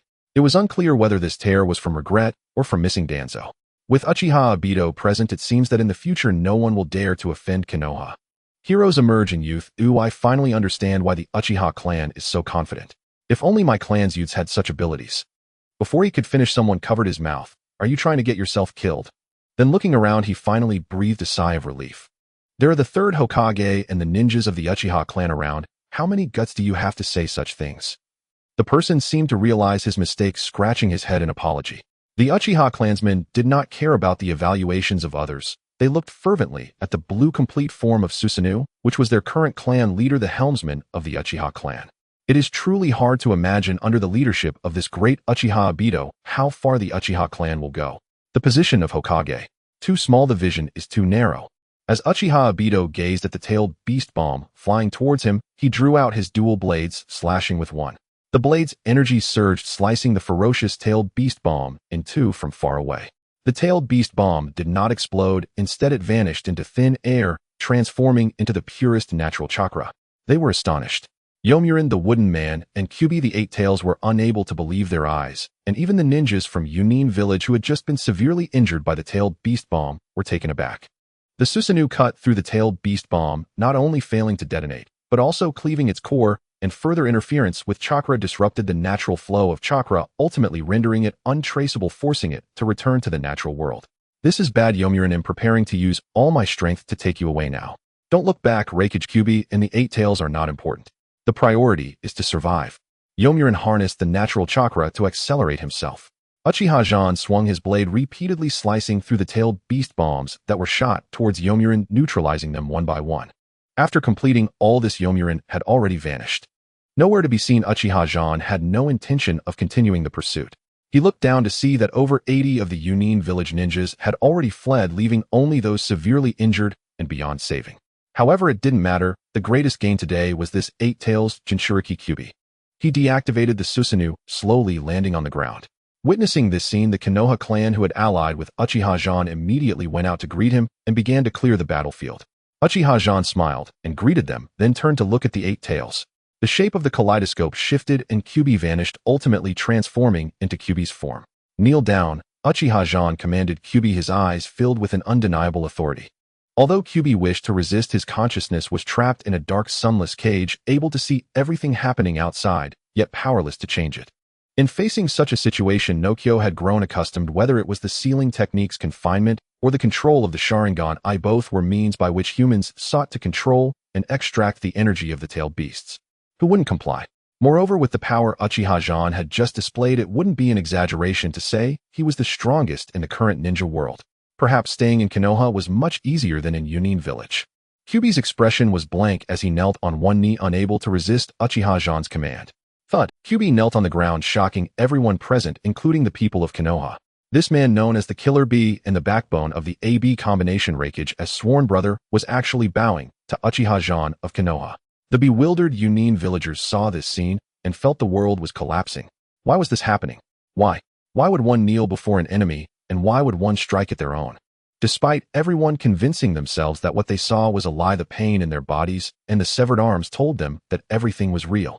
The Bai of Yunin village truly knelt down. Good. Bai, you must protect Konoha well from now on. Uchiha Zhan was in high spirits as he patted Kyuubi on the shoulder. Kyuubi nodded yes. Lord Zhan, if anyone dares to attack our Konoha, I will ensure they do not return. Good. Everyone prepared to return to the village. He looked around, feeling quite pleased, though he felt something was missing. At the foot of the mountain in the evening, Narashikaku was shaking, clutching his arms, wondering why the Hokage had not resolved the matter yet. The next day, Uchiha Zhan was still sleeping when someone knocked on the door. Knock, knock, knock. The sound annoyed Uchiha Zhan. Who was it that disturbed his peaceful slumber so early? Reluctantly, he got up and opened the door, only to find Narashikaku staring at him with a face full of grievances. Uchiha Zhan suddenly remembered, oh no, he forgot to inform Narashikaku yesterday. What a mess. Feeling guilty under Narashikaku's gaze, Uchiha Zhan was sweating profusely, forcing a smile. Lord Shikaku, what brings you here so early? Please come in, please have a seat, someone bring tea. Soon a beautiful Uchiha woman entered from outside and began to brew tea. Narashikaku respectfully knelt down without looking at Uchiha Zhan, who scratched his face, feeling a bit. He had clearly promised to pick him up, but ended up forgetting. Fortunately, after the teacups were brought out, both their cups were filled by the woman, and after taking a small sip, Narashikaku's expression improved a little. He looked at Uchiha Zhan and spoke. Zhan, may I ask when you plan to change into different clothes? When do you plan to assume office? Uchiha Zhan was taken aback, putting down his teacup. It should be about 3 days before the season changes. It should be at least 3 days, otherwise wouldn't it seem too hasty? Narashikaku smiled. The cold weather clothes are already prepared, just waiting for you to try them on. The Hokage ceremonial robe is ready and you can assume office at any time. Uchiha Zhan sighed, his gaze fixed on the tea in his cup, lost in thought. It seemed that his supporters were already eager for him to take office. After all, this was a result of their efforts in the rebellion. If he did not progress, how could everyone else? This was only natural. In that case, please inform Lord Shikaku that I will go to collect the clothes in 2 days, and tell the behind-the-scenes makers that they need to tailor clothes specifically for me from now on. Uchiha Zhan closed his eyes and drank the tea in one go.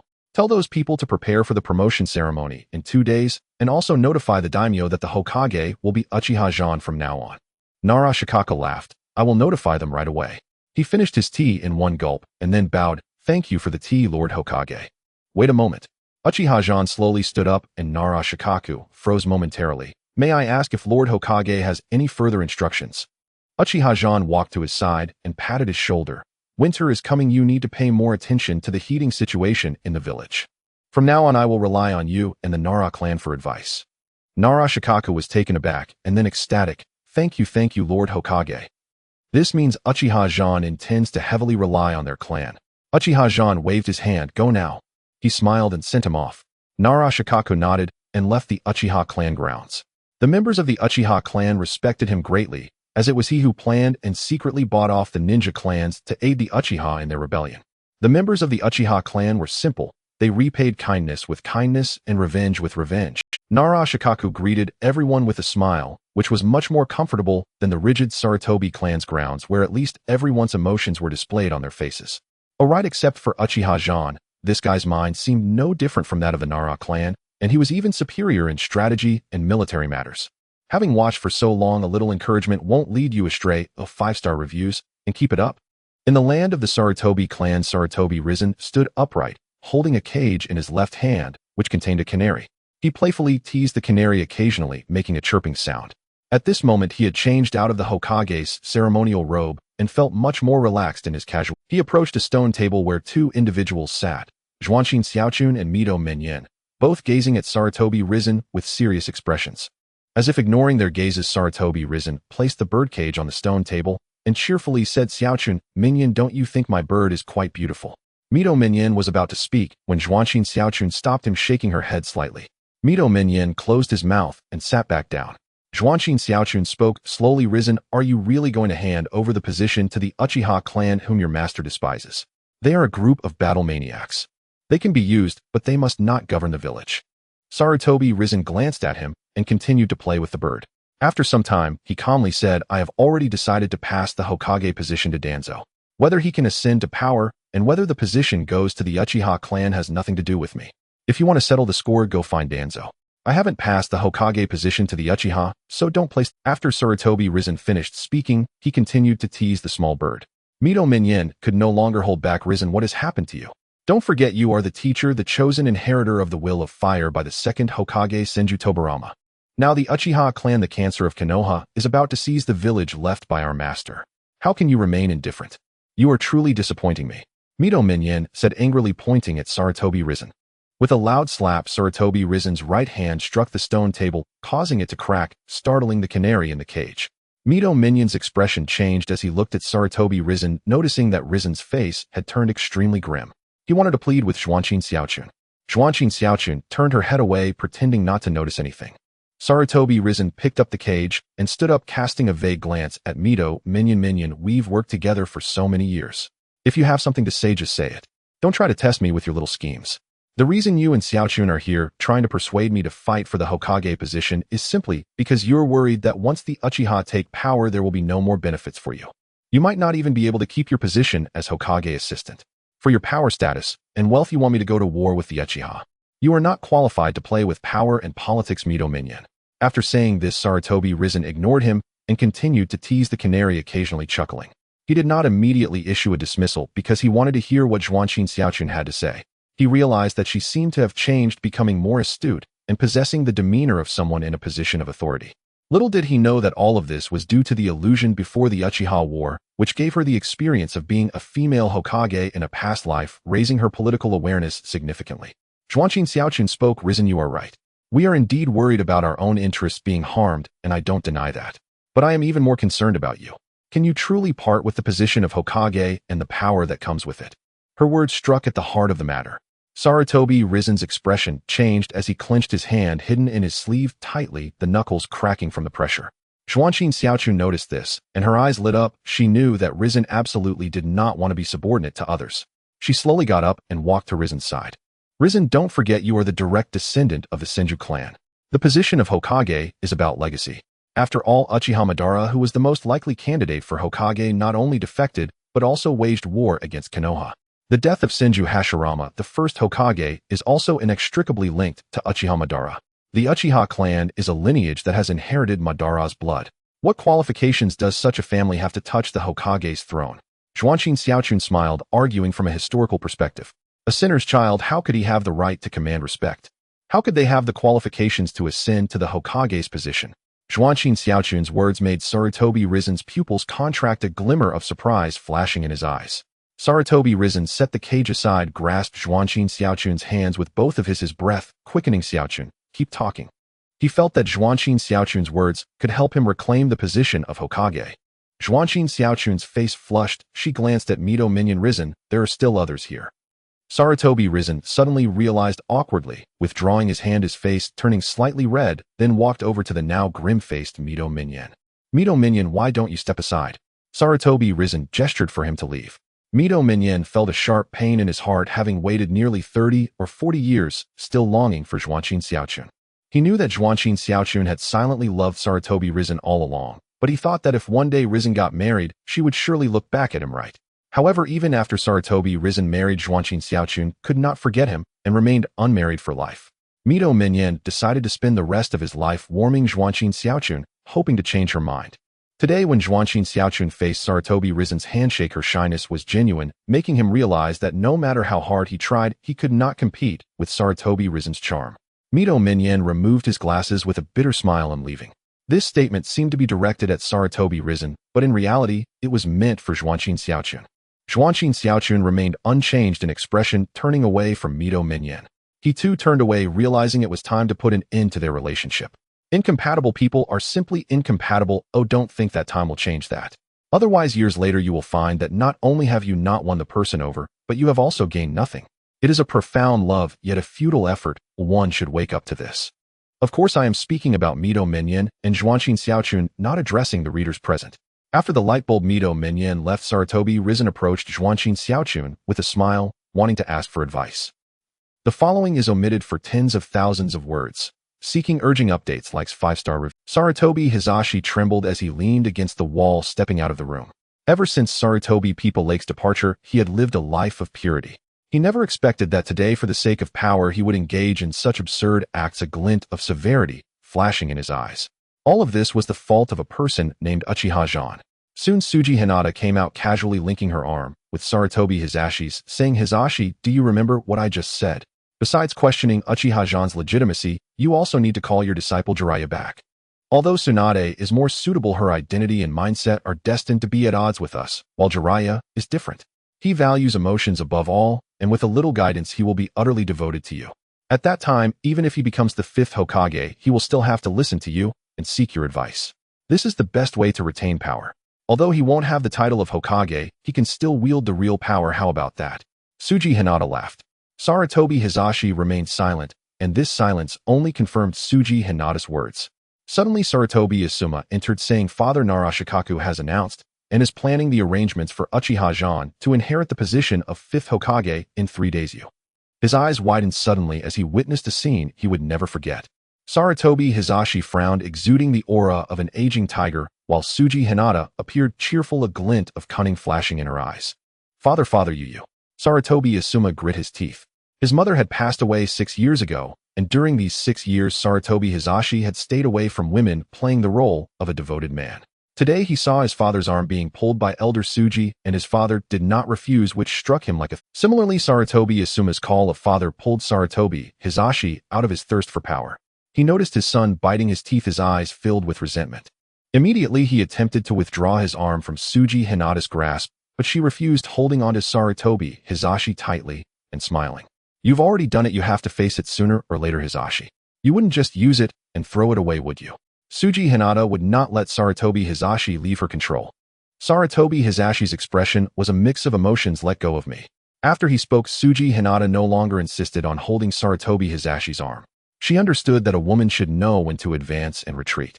She still needed to rely on Sarutobi Hisashi's prestige and connections, so she respected his words.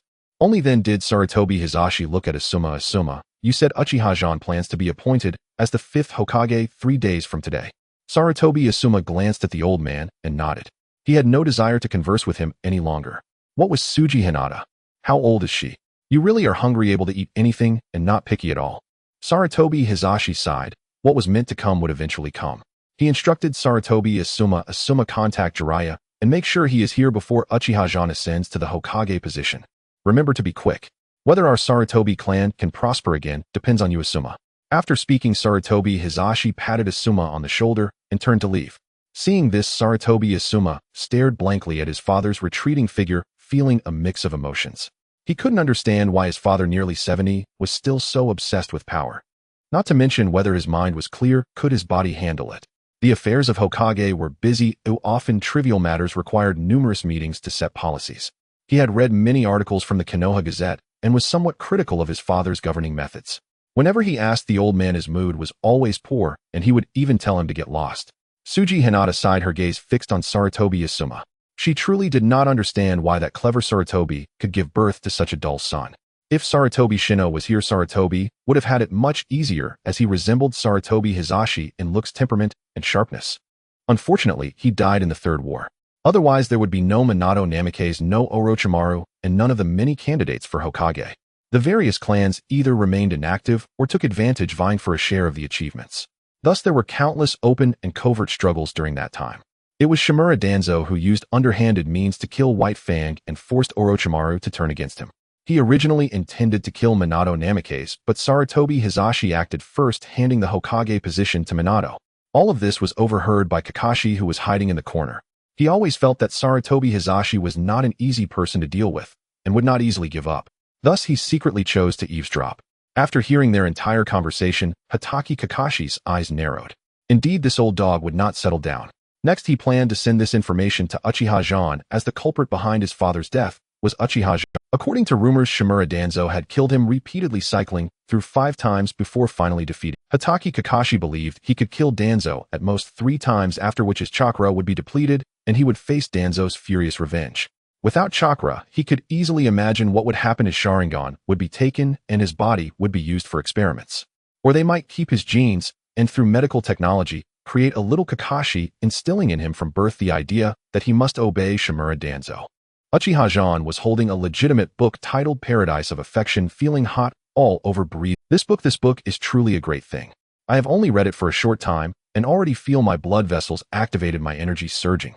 Moreover, the content is rich and fulfilling. What a pity there's no rating system. Otherwise, Uchiha Zhan would definitely give this book a 5-star review and request an update.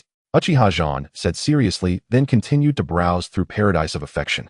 Suddenly, there was a knock at the door, startling Uchiha Zhan, who stuffed the book into his bedding and took a couple of deep breaths to calm the redness on his face. He said faintly, "Come in." Uchiha Zhan stood with his back to the door, hands clasped behind his back, looking. Hatake Kakashi trembled all over. Seeing this scene, he immediately knelt down. Former Umbu Captain Hatake Kakashi pays respects to Lord Uchiha Zhan. The night breeze carried a slight chill as Uchiha Battle sat atop the beam, with Hatake Kakashi, a wooden tray between them, holding 2 bottles of wine and 3 plates of pastries. Hatake Kakashi appeared somewhat reserved, but Uchiha Battle did not share his hesitance. He immediately grabbed a bottle of wine and began to drink. The wine was sake, not too strong, and as he downed it, he felt a refreshing smoothness.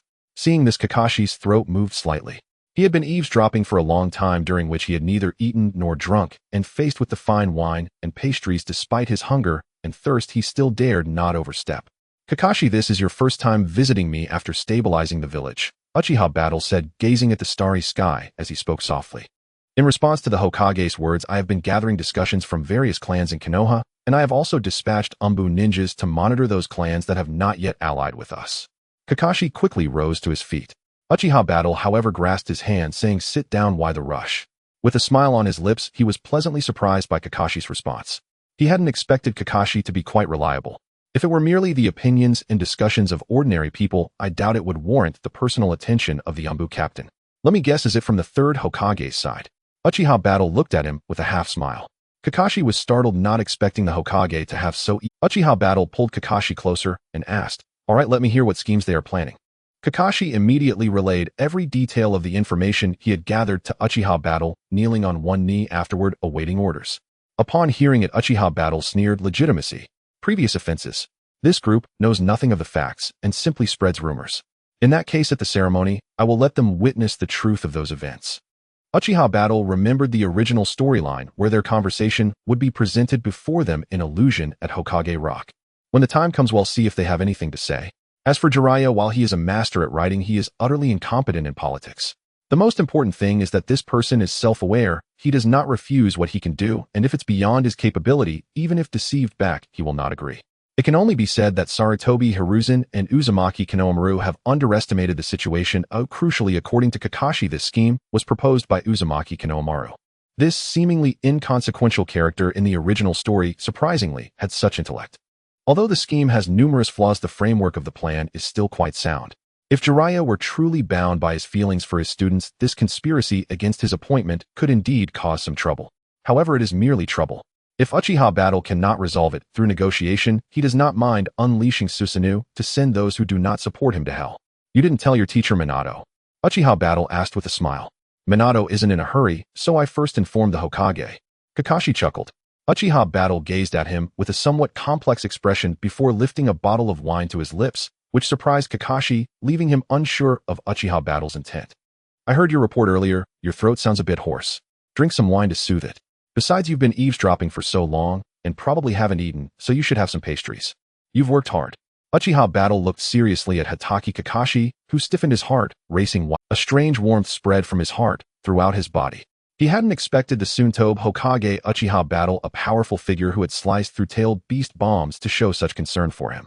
Loyalty to the Hokage. Hatake Kakashi knelt on one knee, placing his right hand over his chest and lowering his head.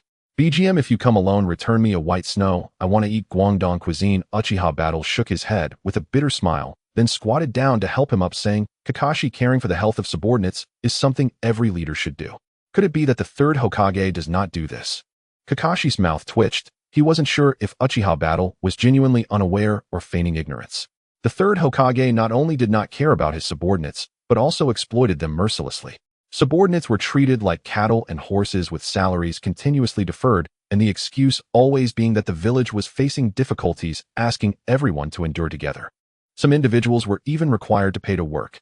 Such occurrences were rampant, but due to the former leader being Sarutobi Hiruzen, they did not dare voice their grievances.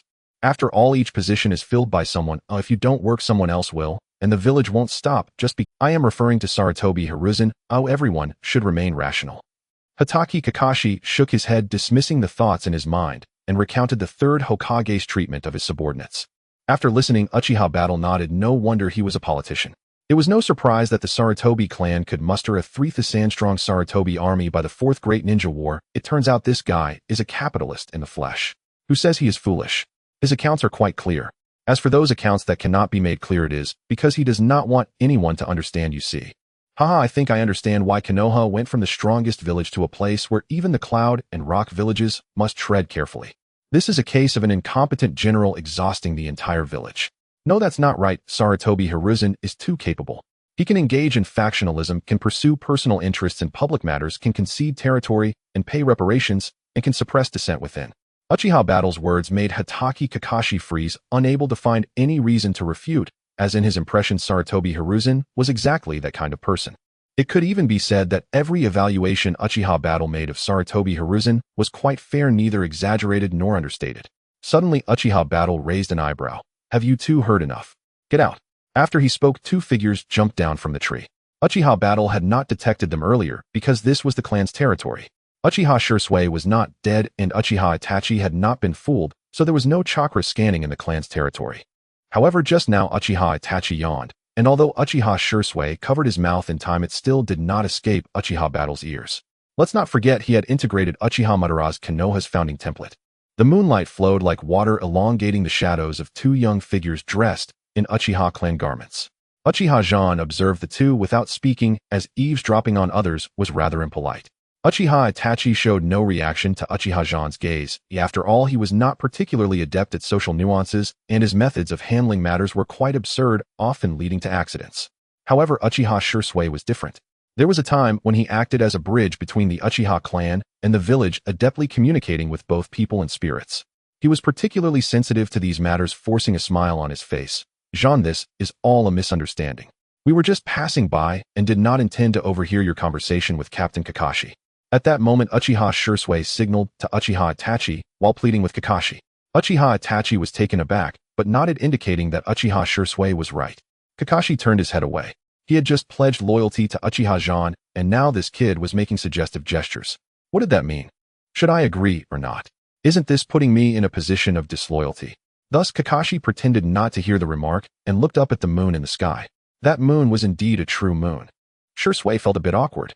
After pondering for a moment, he knelt on one knee. Lord Hokage, please forgive me. We were patrolling within the clan and were about to change locations when we saw Captain Kakashi entering your room. We thought to protect you, so please do not blame Itachi. This was all my idea. Uchiha Zhan nodded at this. I have no intention of blaming you. As members of the same clan, I do not wish for us to hide anything from each other. Moreover, after the ceremony in 3 days, Shursui, Itachi, and Kakashi, I will greatly rely on you. We are all on the same page, there is no need for concealment. Uchiha Zhan chuckled. Uchiha Shursui was deeply moved, even feeling a bit teary-eyed. If it weren't for Uchiha Zhan, he might have faced dire consequences back at the Nanga River. Adding to that the defense at the North Gate against the Eight Tails and the Rakish rogue tactics, had it not been for Uchiha Zhan's timely rescue, he would have eventually been suppressed. His Sharingan would have been ruined. Itachi looked at Uchiha Zhan and remained silent, as he still saw himself as the elder brother, yet he felt comforted by Zhan's favorable attitude toward him. Kakashi gazed at Uchiha Zhan, marveling at him. This was a true leader. Just standing there exuded an oppressive aura, and his words felt like a spring breeze, making one feel at ease, compelling loyalty. This method was leagues above that of the third Hokage, combining grace and authority. The premise was the presence of authority to dispense grace. Mere charity would only make one seem like a pushover. It's like the saying goes, a slap followed by a sweet date. As a superior, one cannot be overly merciful. Genuine feelings have never been able to withstand the test of time, while schemes win hearts. These are truths unknown to the shinobi world, but Uchiha Zhan learned them from a novel website named Yang Shitsi in another world, making it easy for him to deal with these people. The group chatted extensively, covering everything from astronomy to medicine. Uchiha Zhan spoke eloquently, giving the impression of being knowledgeable and unfathomable. Now Uchiha Shursui and Kakashi held even greater admiration for Uchiha Zhan. Uchiha Itachi said nothing, but his inquisitive gaze revealed his inner unrest. Iwagakure. On a starry night, Inoki and his party hurried towards Iwagakure, not daring to delay. Only when Inoki stepped into the village did he finally breathe a sigh of relief. What was originally a 4-day journey from Konohagakure was compressed into a day and a half.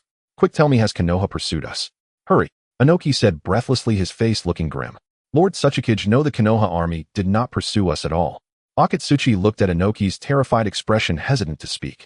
Inoki sighed in relief before fainting. Akatsuchi and Kuratsuki's faces went pale. Lord Tsuchikage, grandfather. The higher-ups of Iwagakure quickly arrived at the village entrance, and upon seeing the unconscious Inoki, also turned pale, urgently calling for medical ninjas. The medical ninja, seeing that it was Inoki who had fainted, did not dare to be negligent, quickly placing down his medical kit and starting to examine Inoki. After 10 minutes, the medical ninja sighed in relief. He looked at the high-ranking officials and Akatsuchi and Kuratsuchi and said, Lord Tsuchikage merely fainted due to anxiety, causing an imbalance in his vital energy. When the tension snapped, he fainted momentarily. Just let him rest well, and he will recover soon. Thank you, doctor. Thank you, doctor. Here is the consultation fee. As the personal guard of the third Tsuchikage, Akatsuchi was well-versed in the nuances of networking and coordination. The medical ninja repeatedly declined, but ultimately could not refuse and accepted the fee. Kuratsuchi also sighed in relief, as she truly did not know what to do if her beloved grandfather were to leave her. In the end, Akatsuchi carried the third Tsuchikage back to his home, gently laying him on the bed. Kuratsuchi poured a cup of hot water for Akatsuchi, who smiled and said, Thank you, miss. Kuratsuchi shook her head. You are grandfather's guard, and I am grandfather's granddaughter. We are all family. Why talk about thanks? Kuratsuchi sat on a chair crossing her snow-white long legs gazing at her sleeping grandfather, her thoughts drifting far away. Deidara, where are you? Do you know that grandfather fainted? Did you miss me? Are you eating well out there? Akatsuki. Deidara was kneading some spider clay when suddenly his chakra became uncontrollable, resulting in the spider clay exploding. Boom. The loud noise echoed throughout the entire base. Nagato opened his eyes and glanced at Konan. Could it be that little Deidara is causing trouble again? Konan patted her head. Nagato, you rest first, I'll go take a look. Wait a moment, Nagato said before closing his eyes, and soon the Deva path appeared in the hall. Let the pain Deva accompany you, otherwise I won't feel secure. Nagato said, a smile appearing at the corner. Konan looked at Nagato, and then at the Deva path, her expression softening. All right, Nagato, if you're tired, then rest a bit. Don't overexert your chakra, although your health is relatively good now. But excessive use of chakra will shorten your lifespan and rob you of your health. Konan's voice was gentle yet earnest. Nagato fell silent, then smiled slightly. All right, go quickly. Although little Deidara is unreliable, there's no denying that his strength ranks within the top 4 in the organization. Don't let him get hurt. He's a key player in our future plans. Nagato urged as he encouraged Konan. Konan looked at Nagato with concern. As long as she was here, she could keep an eye on him. Once she left, she worried whether he would misuse his chakra. In the end, it was only after Nagato's earnest persuasion that Konan finally left. After she departed, the door was shut by the pain Azura, and Nagato's pupils contracted, violently coughing. Cough, cough, cough, fute. A mouthful of blood was coughed up by Nagato, dripping onto the ground. Soon after, the pain-hungry ghost cleaned up the floor and destroyed the paper. Nagato took a deep breath, looking in the direction Konan had left. Konan, wait for me. Once I make this world feel pain, they will not dare to hastily declare war. At that time, true peace can be achieved. Xiao Nan and Tiandao walked towards the organization hall, where they saw Deidara standing there covered in soot, absent-mindedly staring at his hands, frowning. Xiao Di, what are you doing? Xiao Nan scolded, glancing at the large pit blown into the floor of the hall, her heart bleeding at the thought of the cost. Deidara shook his head. I don't know why, but this time the explosive clay was uncontrollable. It's the first time in my life this has happened. Is that so? Scorpion glanced at Deidara. Although he did not approve of Deidara's pursuit of art, he was the only one who shared the same passion. At this moment, Deidara, claiming that he had trouble controlling the explosive clay, was serious. Xiao Nan hurriedly placed a hand on Deidara's arm, frowning. But your body seems fine. How could this happen? Deidara shook his head, feeling an emptiness inside him. He lowered his head, feeling quite down. Tiandao, witnessing this scene, slowly spoke. Are you homesick? Deidara was taken aback, but quickly shook his head. There's nothing in a Wagakure that I miss. If there's anyone, it's just the old man and that little girl Kuratsuchi. But there was no turning back once I chose to defect. Deidara sighed. If it weren't for the old man pushing him too hard to learn Doton, he might still be in a Wagakure as a Jonin now. Tiandao remained silent, walking up to Deidara and patting his shoulder. Once we achieve our common goal in the future, there will be opportunities to see them again. Deidara nodded, then walked out of the organization hall to his dedicated training ground to study explosive ninjutsu. Tiandao suddenly turned to Scorpion. I heard you caused quite a stir on your recent trip. Scorpion nodded, lowering his head to continue repairing his puppet. The last time he had nearly destroyed 1/5 of the 100 machine manipulation to save Chio. During this time, he had to rush to repair the damaged puppets. Tiandao shook his head and walked into the organization, choosing to call Kakuzu for the damaged floor. Kakuzu, upon learning the details, turned pale, his beady eyes visibly trembling. Leader, let me clarify, it's not that I can't bear to spend the money, I just think it's not worth spending so much on the floor.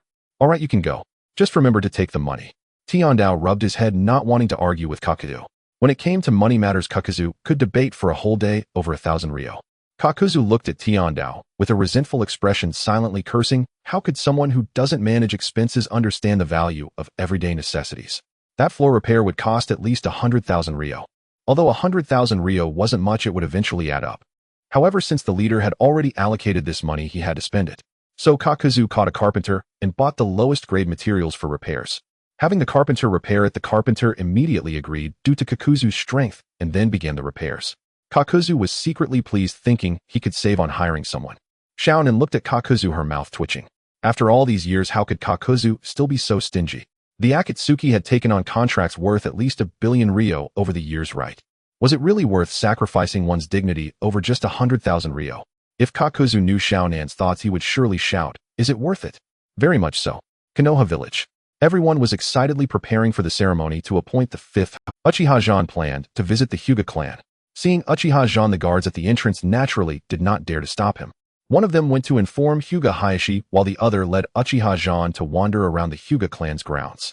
Suddenly, they heard the sounds of fighting. Uchiha Zhan became interested and followed the sound where he saw Hinata and Niji sparring. While fighting, Niji also instructed, "Keep your steps steady, throw your punches accurately, soft in the punches and strong in the palms." Although Gentle Fist is named for its softness, it cannot lack firmness. One must understand the balance of soft and hard. If it were the original Niji, he might not have shared his understanding of Gentle Fist with Hinata, but things were different now. Having broken free from his cage, he had gained freedom.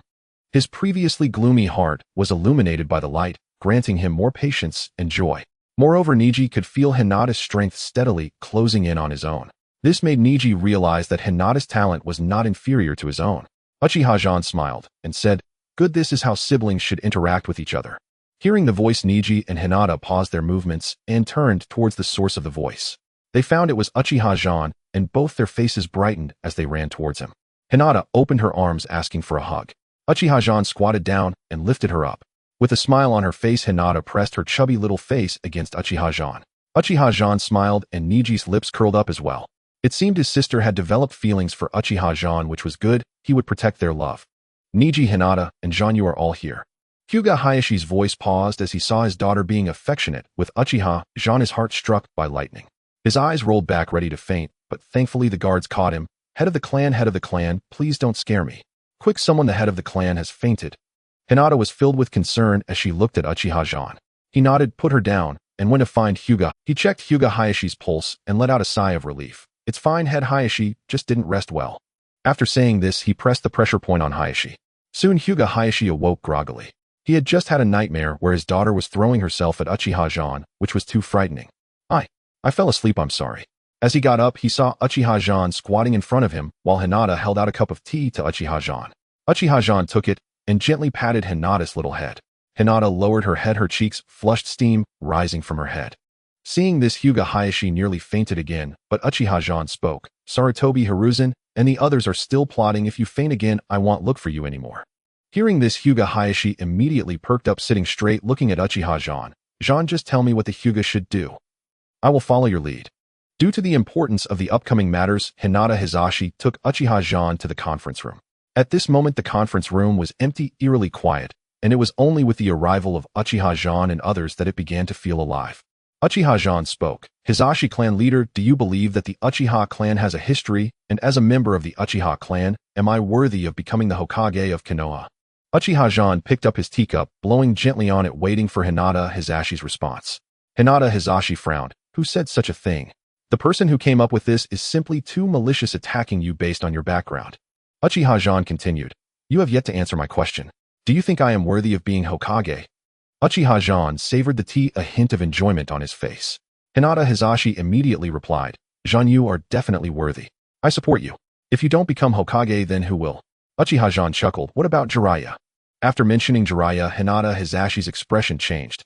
"Are you saying that the third Hokage wants Jiraiya to inherit the position of fifth Hokage?" Uchiha Zhan nodded. "To put it simply, Jiraiya is no different from Minato. If I were Sarutobi Hiruzen, I would also choose to have Jiraiya inherit the Hokage title.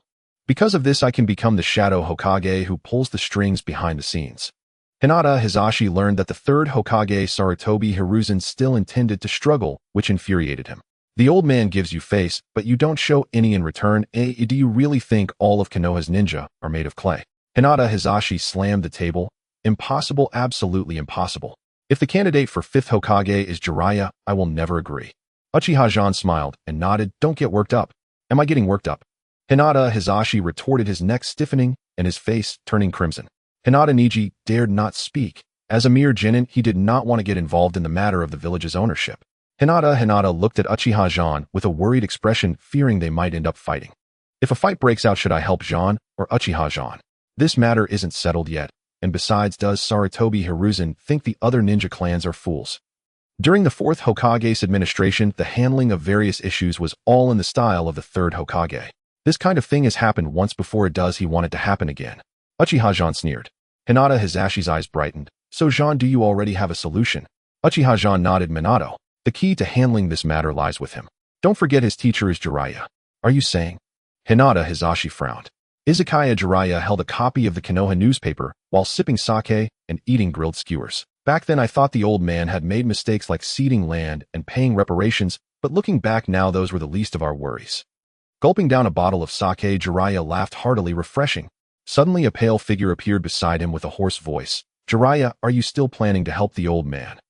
Upon hearing this familiar voice, Jiraiya's pupils constricted as he turned to see Orochimaru raising a cup towards him. Jiraiya's eyes turned red. Orochimaru, why don't you come back? Don't you know I've been looking for you? He drank another jug of alcohol and let out a belch. Orochimaru sighed. Do you think a village like that has any reason to exist? When the Hokage turns against his own people wanting to conduct experiments and secretly capture people. Even after the experiments are completed, he wants to kill them to silence them. I'm utterly disappointed in such a Konoha, but recently an interesting little guy has appeared. Orochimaru picked up the newspaper and glanced at the editor's name, Uchiha Zhan. The paper recorded not only Sarutobi Hiruzen's actions over the years, but also featured photos of Uchiha Zhan severely injuring Chiyo, capturing the 8 tails Jinchuriki, and slicing through tailed beast bombs. Orochimaru, are you saying you were schemed against by the old man and had to leave the village? Jiraiya's pupils constricted. He hadn't expected it to be like this. Well, with your brain, being able to think of this is already pretty good. However, it wasn't the old man. He merely allowed Danzo to take action. Because what Sarutobi Hiruzen needs is a compliant puppet, not a strong-willed 4th Hokage. He initially chose you. But because you rarely returned to the village, he had to settle for less, and chose your disciple Minato. Orochimaru took a sip of alcohol, closing his eyes to savor the taste. No wonder this izakaya's drinks are much better than those at the base he established outside. Jiraiya's mind was a bit chaotic. He didn't expect the old man to be so calculating with so many schemes in his heart. Orochimaru patted Jiraiya on the shoulder, seeing his bewildered expression. How about we make a bet? Bet on what? Jiraiya was taken aback and his thoughts returned to their childhood when they often made bets, but Orochimaru always won, which hurt Jiraiya's feelings. This time, Orochimaru proposed the wager right here, making him feel as if he had returned to the past. Let's bet that today Sarutobi Hiruzen will send someone to find you and ask you to return to take over as 5th Hokage. If they don't find you, he'll return to the village with you to face judgment. How about it? Orochimaru's lips curved upwards. All right, I agree. Before Jiraiya could finish, Orochimaru placed a slender finger on his lips. Stop. If they do find you, you must promise me to go back and put on an act with him. Jiraiya was taken aback, but thinking of Orochimaru returning to Konoha, he knew he had to seize the opportunity. Orochimaru chuckled. Someone's coming, I should leave now. With that, Orochimaru transformed into a small snake that coiled around Jiraiya's wrist. Jiraiya was surprised, glancing at his wrist, but said nothing. Suddenly, a domineering voice sounded at the entrance of the izakaya. Konoha village is on a mission. Oh, all irrelevant persons, please leave immediately. As soon as the patrons of the izakaya heard it was Konoha, the strongest in the ninja world, they immediately ran out. Are you kidding? They feared that if they delayed, they would be killed. In this era, the status of ninjas is quite high, while that of commoners is almost akin to livestock, subject to indiscriminate slaughter. The izakaya owner immediately cried out, "You haven't paid yet. Don't run. God, are the people of Konoha this domineering?" The ninja frowned, preparing to kill the noisy izakaya owner. In the end, Jiraiya flashed in front of the owner and struck the ninja with a palm. With a bang, the Konoha ninja was sent flying. Sorry guys, the author was at 383 yesterday and 385 today, so the update is a bit late. Please give a 5-star review. Ouch, it hurts. Who the hell are you? How dare you attack us, the Leaf Ninjas? Don't you want to live anymore? The Leaf Ninja, who had been sent flying, said with a pained expression. My name is Jiraiya. Do you have a problem with that? Jiraiya snorted, clearly irritated by such frivolous. Jiraiya, you are Lord Jiraiya. The ninja quickly scrambled to his feet, a look of delight on his face as he knelt before him. Don't try to curry favor with me. Tell me, why are you acting so arrogantly? Do you not realize that this could tarnish the reputation of the Leaf? Jiraiya's eyes were filled with fury. Please forgive me, Lord Jiraiya. I had my reasons. The Leaf Ninja's face was filled with bitterness. First compensate the owner of the tavern, then explain to me the reason. Jiraiya's words were non-negotiable as he coldly gazed at the Leaf Ninja. The ninja, unable to withstand the pressure, hurriedly paid for all the dishes at the table and compensated for the damaged items. The owner wanted to kneel before Jiraiya, but Jiraiya waved his hand, saying this is what he should compensate for. If he dares to cause trouble again, go contact me here, and he'll peel his skin off. Jiraiya glanced at the Leaf Ninja, who trembled all over, and quickly said he wouldn't dare. Jiraiya then let him go, dragging the Leaf Ninja towards the backyard. Once they reached a deserted area, Jiraiya released his grip and threw him onto the ground. You bastard, if you don't speak up, I'll personally escort you to prison. Hearing this, the Leaf Ninja's legs went weak, and he fell to the ground, hurriedly bowing his head. Lord Jiraiya, we didn't mean to. We heard that the Leaf spies learned you were on this street. Lord Third sent us to set off immediately, using any means necessary to bring you back. So I resorted to some extreme measures. The leaf ninja looked pitiful. Are you saying this was ordered by the old man? Jiraiya narrowed his eyes, releasing a murderous aura. The leaf ninja seemed to realize something. It appeared he had sold out the Hokage. Thus he gritted his teeth and emphasized again, this was my doing and has nothing to do with Lord Third. I ask of you, Lord Jiraiya, to return to the village. Once back, I am willing to accept any punishment. Jiraiya chuckled coldly, preparing to refuse, but then he felt a sharp pain in his wrist, a reminder from Orochimaru to agree for now. Jiraiya's expression changed as he rubbed the little snake on his wrist, which finally stopped biting him. Since that's the case, I do want to see the old man. Why has he become so desperate now? To search for someone, even driving out civilians and beating them. After saying this, he stepped out of the tavern only to find himself surrounded by the Umbu ninjas under Sarutobi Hiruzen. A crowd of curious citizens watched this scene, wondering who had such a grand display. Upon seeing Jiraiya, the Umbu ninjas immediately knelt and shouted in unison, "Please return to the village, Lord Jiraiya. Please return to the village, Lord Jiraiya. Please return to the village, Lord Jiraiya." The deafening voices made Jiraiya's expression darken. Everyone get up. After he said this, the Umbu didn't respond, still kneeling. They looked at Jiraiya as if to say they wouldn't get up until he agreed to return to the village. Unable to endure the strange gazes from the crowd, Jiraiya finally relented. Lead the way. Upon this command, the Umbu ninjas swiftly stood up, splitting into two groups, one leading the way, the other following closely behind Jiraiya. Rather than escorting Jiraiya back to the village, it felt more like escorting a prisoner. Jiraiya was infuriated while Orochimaru urged him to endure. Upon arriving at the Leaf Village, the gate guard saw Jiraiya and immediately parted ways, recognizing him as the direct disciple of the third Hokage, a figure of great accomplishments during the second and third Great Ninja Wars. Jiraiya waved his hand. After entering the village, the Umbu ninja spoke, "Please, Lord Jiraiya, come with us to the Sarutobi clan to meet the Hokage." Sarutobi clan. Isn't the old man in the Hokage office? Jiraiya was already aware of Sarutobi Hiruzen's actions. His question was merely to give the Umbu a piece of his mind. The Umbu ninja's face turned pale, unsure how to explain for a moment. Finally, they simply repeated their earlier statement, "Please, Lord Jiraiya, come with us to the Sarutobi clan to meet the Hokage." Jiraiya lost interest, immediately waving his hand. "Tell the old man to wait. I've been on the road and haven't bathed yet. They'll go after I wash up." The Umbu intended to speak again, but Jiraiya's gaze had turned fierce, causing them to quickly shut their mouths. "Yes, Lord Jiraiya, we will report to the third Hokage right away." After that, the Umbu ninjas dispersed in a hurry while Jiraiya headed home, as he still had Orochimaru. There were some matters he needed to clarify, otherwise it would be uncomfortable. Once home, Jiraiya closed the door and set up a sealing technique to prevent anyone from eavesdropping on his privacy. After finishing all the preparations, Jiraiya spoke, "All right, the sealing array is set. If you have anything to say..." Hearing this, Orochimaru indeed dispelled his transformation technique, and without any courtesy sat on Jiraiya's sofa, smiling as he looked at him. Jiraiya twitched at the corner of his mouth. "If you need me to cooperate in some act, just say so. No need to put on such a posture. You know I don't like negotiations." Jiraiya stood on the ground, looking at Orochimaru, who didn't waste time. "You will cooperate with Sarutobi Hiruzen to become the fifth Hokage's successor." "Huh? Are you serious? You want me to work with the old man to become the fifth Hokage?" Jiraiya frowned and immediately replied, "You know, I know you value your freedom and dislike politics, but I said you only need to cooperate. Everything else is up to me." Orochimaru's eyes gleamed as he licked his lips, carrying a hint of murderous intent. "During this time, I will continue to disguise myself as a bracelet hiding on you." After saying this, Orochimaru closed his eyes. However, this time Jiraiya seemed to understand. He trembled his lips, saying, "Orochimaru, you want to assassinate the old man? Are you crazy? He's our teacher. The current leaf has already rotted to the core, and the culprit behind all this is Sarutobi Hiruzen. Jiraiya, you and I both come from commoner backgrounds, so we know how hard it is for regular folks. But since the old man has been in power, the things he has done have only weakened the leaf further. If he is not removed, I cannot find peace. Once the leaf is destroyed, have you considered how commoners like you and I will survive? Have you forgotten about those 3 children from the Rain Country who came from commoner backgrounds?" Orochimaru looked at Jiraiya with reddened eyes. Jiraiya heard Orochimaru's furious roar of voice that came from deep within. He clenched his fists tightly. When he looked up at Orochimaru again, his eyes were already bloodshot. It seemed he had been greatly stimulated, and he sat down, grasping his snow-white hair with both hands. The concepts of morality and the village continuously battled within his heart. "Jiraiya, as long as you let me kill the old man, I will accept everything that follows, including the trial, and even sacrificing my life in return." I will have absolutely no complaints simply because I want to protect our village. Orochimaru was about to kneel. Jiraiya hurriedly supported him, recalling the bits and pieces from the past. He took a deep breath and said, I understand. This time I will help you. Jiraiya felt his entire body weaken, wanting to sleep.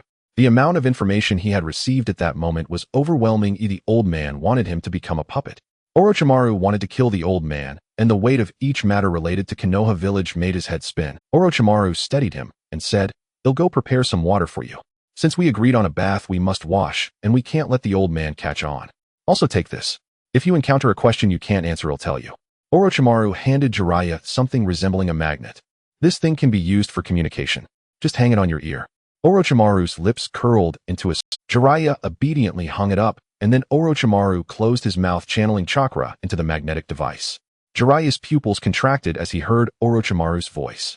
Orochimaru smiled slightly, saying, this device is just something I recently developed. It will work for us, at least for now. Jiraiya nodded, and finally he began to rest while Snake Ant, oh no, Snake Uncle, was in charge of heating the water. At the Sarutobi clan's dwelling, Sarutobi Hiruzen sat in the main seat, with the young woman Tsunade seated beside him. Sarutobi Hiruzen knew that with Jiraiya's character, once he returned to the village, he would immediately come to see him. After all, he was his most filial disciple. Suddenly, several figures appeared outside the door, kneeling on the ground. Sarutobi Hiruzen enjoyed this, feeling leisurely, standing up from his seat and walking toward them, with Tsunade closely following. As he approached, Sarutobi Hiruzen's expression darkened. Isn't it a message? Didn't Jiraiya promise to return to the village? Where is he? Returning to Hokagesima, Jiraiya said he would wash up first after the long journey before coming back. An Umbu ninja responded. Sarutobi Hiruzen was taken aback. When did his beloved disciple start paying attention to hygiene? Well, since that's the case, he would just wait a little longer. Sarutobi Hiruzen nodded, then dismissed them, and began to ponder what he should say to Jiraiya when he arrived. How could he get him to cooperate and become the fifth Hokage? At the Hyuga clan's dwelling, Uchiha Itachi was deeply engaged in discussions with Hyuga Hinata about how to counter Sarutobi Hiruzen's schemes. Suddenly, someone knocked on the conference room door. Uchiha's voice abruptly stopped, and Hyuga Hinata couldn't help but frown. Who the hell is this? So rude. Hyuga Hinata gave Hyuga Neji a glance.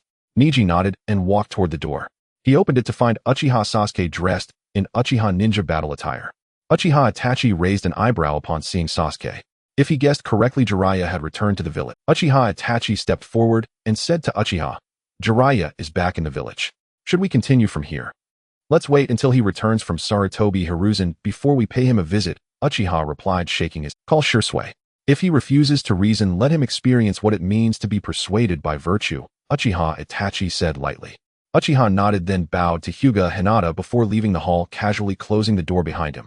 Hyuga Hinata swallowed hard. Is your brother always like this? Uchiha nodded. In his eyes there are only missions and his brother. I'm talking about Sasuke, of course. Hyuga Hinata nodded, understanding that Uchiha didn't want to continue discussing this topic, so he must also observe etiquette and not press further. By the way, Itachi, what do you mean by persuading by virtue? Isn't reasoning just persuading by virtue? Hyuga Hinata asked in confusion. Uchiha laughed. I named my Susanoo virtue. If he doesn't recognize the situation, using Susanoo against him would be the essence of persuading by virtue. This smile and tone made Hyuga Hinata feel a chill inside. Fortunately, he and Uchiha were on the same side, or he wouldn't even understand how he died. What the hell does it mean to persuade by virtue? So this is how it's used. Hyuga Hinata forced a smile on his face and poured a glass of wine for Uchiha. Cough cough, Itachi, let's drink. We should take it easy, after all Jiraiya still holds a high reputation in the village. Uchiha drank the wine in one gulp and sighed. Don't I know? He is a hero, a great man. But now that we've come this far, do you think we can retreat? If we retreat, what will those clans who rebelled against us and killed Shimura Danzo say? If we back down, can the Uchiha clan remain safe and sound? Because we have 3 pairs of Mangekyo Sharingan. What about the Hyuga Nara Yamanaka and Akimichi clans? Uchiha slowly spoke. Hyuga Hinata shuddered and poured another glass of wine for Uchiha. He then nodded. In that case, if he doesn't cooperate, we can only invite him to the Pure Land. Next year, I will have the entire clan bring flowers and paper money to honor him. Hyuga Hinata felt he had been too merciful. Starting today, he would change. Uchiha looked at him and nodded. I'm a bit hungry. I've heard that the chefs of your Hyuga clan are top-notch. The right way to cook can keep the fish and meat at their most tender state. I wonder if there's a chance to taste it today. Hyuga Hinata immediately beamed and nodded. Of course we have that. So he had Hinata inform the chef to prepare fresh fish immediately. Hinata knew this was what Uchiha wanted, so she opened the door and dashed off. To Hinata, this was just Uchiha's desire for fish.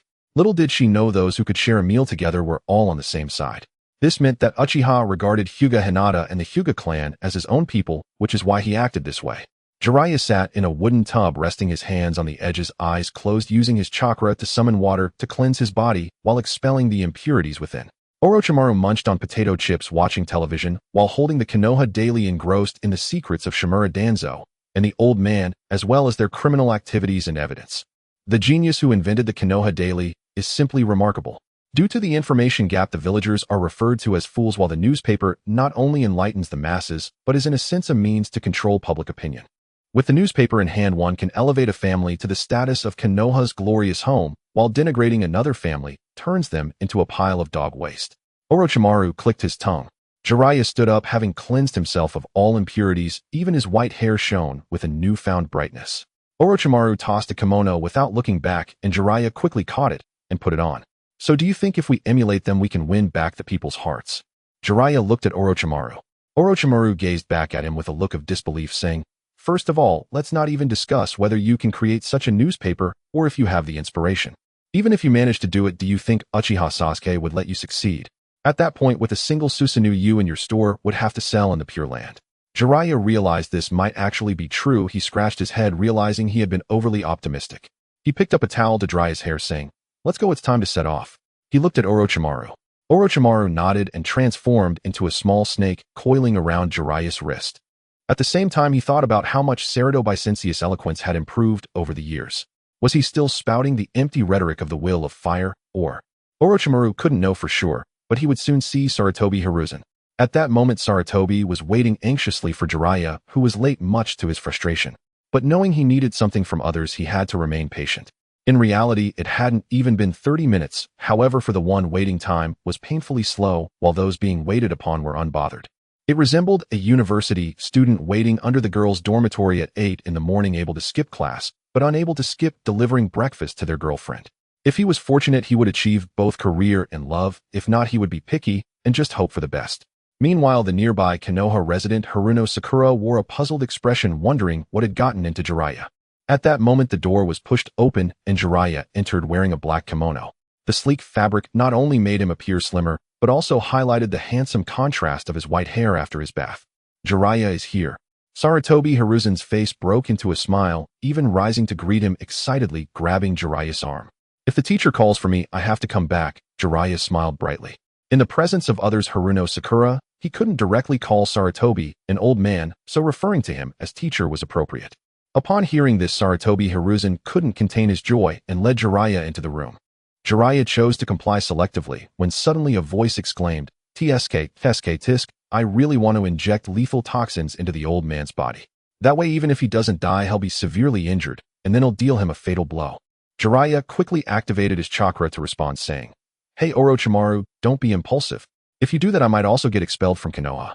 If I weren't concerned about that, I would have acted long ago." Orochimaru had already prepared a way out for Jiraiya. Jiraiya let out a sigh of relief when suddenly someone came in to report.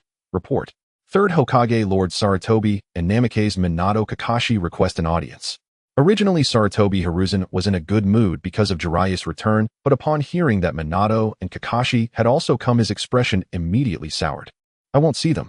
Just tell them the old man is not home." Sarutobi Hiruzen had just issued the order to dismiss guests when he heard, "Hand over the kidney." A figure appeared in the center of everyone with a spinning Rasengan in hand. "I say, Third Hokage, aren't you home? Why are you deceiving me?"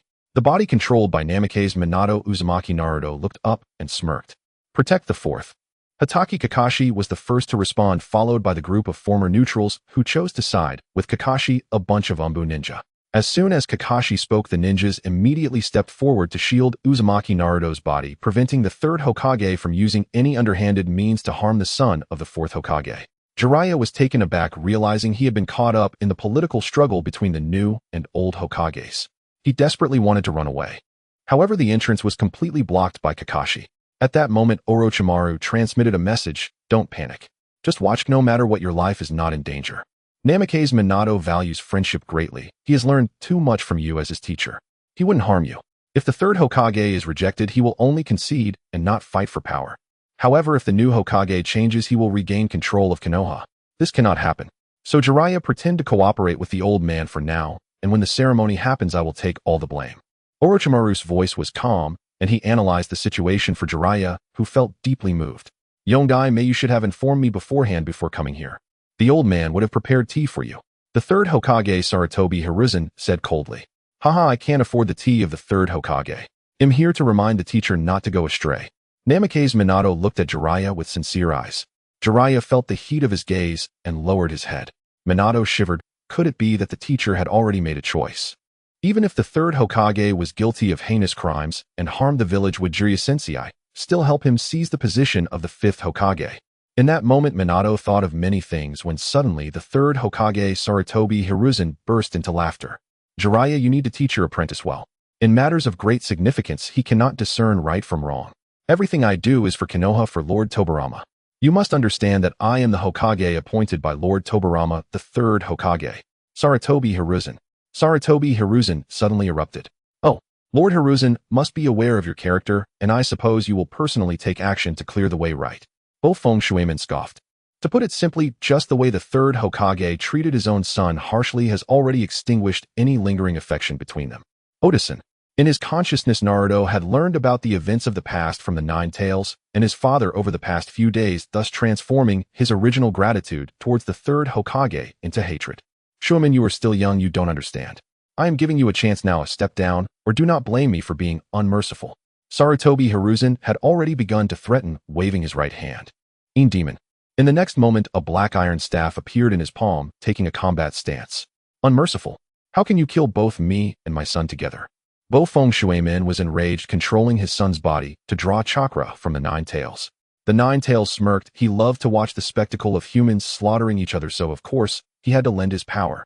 In the next moment, Naruto's body transformed into gold with the natural chakra belonging to the Nine Tails surging forth. A sword of love appeared in Bofeng Shueman's hand, which he immediately grasped and held protectively against his chest. Jiraiya, witnessing this scene, could not help but recall how Watergate had fought against him in the same posture in the past, and he believed that Watergate's soul truly resided within Naruto. He a disciple attacking the master. It is indeed fitting for us, the heirs of the Hokage lineage. The act of killing the master has become a tradition. However, Hiruzen Sarutobi truly deserves to die. Orochimaru licked his lips, transmitting sound. Arrogant. The third Hokage threw out his iron staff, which transformed into a cage at the moment it was about to strike Bofeng Shueman, enclosing him within. Immediately after, Hiruzen Sarutobi quickly formed hand seals, fire-style fire dragon flame bullet. A fireball shaped like a dragon's head shot out from Hiruzen's mouth, directly heading towards the cage, imprisoning Bofeng Shueman. Jiraiya's pupils contracted. A cage combined with fire. The old man was clearly aiming to take a life. He had to stop him. However, just as Jiraiya was about to intervene, a kunai flew out of the cage, and in an instant Naruto appeared outside the cage, while throwing two kunai. One flew towards Hiruzen Sarutobi, while the other went towards above Hiruzen. Hiruzen squinted. Oh, was this the Flying Thunder God technique? Although Hiruzen had not mastered the Flying Thunder God technique, he was somewhat knowledgeable about sealing techniques, so he placed his right hand behind him, channeling chakra to prepare for wind-style gale palm. At the next moment, Naruto indeed appeared, and Hiruzen's eyes hardened. His right hand glowed, white, trembling with air currents as he struck towards Naruto. Naruto smirked, his figure disappearing to appear above Hiruzen. This technique is called Flying Thunder God Second Stage, which I comprehended during the Nine Tails turmoil. Prepare to die, Hiruzen. Huh. Naruto quickly condensed a Rasengan in his hand. This Rasengan was infused with the Nine Tails chakra, its color not blue, but blood red. Crimson Rasengan. It smashed towards Hiruzen's neck. Seeing the critical situation, Jiraiya swiftly dodged and then spread his white hair to wrap around Hiruzen. Naruto's pupils shrank. He clearly did not expect Jiraiya to help Hiruzen. The strike of the Crimson Rasengan did not cause significant harm to Jiraiya. I'm sorry, Shueman. Even if you hate Hiruzen, I cannot allow you to kill him in Konoha. Don't forget you are a ninja of Konoha, and he is the third Hokage of Konoha. Jiraiya closed his eyes, retracting his hair with a sigh. Naruto landed, initially confused, then bitterly smiled. So that's how it is? Teacher Jiraiya, this will be my last time calling you teacher. After saying this, he walked towards the door in a daze. His time was running out, and he had to remove the third Hokage to ensure Naruto could grow strong in the future. At this point, he could only seek one-person Uchiha battle. As a parent, one does not hope for their children to achieve great heights, but only wishes for them to be healthy. Now, the actions of the third Hokage made Bofeng Shueman realize that as long as he remained alive and in power, Naruto would not be safe. So today he intended to persuade Jiraiya not to get involved, but who would have thought that Jiraiya would take old feelings into account? Thus, he only had one path left to kill Hiruzen. However, teacher Jiraiya had just used the ninja art needle of the earth, which was used to withstand his Rasengan, causing him to lose the best opportunity to kill Hiruzen. In other words, he could no longer kill Hiruzen. Everyone follow me. Naruto spoke, then turned to glance coldly at Hiruzen, who smirked. Jiraiya watched Bofeng Shuemin leave, wondering what he was thinking. At that moment, Hiruzen spoke up. Jiraiya, you did well. You are indeed my most proud disciple. Upon hearing this, Jiraiya came back to his senses, his most proud disciple. He remembered that Hiruzen had said these two sentences before, first to Orochimaru, then to Tsunade. He was the one at the very end. If it were not for receiving the inheritance of Myaboka Mountain, he would probably still be an insignificant nobody. Now that two of the legendary Sannin had already left, he had become the most proud disciple, which was simply laughable. However, it was best not to show all of this. Afterward, Jiraiya and Hiruzen discussed for quite a while, ultimately revolving around one goal, to have Jiraiya ascend to the position of the 5th Hokage. Jiraiya declined, saying he wouldn't be able to manage the village at all. Upon hearing this, the 3rd Hokage Hiruzen's eyes lit up. If there are things you don't know, you can come to ask me. I will certainly share everything I know. In the end, after an inexplicable conversation, Jiraiya agreed, which delighted Hiruzen, who personally poured wine for his disciple. Tsunade also cheerfully raised a toast from the side, while Jiraiya played along with their performance. Once the music ended and the guests departed, he walked towards his home. Upon returning to the living room, Jiraiya felt a wave of heat and darkness, so he turned on the lights and returned to his bedroom, changing into a casual outfit. When he came out of the bedroom, he was stunned, and the smell of alcohol dissipated instantly by half. He was unsure when 3 young boys had appeared in his living room. One was sitting in the front, one was guarding the door, and the other was at his side. 3 pairs of Sharingan gazed at him as he opened the bedroom door. Hello, Jiraiya-senpai, let me introduce myself. My name is Uchiha Battle.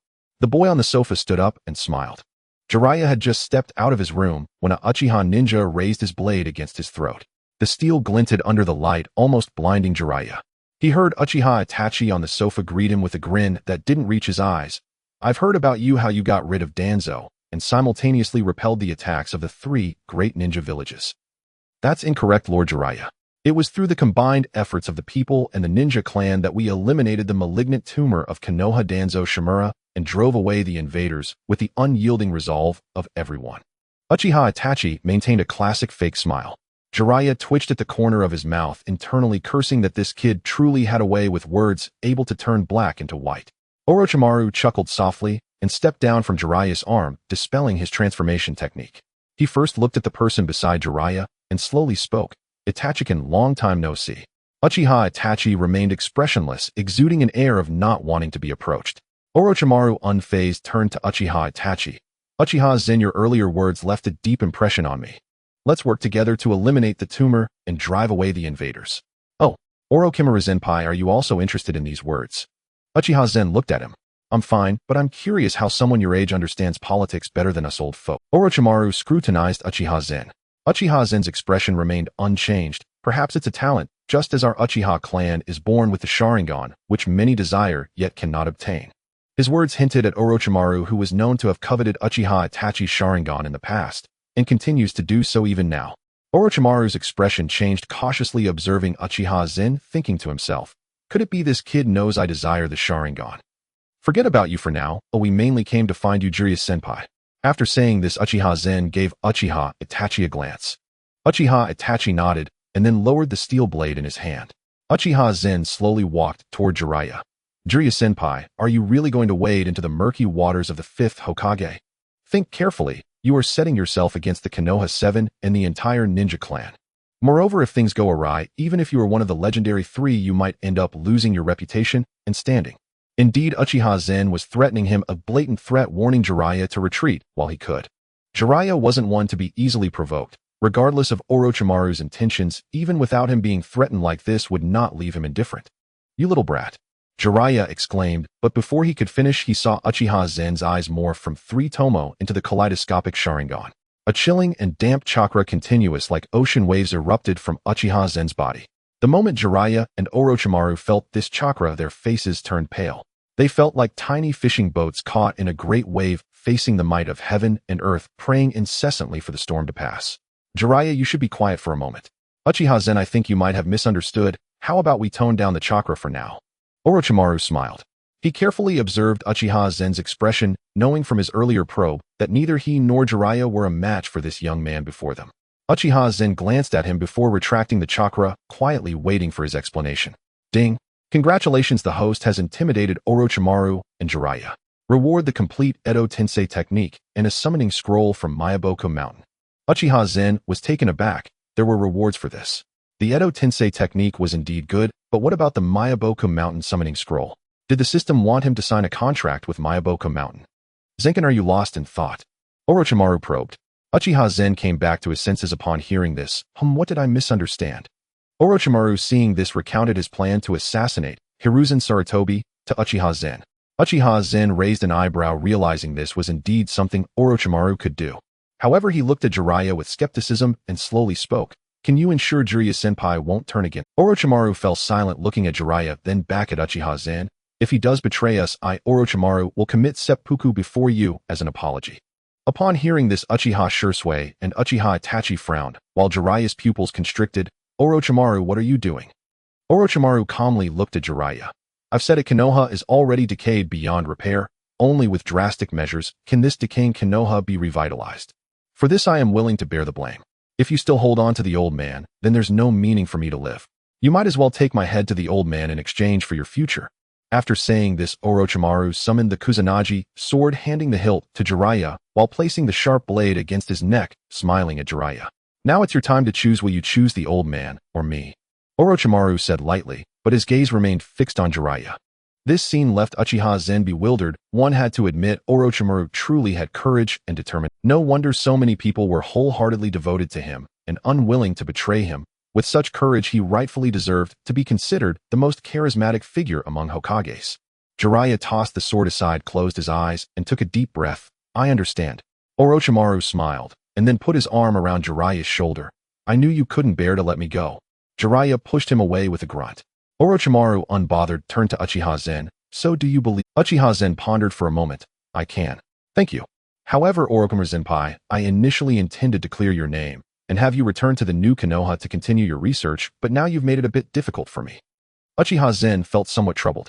After all, who in the Naruto world didn't know that Orochimaru held core technologies? Such talent could not be wasted. Orochimaru was taken aback, looking at Uchiha Zen, momentarily at a loss for words. Don't you mind my past actions?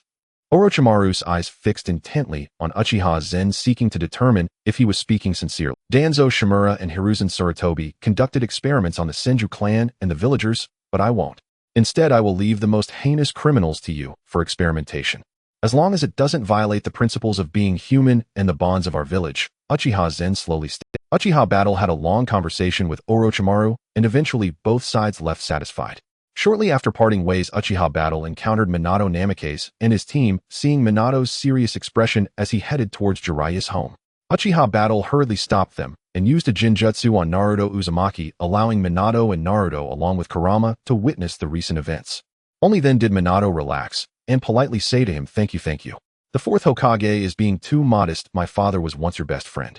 Now that he has returned, why not come to the Uchiha clan and have some hot tea? Uchiha Battle smiled and replied, of course. Minato beamed with joy, followed closely by Kakashi and the others as they headed towards the Uchiha clan. Outside Jiraiya's house, a wine jar crashed against the window, startling Orochimaru and Jiraiya, who exchanged glances before immediately stepping outside. Tsunade glared at Jiraiya with fury. You bastard, you look so impressive. We agreed to let each other be free and to find the child of prophecy, yet what happened? You actually came back to inherit some nonsense about being the fifth Hokage. Is Konoha not decayed enough? Jiraiya, speak. Tsunade pinned him against the wall, holding his arms down with a furious expression. Don't you realize that the old man just wants a puppet? Why are you rushing to join him? Are you trying to ruin Konoha? Drunk with anger, Tsunade didn't care if anyone nearby was listening and directly lashed out. Looking at the intoxicated Tsunade, Jiraiya swallowed hard without explaining, instead turning his head to the side. Tsunade's pupils contracted at this sight. What did it mean? Ignoring him, she grit her teeth and raised her fist, preparing to strike. Orochimaru, who had been enjoying the spectacle, quickly stepped forward to grab Tsunade. Sister, calm down. Let me explain, it's not as you think.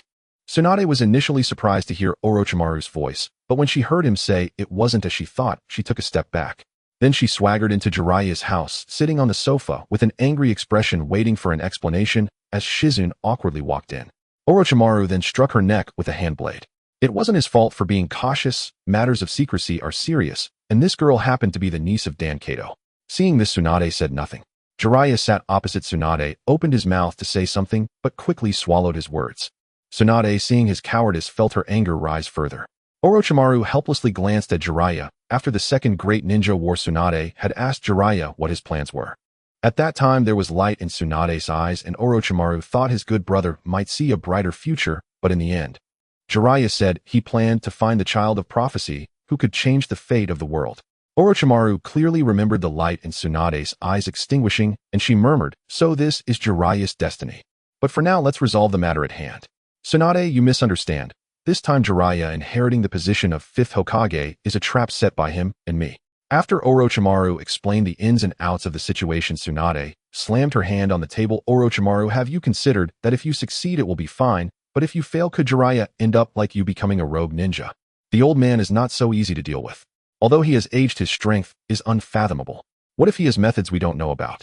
What will you all do then?" Orochimaru scratched his head helplessly. Tsunade was like a mother tiger, completely unreasonable. Then Tsunade looked at Jiraiya. "Really, at your age you still want to participate in a coup? Aren't you afraid that the Uchiha brat will later backstab you and shift the blame onto you? How is it that at 45 years old, you're only getting older and not wiser? Do you plan for me to collect your corpse?" With that, Tsunade bit her lip and turned her head away. Orochimaru glanced at Jiraiya, signaling him to step up. But Jiraiya didn't move, letting out a sigh. Orochimaru's expression darkened. He was losing his patience. Psychological committee, I'm losing it. I'm losing it. In the end, the three legendary ninjas of Konoha had a meal of Odin at Jiraiya's house, drank a bit of alcohol, and then went to sleep. Tsunade slept on the bed, Orochimaru on the sofa, and Jiraiya on the floor. Suddenly, Orochimaru spoke up. "Jiraiya, can't you see Tsunade's feelings?" Jiraiya remained silent. "The child of prophecy has already appeared, but I have yet to find him and teach him. The last child of prophecy was ruined. I don't want to miss this one. With just my strength alone, I can't change the entire ninja world, but I believe the child of prophecy can. At that time, the ninja world will transform into an era where everyone understands and empathizes with each other." Orochimaru looked up, gazing at Jiraiya on the ground with a complex expression, unsure if he was genuinely foolish or pretending to be. He had a beauty in his arms and chose to believe in some ephemeral child of prophecy. If it were him, he would rather join Uchiha battle and sweeping across the ninja world. It would be quicker and save time. Jiraiya looked around his room, then glanced at the wide-eyed Orochimaru and sighed. Mayaboku Mountain.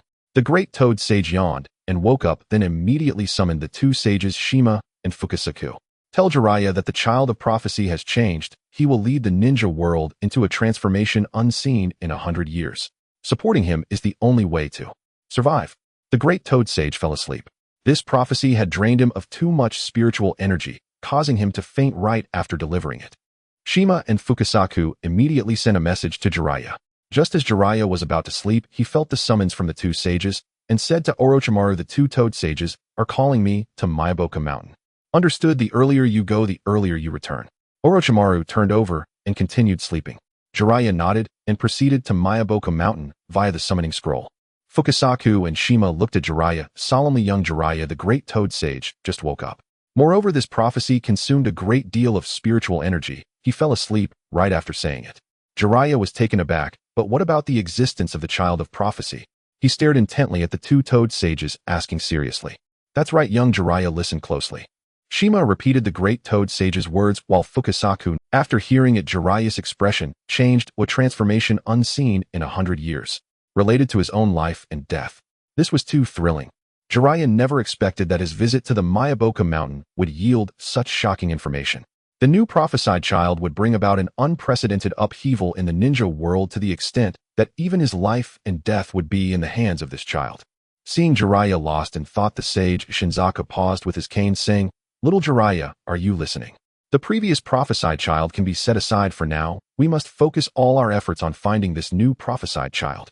Upon hearing the sage's voice, Jiraiya quickly nodded. "I understand." He turned and left while Shinzaku looked meaningfully at Jiraiya's departing figure. "Little Jiraiya, the burdens you carry are no longer so heavy. I hope you make the right choice." 2 days later in Konoha, during the sealing ceremony, Uchiha Battle sat at home, with Uchiha Mikoto kneeling behind him managing his hair. "From now on, my Uchiha clan will have its own Hokage. With this, everyone's lives should improve." Uchiha Battle, hearing this, spoke up. "Mother, during the sealing ceremony, no matter what you hear, do not act impulsively. After this, the leadership of Konoha by the Uchiha clan will be a settled matter.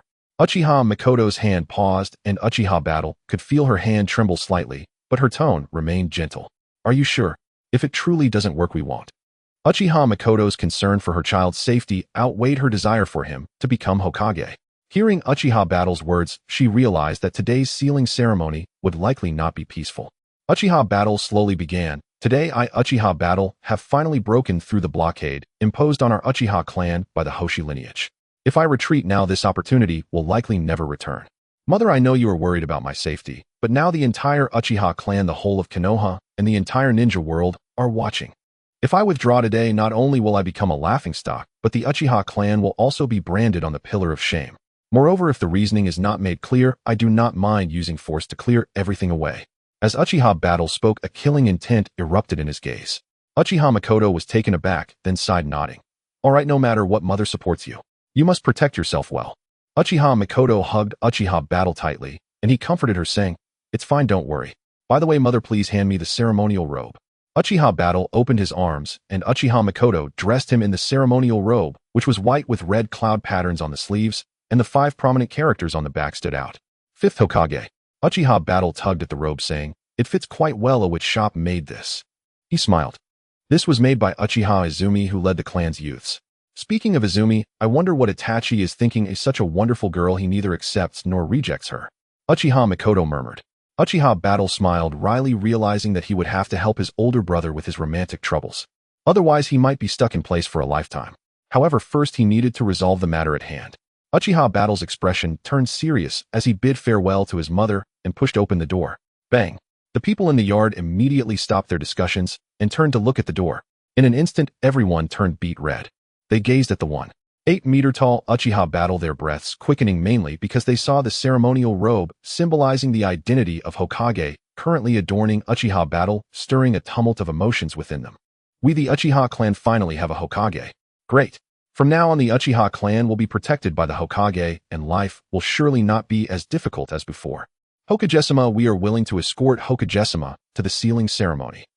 Someone in the crowd shouted this, igniting the entire Uchiha clan. We are willing to escort Hokage-sama to the sealing ceremony. A row of Uchiha ninjas bowed their noble heads before Uchiha Battle, their eyes filled with uncontainable fervor. Uchiha Battle sighed. Being so popular was not necessarily a good thing at times. However, the sealing ceremony was about to begin, and having so many people in the way was not a solution, so he looked towards Uchiha Fugaku. Uchiha Fugaku coughed. Everyone, let's escort together. This way we won't have to debate it, and with less than 30 minutes until the ceremony, if we don't clear a path, Battle might miss the best opportunity for the ceremony. Upon hearing Uchiha Fugaku's words, their faces lit up with joy. To participate in escorting the new Hokage to the sealing ceremony was an honor, and Uchiha Fugaku had helped them resolve the issue of who would lead the escort. However, the latter part of his statement made their faces go pale, whose sealing expedition and ancestor worship were all very time-sensitive matters. If they delayed the Hokage's sealing ceremony, they would find it impossible to atone for their sins. Thus, they cleared a path leading from the yard to the village. Just as Uchiha Battle was about to soothe the crowd, Hyuga came to report, causing the corners of his mouth to lift. Brothers of the Uchiha clan, we set off. The words "we set off" were far more uplifting than any apology for the Uchiha ninja. Hearing this, they raised their fists and cheered. Long live Hokage-sama. Uchiha Battle smiled faintly and walked towards the door, followed by a group of Uchiha ninjas dressed in black. Those who knew said this was the Uchiha clan preparing to attend the sealing ceremony, while those who did not know would think it was a gang collecting rents. Fortunately, this path to the sealing ceremony was controlled by the families that once fought against Danzo. They had already set up warning lines to prevent villagers from crossing the line and causing unnecessary trouble. Uchiha Battle greeted the heads of the ninja clans at each intersection, and the villagers behind the warning lines. His warm smile, paired with his handsome face, made countless young girls blush. Soon a piece of news titled "The Most Handsome Hokage of Konoha" spread throughout Konoha, accompanied by a photo of Uchiha Battle's radiant smile. At this moment, spies from various villages and the Sarutobi clan hiding in the crowd slowed their movements and began to retreat, planning to report where Uchiha Battle set off and how far he was from the venue. Upon receiving the news, Sarutobi Hizashi's mouth curled up as he murmured, "This day has finally come." He looked at Jiraiya, his eyes filled with fervor. The venue for the sealing ceremony was arranged in front of the Hokage building. A temporary platform was set up with a banner that read, "5th Hokage Sealing Ceremony." Residents gathered around, some standing on the street or behind barricades watching the event with a curious mindset. Upon hearing the news, the daimyo of the Fire Nation sent his personal attendant Jingyuan Feishue to witness the ceremony in Konoha along with a development fund of 1 billion ryo for the next 3 years. Currently, it was placed in a box guarded behind him, waiting to be handed to the new Hokage after the sealing ceremony as a gesture of goodwill. Sarutobi Hiruzen entered the venue with Jiraiya and greeted Jingyuan Feishue upon seeing him. Feishue, you also came to witness the sealing ceremony of Konoha's 5th Hokage. Sarutobi Hiruzen said with a smile. Jingyuan Feishue was taken aback. The voice sounded familiar. He looked up and said, "Oh, it's Lord Hiruzen. I remember the last time I saw you was after the 4th Hokage's sacrifice when you resumed the role of acting Hokage. Today, dressed in regular attire, could it be that you've come to terms with it? I said you were getting on in years, no need to push yourself. The daimyo is also worried about your health." Jingyuan Feishue patted his shoulder with a smile. Sarutobi Hiruzen's expression darkened. He thought Jingyuan Feishue was mocking him for being ousted by the younger generation, particularly from the Uchiha clan. He also warned him not to let his anger affect his health. However, he was mistaken. Jingyuan Feishue was merely trying to comfort him, hoping he'd take it easy and rest at his age. Sarutobi Hiruzen chuckled, "You're right, I've grown old. However, the future of Konoha should be entrusted to my most accomplished disciple Jiraiya. Jiraiya, come quickly and meet Lord Jingyuan. He is a favored person close to our daimyo, and to put it bluntly, when the daimyo is not present, Lord Jingyuan is the daimyo." The attendant following Jingyuan Feishue paused in his tracks, his gaze scrutinizing Jingyuan Feishue with curiosity. Jingyuan Feishue became anxious. "Sarutobi, don't go too far. The daimyo and I are on completely different levels, we can't be compared. Are you intentionally trying to sow discord between me and the daimyo?" Jingyuan Feishue's opinion of Sarutobi Hiruzen rapidly declined, and he regarded the rugged man following Sarutobi with disdain, thinking he was certainly not a good person. Jiraiya arrived just in time, unaware of the situation, only to see Jingyuan Feishue's angry expression and the old man's smirk. "Jiraiya, let me introduce you." Sarutobi Hiruzen began, but Jingyuan Feishue waved his hand. "No need to trouble yourself. Besides, there is nothing to introduce. We are here on the daimyo's orders to establish a good relationship with Konoha's new Hokage, who is said to be from the Uchiha clan. Looking at your disciple, he is big and burly with disheveled hair, not resembling an Uchiha at all. I will excuse myself." Jingyuan Feishue rolled his eyes. Since Sarutobi Hiruzen had set him up earlier, he certainly would not show him any courtesy now. Jiraiya scratched his head, showing no reaction, while Sarutobi Hiruzen snorted coldly, which put Jiraiya in an awkward position. Orochimaru's voice chimed in. "Hee Sarutobi sensei, you really hold grudges, don't you? You only move your lips." Jiraiya sighed. He almost forgot that the old man was going to die soon. How would he explain it? Tsunade sat on the rooftop, looking down at the lively streets. No matter who inherited the Hokage's position, she needed to ensure that this person would benefit Konoha rather than harm it. She knew about Namikaze Minato, who had turned the tide of the battlefield during the Third Great Ninja War. Due to the Flying Thunder God technique, he could traverse the ninja world endlessly. He could defeat enemies with a single strike, earning the Golden Flash title. Moreover, his reputation within Konoha was also excellent, allowing her to leave Konoha with peace of mind. After all, Konoha was the fruit of her great-grandfather's labor. She could not hand it over to someone unreliable. Her second grandfather had made a mistake once, as she could not let such a tragedy happen again. Shizen sat beside Tsunade holding a small pig. "Lady Tsunade, are you cold? I have a blanket." As she spoke, Shizen prepared to drape a blanket over her, since it was still early morning and the wind on the rooftop was quite strong. Tsunade glanced at her and shook her head. "Shizen, don't worry. I'm not a delicate little girl. Back in the land of rain, I managed just fine even with the rain and wind." Shizen felt a bit embarrassed, as she wanted to say that back then Tsunade was only 26, and now she was almost 50. Age is a taboo for women, and even Shizen didn't want to touch on Tsunade's sore spot. Tsunade stood with one foot on the eaves and the other dangling, resting her chin on her hand, as she gazed toward the Uchiha clan's territory, saying softly, "They are coming." Shizen was startled by this, looking in the direction Tsunade was watching. "Where are they?" This time Tsunade did not reply, but observed a man dressed in the Hokage's ceremonial robe. The chakra emanating from this man was familiar to her, even causing the necklace around her neck to tremble. Inside the necklace, a silhouette formed as green chakra converged, and the figure slowly opened its eyes, murmuring, "Madara, you bastard, you're not dead." In an instant, this chakra vanished. Uchiha Zhan, leading the Uchiha ninja, halted his steps. Ding, detecting the residual soul of Senju Hashirama, target lost. The mechanical voice of the system echoed. This startled Uchiha Zhan. Could it be that Senju Hashirama had a backup plan? Recalling Namikaze Minato made his scalp tingle. Minato had managed to survive until now by relying on chakra and the 5-element seal, to forcibly borrow the chakra of the Nine Tails. It's worth noting that Senju Hashirama's wife was the princess of the Uzumaki clan, Uzumaki Mito. The impressive sealing techniques of Uzumaki Mito were leagues ahead compared to Minato. If Senju Hashirama truly lived off his wife leaving a hand behind merely to protect Konoha, that would be acceptable, but if he turned against his own, that would be a disaster. Hokage-sama, what are you hesitating about?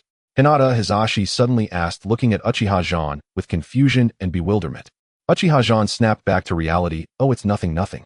I was just too focused on my thoughts and got distracted. By the way, Hizashi, have our people been arranged properly? Yes, everything is ready. No matter what happens, today's Hokage will definitely be yours. Upon hearing Hinata Hizashi's words, Uchiha Zhan's lips curled into a smile, as he had already arranged 3 Mangekyo Sharingan to directly suppress anyone who dared to break the rules. Firstly, to eliminate the ambitions of the stubborn faction who wished to use the emperor to command the lords and disrupt the stability of Konoha. Secondly, to inform the spies from various countries that Konoha would henceforth be under the control of Uchiha, with a shift in its defensive and offensive strategies. Uchiha Zhan nodded and led his people toward the high platform. At that moment, someone suddenly shouted, "Lord 5th Hokage." It's the 5th Hokage who has arrived. So handsome. This is the 5th Hokage, Uchiha Zhan, who defeated Chio, cut down the Cloud Ninja army, captured the 8 tails with one hand, and sliced through the tailed beast ball. Wonderful. With such a powerful guardian for Konoha, the safety level of Konoha can rise several notches, and we can continue to live in peace. The voices of the crowd rose and fell, with over 90 expressing relief that the new Hokage was Uchiha Zhan, this unfathomable warrior. From a certain perspective, the villagers of Konoha were suffering, clearly the strongest ninja village, yet they lived in great hardship, constantly having to pay damages and fundraisers, leaving families only able to eat enough and dress warmly with no surplus for other activities, socializing, or entertainment. The Umbu under Sarutobi Hiruzen collected taxes under various pretexts, and while this didn't starve them, it significantly hampered their quality of life. As human beings, they naturally wished for better and would not be satisfied with the status quo, yet Sarutobi Hiruzen adamantly told everyone that suffering was a blessing. Thus the populace had long harbored grievances against him, and this time, teaming up with the Konoha Times was also their intent. They were not to be underestimated. Uchiha Zhan waved at the villagers in action that drew the displeasure of Sarutobi Hiruzen, who snorted coldly. Laugh now, be proud, and wait until later, when you will cry. However, at that moment, Uchiha Zhan looked towards Sarutobi Hiruzen, startling him into lowering his head. This action amused Uchiha Zhan, who thought to himself, Sarutobi Hiruzen must have something to hide. I wonder who will jump out to refute me later. Alright, everyone, quiet down. I will now hold the ceremony for the 5th Hokage. Please welcome the Hokage candidate to the stage. Narashikaku's face was stern. Although he was one of Uchiha Zhan's people, he had to appear impartial at such an occasion.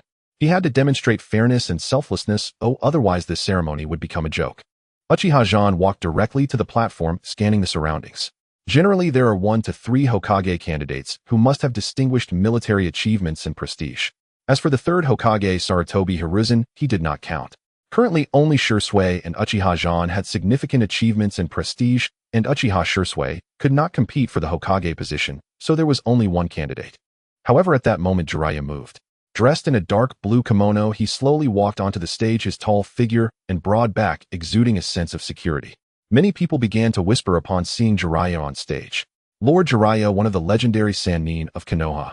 He actually came. What's going on? Isn't Jiraiya busy with his writing? Why did he leave the village? I remember he wasn't someone obsessed with power. Haha, interesting.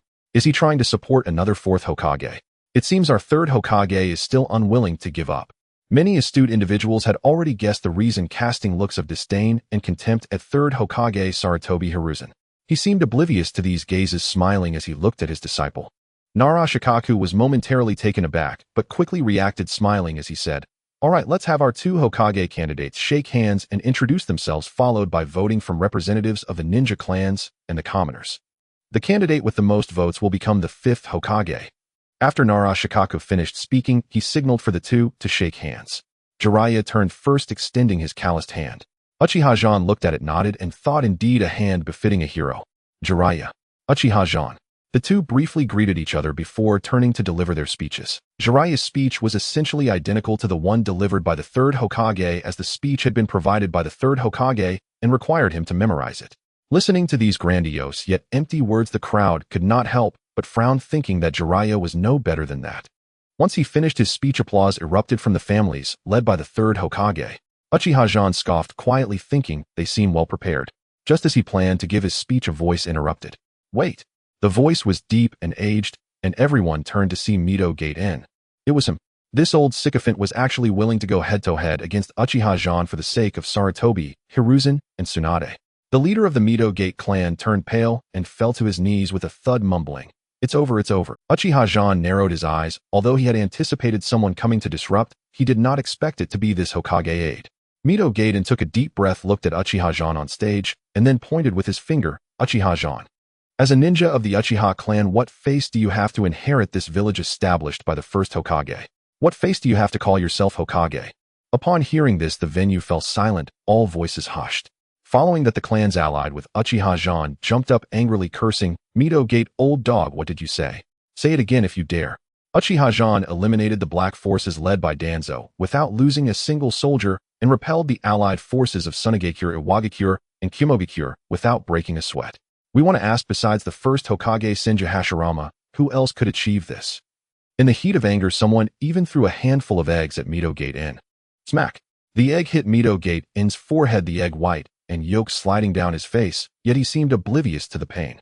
He glanced at the nearby building where Tsunade was smiling at him, giving him an encouraging look. He felt a surge of strength course through him, and then he spoke up, setting aside this incident for now. Let's talk about Uchiha's ancestors. Wasn't Uchiha Madara a traitor who defected from the village? And didn't he bring the Nine Tails to attack Konoha? Surely you all know about this, you've all heard of it, right? Mito Gate and wiped some egg liquid off his hand. That battle indirectly led to Lord Hashirama exhausting himself to death, and we lost our strongest guardian. Do you think Uchiha has no guilt?